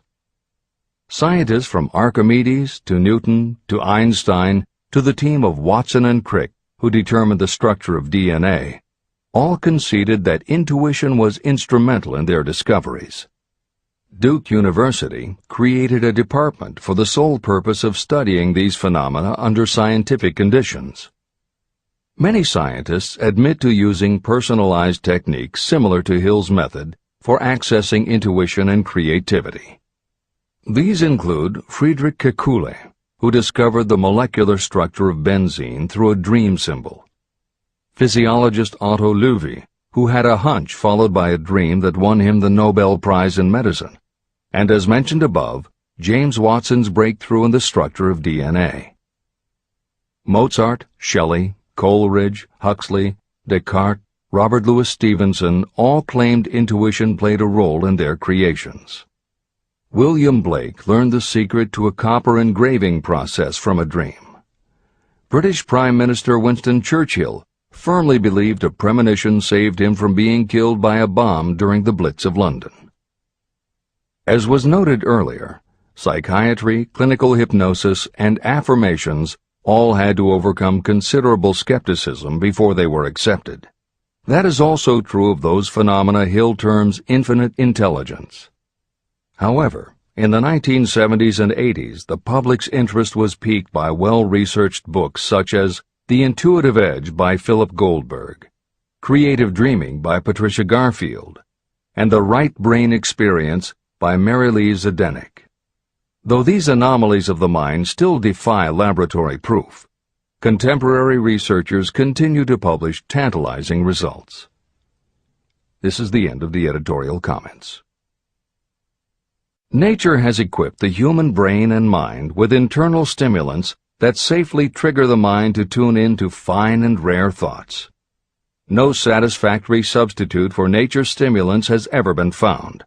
However, history is not lacking in examples of people who rose to the status of genius as the result of using artificial mind stimulants. Edgar Allan Poe wrote The Raven while under the influence of alcohol, dreaming dreams no mortal ever dared to dream before. Samuel Taylor Coleridge wrote Kubla Khan during an opium-induced dream, and Robert Burns wrote best when intoxicated. For auld lang syne, my dear, we'll take a cup of kindness yet for auld lang syne. It is true that these and others who are known as geniuses relied upon artificial mind stimulation. But a more important lesson to remember is how many of these people destroyed themselves through the use of those stimulants. Editor's comments. In more contemporary terms, Hill's point about the dangers of artificial mind stimulants was never better made than it was in the television series Behind the Music, which began running on VH1 in the late 1990s. The series was meant to chronicle the lives of rock stars and celebrate their hits, but after viewing 2 or 3 of the shows, they all began to look the same. Young singer and band have a hit record, make millions of dollars, plunge into the sex, drugs, and rock and roll lifestyle, everyone gets addicted, and they blow all of the money. By the end of the show, at least one band member overdoses, the band breaks up, the singer hits the skids, meets someone who inspires him or her to go into rehab, the ex-star makes an anti-drug TV spot and professes newfound faith and family values while announcing a comeback tour. Although the shows played like a bad parody of themselves, the fact that the stories were so similar, that so many talented singers and songwriters who depended on drugs ended up burning out, should be telling you something, especially if you don't just want to succeed, but want to keep and enjoy your success. This is the end of the editor's comments. Every intelligent person knows that stimulation in excess through alcohol or drugs is a destructive form of intemperance. For some, overindulgence in sexual expression may become just as destructive. A sexually obsessed person is not essentially different from a person addicted to drugs or alcohol. Both have lost control over their faculties of reason and willpower. Human sexuality is a mighty urge to action, but its forces are like a cyclone, almost impossible to completely control. When an individual is driven solely by emotions related to sexuality, that person may be capable of great achievement, but their actions are often disorganized and destructive. It is true that a person may pursue financial or business success by harnessing the driving force of sexual energy without self-control. But history is filled with evidence that such people likely have certain traits of character that rob them of the ability to either hold or enjoy their fortunes. Ignorance of this potential pitfall has cost thousands of people their happiness, even though they possessed riches. From my analysis of over 25,000 people, I found that those who succeed in an outstanding way often do not hit their stride until they are beyond the age of 40 or 50. This fact was so astounding that it prompted me to go into the study of its cause most carefully. My investigation disclosed that the major reason why many people do not succeed early in life is their tendency to dissipate their energies through overindulgence. The majority of people never learn that sexual energy has possibilities other than physical expression. And many of those who make this discovery only do so after having wasted many years during the time when their sexual energy was at its height. Most people come to the realization by accident, and many don't even know they have tapped into this power. They may recognize that their power of achievement has increased, but they have no idea what caused the change. They are just vaguely aware that nature begins to harmonize the emotions of love and sex, so that they may draw upon these great forces and apply them as stimuli to action. The importance of love. Love, romance, and sex are all emotions capable of driving people to heights of superachievement. When combined, these three emotions may lift you to an altitude of a genius. Every person who has been moved by genuine love knows that it leaves enduring traces upon the human heart. The effect of love endures, because love is spiritual in nature. Those who cannot be stimulated to great heights of achievement by love are hopeless. They are dead, though they may seem to live. If you believe you are unfortunate because you have loved and lost, you are wrong. One who has loved truly can never lose entirely. Love is whimsical and temperamental. It comes when it pleases and goes away without warning. Accept and enjoy it while it remains, but spend no time worrying about its departure. Worry will never bring it back. Dismiss the thought that love only comes once.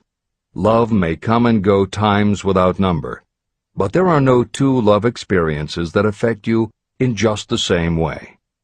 There may be one love experience that leaves a deeper imprint on the heart than all the others. But all love experiences are beneficial, except to the person who becomes resentful and cynical when love makes its departure. Even the memories of love can lift you and stimulate your mind. Go back into your yesterdays at times and bathe your mind in the beautiful memories of past love. It will soften your worries and give you a source of escape from the unpleasant realities of life. And maybe, during this temporary retreat into the world of fantasy, your subconscious mind will yield to you ideas or plans that may change the entire financial or spiritual status of your life. There should be no disappointment over love, and there would be none if people understood the difference between the emotions of love and sex.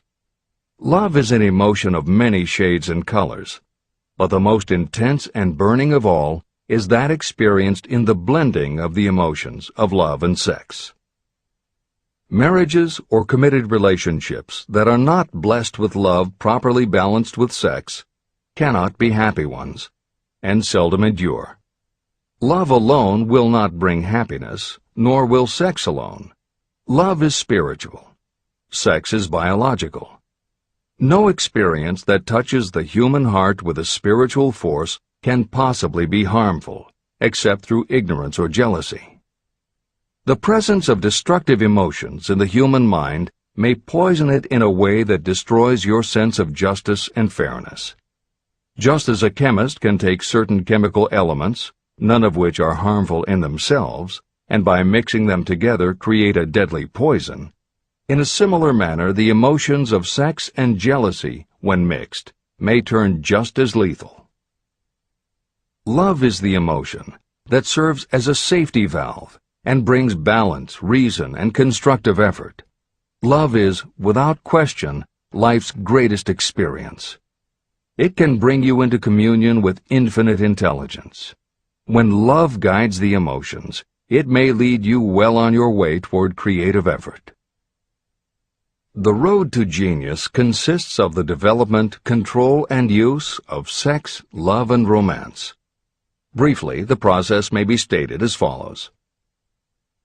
Encourage the presence of the positive emotions as the dominating thoughts in your mind, and discourage all the destructive emotions.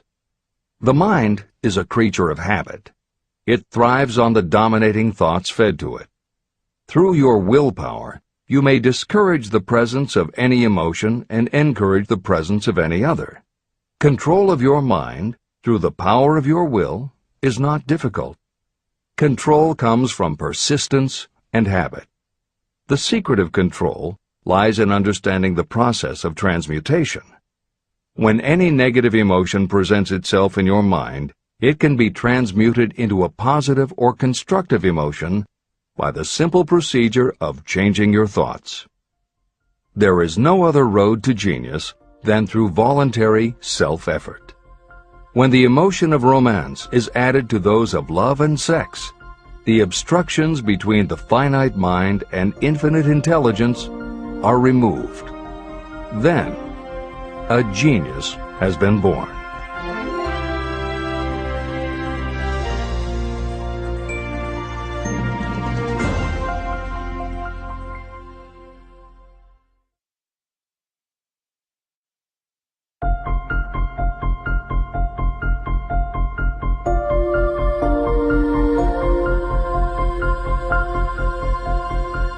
Success requires no explanations.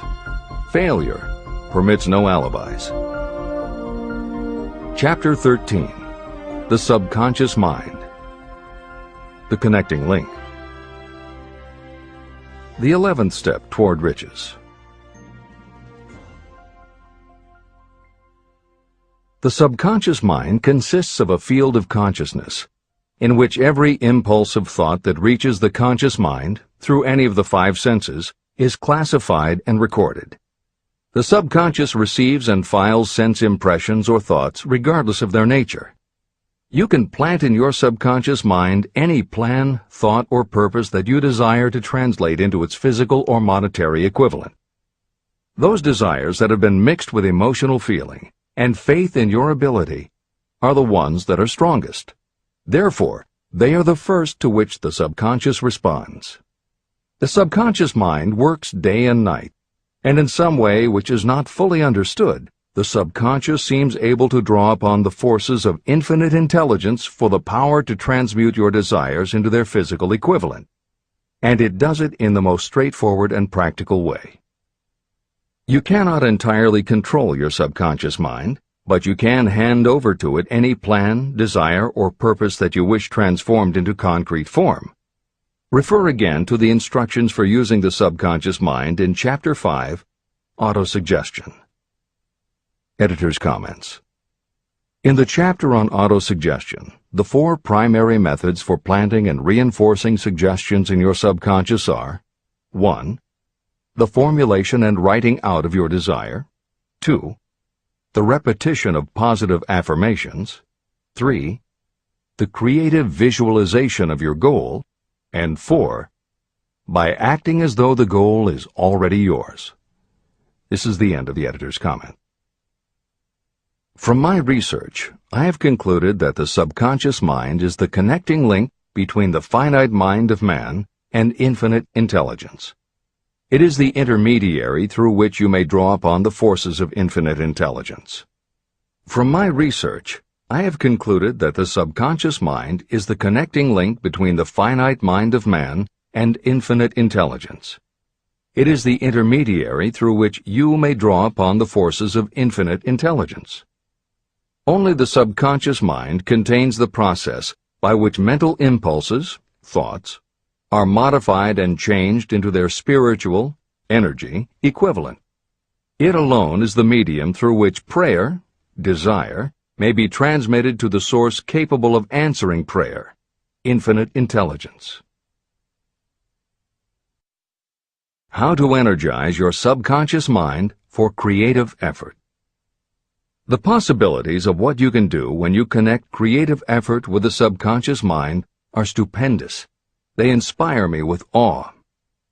I never approach the discussion of the subconscious mind without a feeling of littleness and inferiority, due to the fact that man's entire stock of knowledge on this subject is so pitifully limited. First, you must accept as a reality the existence of the subconscious mind and what it can do for you.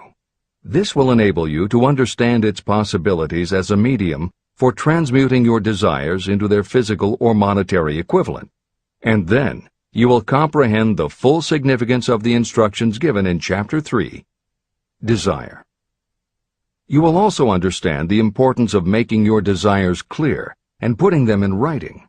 You will understand as well the necessity of persistence in carrying out instructions. The 13 principles that are the basis of this book are the stimuli with which you acquire the ability to reach and to influence your subconscious mind. Do not become discouraged if you cannot do this on your first attempt. Remember that the subconscious mind can be directed only through habit. You have not yet had time to master faith. Be patient. Be persistent. Editor's comments. There are two aspects to Hill's theory of the subconscious mind. There are two aspects to Hill's theory of the subconscious mind. One is the concept of the subconscious as the storehouse of all information and thoughts that you have ever experienced. The second is the concept of the subconscious as the gateway to infinite intelligence. In this chapter, Hill focuses primarily on the subconscious as a storehouse. Expanding on the editorial comment about the subconscious mind that appears in the chapter on autosuggestion, proof that the subconscious is a storehouse of information is confirmed in the use of hypnotherapy by psychiatrists. Through hypnosis, psychiatrists are able to help patients open the door to their subconscious so that they can retrieve information about traumatic situations that have been filtered out or repressed by the conscious mind. Further proof is in the use of hypnosis by law enforcement officials to recapture information such as license plate numbers and other details that the conscious mind of a witness has filtered out. Although results vary from person to person, there is no doubt that the subconscious has access to information that the conscious mind does not. This storehouse aspect of the subconscious is what accounts for some ideas that come to us through creative imagination. In some instances, bits of information and ideas that our conscious mind has forgotten will connect with each other on a subconscious level to create a new idea, and that idea will be received by our creative intelligence, which presents it to us as a flash of inspiration. You can't completely control this process, but you can condition yourself to come up with more and better ideas. It is a fact that a traumatic experience, the result of which creates a strongly planted idea, can influence the way a person thinks and acts. If that is true, then by intentionally using all of your efforts to powerfully plant an idea in your subconscious, you should be able to create what would amount to a good traumatic experience that will influence the way you think and act in a positive way. This is exactly how you develop what Hill calls a money consciousness.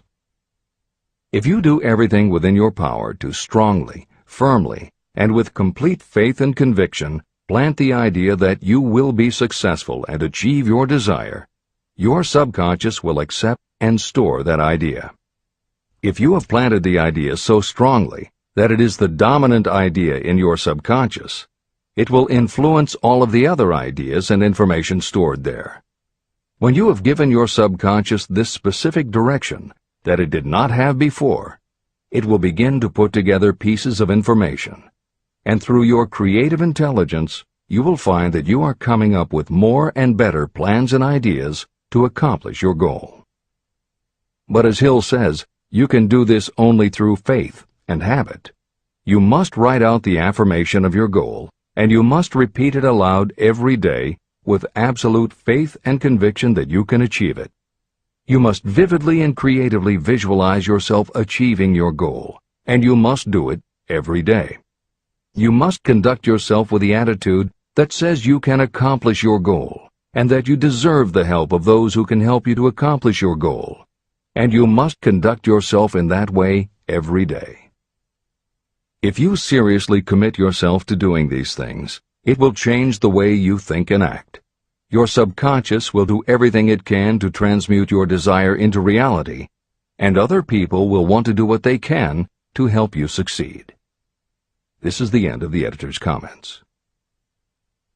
Many statements in the chapters on faith and on autosuggestion are repeated here for the benefit of your subconscious mind.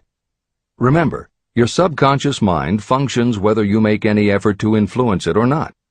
This means that thoughts of fear, poverty, and all negative ideas will affect your subconscious mind unless you master these impulses and give it more desirable food on which it may feed. the subconscious mind will not remain idle. If you don't plant desires in your subconscious mind, it will feed on the thoughts that reach it as the result of your neglect. Both negative and positive thoughts are reaching your subconscious mind continuously. These thoughts come from the four sources. 1. Consciously from other people. 2. Your subconscious. 3. Subconsciously from other people. And 4. Infinite intelligence. Every day, all kinds of thought impulses are reaching your subconscious mind without your knowledge. Some of these impulses are negative. Some are positive. Right now, you should be specifically trying to shut off the flow of negative impulses and actively working to influence your subconscious mind through positive impulses of desire. When you achieve this, you will possess the key that unlocks the door to your subconscious mind. Moreover, you will control that door so completely that no undesirable thought may influence your subconscious mind. Everything that you create begins in the form of a thought impulse. You can create nothing that you do not first conceive as a thought. Through the aid of the imagination, thoughts may be assembled into plans. The imagination, when under your control, may be used to create plans or purposes that lead to success in your chosen occupation. All thoughts that you want to turn into success and have planted in the subconscious mind must pass through the imagination and be mixed with faith, your faith in your own abilities. The mixing of faith with a plan or purpose intended for submission to the subconscious mind can only be done through the imagination. From these statements, it should be clear that if you want to make use of your subconscious mind, it will call for the coordination and application of all 13 principles of success that are the basis of this book. Make your positive emotions work for you. The subconscious mind is more susceptible to influence by thought mixed with feeling or emotion than it is by thoughts originating solely in the reasoning portion of the mind. In fact, there is much evidence to support the theory that only emotionalized thoughts have any real influence on the subconscious mind. It is a fact that emotions or feelings rule the majority of people. If it is true that the subconscious mind responds better and faster to thoughts that are well mixed with emotion, it is essential to become familiar with the more important of the emotions. There are 7 major positive emotions and 7 major negative emotions. The negatives get into your thoughts naturally and go directly to your subconscious without any help from you. The positive emotions must be injected by you through the principle of autosuggestion into the thought impulse that you wish to pass on to your subconscious mind. These emotions or feeling impulses may be likened to yeast in a loaf of bread. They are the action element which transforms thought impulses from the passive to the active state. That is why thought impulses that have been well mixed with emotion are acted upon more readily than thought impulses originating in cold reason. Editor's comments. W. Clement Stone, Napoleon Hill's friend, mentor, and business partner, arranged for the publication of many of Napoleon Hill's later writings. The following is adapted from material that appears in 2 of these books, Napoleon Hill's Keys to Success and Believe and Achieve. Enthusiasm is a positive mental attitude, an internal impelling force of intense emotion, a power compelling creation or expression. Being enthusiastic is an impelling external expression of action. When you act enthusiastically, you accentuate the power of suggestion and autosuggestion. The sales manager, public speaker, minister, lawyer, teacher, or executive who acts enthusiastic by speaking in an enthusiastic, sincere manner develops genuine enthusiasm. If you act enthusiastic, your emotions will follow. By filling your conscious mind with enthusiasm, you also impress upon your subconscious mind that your burning obsession and your plan for obtaining it are certain things. Then, if your conscious enthusiasm dims, your subconscious will be there, full of images of your success, to help you stoke your conscious fires of enthusiasm once again. This is the end of the editor's comments. You are preparing yourself to influence and control the inner audience of your subconscious mind in order to hand over to it the desire for money, which you wish transmuted into its physical, monetary equivalent. It is essential, therefore, that you understand the method of approach to this inner audience. You must speak its language. It understands best the language of emotion or feeling. Following are the 7 major positive emotions and the 7 major negative emotions. I am listing them here so that you may draw upon the positives and avoid the negatives when giving instructions to your subconscious mind. The 7 major positive emotions. The emotion of desire, the emotion of faith, the emotion of love, the emotion of sex, the emotion of enthusiasm, the emotion of romance, the emotion of hope. There are other positive emotions, but these are the 7 most powerful and the ones most commonly used in creative effort. Master these 7 emotions. They can be mastered only by use, and the other positive emotions will be at your command when you need them. Remember that you are studying a book that is intended to help you develop a money consciousness by filling your mind with positive emotions. The 7 major negative emotions to be avoided. The emotion of fear, the emotion of jealousy, the emotion of hatred, the emotion of revenge, the emotion of greed, the emotion of superstition, the emotion of anger. Positive and negative emotions cannot occupy the mind at the same time. One or the other must dominate. It is your responsibility to make sure that positive emotions constitute the dominating influence of your mind. That is where the law of habit will help you. Form the habit of applying and using the positive emotions. Eventually, they will dominate your mind so completely that the negatives cannot enter it. Only by following these instructions literally and continuously can you gain control over your subconscious mind. The presence of a single negative in your conscious mind is sufficient to destroy all chances of constructive aid from your subconscious mind. Editor's comments. Napoleon Hill's concern about the susceptibility of the subconscious mind to negative thoughts, emotions, and comments is well known to professionals who work with these techniques. In clinical hypnotherapy, there is an axiom referred to as the law of reversed effect, which states that whenever there is a conflict between imagination and willpower, the imagination wins. When you attempt to plant an idea, if the subconscious already harbors a negative, trying to force the new idea has the reverse effect, because the subconscious becomes obsessed with defending its established negative idea. And the harder you try to do something, the more the subconscious resists, and the more difficult it becomes.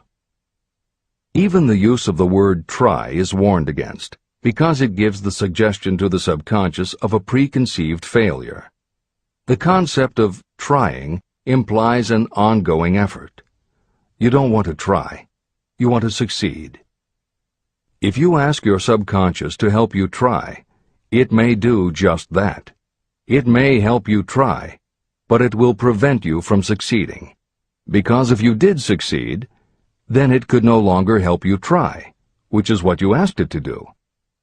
The cautionary note about using the word try is just one example of the care that should be taken when formulating affirmations and using autosuggestion. The following are some other rules of thumb that most modern experts agree on. 1. Affirmations should always be stated as a positive. Affirm what you do want, not what you don't want. 2. Affirmations work best when they are short and very clear about a single desired goal.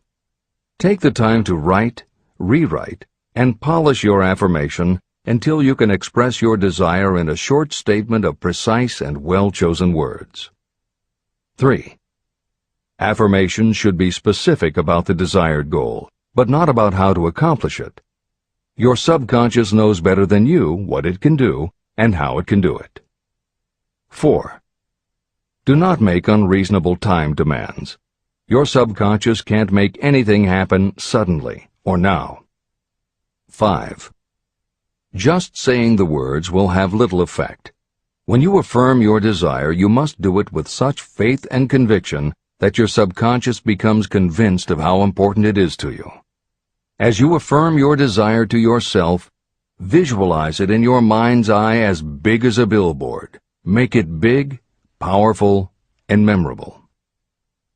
6. Repetition of your emotionalized affirmation is crucial. At this time, it is your habit to think one way. By repeating your affirmation often every day, your new way of thinking will begin to be your automatic response.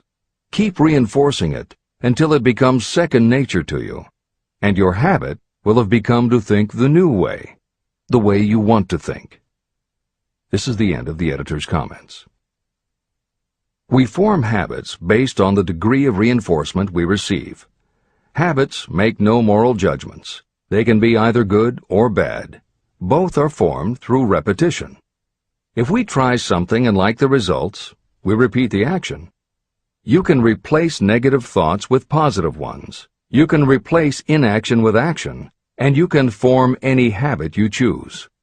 Your thoughts are the only thing that you can completely control if you choose to do so. You can control your thoughts to control your habits. The secret of effective prayer. Most people resort to prayer only after everything else has failed, or else they pray by a ritual of meaningless words. And because most people who pray do so only after everything else has failed, they go to prayer with their minds filled with fear and doubt. Because fear and doubt are the emotions that are mixed with their prayer, these are the emotions the subconscious mind passes on, and these are the emotions that infinite intelligence receives and acts upon. If you pray for a thing, but as you pray you have fear that you may not receive it, or that your prayer will not be acted upon by infinite intelligence, your prayer will have been in vain. Prayer does sometimes result in the realization of that for which one prays. If you have ever had the experience of receiving something for which you prayed, go back in your memory and recall your actual state of mind while you were praying, and you will know for sure that the theory here described is more than a theory. The method by which you may communicate with infinite intelligence is very similar to the way the vibration of sound is transmitted by radio waves. Sound cannot be transmitted through the atmosphere until it has been changed into a very high rate of vibration. The radio station takes the sound of the human voice and modifies it by stepping up the vibration millions of times. Only in this way can the energy of sound be sent over distances. After this transformation has taken place, the energy, which originally was in the form of vibrations of sound, is broadcast or transmitted as a radio signal. When a radio set receives the high-speed transmission, it then reconverts that energy back to its original slower rate of vibration. And when it is stepped down to its original rate, it vibrates the diaphragm of the speaker, which reproduces the original sound of the voice. The subconscious mind is the intermediary that translates prayers or desires into terms that infinite intelligence can receive. The answer comes back to you in the form of a definite plan or idea for procuring the object of your prayer. When you understand this principle, you know why mere words read from a prayer book cannot serve as an agency of communication between the mind of man and infinite intelligence. Do not expect troubles, as they have a tendency not to disappoint. Chapter 14. The Brain. A broadcasting and receiving station for thought. The 12th step toward riches. It was while I was working with the late Dr. Alexander Graham Bell and Dr. Elmer R. Gates that I first proposed the idea that every human brain is both a broadcasting and receiving station for the vibration of thought. In some way similar to the principle behind the operation of a radio receiver, every human brain is capable of picking up vibrations of thought that are being released by other brains. These are received as hunches and flashes of intuition. As was explained in previous chapters, it is your creative imagination that is the receiving set of your brain, which receives thoughts from your subconscious and, under certain circumstances, receives thoughts released by the brains of others.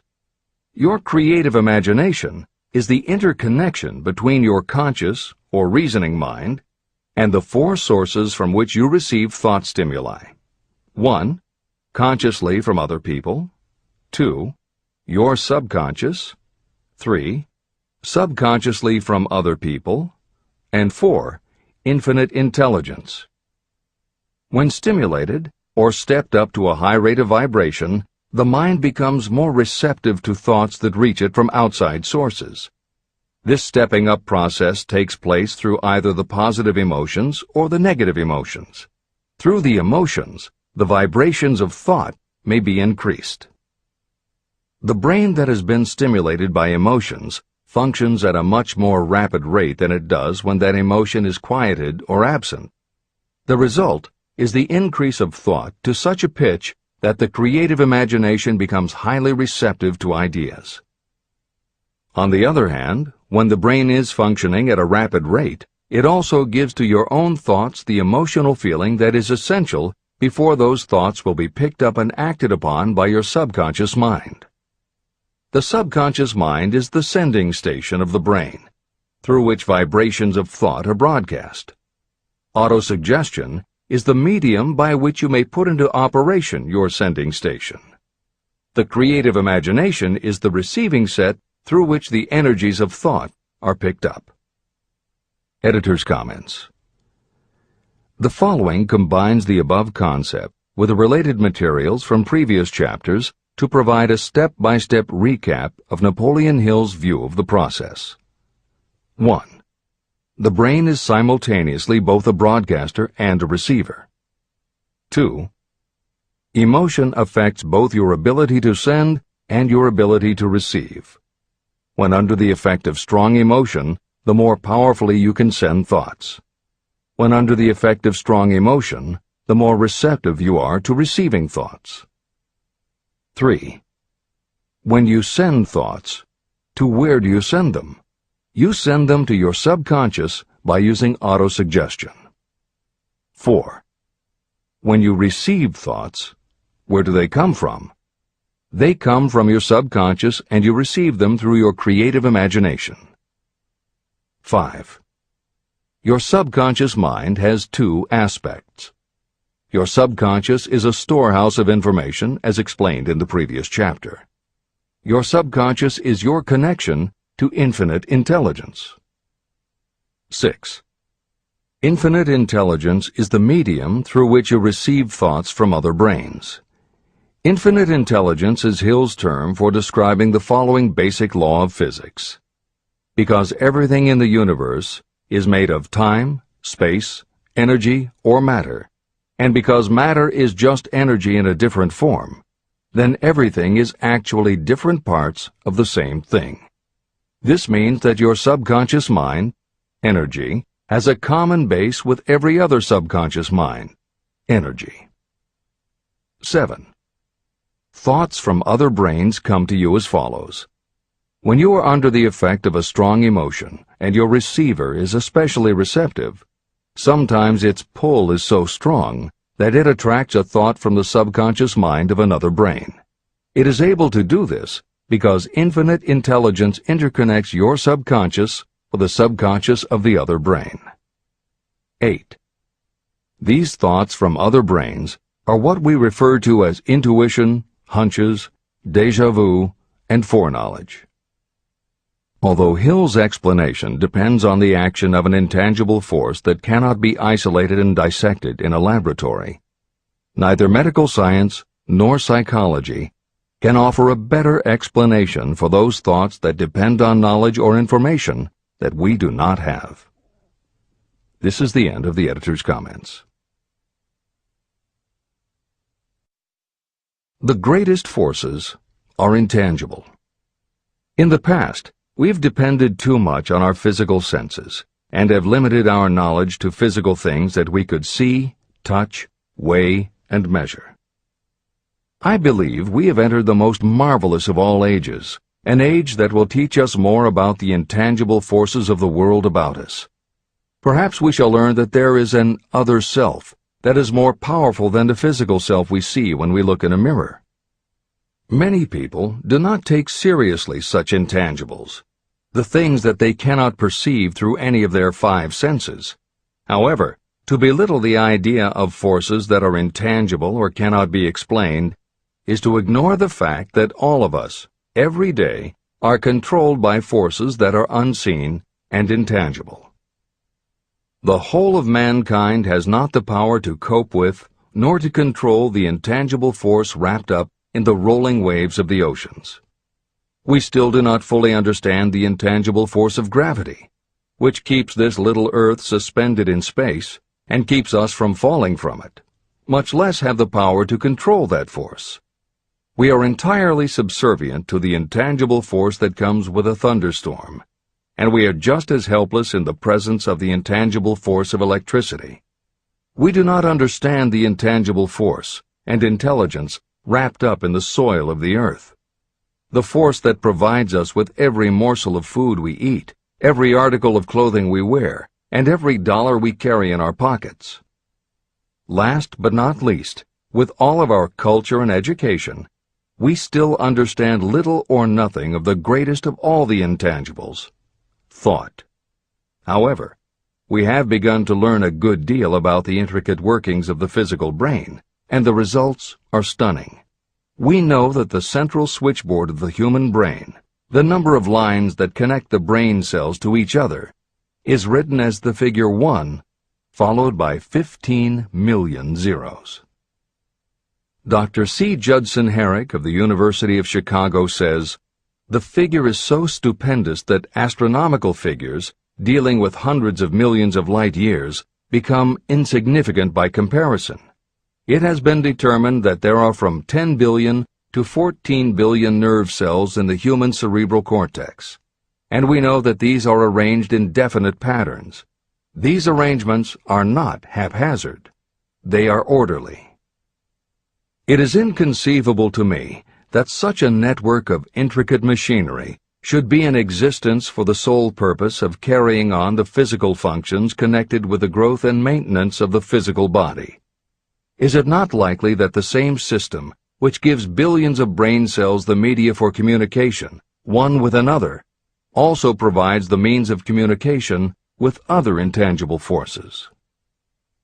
Editor's comments. In the time since Hill wrote the above comments, we have learned a great deal more about the physical brain and how it operates. We understand much about the chemistry of the brain. We can measure the energies it releases. We know which areas control the various functions of the body and which areas affect memory, emotions, reasoning, and many other subtleties related to the thinking process. Through surgery, medication, and other techniques, we know how to prevent the brain from having certain kinds of thoughts. And we know how to encourage the brain to produce certain other kinds of thoughts when we want it to. For instance, a specific area can be stimulated and you will have pleasurable thoughts. But we cannot yet control what those pleasurable thoughts will be, and we have no idea what the bits and pieces of information are that go into your pleasurable thoughts. With all of our advanced knowledge about the physical brain, we still don't know how to make it have a specific thought or idea, especially not an original thought or a creative idea. And medical science offers no better theory than Hill's as to how we could have an intuition or hunch made up from information that we don't have and were never exposed to. In short, the physical properties of the brain confirm that it is where the thinking process takes place. But it does not offer the answer to the question of how it happens, or how thoughts from one brain might travel to another. In previous commentaries, we pointed to the laws of physics as they relate to Hill's theory about the interconnectedness of all things. And although this is not meant to be a science lesson, it may reassure you to know that the work of renowned scientists lends support to the idea. Quantum theory deals with subatomic particles so minuscule that they are almost at the level of the basic stuff from which everything is made. Albert Einstein developed what is called the EPR effect.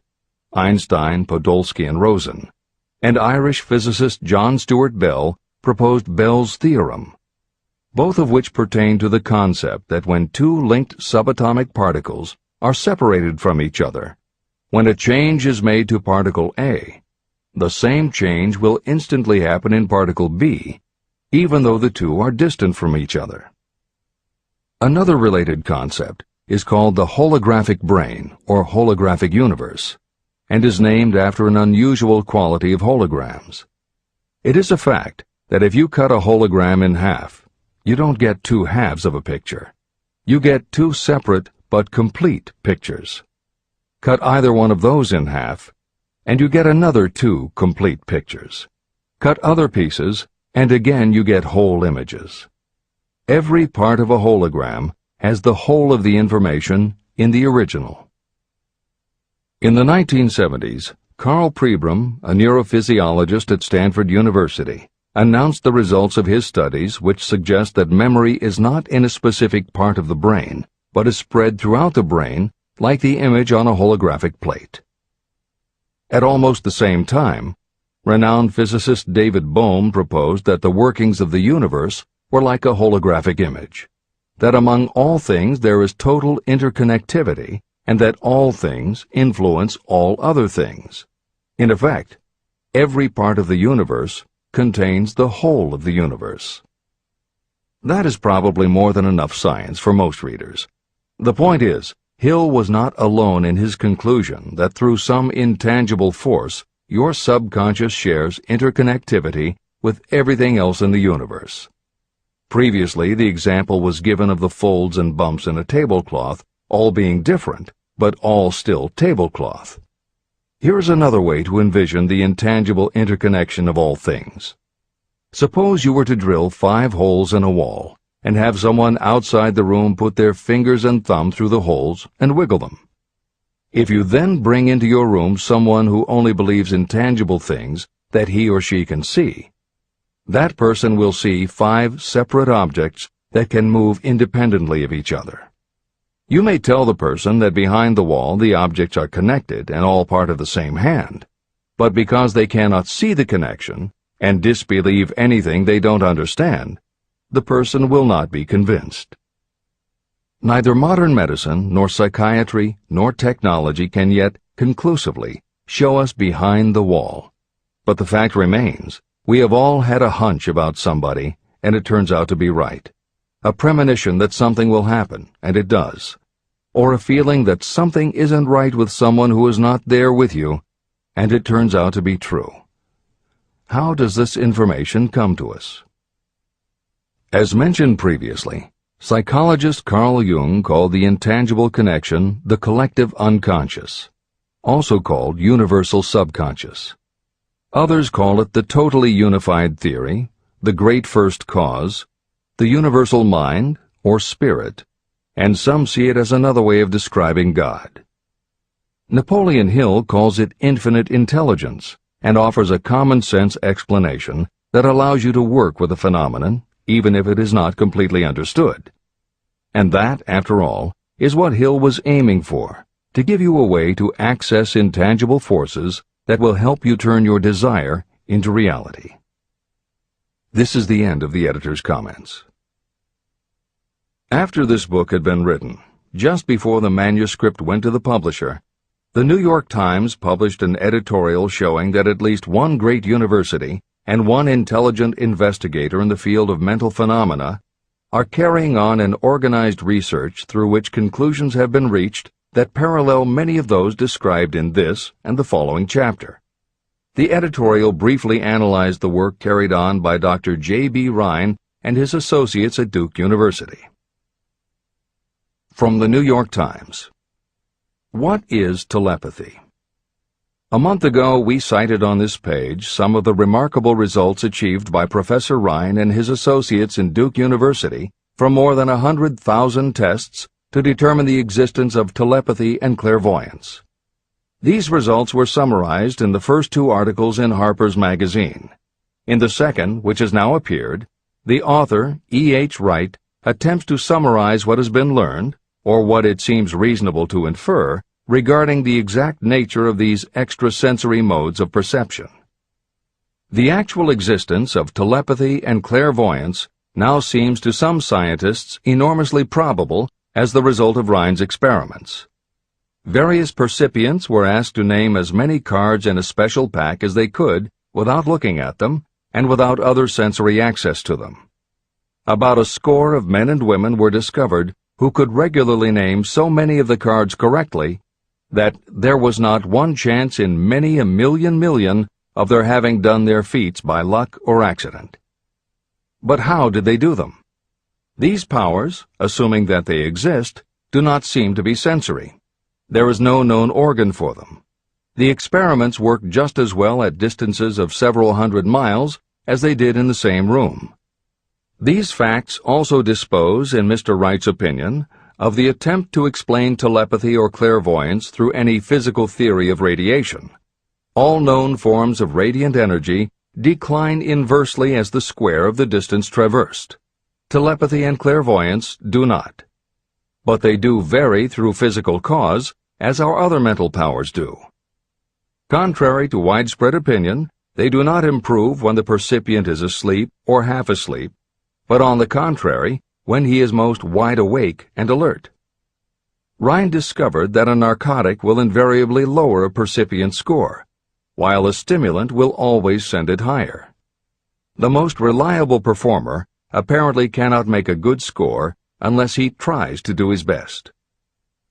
One conclusion that Wright draws with some confidence is that telepathy and clairvoyance are really one and the same gift. That is, the faculty that sees a card face down on a table seems to be exactly the same one that reads a thought residing only in another mind. There are several grounds for believing this. So far, the two gifts have been found in every person who has either of them.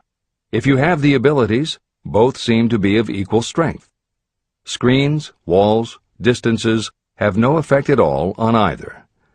Wright expresses his hunch that other extrasensory experiences, such as prophetic dreams, premonitions of disaster, and the like, may also prove to be part of the same faculty. The reader is not asked to accept any of these conclusions, but the evidence that Rhine has piled up must remain impressive. In 1927, Dr. J.B. Rhine and his wife, Dr. Louisa E. Rhine, joined Professor William McDougall, chairman of the psychology department at Duke University, to create a lab that would apply strict scientific procedures to the study of psychic phenomena. They developed scientific methodologies and procedures to study, identify, and test individuals who demonstrated unusual abilities. It was Dr. Rhine who coined the term extrasensory perception, ESP, and he adopted the word parapsychology to describe their studies. It is fair to say that the research done at the Rhine lab is some of the most advanced work on the entire subject. In 1962, they created the Foundation for Research into the Nature of Man in order to continue their studies independent of the university and to publish related works. In 1995, the name was changed to the Rhine Research Institute. This is the end of the editor's comments. How to join minds in teamwork. In view of Dr. Rhine's findings about the conditions under which the mind responds to what he terms extrasensory modes of perception, I would like to add my own observations. My associates and I have discovered what we believe to be the ideal conditions under which the mind can be stimulated so that this sixth sense can be made to function in a practical way. To begin with, I should explain that there is a close working alliance between myself and two members of my staff. Through experimentation and practice, we have discovered how to stimulate our minds so that we can, by a process of blending our three minds into one, find the solution to a great variety of problems that are submitted by my clients. The procedure is very simple. We sit down at a conference table, clearly state the nature of the problem we have under consideration, then begin discussing it. Each contributes whatever thoughts may occur by applying the principle used in connection with the invisible counselors described in the next chapter. The strange thing about this method of mind stimulation is that it places each participant in communication with unknown sources of knowledge definitely outside their own experience. If you understand the principle described in the chapter on the mastermind, you of course recognize the round table as being a practical application of the mastermind. This method of mind stimulation, through the discussion of definite subjects between three people, illustrates the simplest and most practical use of the mastermind. When you tap into the power of your mastermind group, you will find that the more you work together, the more each member will learn to anticipate the ideas of others and to connect immediately with their intense enthusiasm and inspiration. You cannot completely control this process, but the more you use it, the more it will come into play. By adopting and following a similar plan, you will be making use of the famous Carnegie formula described in Chapter 1. If it means nothing to you at this time, mark this page and read it again after you have finished the last chapter. Great achievement is usually born of great sacrifice and is never the result of selfishness. Chapter 15. The Sixth Sense. The Door to the Temple of Wisdom. The 13th Step Toward Riches. The 13th principle is known as the Sixth Sense, through which infinite intelligence may and will communicate voluntarily without any effort from or demands by the individual. This principle is the apex of the philosophy of success. It can be assimilated, understood, and applied only by first mastering the other 12 principles. The sixth sense is that portion of the subconscious mind that has been referred to as the creative imagination. It has also been referred to as the receiving set through which ideas, plans, and thoughts flash into the mind. The flashes are sometimes called hunches or inspirations. The sixth sense defies description. It cannot be described to a person who has not mastered the other principles of this philosophy, because such a person has no knowledge and no experience with which the sixth sense may be compared. After you have mastered the principles in this book, you will be prepared to accept as truth a statement that may otherwise be incredible to you. Through the sixth sense, you will be warned of impending dangers in time to avoid them and notified of opportunities in time to embrace them. As you develop your sixth sense, it is almost as though a guardian angel comes to you to be of help and assistance, a guardian angel who will open to you at all times the door to the temple of wisdom. Miracles of the Sixth Sense. I am not a believer in, nor an advocate of, miracles, for the simple reason that I have enough knowledge of nature to understand that nature never deviates from her established laws. However, I believe that some of nature's laws are so incomprehensible that they produce what appear to be miracles. The sixth sense comes as near to being a miracle as anything I have ever experienced. This much I do know, that there is a power, or a first cause, or an intelligence which permeates every atom of matter and embraces every unit of energy perceptible to man.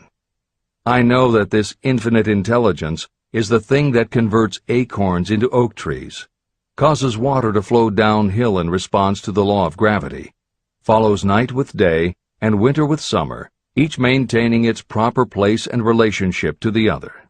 Through the philosophy explained in this book, this intelligence can help turn your desires into concrete or material form. I know this because I have experimented with it, and I have experienced it.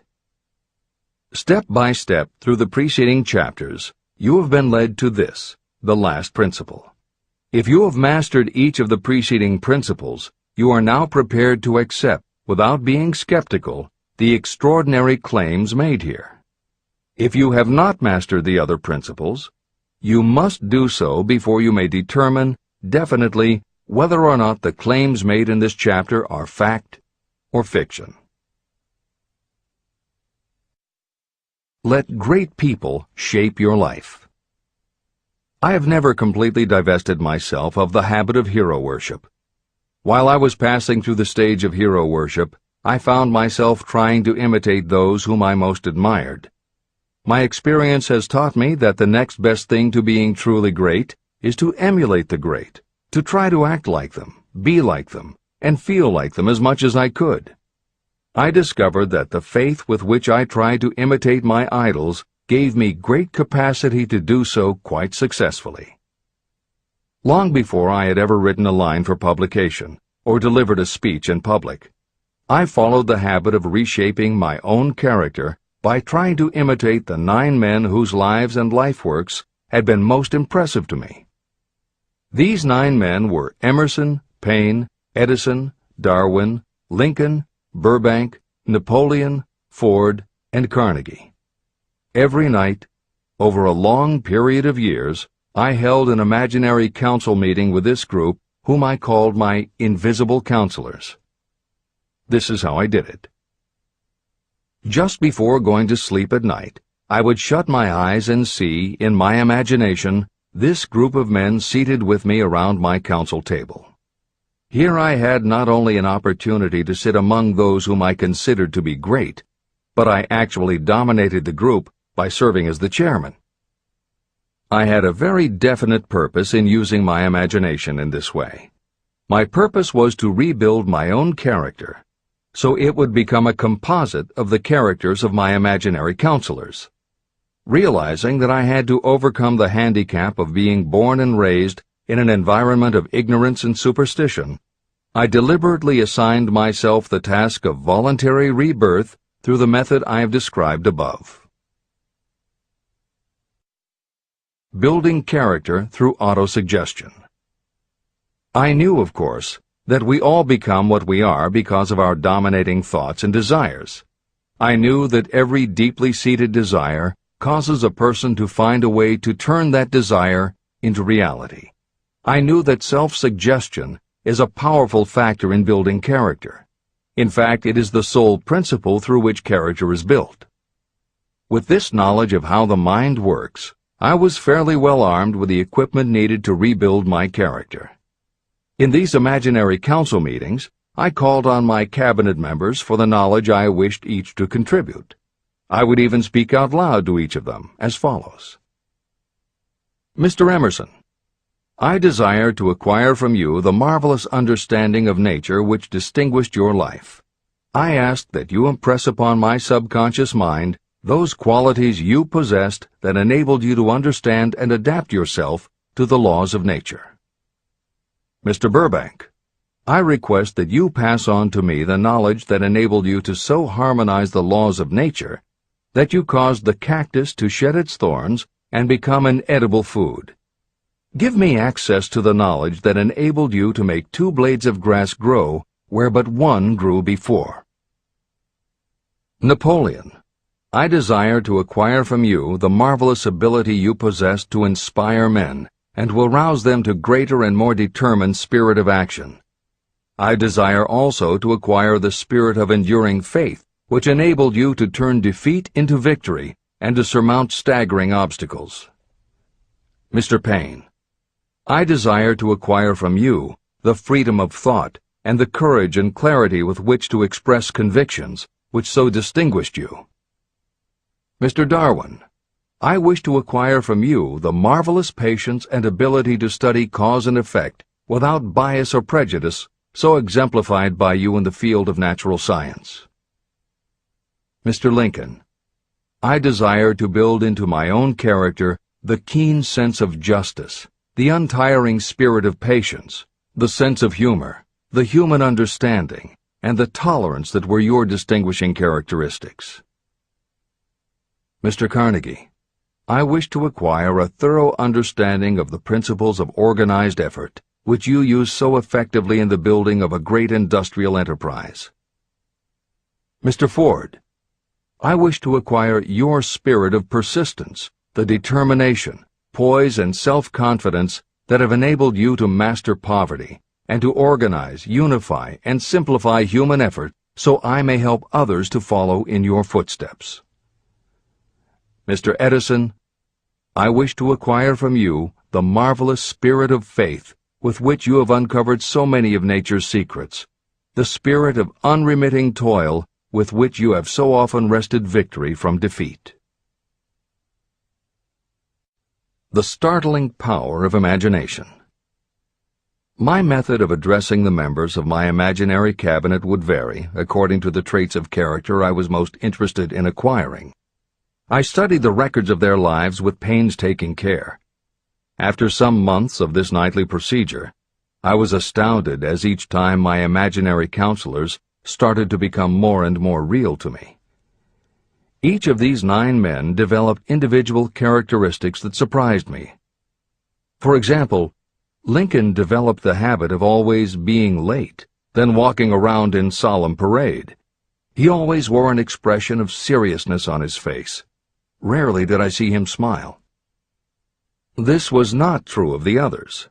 Burbank and Payne often indulged in witty repartee, which seemed at times to shock the other members of the cabinet.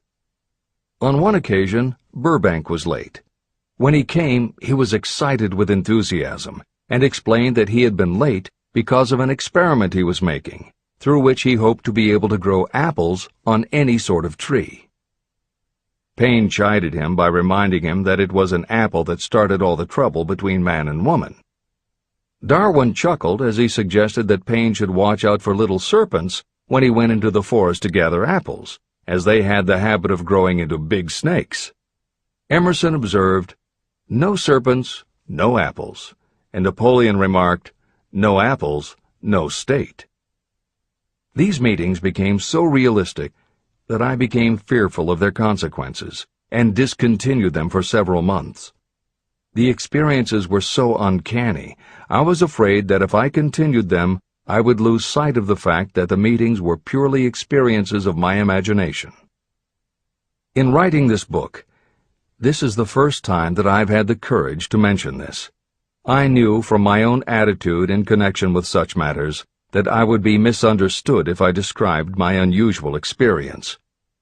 I now have the courage to put this on the printed page, because I am now less concerned about what they say than I was in the years that have passed.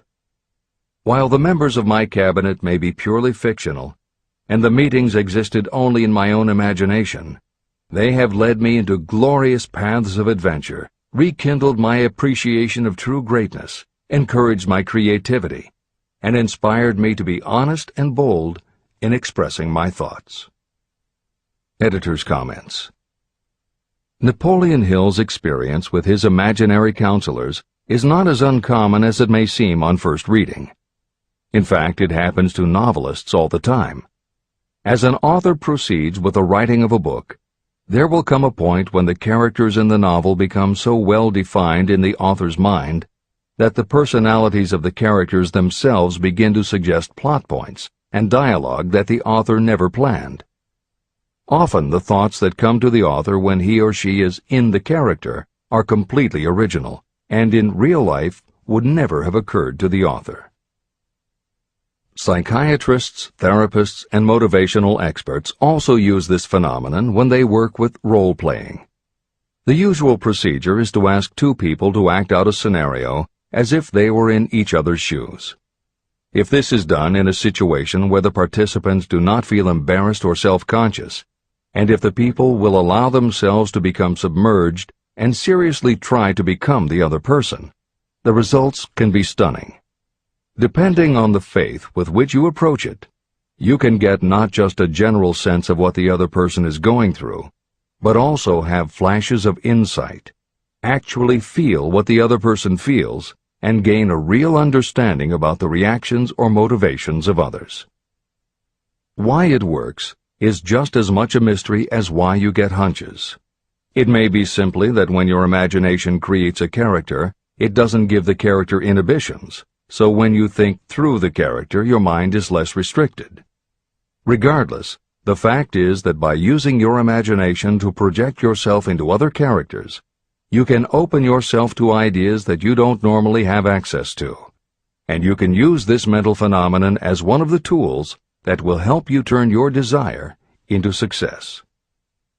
This is the end of the editor's comments. Tapping the source of inspiration. Somewhere in the cell structure of the brain is something that receives the vibrations of thought ordinarily called hunches. So far, science has not discovered where this sixth sense is located, but this is not important. The fact remains that human beings do receive accurate knowledge through sources other than the physical senses.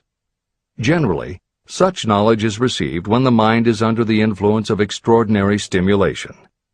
Any emergency that arouses the emotions and causes the heart to beat more rapidly may bring the sixth sense into action. Anyone who has experienced a near accident while driving knows that the sixth sense often comes to your rescue and by split seconds helps to avoid the accident. I mention this as background to the following statement of fact.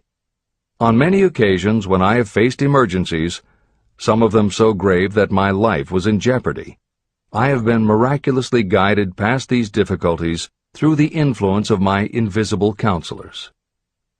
My original purpose in conducting council meetings with imaginary beings was solely to use autosuggestion to impress upon my subconscious mind certain characteristics that I wanted to acquire. In more recent years, my experimentation has taken on an entirely different trend. I now go to my imaginary counselors with every difficult problem that confronts me and my clients. During my meetings with these invisible counselors, I find my mind most receptive to ideas, thoughts, and knowledge that reach me through the sixth sense. The results are often astonishing, although I do not depend entirely on this form of counsel. The sixth sense is not something that one can take off and put on at will.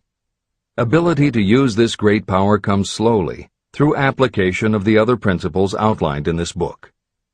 No matter who you are, or what may have been your purpose in reading this book, you can profit by it even if you don't fully understand how or why the principle described in this chapter works.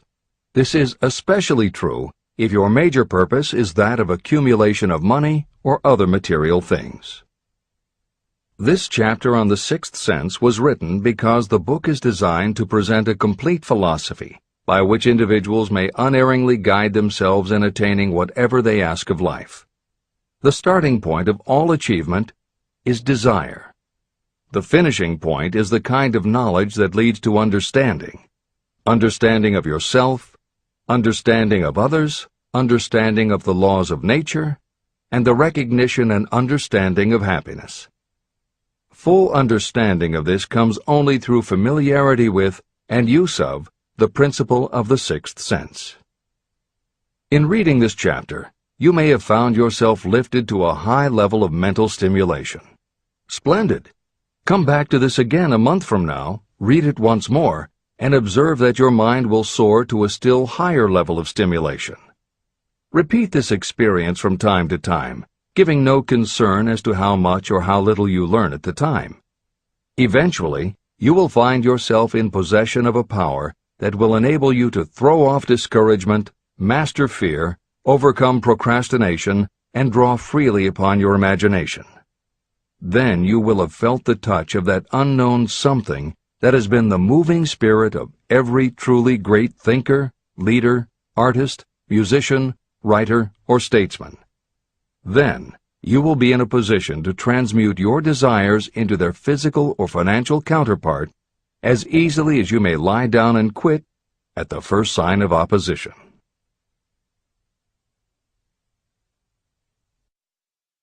The man who actually knows just what he wants in life has already gone a long way toward attaining it. Chapter 16.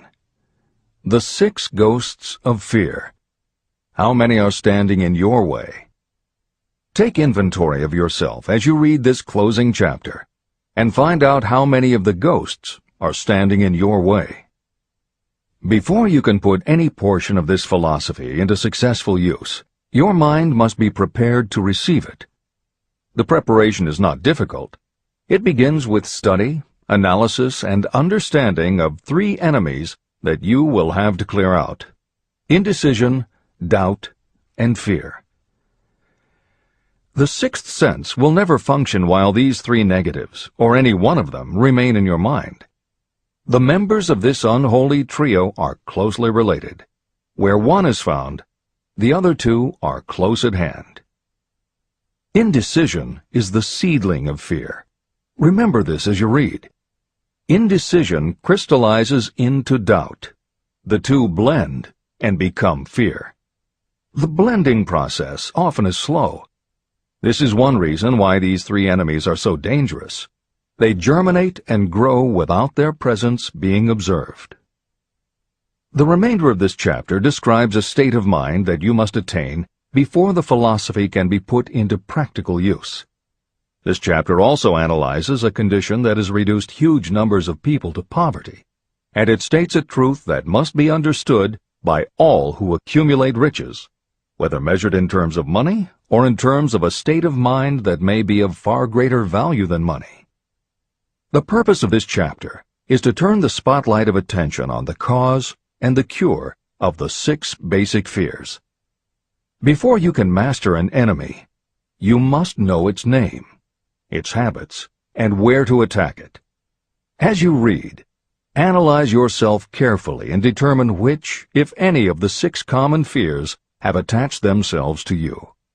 And keep in mind that sometimes they are hidden in the subconscious mind, where they are difficult to locate and still more difficult to eliminate. The 6 basic fears. There are 6 basic fears. At one time or another, every person suffers from some combination of these fears. Most people are fortunate if they do not suffer from the entire 6. Named in the order of their most common appearance, they are the fear of poverty, the fear of criticism, the fear of ill health, the fear of loss of love of someone, the fear of old age, and the fear of death. All other fears are of minor importance, and are in fact just variations on these 6. Fears are nothing more than states of mind. Your state of mind is subject to your control and direction. You can create nothing that you do not first conceive in the form of an impulse of thought. The following statement is of even greater importance. Thought impulses begin immediately to translate themselves into their physical equivalent, whether those thoughts are voluntary or involuntary. Even thought impulses that are picked up by mere chance, thoughts that have been released by other minds, may determine your financial, business, professional, or social destiny just as surely as the thoughts that you create by intent and design. This circumstance also explains why some people seem to be lucky, while others of equal or greater ability, training, experience, and brain capacity seem destined to have misfortune. The explanation is that you have the ability to completely control your own mind. With this control, you may open your mind to the thought impulses that are being released by other brains, or you can close the doors tightly and admit only thought impulses of your own choice. Nature has endowed human beings with absolute control over only one thing, and that one thing is thought. This fact, coupled with the additional fact that everything we create begins in the form of a thought, leads us very near to the principle by which fear may be mastered. If it is true that all thought has a tendency to clothe itself in its physical equivalent, and this is true beyond any reasonable room for doubt, it is equally true that thought impulses of fear and poverty cannot be translated into terms of courage and financial gain. The first basic fear. The fear of poverty. There can be no compromise between poverty and riches. The two roads that lead to poverty and riches travel in opposite directions. If you want riches, you must refuse to accept any circumstance that leads toward poverty. The word riches is used in its broadest sense, meaning financial, spiritual, mental, and material wealth. The starting point of the path that leads to riches is desire. In Chapter 3, you received full instructions for the proper use of desire. In this chapter on fear, You have complete instructions for preparing your mind to make practical use of desire. Here is the place to give yourself a challenge, which will definitely determine how much of this philosophy you have absorbed. Here is the point at which you can tell what the future holds in store for you. If, after reading this chapter, you are willing to accept poverty, you may as well make up your mind to receive poverty. This is one decision you cannot avoid. But if you demand riches, determine what form and how much will be required to satisfy you. You know the road that leads to riches. You have been given a roadmap. If you follow it, it will keep you on that road. If you neglect to make the start, or stop before you arrive, no one will be to blame but you. This responsibility is yours. No excuse will save you from accepting the responsibility if you now fail or refuse to demand riches of life. All you need is one thing. Incidentally, the only thing you can control, and that is a state of mind. A state of mind is something that is up to you. It cannot be purchased. It must be created.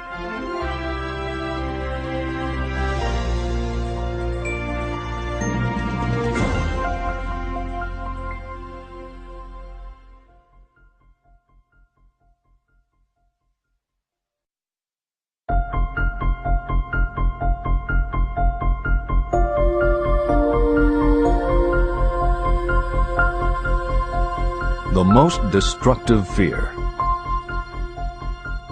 Fear of poverty is a state of mind, nothing else. But it is sufficient to destroy your chances of achievement in any undertaking.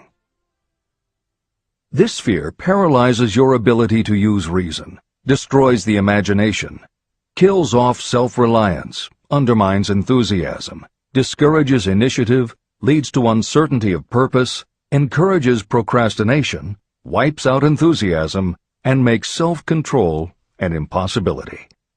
It takes the charm from your personality, destroys the possibility of accurate thinking, diverts concentration of effort. It defeats persistence, turns willpower into nothingness, destroys ambition, clouds the memory, and invites failure in every conceivable form.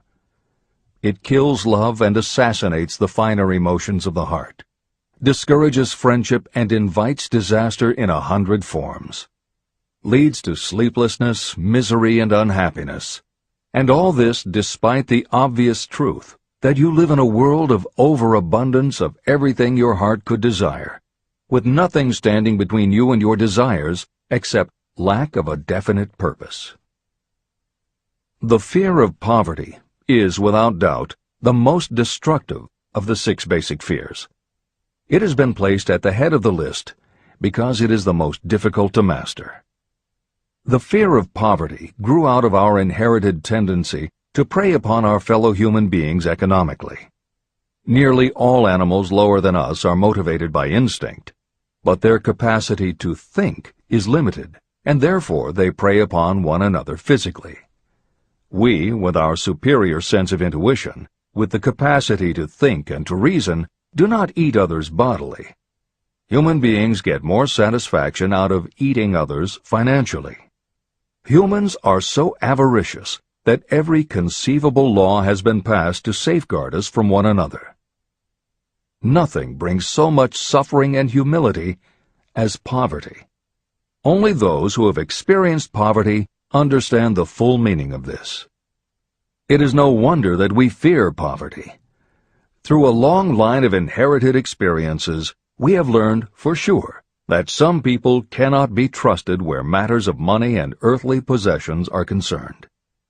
So eager are we to possess wealth that we will acquire it in whatever manner we can, through legal methods if possible, through other methods if necessary or expedient. Self-analysis may disclose weaknesses that you do not like to acknowledge, but this form of examination is essential if you are going to demand of life more than mediocrity and poverty. Remember, as you check yourself point by point, that you are both the court and the jury, the prosecuting attorney and the attorney for the defense, and that you are both the plaintiff and the defendant. You are on trial. Face the facts squarely. Ask yourself definite questions and demand direct replies. When the examination is over, you will know more about yourself. If you do not feel that you can be an impartial judge, call upon someone who knows you well to serve as judge while you cross-examine yourself. You are after the truth. Get it, no matter at what the cost, even though it may temporarily embarrass you. The majority of people, if asked what they fear most, would reply, "I fear nothing." The reply would be inaccurate, because few people realize that they are bound, handicapped, whipped spiritually and physically through some form of fear. So subtle and deeply seated is the emotion of fear that you may go through life and never recognize its presence. Only a courageous analysis will disclose the presence of this universal enemy. When you begin such an analysis, search deeply into your character. The following is a list of the symptoms to look for. Symptoms of the fear of poverty. 1. Indifference. Commonly expressed through lack of ambition, willingness to tolerate poverty, and the acceptance of whatever compensation life may offer without protest. Also mental and physical laziness, and lack of initiative, imagination, enthusiasm, and self-control. 2. Indecision. The habit of permitting others to do your thinking. Sitting on the fence. 3. Doubt. Generally expressed through alibis and excuses designed to cover up, explain away, or apologize for your failures. Sometimes expressed in the form of envy of those who are successful, or by criticizing them. 4. Worry. Usually expressed by finding fault with others, a tendency to spend beyond your income, neglect of personal appearance, scowling and frowning, nervousness, lack of poise, self-consciousness, and often the use of alcohol or drugs. 5. Overcaution. The habit of looking for the negative side of every circumstance. Thinking and talking about possible failure instead of concentrating on succeeding. Knowing all the roads to disaster, but never searching for the plans to avoid failure. Waiting for the right time to begin, until the waiting becomes a permanent habit. Remembering those who have failed and forgetting those who have succeeded. Seeing the hole in the donut, but overlooking the donut around the hole. 6. Procrastination. The habit of putting off until tomorrow that which should have been done last year, spending more time in creating excuses than it would take to do the job. This symptom is closely related to overcaution, doubt, and worry. Refusal to accept responsibility. Willingness to compromise rather than put up a fight. Compromising with difficulties instead of harnessing and using them as stepping stones to advancement. Bargaining with life for a penny instead of demanding prosperity, opulence, riches, contentment, and happiness. Planning what to do if you fail, instead of burning all bridges and making retreat impossible. Weakness of, and often total lack of, self-confidence, definiteness of purpose, self-control, initiative, enthusiasm, ambition, thrift, and sound reasoning ability. Expecting poverty instead of demanding riches. Associating with those who accept poverty instead of seeking the company of those who demand and receive riches. Money talks. Some will ask, why did you write a book about money? Why measure riches in dollars alone? Some will believe, and rightly so, that there are other forms of riches more desirable than money. Yes, there are riches that cannot be measured in terms of dollars. But there are also millions of people who say, "Give me all the money I need," and I will find everything else I want. The major reason why I wrote this book on how to get money is that millions of men and women are paralyzed with the fear of poverty. What this sort of fear does to one was well described by Westbrook Pegler. Editor's comments. James Westbrook Pegler was a controversial newspaper columnist for the Chicago Daily News and the Washington Post. Although his career lasted into the 1960s, he was most widely read and quoted during the 1930s and 1940s. During that period, he went from being a public supporter of Franklin Roosevelt and the New Deal policies to the opposite end of the political spectrum, championing conservative points of view. Pegler was also the author of 3 books based on his columns, and in 1940 won the Pulitzer Prize for his expose of union racketeering. This is the end of the editor's comments. We continue with the article by Westbrook Pegler. Money is only clamshells or metal discs or scraps of paper, and there are treasures of the heart and soul which money cannot buy. But most people, being broke, are unable to keep this in mind and sustain their spirits. When a man is down and out and on the street, unable to get any job at all, something happens to his spirit, which can be observed in the droop of his shoulders, the set of his hat, his walk, and his gaze. He cannot escape a feeling of inferiority among people with regular employment, even though he knows they are definitely not his equals in character, intelligence, or ability. These people, even his friends, feel, on the other hand, a sense of superiority and regard him, perhaps unconsciously, as a casualty. He may borrow for a time, but not enough to carry on in his accustomed way, and he cannot continue to borrow very long. But borrowing in itself, when a man is borrowing merely to live, is a depressing experience, and the money lacks the power of earned money to revive his spirits. Of course, none of this applies to bums or habitual ne'er-do-wells, but only to men of normal ambitions and self-respect. Women in the same predicament must be different. We somehow do not think of women at all in considering the down-and-outers. They are scarce in the breadlines, they rarely are seen begging on the streets, and they are not recognizable in crowds by the same plain signs which identify busted men. Of course, I do not mean the shuffling hags of the city streets, who are the opposite number of the confirmed male bums. I mean reasonably young, decent, and intelligent women. There must be many of them, but their despair is not apparent. When a man is down and out, he has time on his hands for brooding. He may travel miles to see a man about a job and discover that the job is filled, or that it is one of those jobs with no base pay, but only a commission on the sale of some useless knick-knack which nobody would buy except out of pity. Turning that down, he finds himself back on the street with nowhere to go, but just anywhere.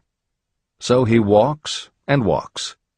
He gazes into store windows at luxuries which are not for him, and feels inferior and gives way to people who stop to look with an active interest.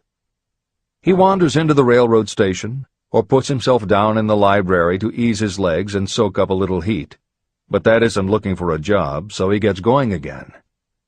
He may not know it, but his aimlessness would give him away even if the very lines of his figure did not.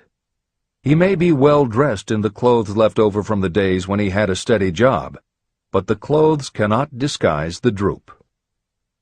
He sees thousands of other people, bookkeepers or clerks or chemists or wagon hands, busy at their work, and envies them from the bottom of his soul.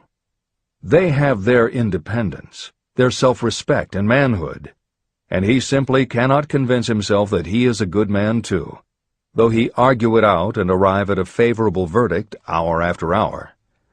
It is just money which makes this difference in him. With a little money, he would be himself again. This is the end of the article by Westbrook Pegler.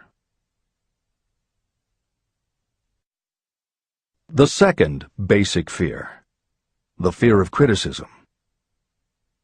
Just how we originally came by this fear, no one can say definitely, but one thing is certain: we have it in a highly developed form. I am inclined to attribute the basic fear of criticism to that part of our inherited nature that prompts us not only to take away other people's goods and wares, but also to justify our actions by criticism of the character of others.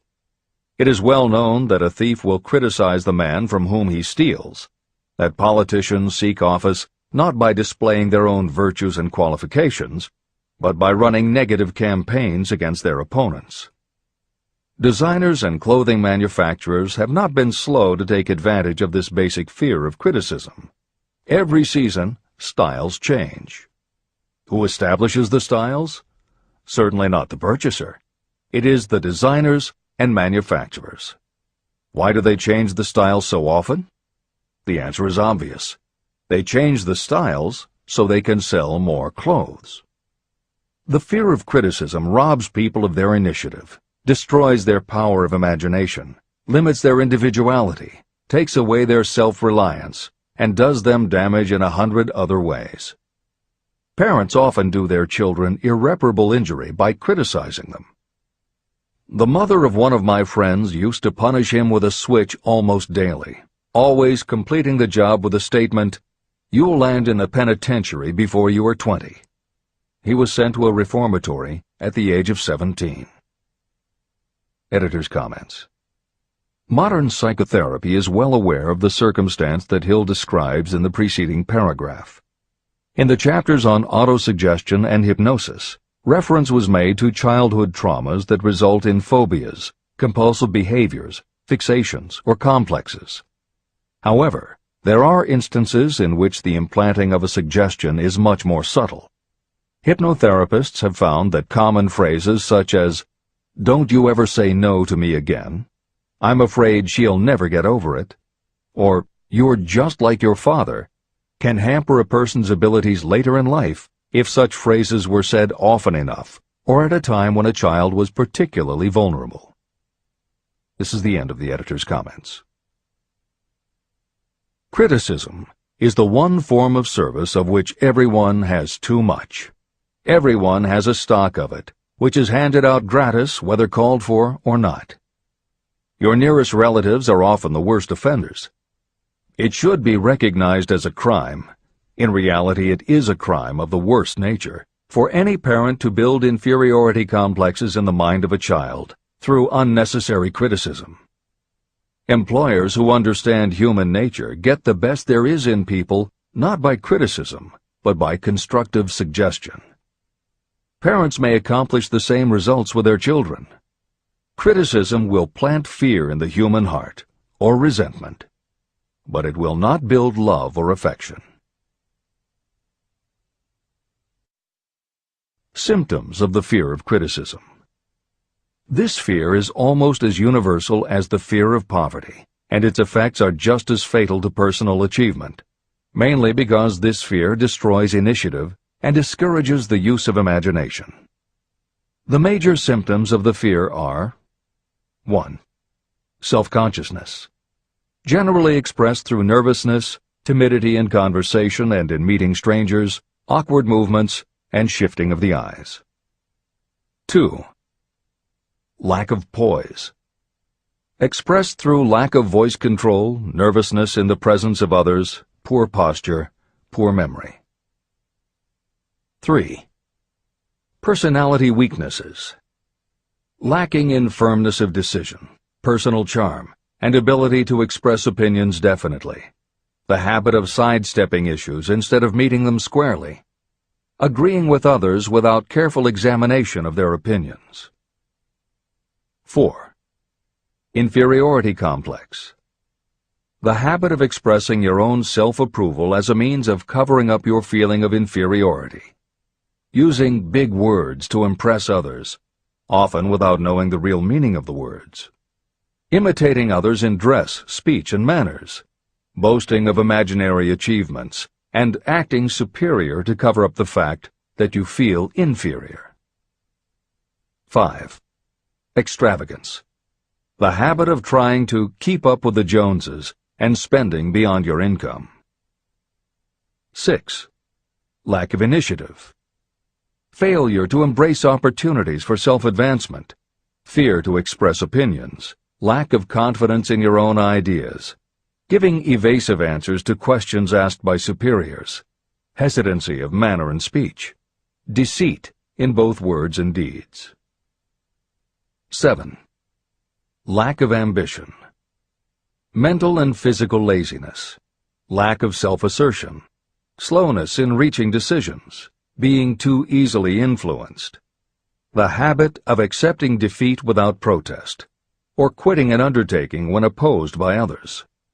Also the habit of criticizing others behind their backs and flattering them to their faces, suspicion of other people without cause, lack of tactfulness of manner and speech, and unwillingness to accept the blame for mistakes. The third basic fear, the fear of ill health.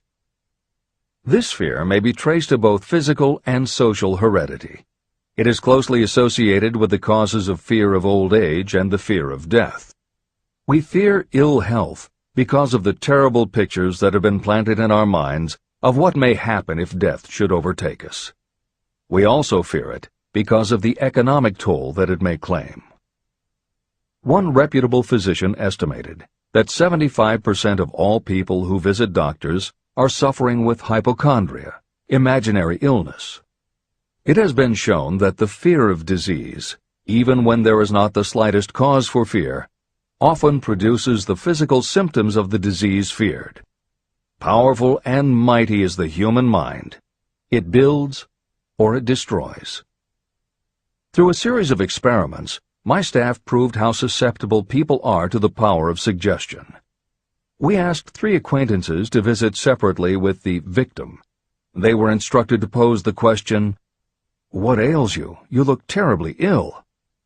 The first questioner provoked a grin from him and a nonchalant, "Oh, nothing, I'm all right." The second questioner was answered with a statement, "I don't know exactly, but I do feel badly." The third questioner was met with the admission that the victim was actually feeling ill. Editor's comment. Hill's experiment is one that you do not want to carry too far. It is not that different from the principle behind certain religious sects whose members take vengeance on their enemies by hexing or placing a spell on a victim. The spell only works because the victim believes that spells can be cast and that it is possible he or she could be hexed. When the hex victim is informed that someone has cast a spell on them, they accept that it is possible, and their mind does the rest. The same theory operated when Hill's associate was told 3 times that he looked ill. He believed it was possible. Being told 3 times was convincing, and his mind went to work and made it so. This is the end of the editor's comment. There is overwhelming evidence that disease sometimes begins in the form of negative thought impulse. Such thoughts may be planted in your mind by suggestion or created by you in your own mind. Doctors send patients to new climates for their health because a change of mental attitude is necessary. The seed of fear of ill health lives in every human mind. Worry, fear, discouragement, or disappointment can cause this seed to germinate and grow. Symptoms of the fear of ill health. The symptoms of this almost universal fear are 1. Autosuggestion. The habit of negative use of self-suggestion by looking for and expecting to find symptoms of all kinds of disease. Enjoying your imaginary illness and speaking of it as being real. The habit of trying fads and isms recommended by others as having therapeutic value. Talking to others of operations, accidents, and other forms of illness. Experimenting with diets, physical exercises, weight loss systems without professional guidance. Trying home remedies, patent medicines, and quack remedies. 2. Hypochondria, a medical term for imaginary disease. The habit of excessively talking about illness, and by concentrating the mind on disease you begin to expect it to happen to you. Nothing that comes in bottles can cure this condition. It is brought on by negative thinking, and nothing but positive thought can cure it. Hypochondria is said to do as much damage on occasion as the real disease might do. 3. Exercise. Fear of ill health often interferes with proper physical exercise and results in overweight. 4. Susceptibility. Fear of ill health breaks down your natural resistance, which makes you susceptible to real disease. The fear of ill health is often related to the fear of poverty, especially in the case of the hypochondriac, who constantly worries about the possibility of having to pay doctor's bills, hospital bills, etc. This type of person spends much time preparing for sickness, talking about death, saving money for cemetery plots, burial expenses, and such. 5. Self-coddling. The habit of seeking sympathy. The habit of feigning illness to cover your laziness or to serve as an alibi for lack of ambition. People often resort to this trick to avoid work. 6. Intemperance. The habit of using alcohol or drugs to destroy pain instead of eliminating the cause. 7. The habit of reading about illness and worrying over the possibility of being stricken by it. The fourth basic fear. The fear of loss of love. Jealousy and other similar forms of neurosis grow out of our fear of the loss of love of someone. This fear is the most painful of all the 6 basic fears. It probably plays more havoc with the body and mind than any of the other basic fears. Editor's comment. By way of introduction to each of the 6 basic fears, Napoleon Hill usually postulates how the fear originated in humans. In the original edition of this book, he suggested that the fear of loss of love may have started with prehistoric man's habit of stealing his neighbor's mate and taking liberties with her whenever he could. Though amusing, this theory does not take into account that women fear the loss of a love just as profoundly as men do, and both men and women fear losing the love of not just their mates, but also of family members and others with whom they are close. How the emotion of love originated may remain a mystery, but there is no mystery about how we feel when we lose it. This is the end of the editor's comment. The fourth basic fear. The fear of loss of love. Jealousy and other similar forms of neurosis grow out of our fear of the loss of love of someone. This fear is the most painful of all the 6 basic fears. It probably plays more havoc with the body and mind than any of the other basic fears. Editor's comment. By way of introduction to each of the 6 basic fears, Napoleon Hill usually postulates how the fear originated in humans. In the original edition of this book, he suggested that the fear of loss of love may have started with prehistoric man's habit of stealing his neighbor's mate and taking liberties with her whenever he could. Though amusing, this theory does not take into account that women fear the loss of a love just as profoundly as men do, and both men and women fear losing the love of not just their mates, but also of family members and others with whom they are close. How the emotion of love originated may remain a mystery, but there is no mystery about how we feel when we lose it. This is the end of the editor's comment. Symptoms of the fear of loss of love. The distinguishing symptoms of this fear are 1. Jealousy. The habit of being suspicious of friends and loved ones. The habit of accusing wife or husband of infidelity without grounds. General suspicion of everyone and absolute faith in no one. 2. Fault-finding.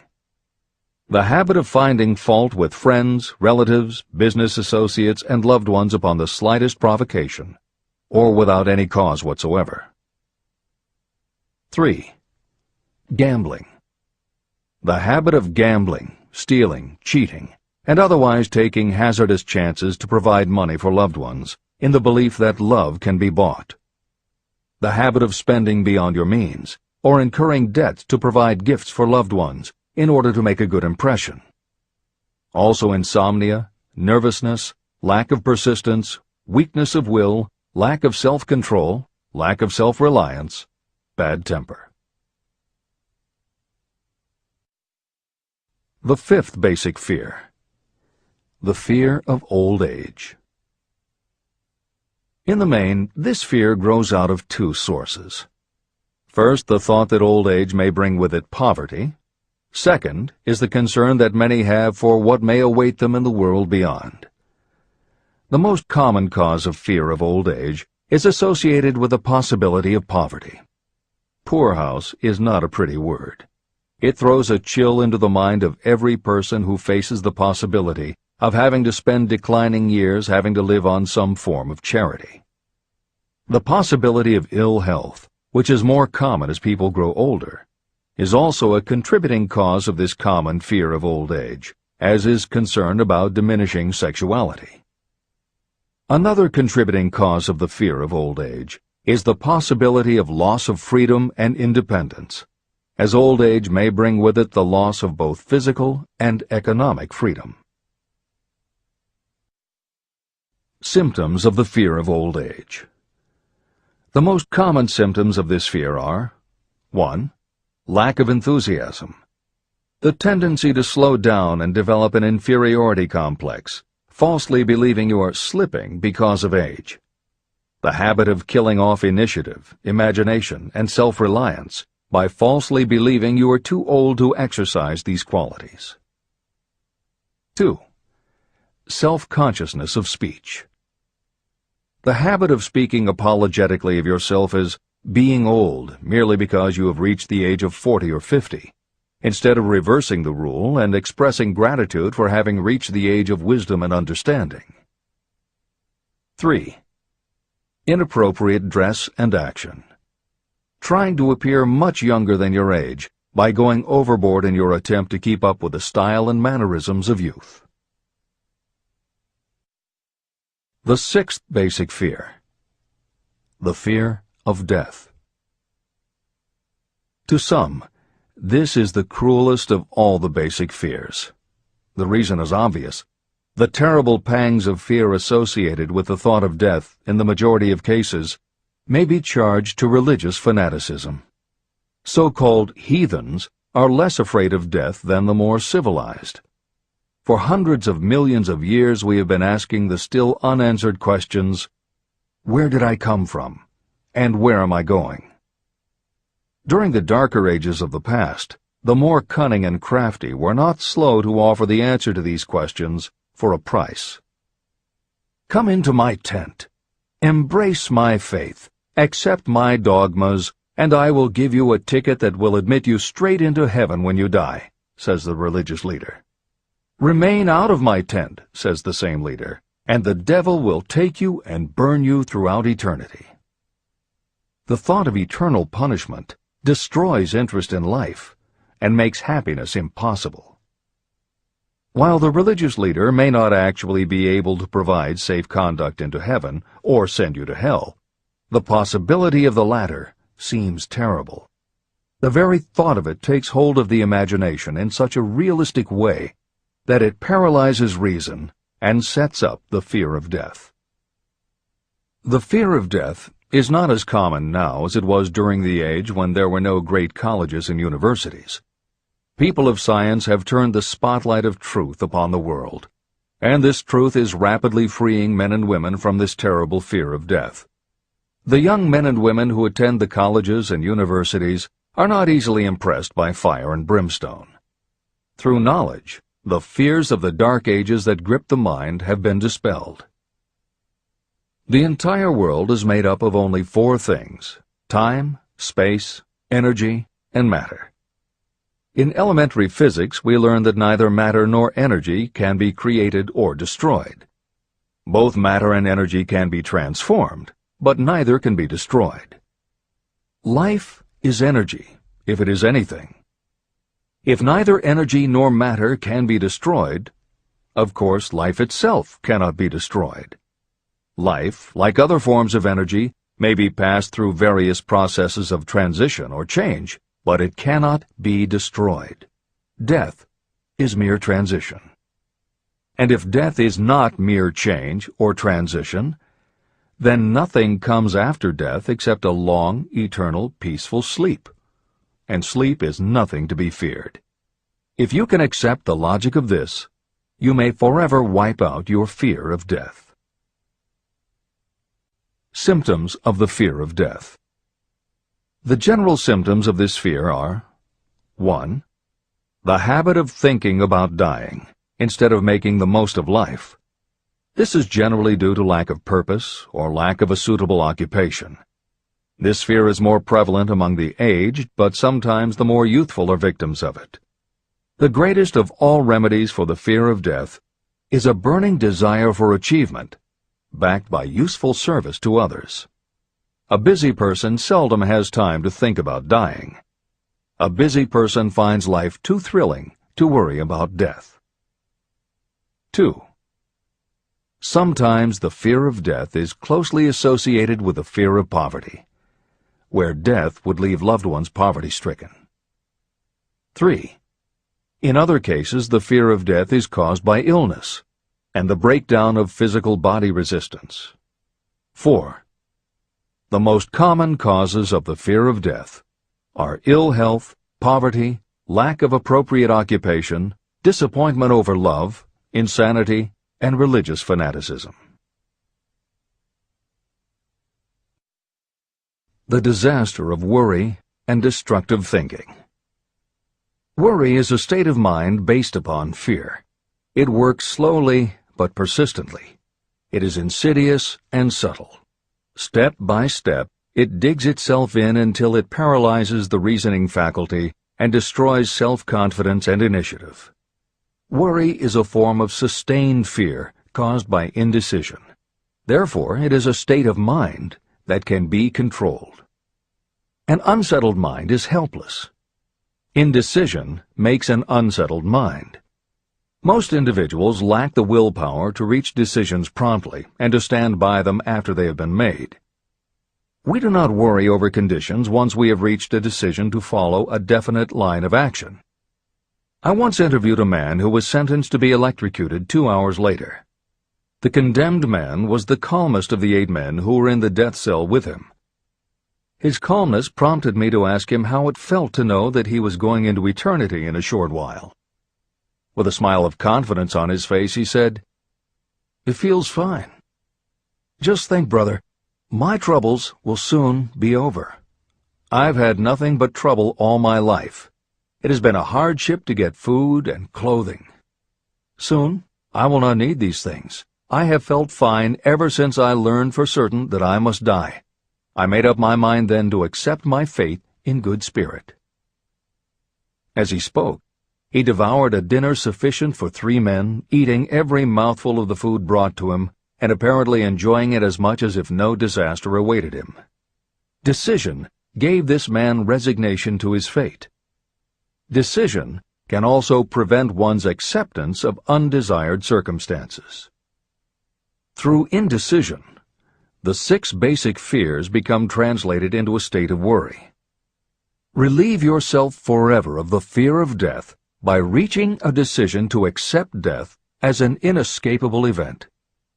Eliminate the fear of old age by reaching a decision to accept it not as a handicap, but as a great blessing that carries with it wisdom, self-control, and understanding. Master the fear of loss of love by reaching a decision to get along without love, if that is necessary.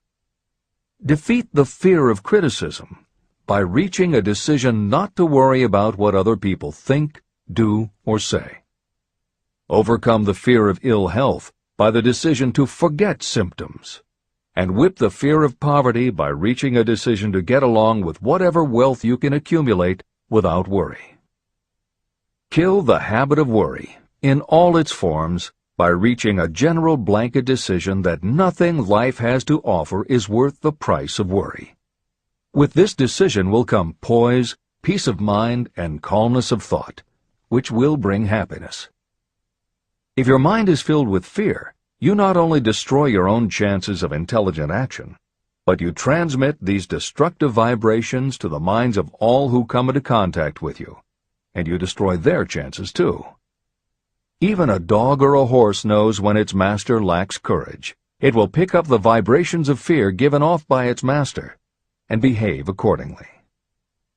The vibrations of fear pass from one mind to another just as quickly and as surely as the sound of the human voice passes from the broadcasting station to a radio receiver. The person who constantly speaks of negative or destructive thoughts is practically certain to experience the results of those words in the form of destructive feedback. But even negative thoughts without words will come back to you. The release of destructive thought impulses alone also produces feedback in more ways than one. First, and perhaps most important to be remembered, the person who releases thoughts of a destructive nature must suffer damage through the breaking down of creative imagination. Secondly, the presence in the mind of any destructive emotion develops a negative personality, which repels people and often converts them into antagonists. The third source of damage is that negative thoughts not only affect others, but they also embed themselves in the subconscious mind of the person releasing them and there become a part of that person's character. Your business in life is to achieve success. To be successful, you must find peace of mind, acquire the material needs of life, and above all, attain happiness. All of these indications of success begin in the form of thought impulses. You control your own mind.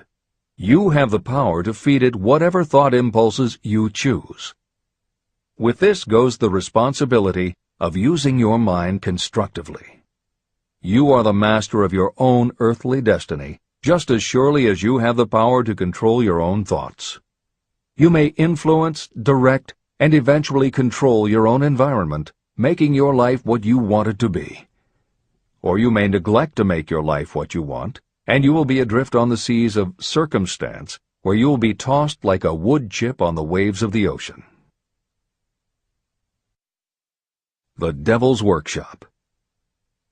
In addition to the 6 basic fears, there is another evil by which people suffer.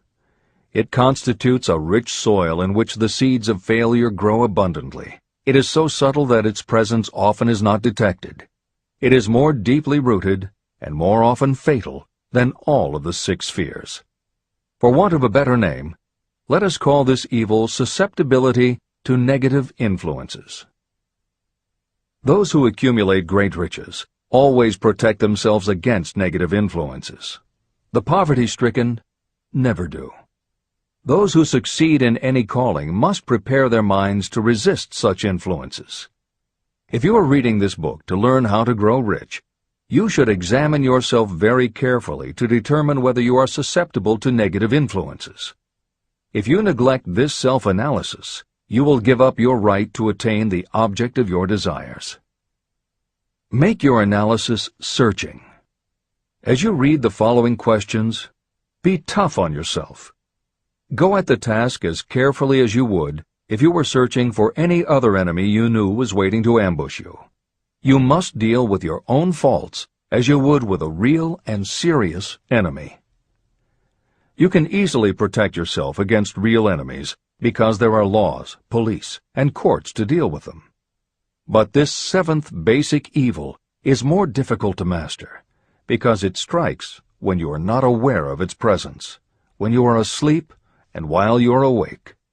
Moreover, its weapon is intangible because it consists of merely a state of mind.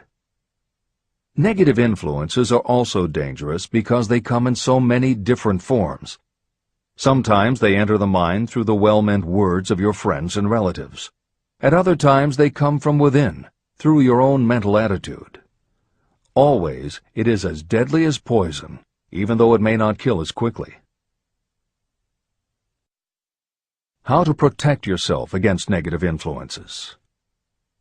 To protect yourself against negative influences, whether of your own making or the result of negative people around you, recognize that your willpower is your defense. You must put it into constant use until it builds a wall of immunity against negative influences in your own mind. Recognize that you and every other human being are, by nature, lazy, indifferent, and susceptible to all suggestions that reinforce your weaknesses. Recognize that you are, by nature, susceptible to all of the 6 basic fears, and you must set up habits to counteract all these fears. Recognize that negative influences often work on you through your subconscious mind and are therefore difficult to detect. Keep your mind closed against all people who depress or discourage you in any way. Clean out your medicine chest and stop pandering to colds, aches, pains, and imaginary illness. Deliberately seek the company of people who influence you to think and act for yourself. Do not expect troubles, as they have a tendency not to disappoint. Without doubt, the most common weakness of all human beings is the habit of leaving their minds open to the negative influences of other people. This weakness is all the more damaging because most people do not even know they do it. The following list of questions is designed to help you see yourself as you really are. You should read through the list now. Then set aside a day when you can give adequate time to go through the list again and thoroughly answer each question. When you do this, I advise that you read the questions and state your answers aloud so you can hear your own voice. This will make it easier for you to be truthful with yourself. Self-analysis questions. Do you complain often of feeling bad, and if so, what is the cause? Do you find fault with other people at the slightest provocation? Do you frequently make mistakes in your work, and if so, why? Are you sarcastic and offensive in your conversation?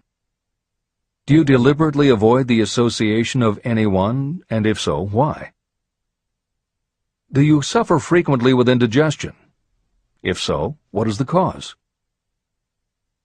Does life seem futile and the future hopeless to you? Do you like your occupation? If not, why? Do you often feel self-pity? And if so, why? Are you envious of those who excel you?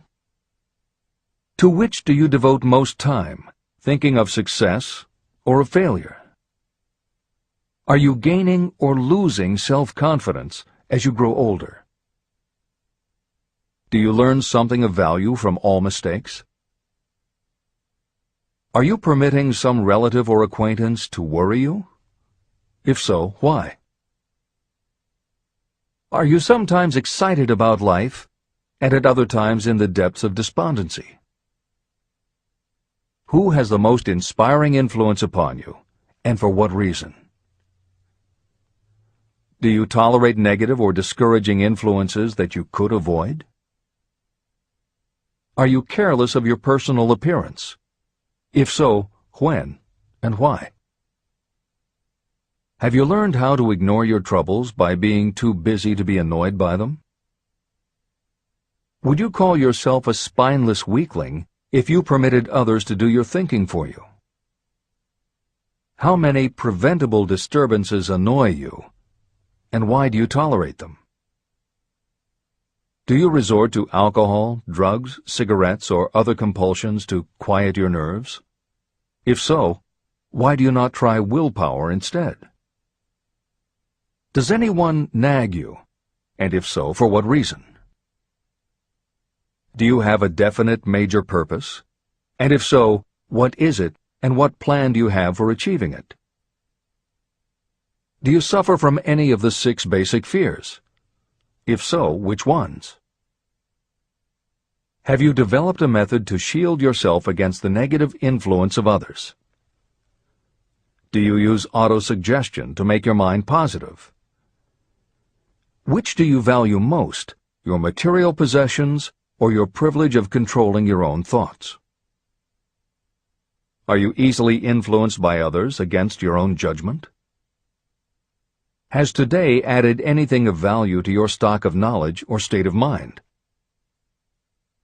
Do you face squarely the circumstances that make you unhappy, or do you sidestep the responsibility? Do you analyze all mistakes and failures and try to profit by them, or do you take the attitude that this is not your duty?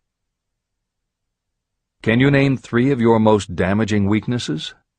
What are you doing to correct them? Do you encourage other people to bring their worries to you for sympathy? Do you choose from your daily experiences lessons or influences that aid in your personal advancement? Does your presence have a negative influence on other people as a rule? What habits of other people annoy you most? Do you form your own opinions, or do you permit yourself to be influenced by other people? Have you learned how to create a mental state of mind with which you can shield yourself against all discouraging influences? Does your occupation inspire you with faith and hope? Are you conscious of possessing spiritual forces of sufficient power to enable you to keep your mind free from all forms of fear? Does your religion help to keep your mind positive? Do you feel it your duty to share other people's worries? If so, why? If you believe that birds of a feather flock together, what have you learned about yourself by studying the friends whom you attract? What connection, if any, do you see between the people with whom you associate most closely and any unhappiness you may experience? Could it be possible that some person whom you consider to be a friend is, in reality, your worst enemy because of his or her negative influence on your mind? By what rules do you judge who is helpful and who is damaging to you? Are your intimate associates mentally superior or inferior to you? How much time out of every 24 hours do you devote to your occupation, sleep, play and relaxation, acquiring useful knowledge, plain wasted time? Who among your acquaintances encourages you most, cautions you most, discourages you most? What is your greatest worry? Why do you tolerate it? When others offer you free, unsolicited advice, do you accept it without question, or do you analyze their motive? What, above all else, do you most desire? Do you intend to acquire it? Are you willing to subordinate all other desires for this one? How much time daily do you devote to acquiring it? Do you change your mind often? If so, why? Do you usually finish everything you begin? Are you easily impressed by other people's business or professional titles, college degrees, or wealth? Are you easily influenced by what other people think or say about you? Do you cater to people because of their social or financial status? Whom do you believe to be the greatest person living? In what respect is this person superior to yourself? How much time have you devoted to studying and answering these questions? At least one day is necessary for the analysis and the answering of the entire list. If you have answered all these questions truthfully, you know more about yourself than the majority of people. Study the questions carefully. Come back to them once each week for several months, and be astounded at the amount of additional knowledge of great value to yourself you will have gained by the simple method of answering the questions truthfully. If you are not certain about the answers to some of the questions, seek the counsel of those who know you well, especially those who have no motive in flattering you, and see yourself through their eyes. The experience will be astonishing. The one thing over which you have absolute control. You have absolute control over only one thing, and that is your thoughts. This is the most significant and inspiring of all facts known to humans. It reflects our divine nature. This ability to control your thoughts is the sole means by which you may control your own destiny. If you fail to control your own mind, you may be sure you will control nothing else. Your mind is your spiritual estate. Protect and use it with the care to which divine royalty is entitled. You were given your willpower for this purpose. Unfortunately, there is no legal protection against those who, by design or through ignorance, poison the minds of others with negative suggestion. Those with negative minds tried to convince Thomas A. Edison that he could not build a machine that would record and reproduce the human voice, because, they said, no one else has ever produced such a machine. Edison did not believe them. He knew that the mind could produce anything the mind could conceive and believe. That knowledge was the thing that lifted the great Edison above the common herd. Men with negative minds told F.W. Woolworth he would go broke trying to run a store on 5 and 10-cent sales. He did not believe them. He knew that he could do anything within reason if he backed his plans with faith. Exercising his right to keep the negative suggestions of others out of his mind, he piled up a fortune of more than $100 million. Doubting Thomases scoffed scornfully when Henry Ford tried out his first crudely built automobile on the streets of Detroit. Some said the thing would never become practical. Others said no one would pay money for such a contraption. Ford said, "I'll belt the earth with dependable motor cars." And he did. For the benefit of those seeking vast riches, let it be remembered that practically the sole difference between Henry Ford and a majority of workers is this: Ford had a mind, and he controlled it. The others have minds that they do not try to control. Mind control is the result of self-discipline and habit. You either control your mind, or it controls you. There is no halfway compromise. The most practical method for controlling your mind is the habit of keeping it busy with a definite purpose, backed by a definite plan. Study the records of those who achieve noteworthy success, and you will see that they have control over their own minds, and that they exercise that control and direct it toward the attainment of definite objectives. Without this control, success is not possible. 55 Famous Alibis by Old Man If. People who do not succeed have one distinguishing trait in common. They know all the reasons for failure and have what they believe to be airtight alibis to explain away their own lack of achievement. Some of these alibis are clever, and a few of them are justifiable by the facts, but alibis cannot be used for money. The world wants to know only one thing: have you achieved success? A character analyst compiled a list of the most commonly used alibis. As you read the list, examine yourself carefully and determine how many of these alibis you use. Remember, the philosophy presented in this book makes every one of these alibis obsolete. If I didn't have a wife and family. If I had enough pull. If I had money. If I had a good education. If I could get a job. If I had good health. If I only had time. If times were better. If other people understood me. If conditions around me were only different. If I could live my life over again. If I did not fear what they would say.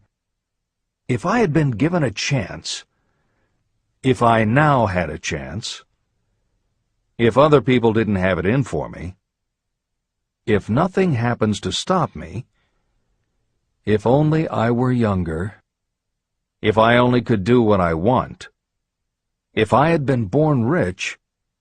If I could meet the right people. If I had the talent that some people have. If I dared to assert myself. If only I had embraced past opportunities. If people didn't get on my nerves. If I didn't have to keep house and look after the children. If I could save some money. If the boss only appreciated me. If I only had somebody to help me. If my family understood me. If I lived in a big city. If I could just get started. If I were only free. If I had the personality of some people. If I were not so fat. If my real talents were known. If I could just get a break. if I could only get out of debt, if I hadn't failed, if I only knew how, if everybody wasn't against me, if I didn't have so many worries, if I could marry the right person, if people weren't so dumb, if my family were not so extravagant, if I were sure of myself, if luck were not against me, if I had not been born under the wrong star, if it were not true that what is to be will be, if I did not have to work so hard, if I hadn't lost my money, if I lived in a different neighborhood, if I didn't have a past, if I only had a business of my own, if other people would only listen to me, if, and this is the greatest of them all, if I had the courage to see myself as I really am, I would find out what is wrong with me and correct it. And I know that something must be wrong with the way I have done things, or I would already have the success that I desire. I recognize that something must be wrong with me, otherwise I would have spent more time analyzing my weaknesses and less time building alibis to cover them. Building alibis to explain away failure is a national pastime. The habit is as old as the human race and is fatal to success. Why do people cling to their pet alibis? The answer is obvious. They defend their alibis because they create them. Your alibi is the child of your own imagination. It is human nature to defend your own brainchild. Building alibis is a deeply rooted habit. Habits are difficult to break, especially when they provide justification for something we do. Plato had this truth in mind when he said, "The first and best victory is to conquer self. To be conquered by self is, of all things, the most shameful and vile." Another philosopher had the same thought in mind when he said, "It was a great surprise to me when I discovered that most of the ugliness I saw in others was but a reflection of my own nature." Elbert Hubbard, philosopher, author, publisher of the Fra magazine, and founder of the Roycrofters community of artists, said, "It has always been a mystery to me why people spend so much time deliberately fooling themselves by creating alibis to cover their weaknesses. If used differently, this same time would be sufficient to cure the weakness. Then no alibis would be needed." In parting, I would remind you that life is a checkerboard, and the player opposite you is time. If you hesitate before moving, or neglect to move promptly, your men will be wiped off the board by time. You are playing against a partner who will not tolerate indecision. Previously, you may have had a logical excuse for not having forced life to come through with whatever you asked. That alibi is now obsolete, because you are in possession of the master key that unlocks the door to life's riches. The master key is intangible, but it is powerful. It is the privilege of creating, in your own mind, a burning desire for a definite form of riches. There is no penalty for the use of this key, but there is a price you must pay if you do not use it. The price is failure. There is a reward of stupendous proportions if you put the key to use. It is the satisfaction that will come to you when you conquer self and force life to pay whatever is asked. The reward is worthy of your effort. Will you make the start and be convinced? "If we are related," said the immortal Emerson, "we shall meet." In closing, may I borrow his thought and say, if we are related, we have, through these pages, met. Remember that your real wealth can be measured not by what you have, but by what you are.